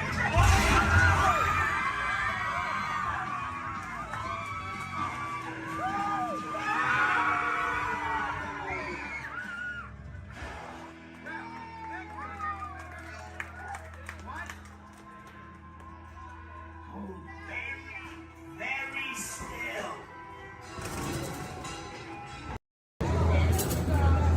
We might try to get her going, but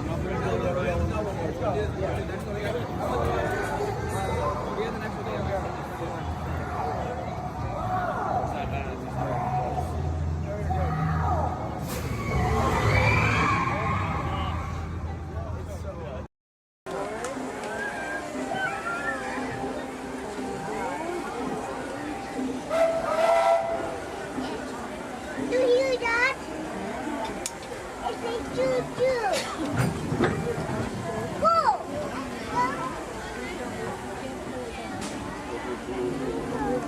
What? We're almost back. We're almost back and we want to get from the trains to Montreal. Hello, everyone. Thanks for joining us on the Disneyland Railroad. For a safe ride, remember to stay seated with your hands, feet, and legs inside the train. And please, watch your kids. ¿Qué tal, amigos? Y bienvenidos a bordo. Para su seguridad, permanezca sentado y mantenga las manos, brazos, pies y piernas dentro del tren. Y cuide a los pequeños. Gracias. Es un destino. One more look at the majestic Matterhorn Mountain and the happiest cruise of ever sailed. It's a small world.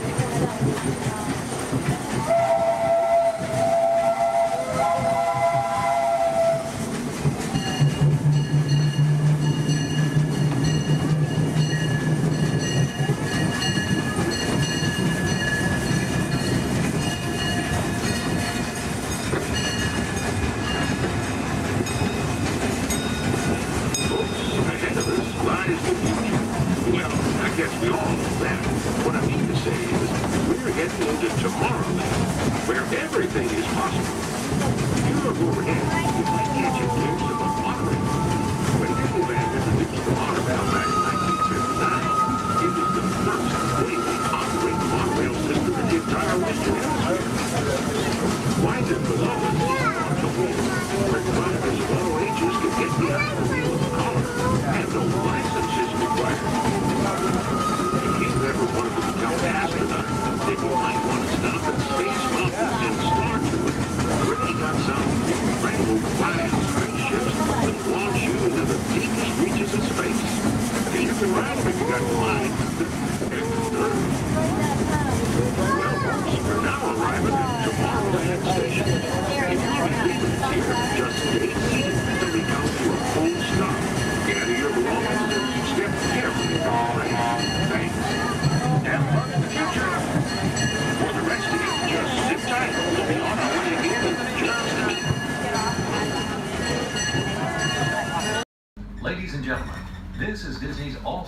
sports resort. Please collect your belongings, watch your head and step in case acquired, and take small children by the hand. Thanks for riding with us, and welcome home.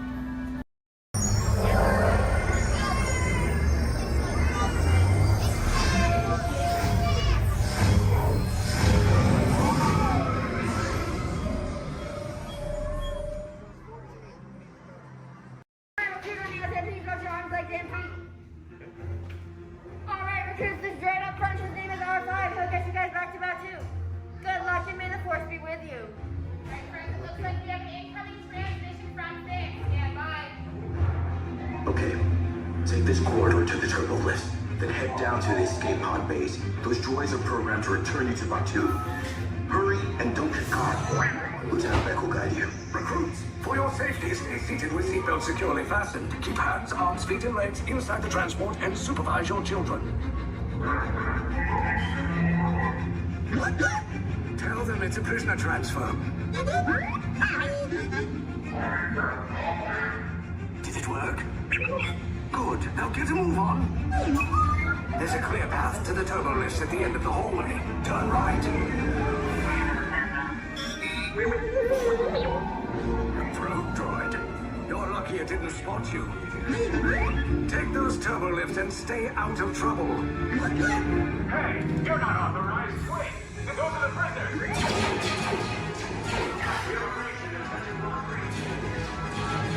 Cover is blown. Find an alternate route. Who picked these two droids anyway? Detention will breach. Prisoners not seen and never seen. There they are! Fire!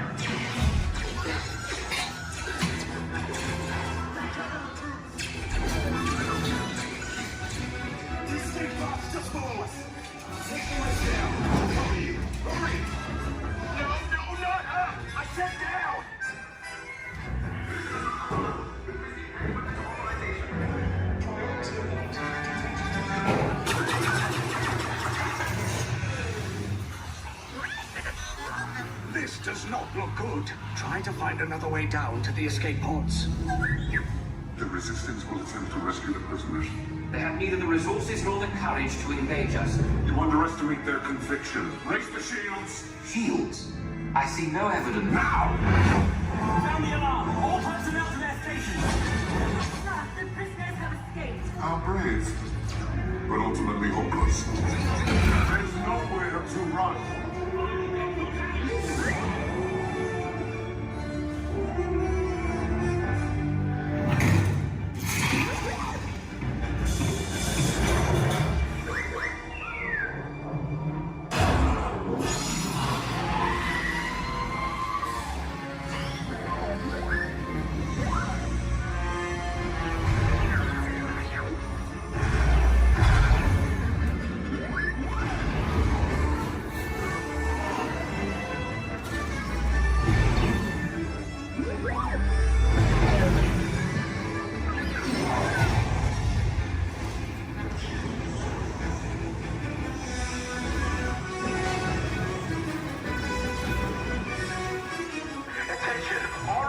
Personnel, abandon ship. I repeat, abandon ship. The destroyers are... There's no escape. You will tell me the location of the secret base, and then I will destroy you and the Resistance.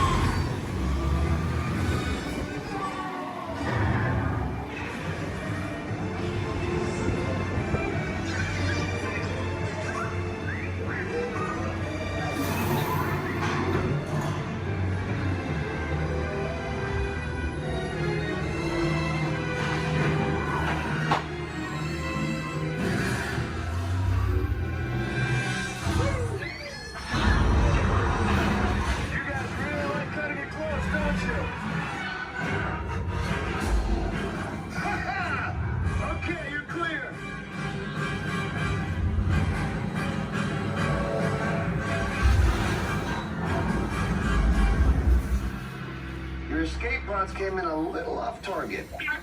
Ground crews will meet you outside the wreck. All right, nice job, recruits. Not what you signed on for, but hey, you're Resistance now. I think I have that authority. Right, Beck? Where's the lieutenant? I need eyes on Beck. Rhino, scan for his pod feature. More escape pods down in Sector 4.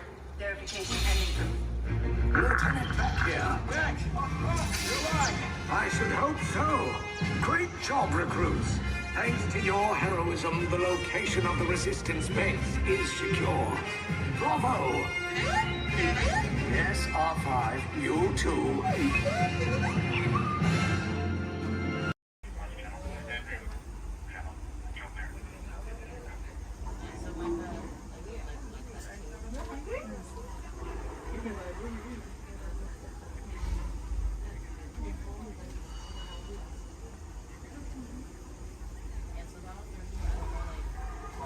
Oh, Lord! For those of you just joining us, welcome aboard Excursion 3 on the Disneyland Railroad. For your safety, please remain seated at all times, keeping your hands, arms, feet, and legs inside the train. Please supervise all children, making sure they are seated away from the train openings, either fully on a lap or on a bench. Our next stop will be the Land of the Future, Tomorrowland Station. Oh, they're doing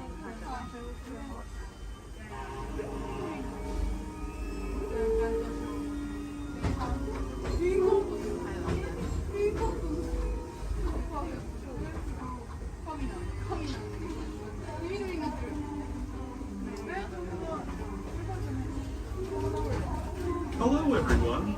Thanks for joining us on the Disneyland Railroad. For a safe ride, remember to stay seated with your hands, arms, feet, and legs inside the train. And please watch your kids. ¿Qué tal, amigos? Y bienvenidos a bordo. Para su seguridad, permanezca sentado y mantenga las manos, brazos, pies y piernas dentro del tren y cuide a los pequeños. Gracias. As we leave Toontown Depot, we get a real nice view of the happiest land of them all, Fantasyland. You can see people stepping onto It's a Small World just below us. And, off in the distance, majestic Matterhorn Mountain.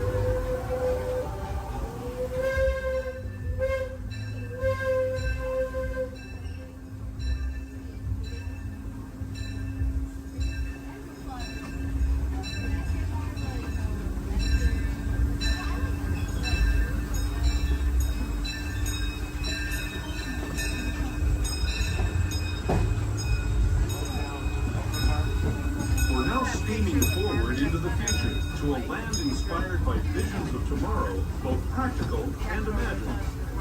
Here you'll find rocket ships and star speeders, submarines and astroblasters, and, if you look overhead, maybe a glimpse of a Mark 7 monorail. This is the latest version of the first daily operating monorail system in the entire Western Hemisphere, gliding above Disneyland since 1959. Below the monorail, and us, are the fun-filled roadways of the Autopia. Drivers of all ages can get behind the wheel of these cars. No experience or license required. If you're into soaring spaceships or doing battle with evil empires and emperors, Tomorrowland is definitely the place for you. Speaking of which, we're pulling into Tomorrowland Station right now. If you're leaving us here, just stay seated until we come to a full stop. Gather your belongings, including lightsabers and astroblasters, and step carefully from the train. Thanks, and have fun in the future. For the rest of you, just sit tight. We'll be on our way again in just a minute.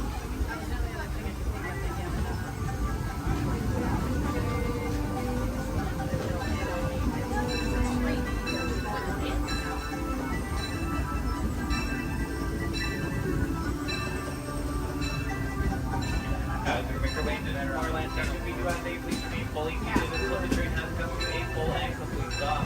This will be your stop for all Tomorrowland attractions, including Space Mountain, Star Tours, the adventure continues. Finding out about submarine voyage, the monorail, the Autopia, and many more.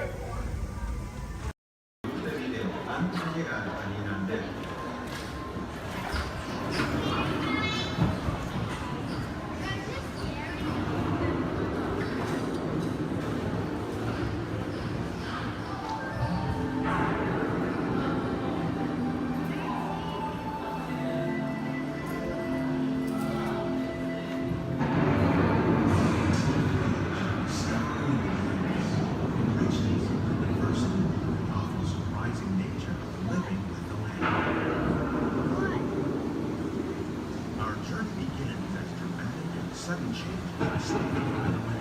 Oceans may seem climate and destructive to us, but to nature, it's a very beginning of the cycle of life.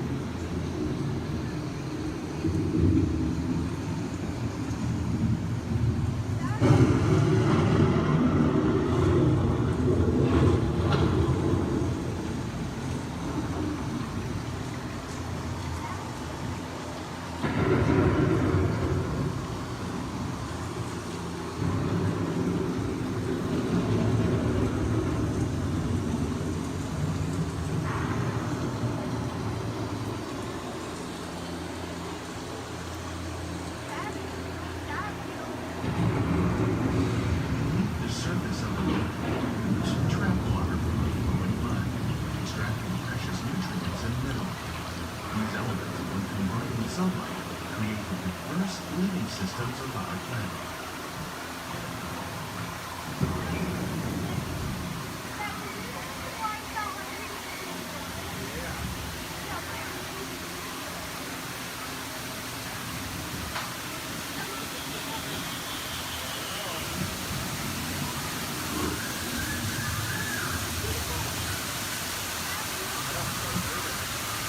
One of those living systems is the rainforest, home to the most amazing concentration of life on our planet. These dense and beautiful forests cover only a tiny portion of the Earth's surface, but they contain more than half of its plant and animal species. Rainforests are also extremely rich in surrounding living systems, providing us with oxygen, food, medicine, and other forms essential to our lives.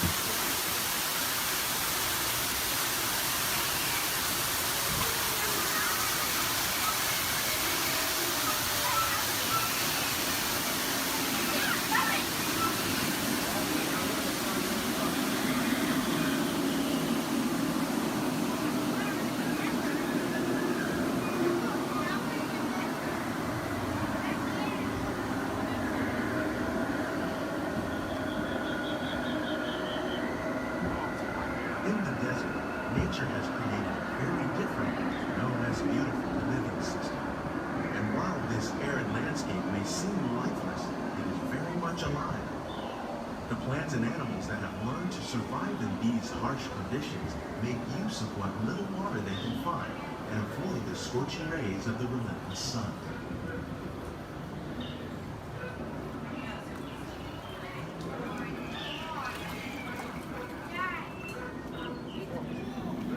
The American prairie once appeared as desolate as the desert, but over time, rainwater and nutrients gradually penetrated the hard surface of this land. Even the hooves of the mighty buffalo helped create the rich soil that one day become home to the American farm.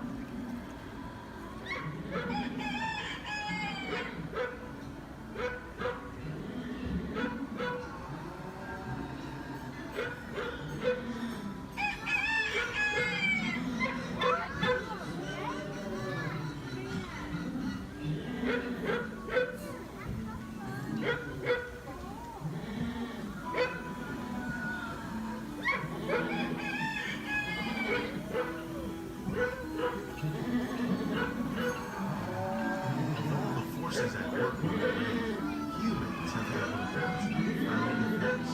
The need to produce food for a growing world led to the enormous use and sometimes overuse of the land. In our search for more efficient ways to grow food, we often fail to realize the impact of our methods.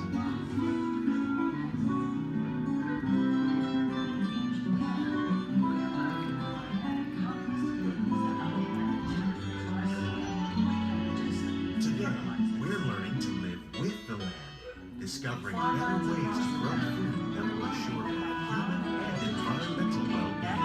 Fertilizers, we can enrich the soil without the use of chemicals. In Saudi Arabia and Mexico, we're learning to produce food on desert seacoasts by developing and planting crops that thrive on salt water. Here at Epcot, we're learning to reduce the need for pesticides by using natural predators like ladybugs and wasps to control pests.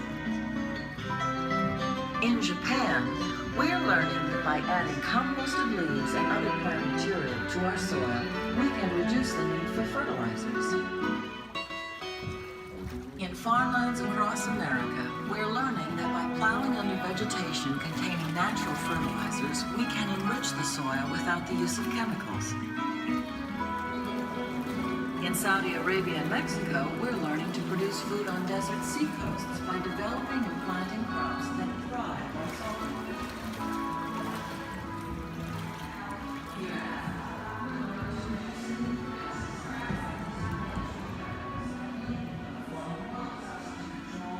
How will we meet tomorrow's growing needs for food creation, yet still respect the needs of the land? Some of the answers are being discovered just ahead. To help us maintain these carefully controlled ecosystems, and for your safety, please remain seated in your boat at all times.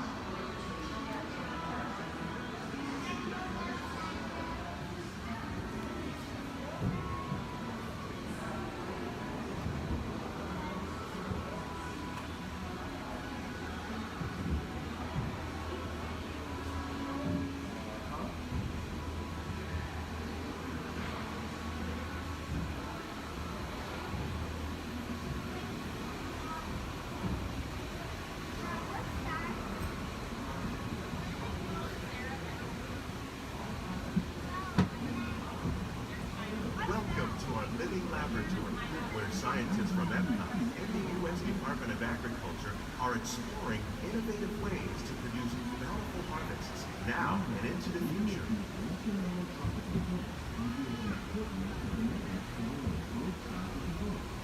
The tropics are home to the greatest diversity of plants on the planet. Many of these, like papaya, bananas, cacao, coffee, and rice, are well known around the world. These are just a few of the edible plants that have been an important source of nutrition for people living in the tropics. Many are rich in vitamins and minerals, while others are well adapted to growing in less than ideal conditions. Some, like the water lily, thrive in wet, swampy areas and waterways. All parts of this plant, even the flower petals, are edible. The starchy root of the plant has long been used to make flour for baking. One day, many of these lesser-known tropical plants may be as important as the bananas growing on both sides of the boat. More than 28 million tons of bananas are eaten annually, making it the most popular fruit in the world.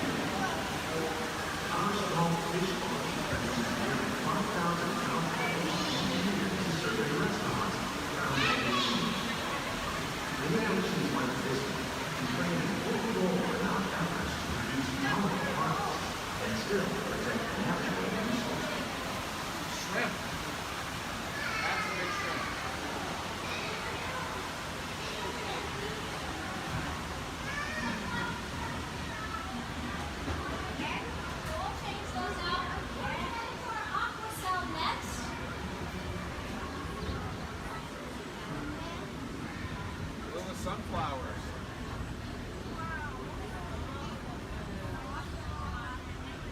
While there are more than 50,000 edible plant species in the world, most of us are only familiar with the handful that make up our everyday diet. The common grains growing here, maize, sorghum, and millet, plus rice, account for nearly 2/3 of our global food consumption. Learning how to increase yields of these staples is an important goal of research around the world. Blue agave. A monkey puzzle tree.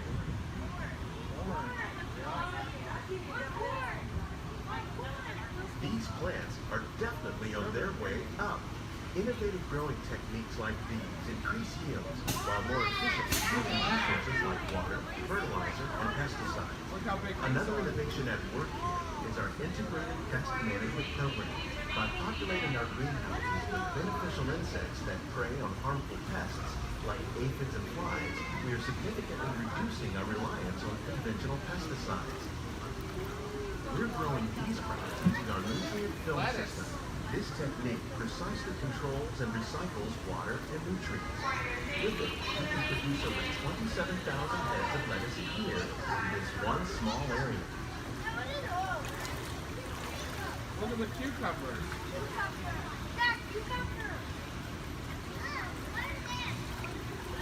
Look at the strawberries. Some of our best ideas have been inspired by nature, like these fruit and vegetable trees. By growing these ground plants vertically, we can increase yields and better control diseases. These crops taste as good as they look. In fact, we serve more than 15 tons of produce from our greenhouses in restaurants here at the land every year. Look at the jalapenos. That's a great idea.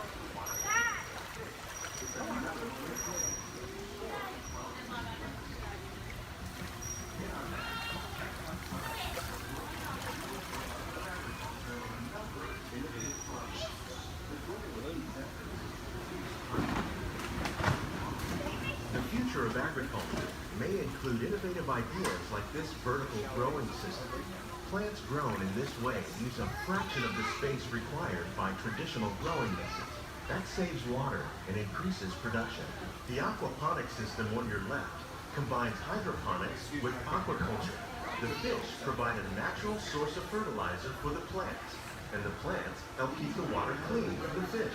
It's another great way to produce more while using less.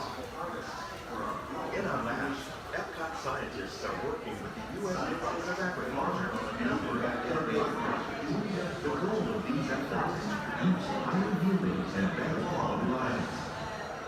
Together, we can continue to find more ways to increase food production and protect our precious natural environment. Only then will we truly be living the land.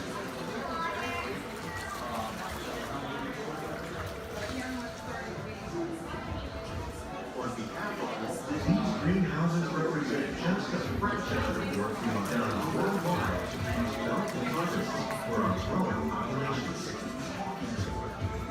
Scientists, farmers, and even backyard gardeners are doing their part to improve the quantity and quality of foods that we all rely upon. Together, we can continue to find more ways to increase food production and protect our precious natural environment. Only then will we truly be living with the land.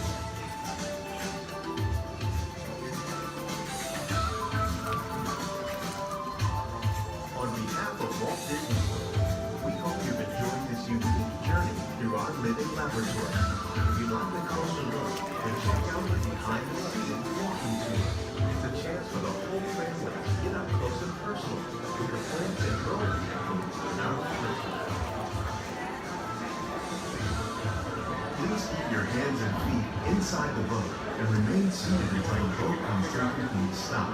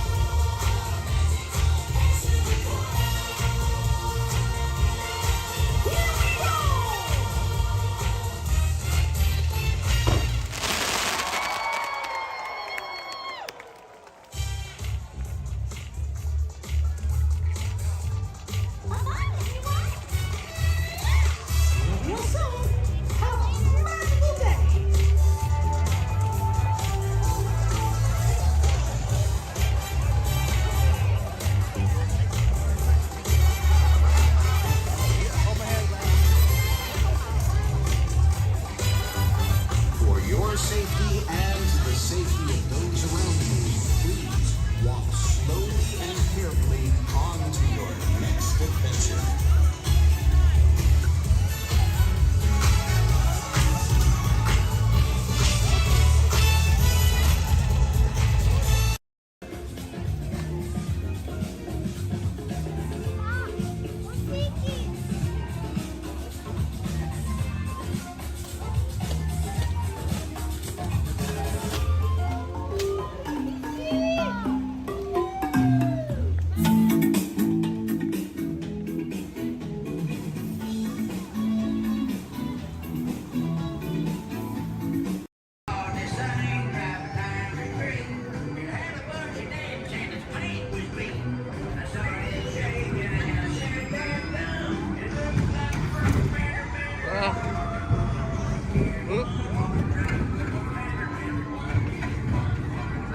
Wait, what?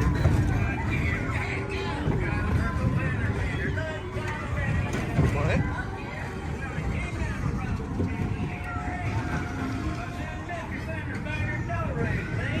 I heard him say the voice of the railroad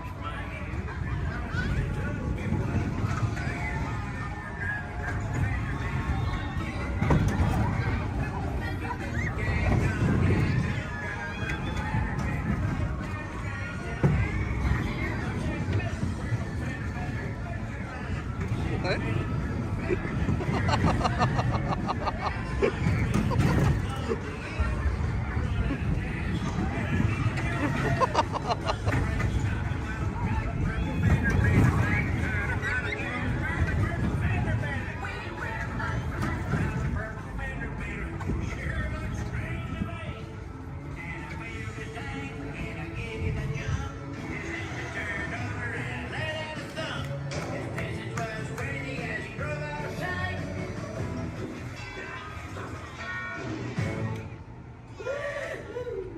Can you believe that?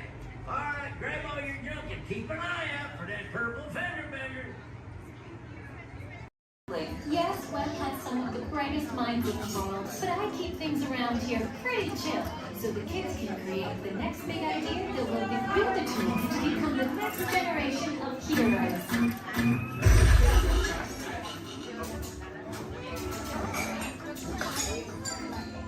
We hope you have a great time on your visit to the Worldwide Engineering Brigade Open House.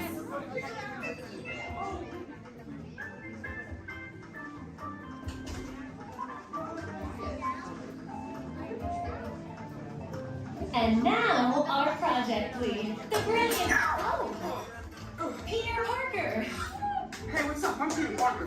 And here at Web, we get access to some pretty awesome tech, like vibranium from Wakanda, or this crazy alien juice stuff. We have Kim particles and Star Tech. It all helps us develop really cool stuff, like these spider bots, for example. Check it out. They have this really cool self-replicating feature. Because? This is awesome. Buddy, you can stop doing that now. But anyway, you guys are here today to help us test the Web Slayer vehicle. Using onboard tech, you will be able to sling webs just like my buddy Spider-Man. Peter, your presentation is getting away from you. Yeah, I'm aware of that, Sharon. If you could just initiate the safety protocols, it'd be great. Problem with that, So Peter. anyway, if you want to sling a web, all you gotta do is sling your arm in the direction you want to shoot the web, and that's it. It's awesome. Peter, your spider bots are continuing to replicate and are consuming everything in their path. They seem to be stuck in self-recognition mode. If you could just handle that for me, please. On it. Contacting Mr. Stark. Don't call Mr. Stark! Don't call Mr. Stark. Sorry for shouting. Could you just call someone else? Ask them to do it. Okay. Contacting Spider-Man. Here. I'm gonna go find Spider-Man for us all, because he's around here somewhere. Okay, goodbye. Spider-Man! As you may have noticed, the spider bots are locked in that awesome self-replication mode. In spite of what you see, they were created to be robotic helpers that can break down raw material and create all kinds of useful tech. But because they are stuck in self-replication mode, the spider bots are currently consuming everything in sight and multiplying at an alarming rate. If left unchecked, my calculations predict this will lead to the devastation of the entire Avengers campus. That should be safe until Spider-Man gets here, as long as they don't get into the alien fluid. This is now a bigger problem. Activating threat level protocols. Hey guys, what's up? I hear you have a problem. I'm here to help. You made it. Great. Threat level is at exponential danger. You might need some help. Perhaps I'll call the Avengers? Don't worry, everyone. I got this. Okay, everybody. Open house is canceled. Wise idea. And I could use some help. Yes, you could. Sharon, prep the slinger vehicles. Already on. Everyone head to the slingers and we'll team up to stop the spider bots before they destroy the campus. It's easy. Okay, we have a plan. Please move quickly through the doors and down the hall to the slinger vehicle way. Your open house demo has been upgraded to a high-stakes mission to save the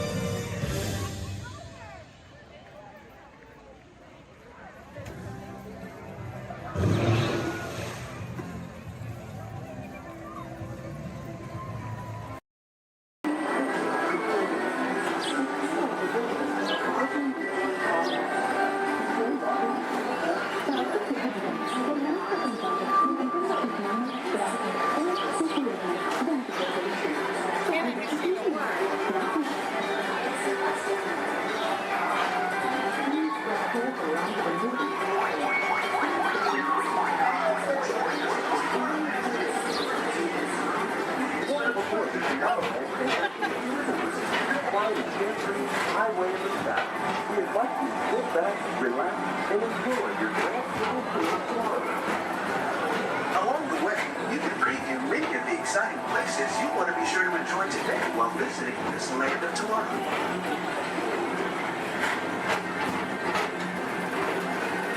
The People Mover is the perfect vehicle for people watching, so keep your eyes peeled. You never know who you might see.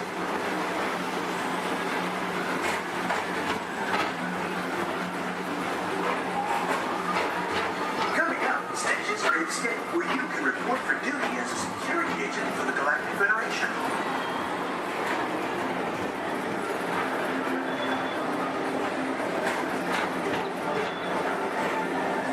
Your mission is to keep Experiment 626, the biggest little mischief maker in the galaxy, under control.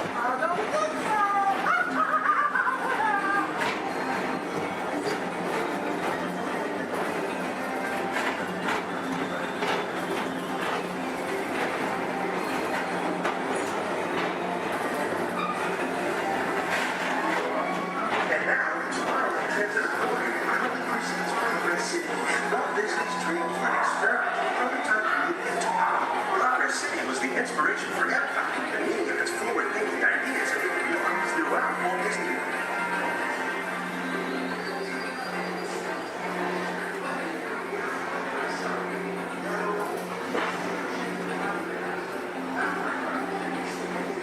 If your future includes shopping, then you'll want to visit Mickey Star Traders, where you'll find the greatest goods from around the galaxy. That's right. It's this world.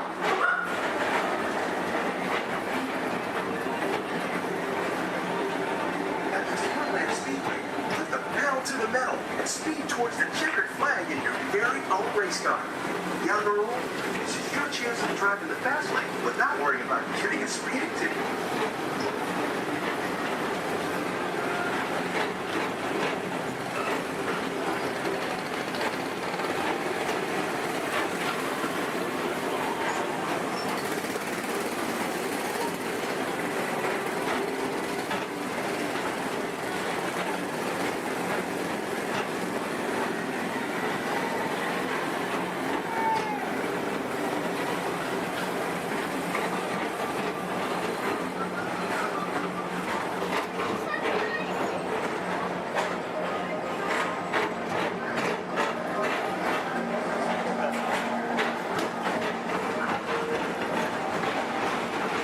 When they're entering one of the real wonders of our world, Space Mountain, blast off on a high-speed outer space adventure and a leap into the cosmos.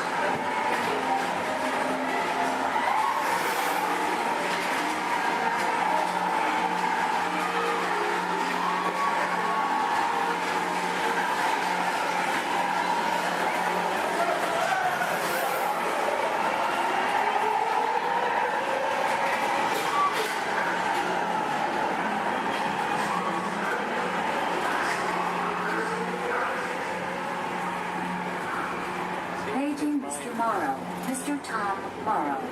Please contact Mr. Johnson in the control tower to confirm your flight to the moon.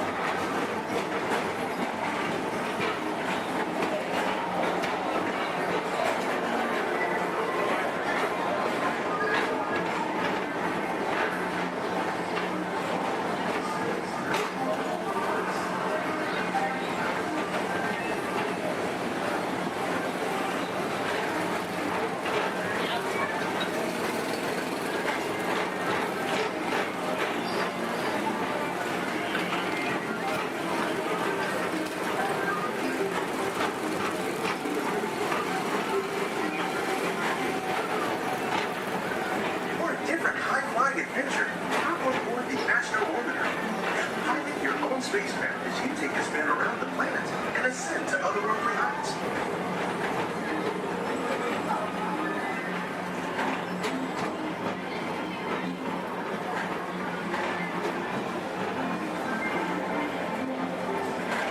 We're now approaching Walt Disney's Carousel of Progress.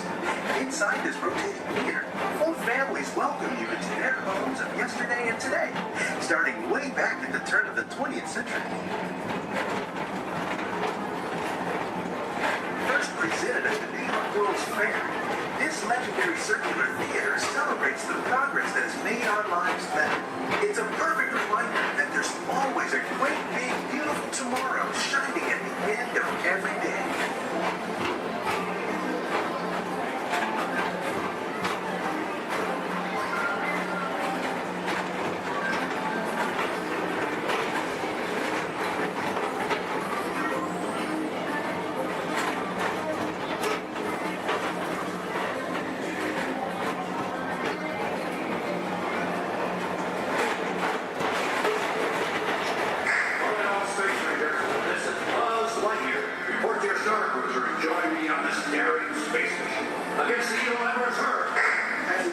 Space Ranger, you'll use your own personal laser cannon to save the entire galaxy.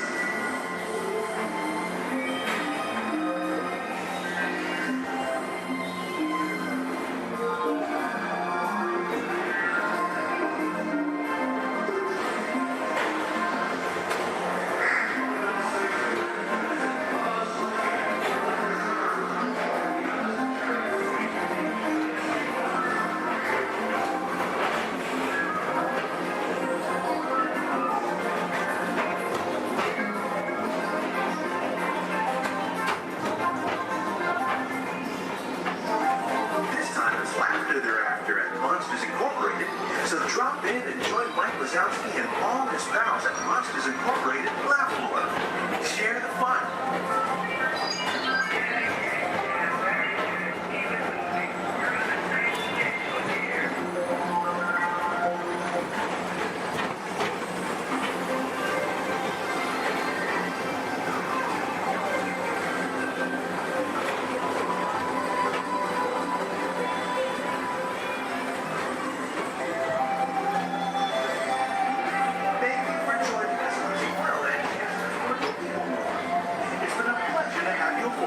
Enjoy the rest of your day and have a great, big, beautiful tomorrow.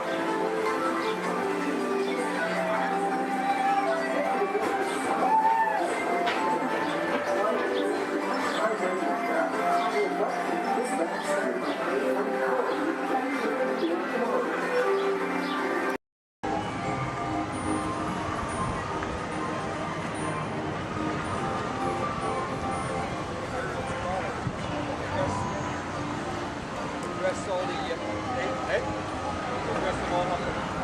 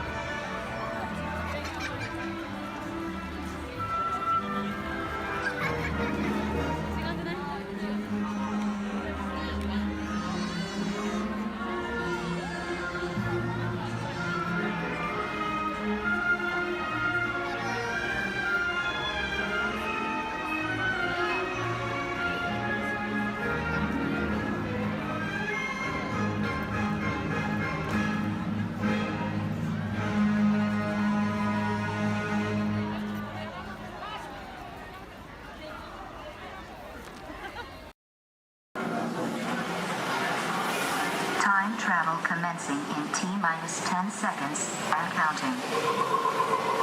This is Seeker. Listen up. We've got to get in, grab the iguanodon, and get out before that asteroid hits. Let's roll!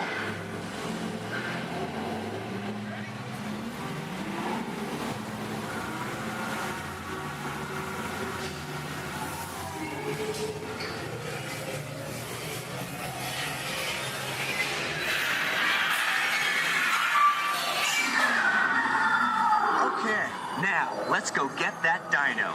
Computer, what are you tracking? Styracosaurus. Not our dino. Warning, meteor shower in range. Just little ones. Oleoramus. Hadrosaur.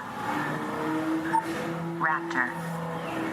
Time to get serious. Locking autopilot on homing signal now. Hang on!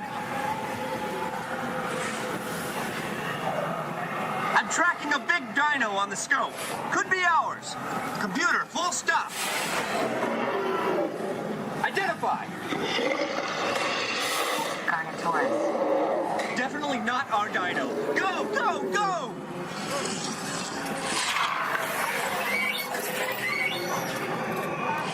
Another big guy coming up.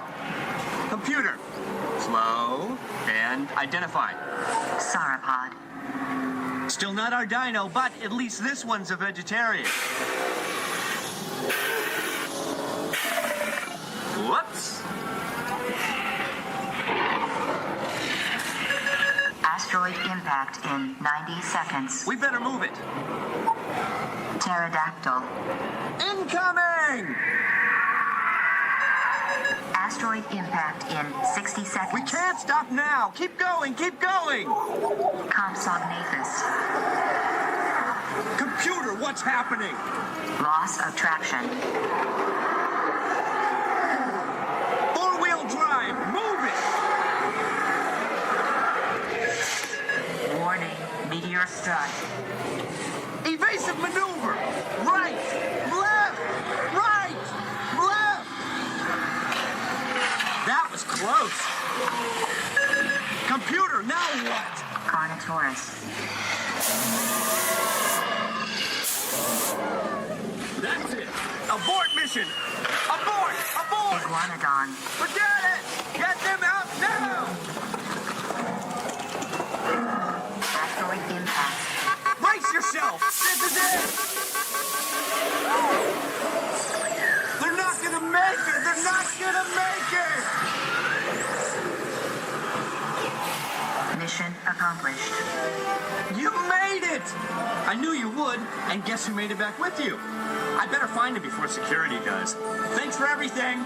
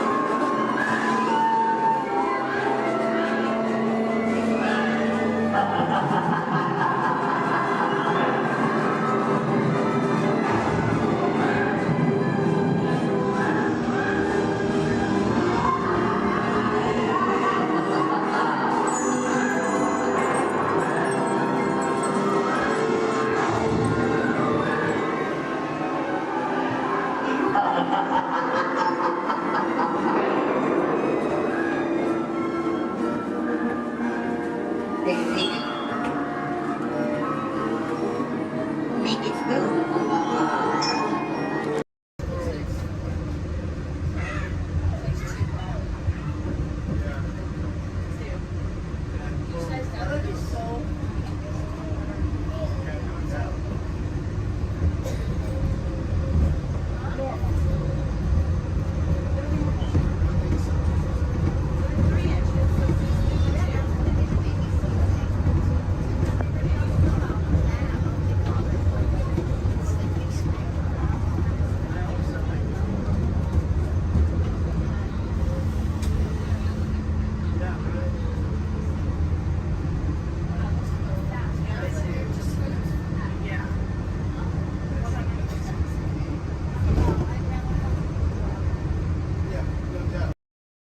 We recently learned that your Terran visionary, Walt Disney, had a similar goal in mind with his early concepts for the experimental prototype Community of Tomorrow.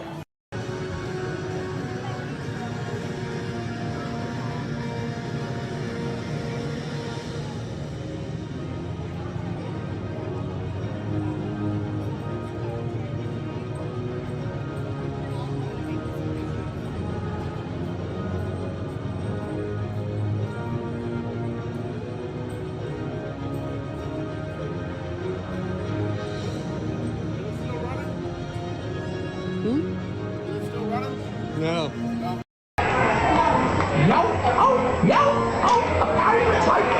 Boys doing this.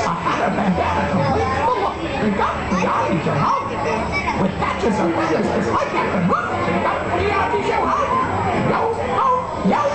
A pirate's life for you. You pick out a hat and you rig it with blue. Beyond your home. Like earrings and medals and dreadlocks to boot. Beyond your home. A pirate's life for you. That's up to you, ladies. That's up to you.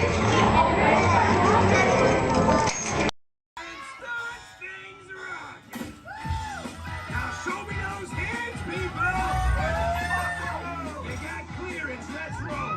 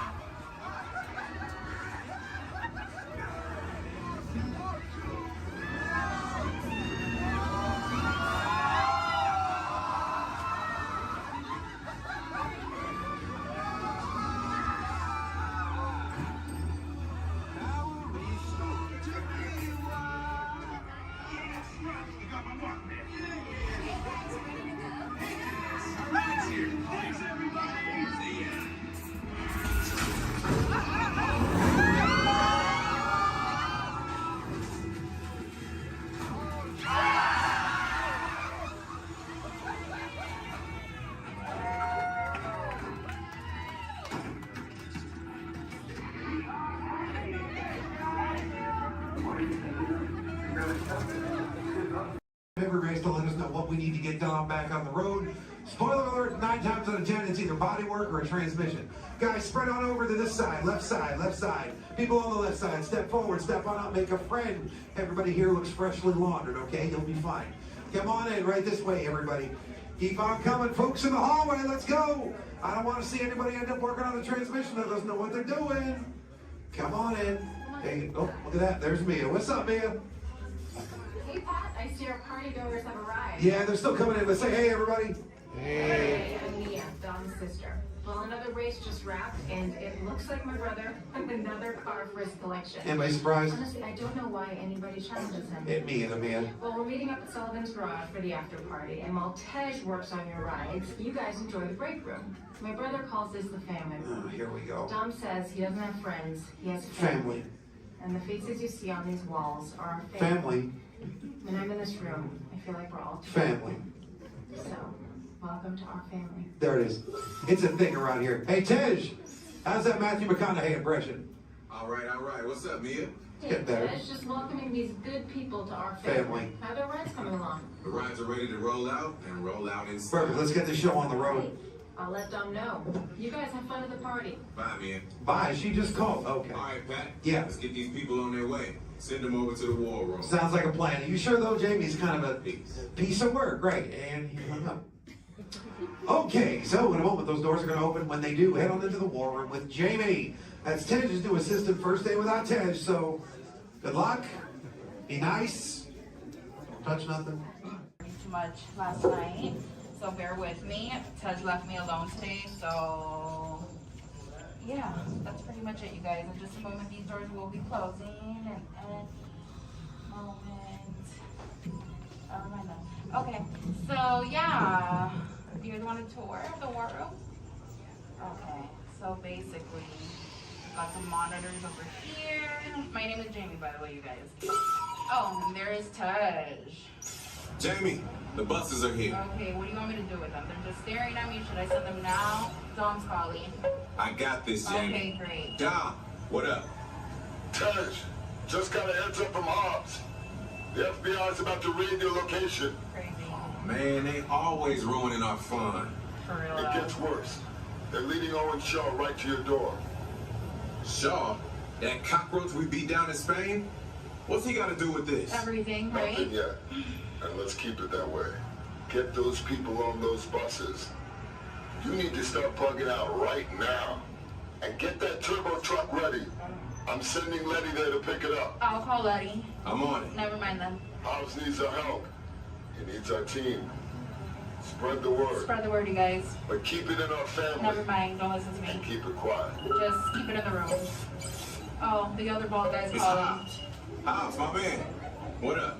Sorry, Brother Tej, no time for chit-chat. I just sent you a brief on FBI agent Novak. Has Toretto filled you in? Yeah. He wants us to get everybody over to the party at Sullivan's.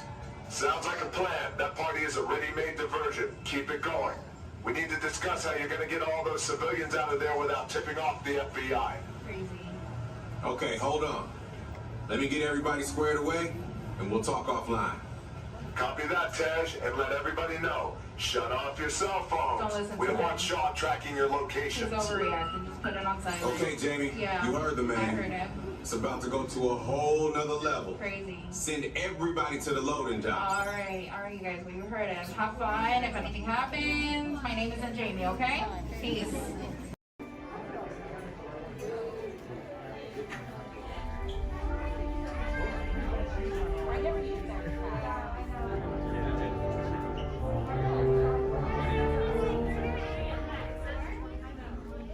Hello and welcome to Soarin'. My name is Patrick and I'll be your chief flight attendant today. We'll begin boarding in a few minutes, but first I'd like to acquaint you with some important safety information. When the doors to your flight open, please take a seat and store all carry-on items in the under-seat compartment. This includes cameras, purses, hats, and of course, these little beauties. Next, fasten your seatbelts, inserting them into the buckle on your right. If smaller aviators don't measure up to the height indicator on the seat, just put the belt through the loop in the center strap before buckling it.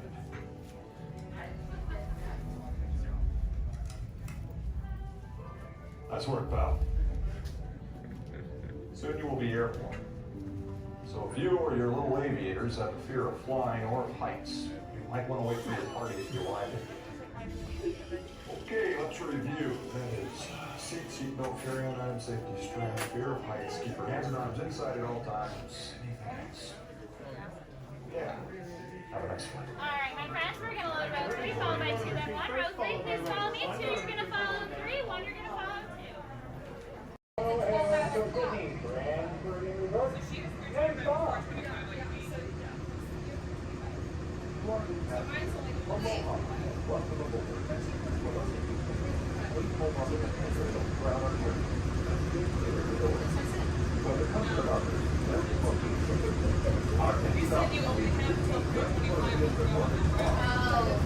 Sorry, I thought we were talking about.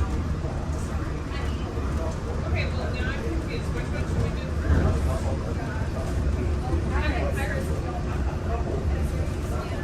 So, like, as soon as we do pirates, we have to make it to Space Mountain to make sure you keep it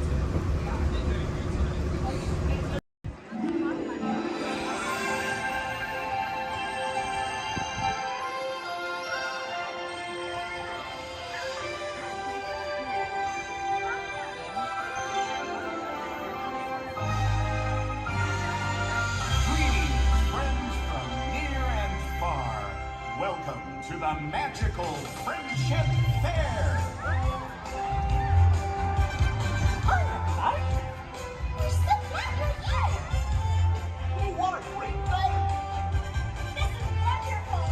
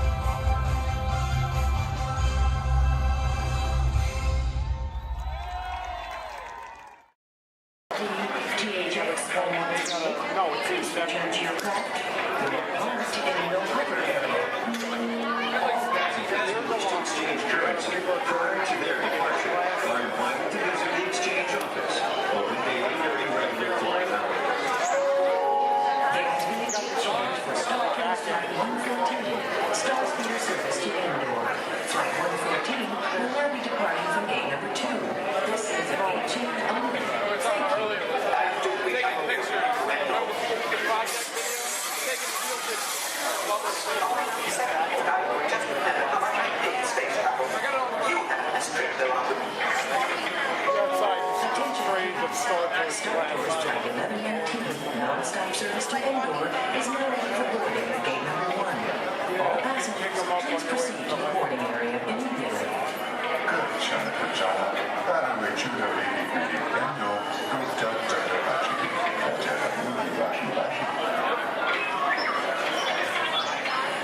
R2-D2 just walked in. Get back to work before they deactivate you. Yes, I remember. And hurry up. They'll need this console any moment now. There, I think you'll solve it.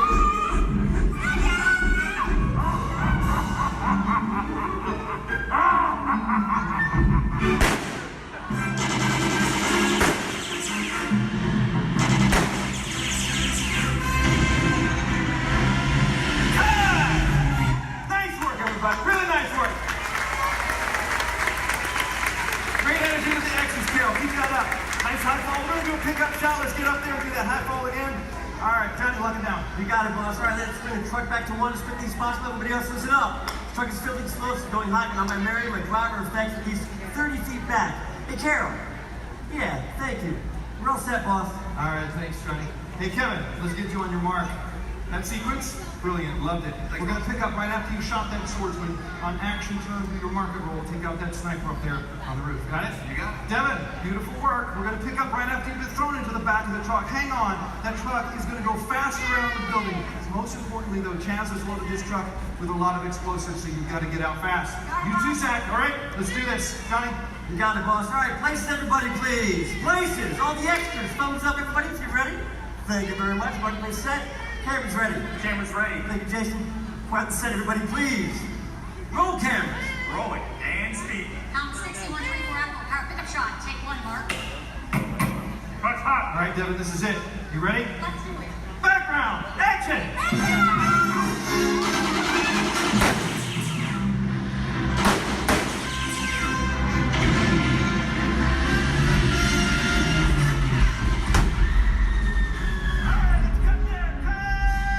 Nice work, everybody. Really nice work. We're moving on. All right, look at that. Get them.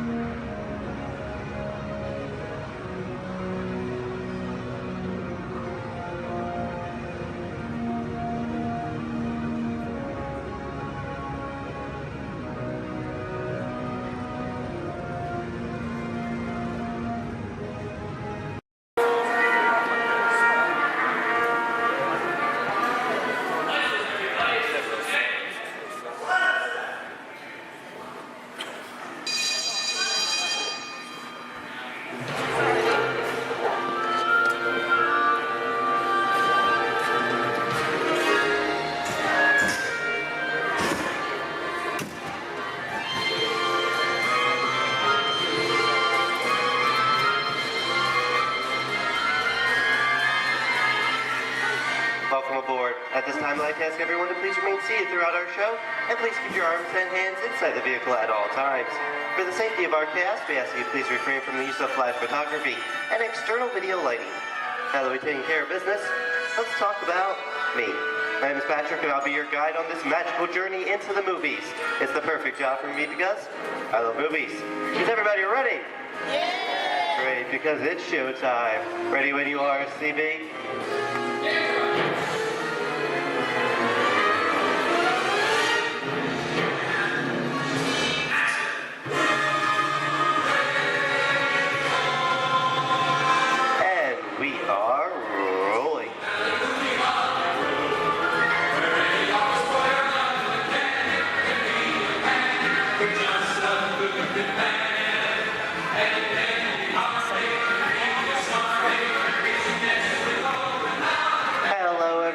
Welcome to the Great Movie Ride. Once again, my name is Patrick, and I'll be taking you from this Hollywood soundstage into some of the greatest movies of all time, all on one tour. But between you and me, this is no ordinary tour, because the Great Movie Ride brings these movies to life and puts you right in the middle of the action.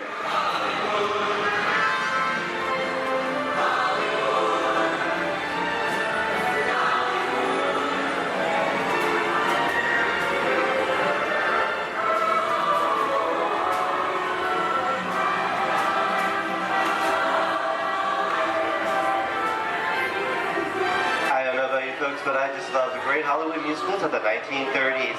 This is a scene from one of my favorites, the Busby Berkeley musical extravaganza, Footlight Parade, starring James Cagney, Ruby Keeler, and Dick Powell.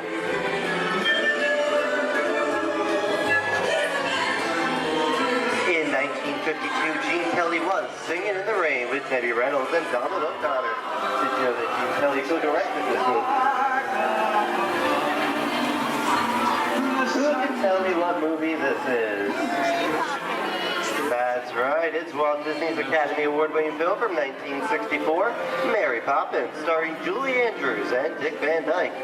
Julie Andrews won an Oscar for her portrayal of the nanny, who was practically perfect in every way.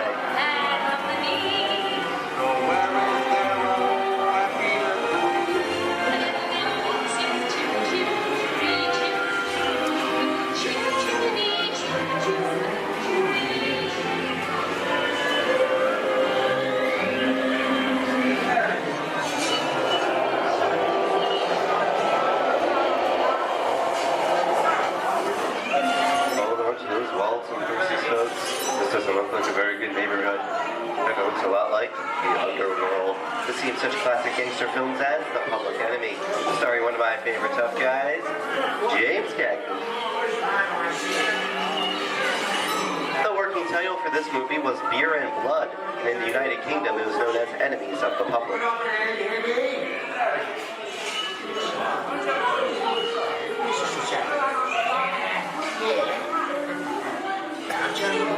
Very nice time. Judge comes around. He's going to leave you some beer. We're going to check it. And you're going to kick in with your dog. And if you don't, somebody's going to drop by you and kick your teeth out one at a time. With me? I get you.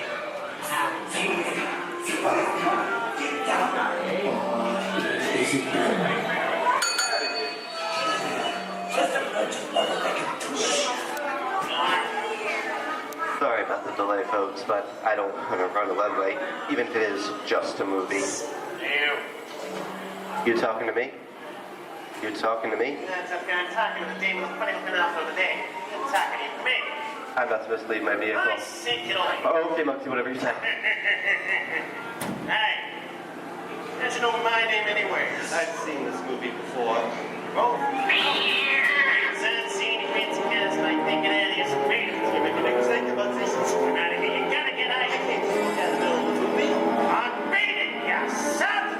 Here they come, boss! Get out your grinders!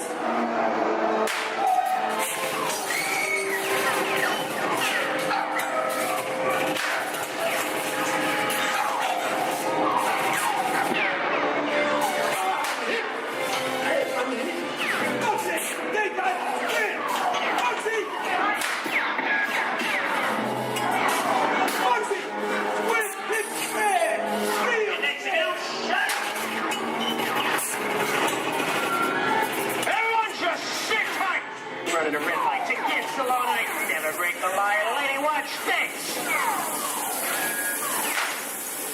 No more red light.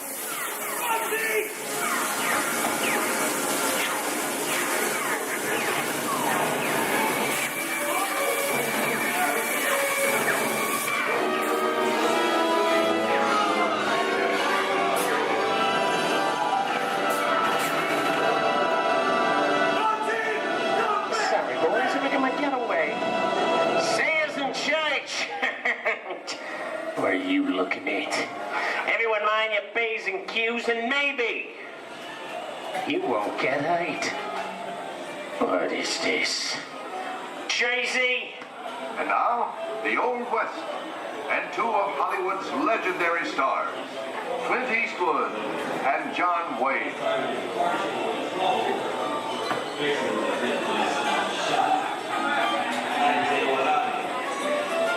Go right ahead, if that's what you're going to do. A long time ago, I made me a rule. Let people do what they want. Sleepy little bird. So, that's some mighty tough territory you're heading into, Pilgrim. I'd think about turning back if I was you. That is, if you want my opinion. Well, to make it clear, it's a perfect time for me to collect up all your valuables. Starting with the jewelry, going on with the cold hard cash. Perhaps what... Hey! I don't like this neighborhood, Cabba! This is nuts. Nuts! Tell us I'm getting out of here. Get yourself up! Looking at this one. Can't get any worse!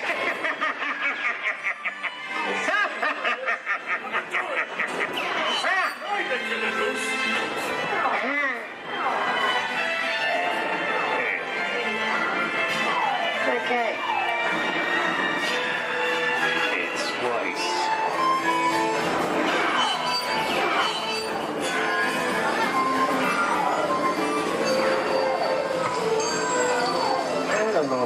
moves, guys. This is kind of creepy. What is this? This is Alien. You are with Sigourney Weaver aboard the spaceship Nostromo. Something has gone wrong. One by one, the crew has vanished. And somewhere in the ship, a terrifying creature waits to claim its name. Well, pal, I ain't no victim. Warning, remain in your vehicle. The area you are entering is extremely dangerous. Proceed with caution.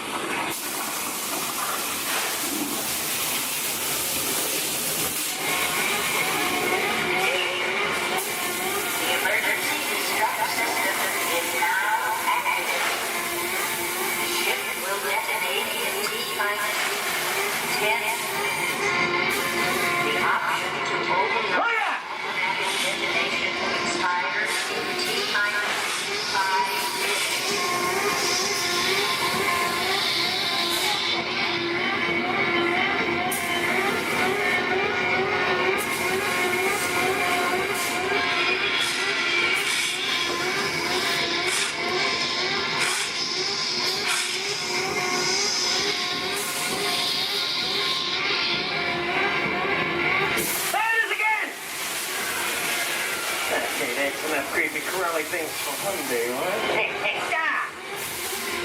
Wrong. Here in Raiders of the Lost Ark, amid 1,000 deadly snakes, Indiana Jones unearthed a great treasure. Will Harrison Ford escape with his discovery? And what will be your fate?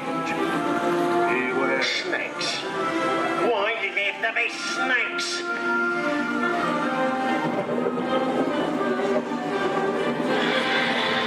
The dust of 3,000 years lies undisturbed in this ancient burial chamber. And on the chest of the great stone goblet, a priceless Get a load of that chunk of ice. Time for me to get back to work. Tell nobody move while I go get the goods. I don't think they've noticed a few extra bodies around here. Know what I mean? But the jewel is guarded by a curse, and those who dare defy that curse must pay with their lives.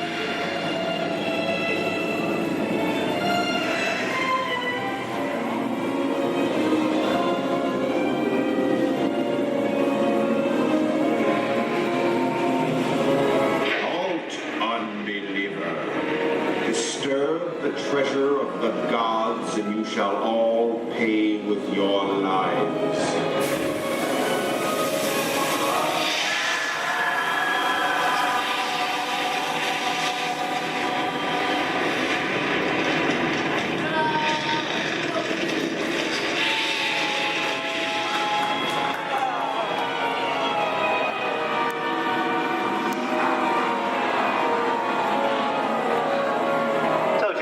Popcorn. Well, this just goes to show anything can happen in the movies. Now, let's get on with the show.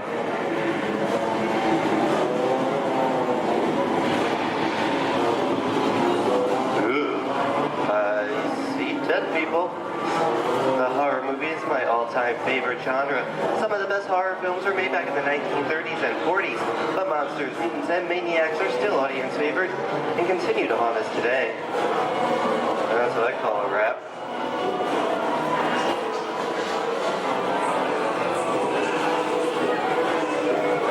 We are now entering the jungle home of one of the most beloved characters of all time.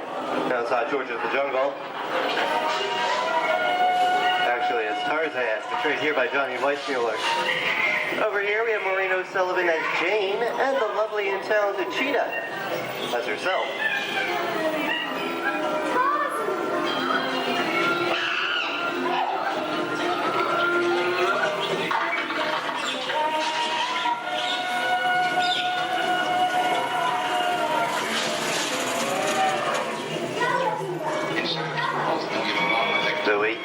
I think this is the beginning of a beautiful friendship. Best last line of a movie ever. Humphrey Bogart and Ingrid Bergman in the classic romance, Casablanca. Always have passed. It didn't happen. You lost me until you came to Casablanca.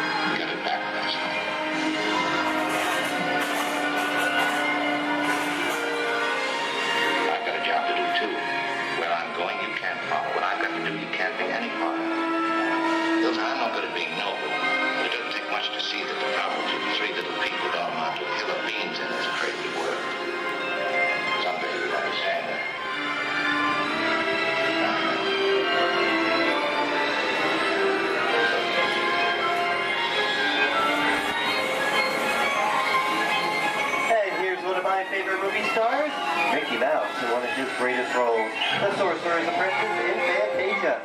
The sorcerer in the sequence is named Yen Sin, which is Disney, spelled backwards.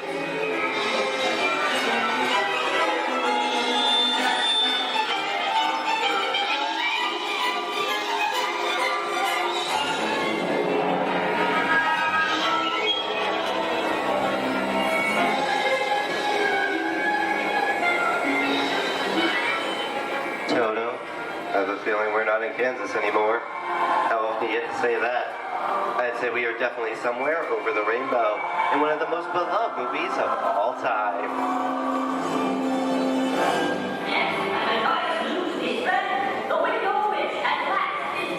The Wizard of Oz.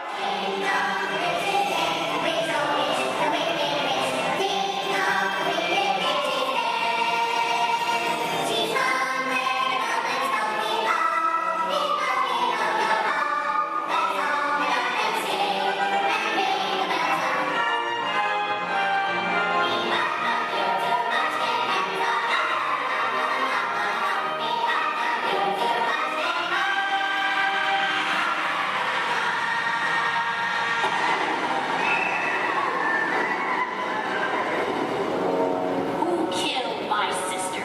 Who killed the Witch of the East? Was it you? No, it was an accident. I didn't mean to kill anybody.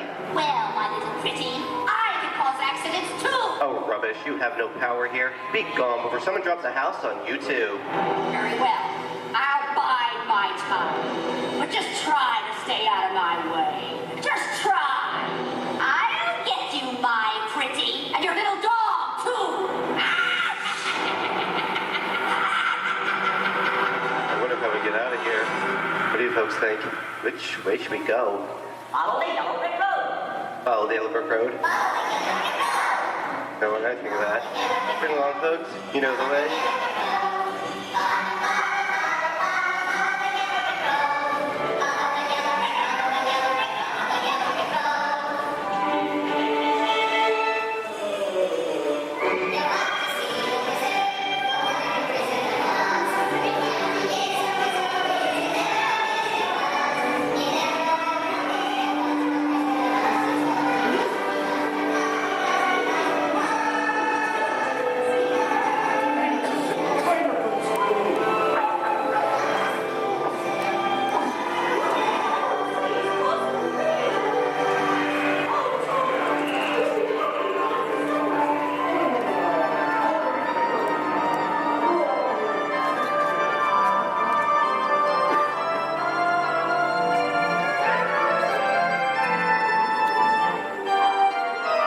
I hope you enjoyed our tour of these great moments at the movies, but we've only scratched the surface of what Hollywood has to offer. There are thousands of great movies out there just waiting for you to discover, and here are just a few of my favorites.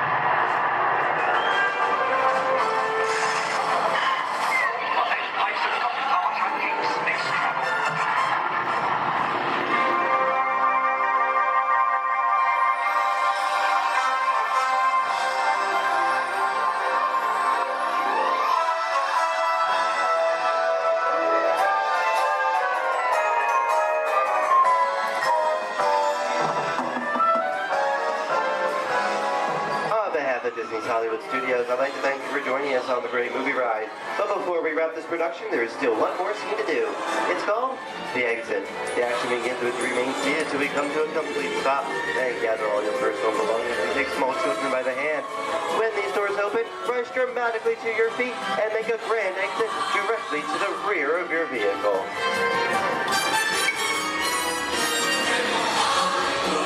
Oh, and one more thing.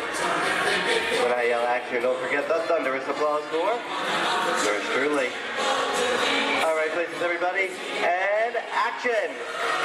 Thank you, thank you. Have a wonderful day here at Disney Hollywood Studios, and we'll see you at the movies. The stuff movies are made of.